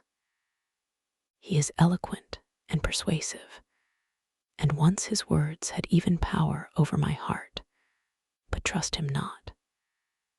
His soul is as hellish as his form, full of treachery and fiend-like malice. Hear him not call on the names of William, Justine, Clerval, Elizabeth, my father, and of the wretched Victor, and thrust your sword into his heart. I will hover near and direct the steel aright. Walton in continuation. August 26th, 17. You have read this strange and terrific story, Margaret, and do you not feel your blood congeal with horror, like that which even now curdles mine? Sometimes, seized with sudden agony, he could not continue his tale at others, his voice broken yet piercing, uttered with difficulty, the words so replete with anguish. His fine and lovely eyes were now lighted up with indignation, now subdued to downcast sorrow, and quenched in infinite wretchedness. Sometimes he commanded his countenance and tones, and related the most horrible incidents with a tranquil voice, suppressing every mark of agitation. Then, like a volcano bursting forth, his face would suddenly change to an expression of the wildest rage, as he shrieked out imprecations on his persecutor. His tale is connected and told with an appearance of the simplest truth. Yet I own to you that the letters of Felix and Safie, which he showed me, and the apparition of the monster seen from our ship, brought to me a greater conviction of the truth of his narrative than his asseverations, however earnest and connected. Such a monster has, then, really existence. I cannot doubt it, yet I am lost in surprise and admiration. Sometimes I endeavored to gain from Frankenstein the particulars of his creature's formation, but on this point he was impenetrable. "Are you mad, my friend?" said he. "Or whither does your senseless curiosity lead you? Would you also create for yourself and the world a demoniacal enemy? Peace, peace. Learn my miseries, and do not seek to increase your own." Frankenstein discovered that I made notes concerning his history. He asked to see them, and then himself corrected and augmented them in many places, but principally in giving the life and spirit to the conversations he held with his enemy. "Since you have preserved my narration," said he, "I would not that a mutilated one should go down to posterity. Thus has a week passed away, while I have listened to the strangest tale that ever imagination formed. My thoughts and every feeling of my soul have been drunk up by the interest for my guest, which this tale and his own elevated and gentle manners have created. I wish to soothe him, yet can I counsel one so infinitely miserable, so destitute of every hope of consolation, to live? Oh no, the only joy that he can now know will be when he composes his shattered spirit to peace and death. Yet he enjoys one comfort, the offspring of solitude and delirium. He believes that when in dreams he holds converse with his friends, and derives from that communion consolation for his miseries or excitements to his vengeance, that they are not the creations of his fancy, but the beings themselves who visit him from the regions of a remote world. This faith gives a solemnity to his reveries that render them to me almost as imposing and interesting as truth. Our conversations are not always confined to his own history and misfortunes. On every point of general literature, he displays unbounded knowledge and a quick and piercing apprehension. His eloquence is forcible and touching, nor can I hear him, when he relates a pathetic incident or endeavors to move the passions of pity or love, without tears. What a glorious creature must he have been in the days of his prosperity, when he is thus noble and godlike in ruin. He seems to feel his own worth and the greatness of his fall. When younger, said he, I believed myself destined for some great enterprise.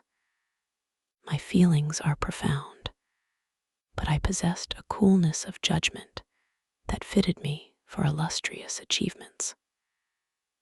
This sentiment of the worth of my nature supported me when others would have been oppressed, for I deemed it criminal to throw away in useless grief those talents that might be useful to my fellow creatures.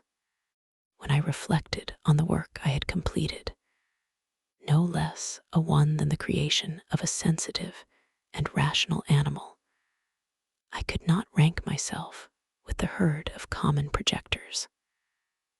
But this thought, which supported me in the commencement of my career, now serves only to plunge me lower in the dust.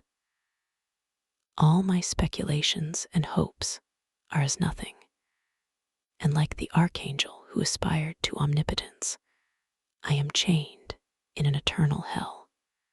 My imagination was vivid, yet my powers of analysis and application were intense.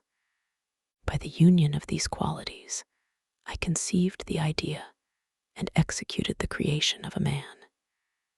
Even now, I cannot recollect without passion my reveries while the work was incomplete. I trod heaven in my thoughts, now exulting in my powers, now burning with the idea of their effects. From my infancy, I was imbued with high hopes and a lofty ambition. But how am I sunk?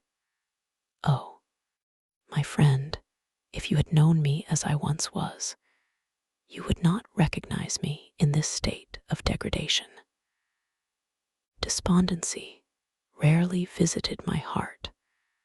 A high destiny seemed to bear me on, until I fell, never again to rise. Must I then lose this admirable being? I have longed for a friend.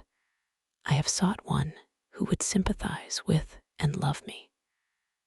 Behold, on these desert seas I have found such a one, but I fear I have gained him only to know his value and lose him.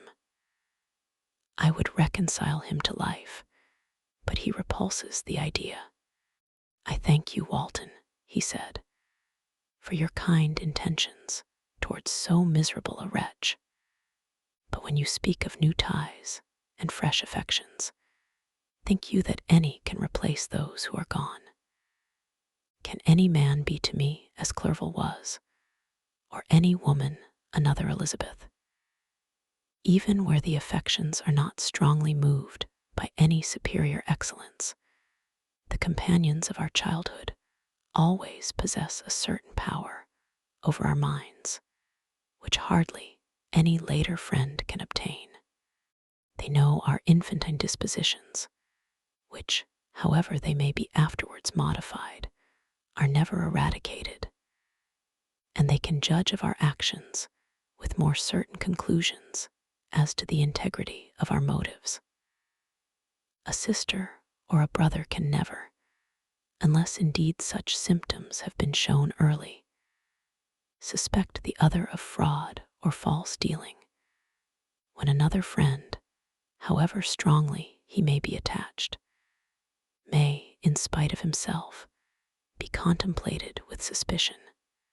But I enjoyed friends, dear not only through habit and association, but from their own merits, and wherever I am, the soothing voice of my Elizabeth and the conversation of Clerval will be ever whispered in my ear. They are dead, and but one feeling in such a solitude can persuade me to preserve my life. If I were engaged in any high undertaking or design, fraught with extensive utility to my fellow creatures, then could I live to fulfill it. But such is not my destiny. I must pursue and destroy the being to whom I gave existence. Then my lot on earth will be fulfilled, and I may die. My beloved sister, September 2D. I write to you, encompassed by peril, and ignorant whether I am ever doomed to see again dear England and the dearer friends that inhabit it. I am surrounded by mountains of ice which admit of no escape and threaten every moment to crush my vessel. The brave fellows whom I have persuaded to be my companions look towards me for aid, but I have none to bestow. There is something terribly appalling in our situation, yet my courage and hopes do not desert me. Yet it is terrible to reflect that the lives of all these men are endangered through me. If we are lost, my mad schemes are the cause. And what, Margaret, will be the state of your mind? You will not hear of my destruction, and you will anxiously await my return. Years will pass, and you will have visitings of despair, and yet be tortured by hope. Oh, my beloved sister, the sickening failing of your heartfelt expectations is, in prospect, more terrible to me than my own death. But you have a husband and lovely children. You may be happy. Heaven bless you and make you so. My unfortunate guest regards me with the tenderest compassion. He endeavors to fill me with hope and talks as if life were a possession which he valued. He reminds me how often the same accidents have happened to other navigators who have attempted this sea, and in spite of myself, he fills me with cheerful auguries. Even the sailors feel the power of his eloquence. When he speaks, they no longer despair.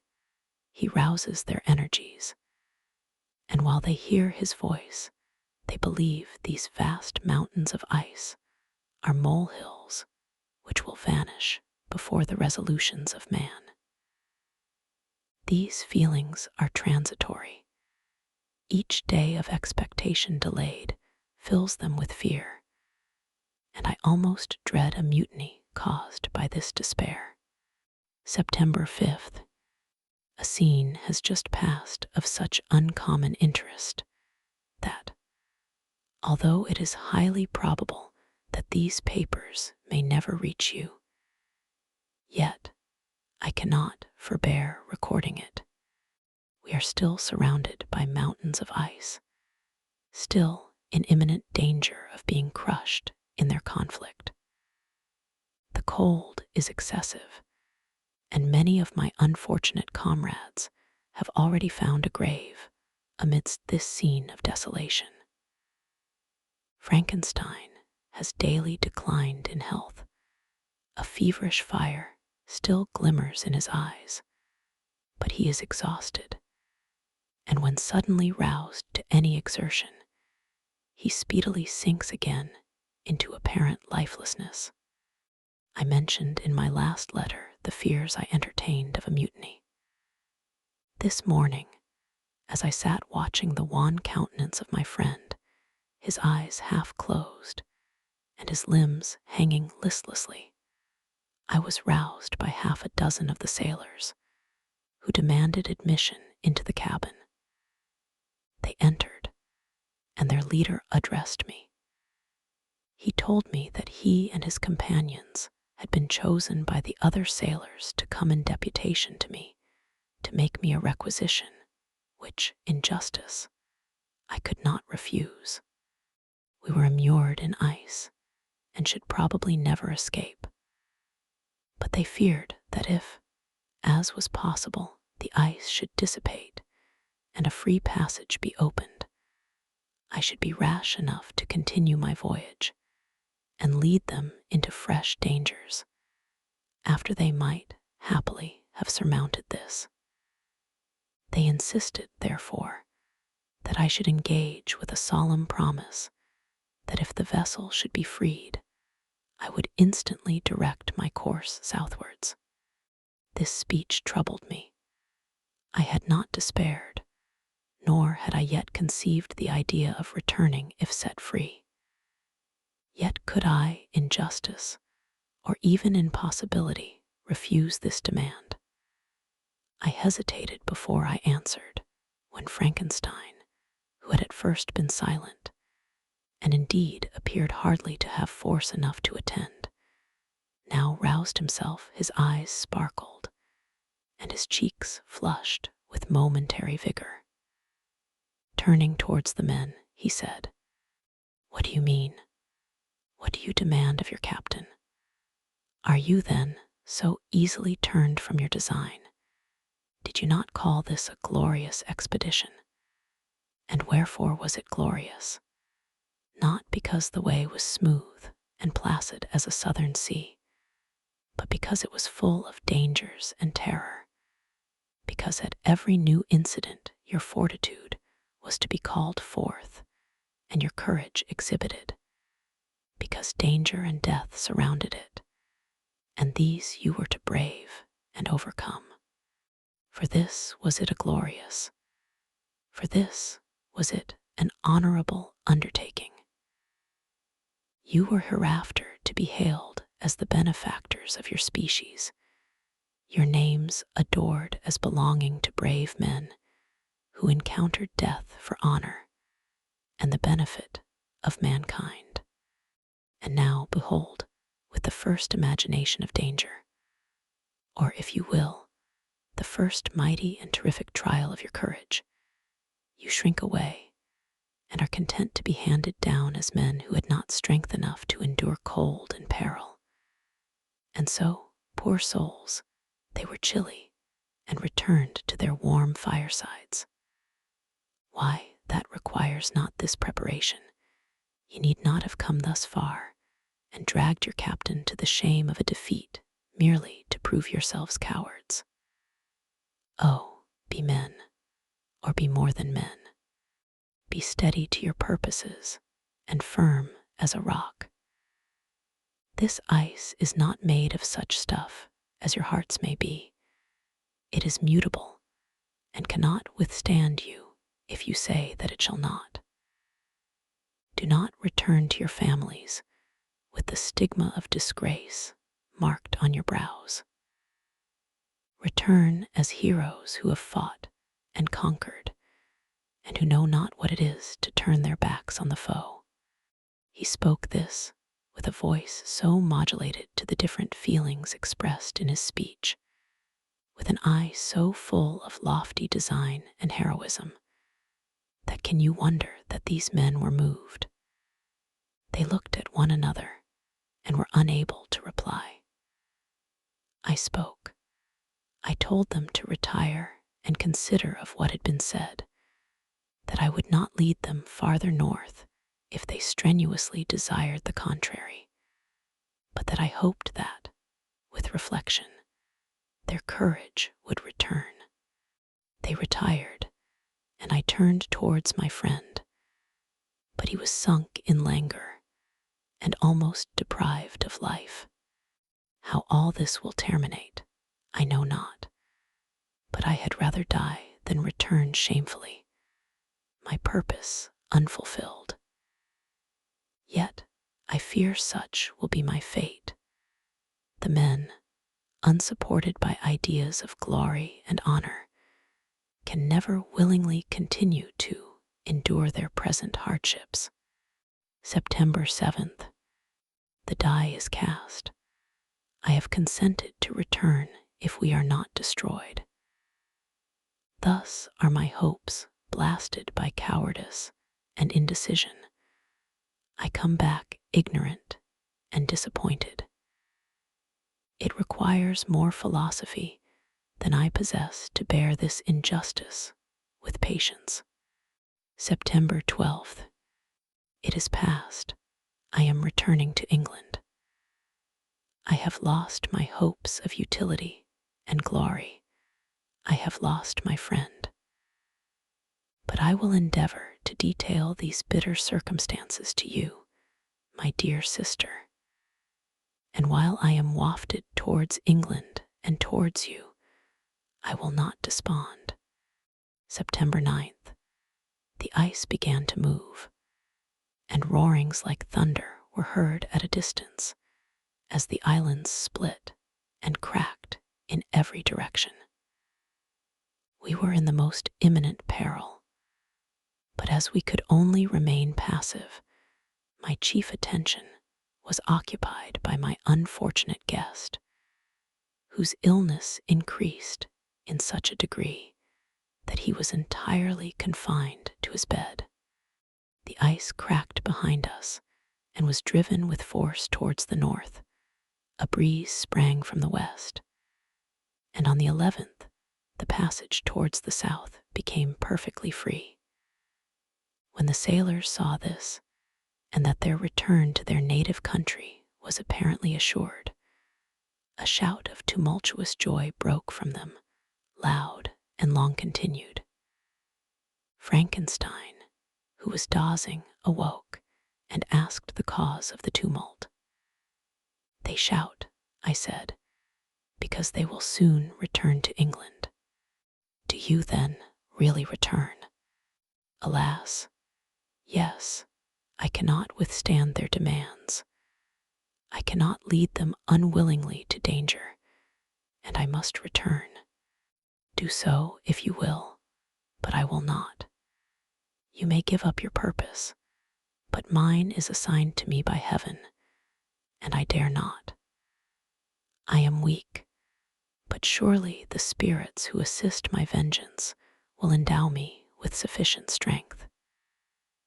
Saying this, he endeavored to spring from the bed, but the exertion was too great for him. He fell back and fainted. It was long before he was restored, and I often thought that life was entirely extinct. At length, he opened his eyes. He breathed with difficulty and was unable to speak. The surgeon gave him a composing draught and ordered us to leave him undisturbed. In the meantime, he told me that my friend had certainly not many hours to live. His sentence was pronounced, and I could only grieve and be patient. I sat by his bed, watching him. His eyes were closed, and I thought he slept. But presently he called to me in a feeble voice, and bidding me come near, said, "Alas, the strength I relied on is gone. I feel that I shall soon die, and he, my enemy and persecutor, may still be in being. Think not, Walton, that in the last moments of my existence I feel that burning hatred and ardent desire of revenge I once expressed, but I feel myself justified in desiring the death of my adversary.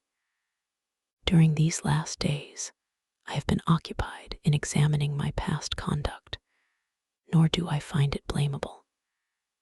In a fit of enthusiastic madness, I created a rational creature, and was bound towards him to assure, as far as was in my power, his happiness and well-being. This was my duty, but there was another still paramount to that. My duties towards the beings of my own species had greater claims to my attention, because they included a greater proportion of happiness or misery. Urged by this view, I refused, and I did right in refusing, to create a companion for the first creature. He showed unparalleled malignity and selfishness in evil. He destroyed my friends. He devoted to destruction beings who possessed exquisite sensations, happiness, and wisdom. Nor do I know where this thirst for vengeance may end. Miserable himself, that he may render no other wretched, he ought to die. The task of his destruction was mine, but I have failed. When actuated by selfish and vicious motives, I asked you to undertake my unfinished work, and I renew this request now, when I am only induced by reason and virtue. Yet I cannot ask you to renounce your country and friends to fulfill this task. And now that you are returning to England, you will have little chance of meeting with him. But the consideration of these points and the well-balancing of what you may esteem your duties, I leave to you. My judgment and ideas are already disturbed by the near approach of death. I dare not ask you to do what I think right, for I may still be misled by passion. That he should live to be an instrument of mischief disturbs me in other respects. This hour, when I momentarily expect my release, is the only happy one which I have enjoyed for several years. The forms of the beloved dead flit before me, and I hasten to their arms. Farewell, Walton. Seek happiness in tranquility and avoid ambition, even if it be only the apparently innocent one of distinguishing yourself in science and discoveries. Yet, why do I say this? I have myself been blasted in these hopes. Yet another may succeed. His voice became fainter as he spoke, and at length, exhausted by his effort, he sank into silence. About half an hour afterwards, he attempted again to speak, but was unable. He pressed my hand feebly, and his eyes closed forever, while the irradiation of a gentle smile passed away from his lips. Margaret, what comment can I make on the untimely extinction of this glorious spirit? What can I say that will enable you to understand the depth of my sorrow? All that I should express would be inadequate and feeble. My tears flow, my mind is overshadowed by a cloud of disappointment.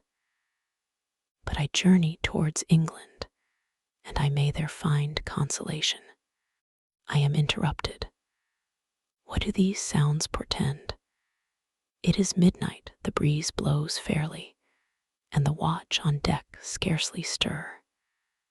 Again, there is a sound as of a human voice, but hoarser. It comes from the cabin where the remains of Frankenstein still lie.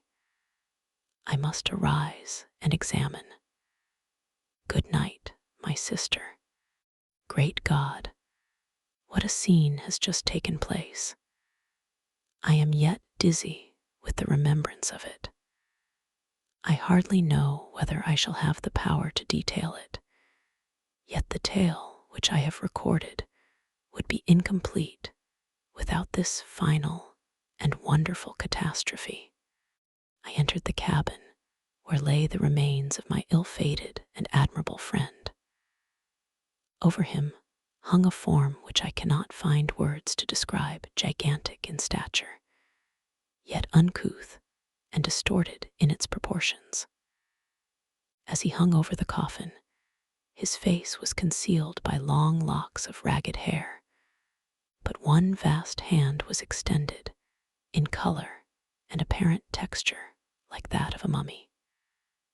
When he heard the sound of my approach, he ceased to utter exclamations of grief and horror, and sprung towards the window.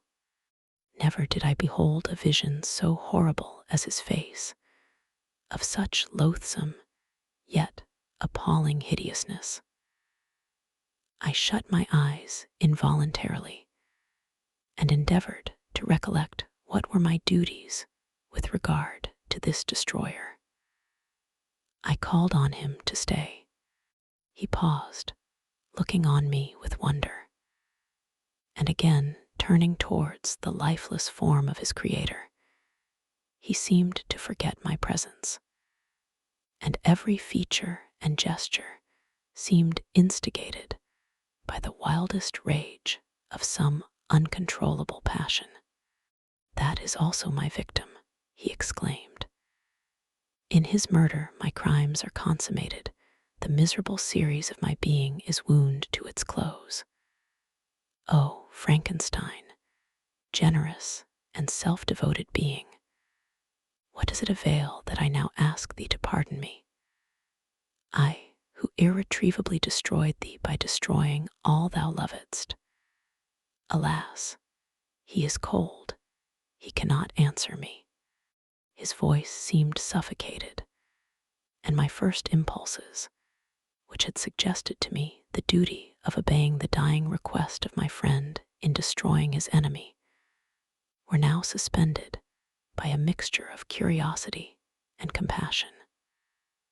I approached this tremendous being. I dared not again raise my eyes to his face. There was something so scaring and unearthly in his ugliness. I attempted to speak, but the words died away on my lips. The monster continued to utter wild and incoherent self-reproaches. At length, I gathered resolution to address him in a pause of the tempest of his passion.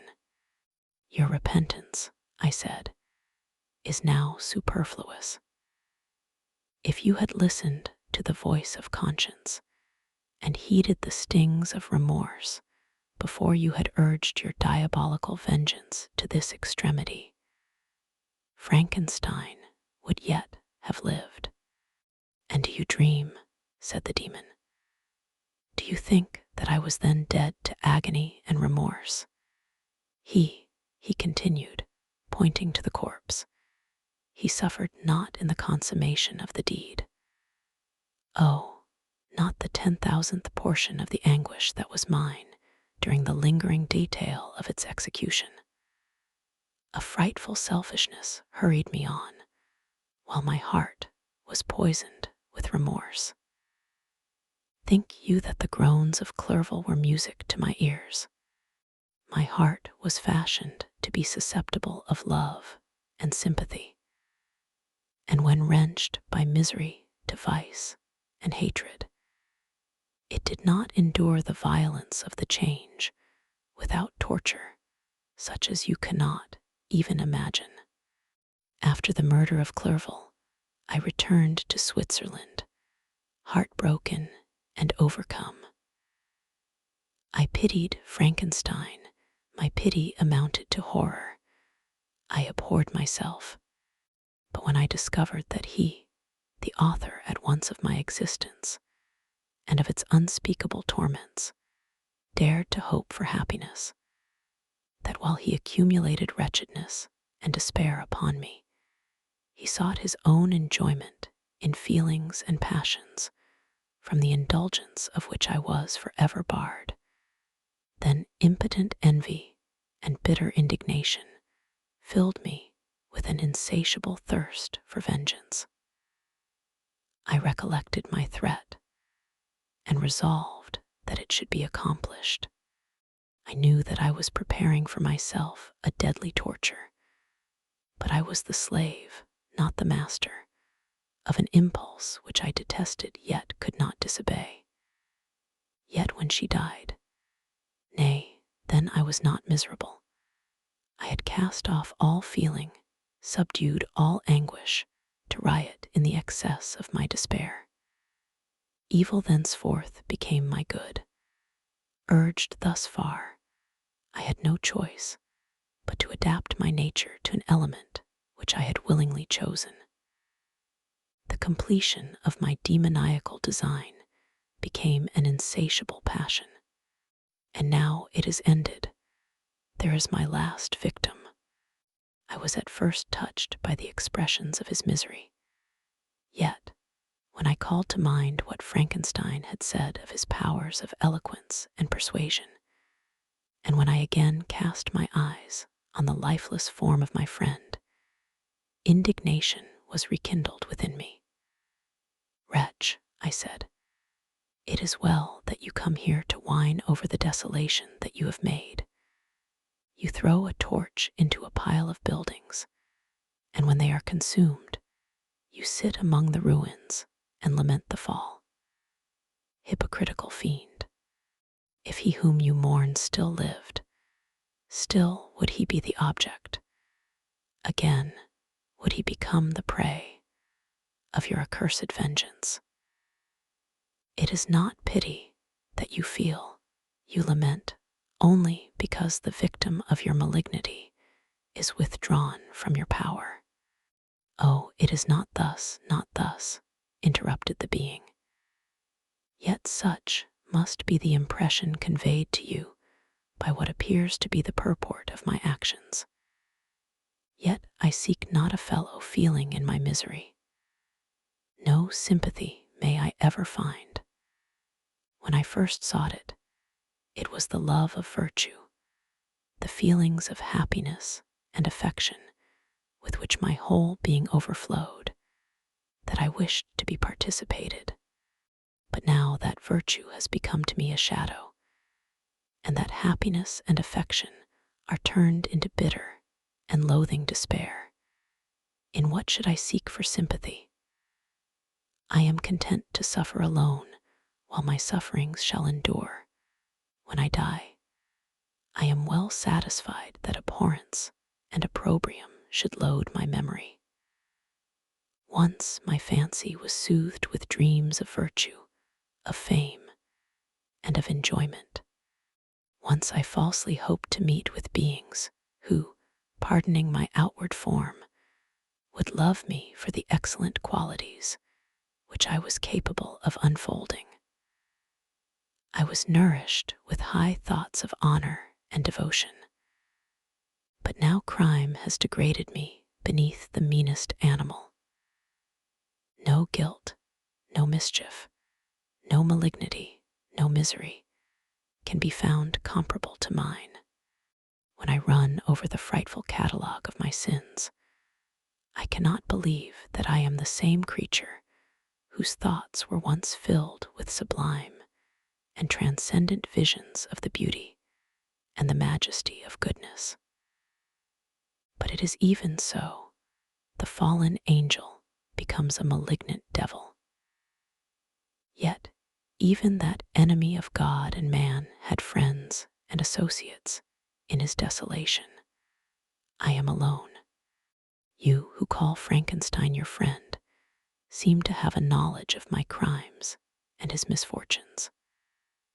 But in the detail which he gave you of them, he could not sum up the hours and months of misery which I endured wasting in impotent passions. For while I destroyed his hopes, I did not satisfy my own desires. They were forever ardent and craving. Still, I desired love and fellowship, and I was still spurned. Was there no injustice in this? Am I to be thought the only criminal when all humankind sinned against me? Why do you not hate Felix, who drove his friend from his door with contumely? Why do you not execrate the rustic who sought to destroy the Savior of his child? Nay, these are virtuous and immaculate beings.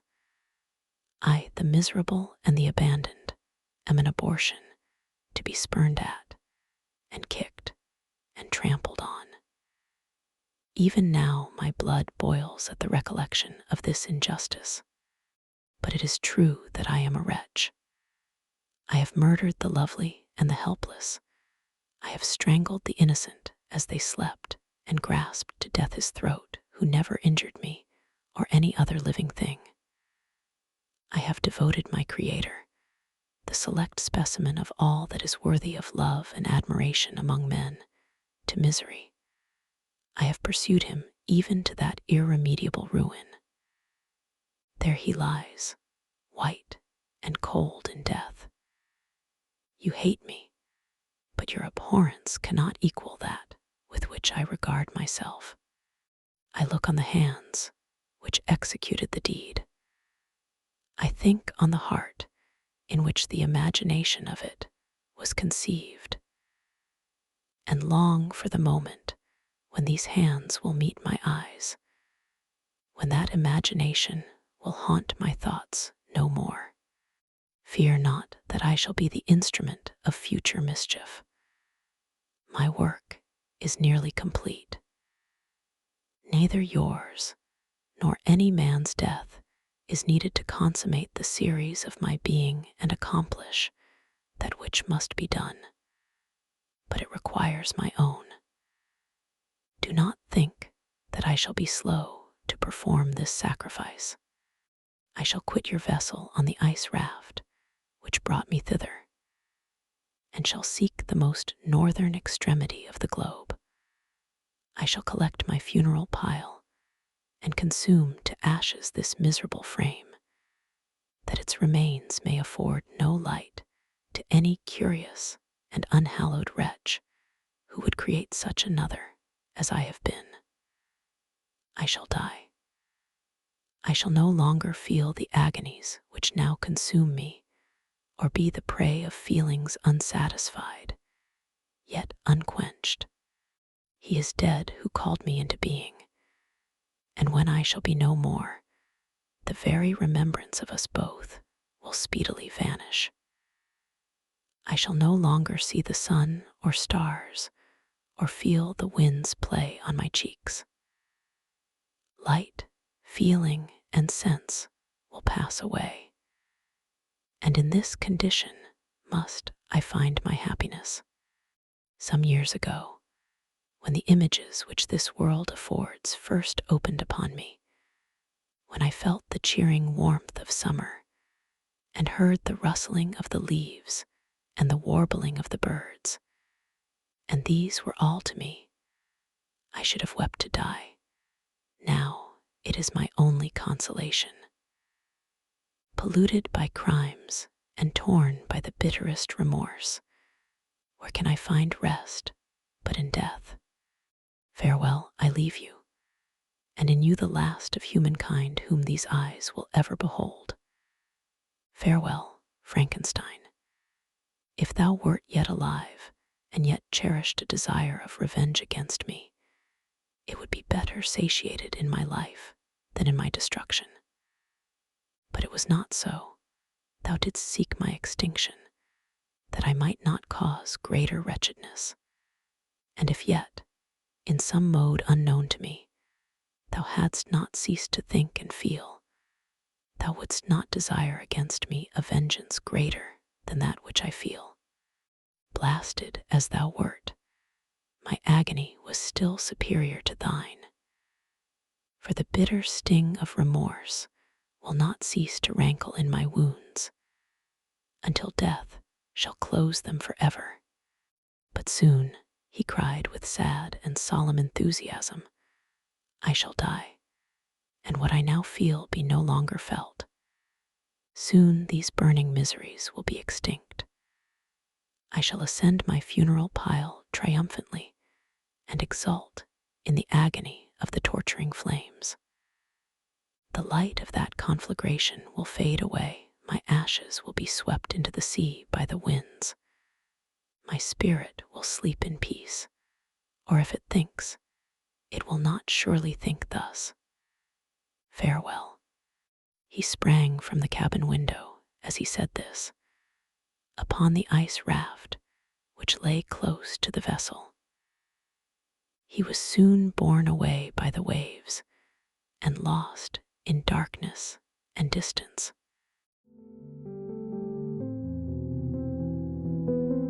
You've just experienced Mary Shelley's Frankenstein on Novel Sounds ASMR, a timeless exploration of the boundaries between creation and responsibility. What does the creature's fate reveal about our own humanity? Do you see parallels between Victor's scientific hubris and modern ethical challenges in technology and science? Share your reflections on this eternal story of ambition, isolation, and the search for belonging in the comments below.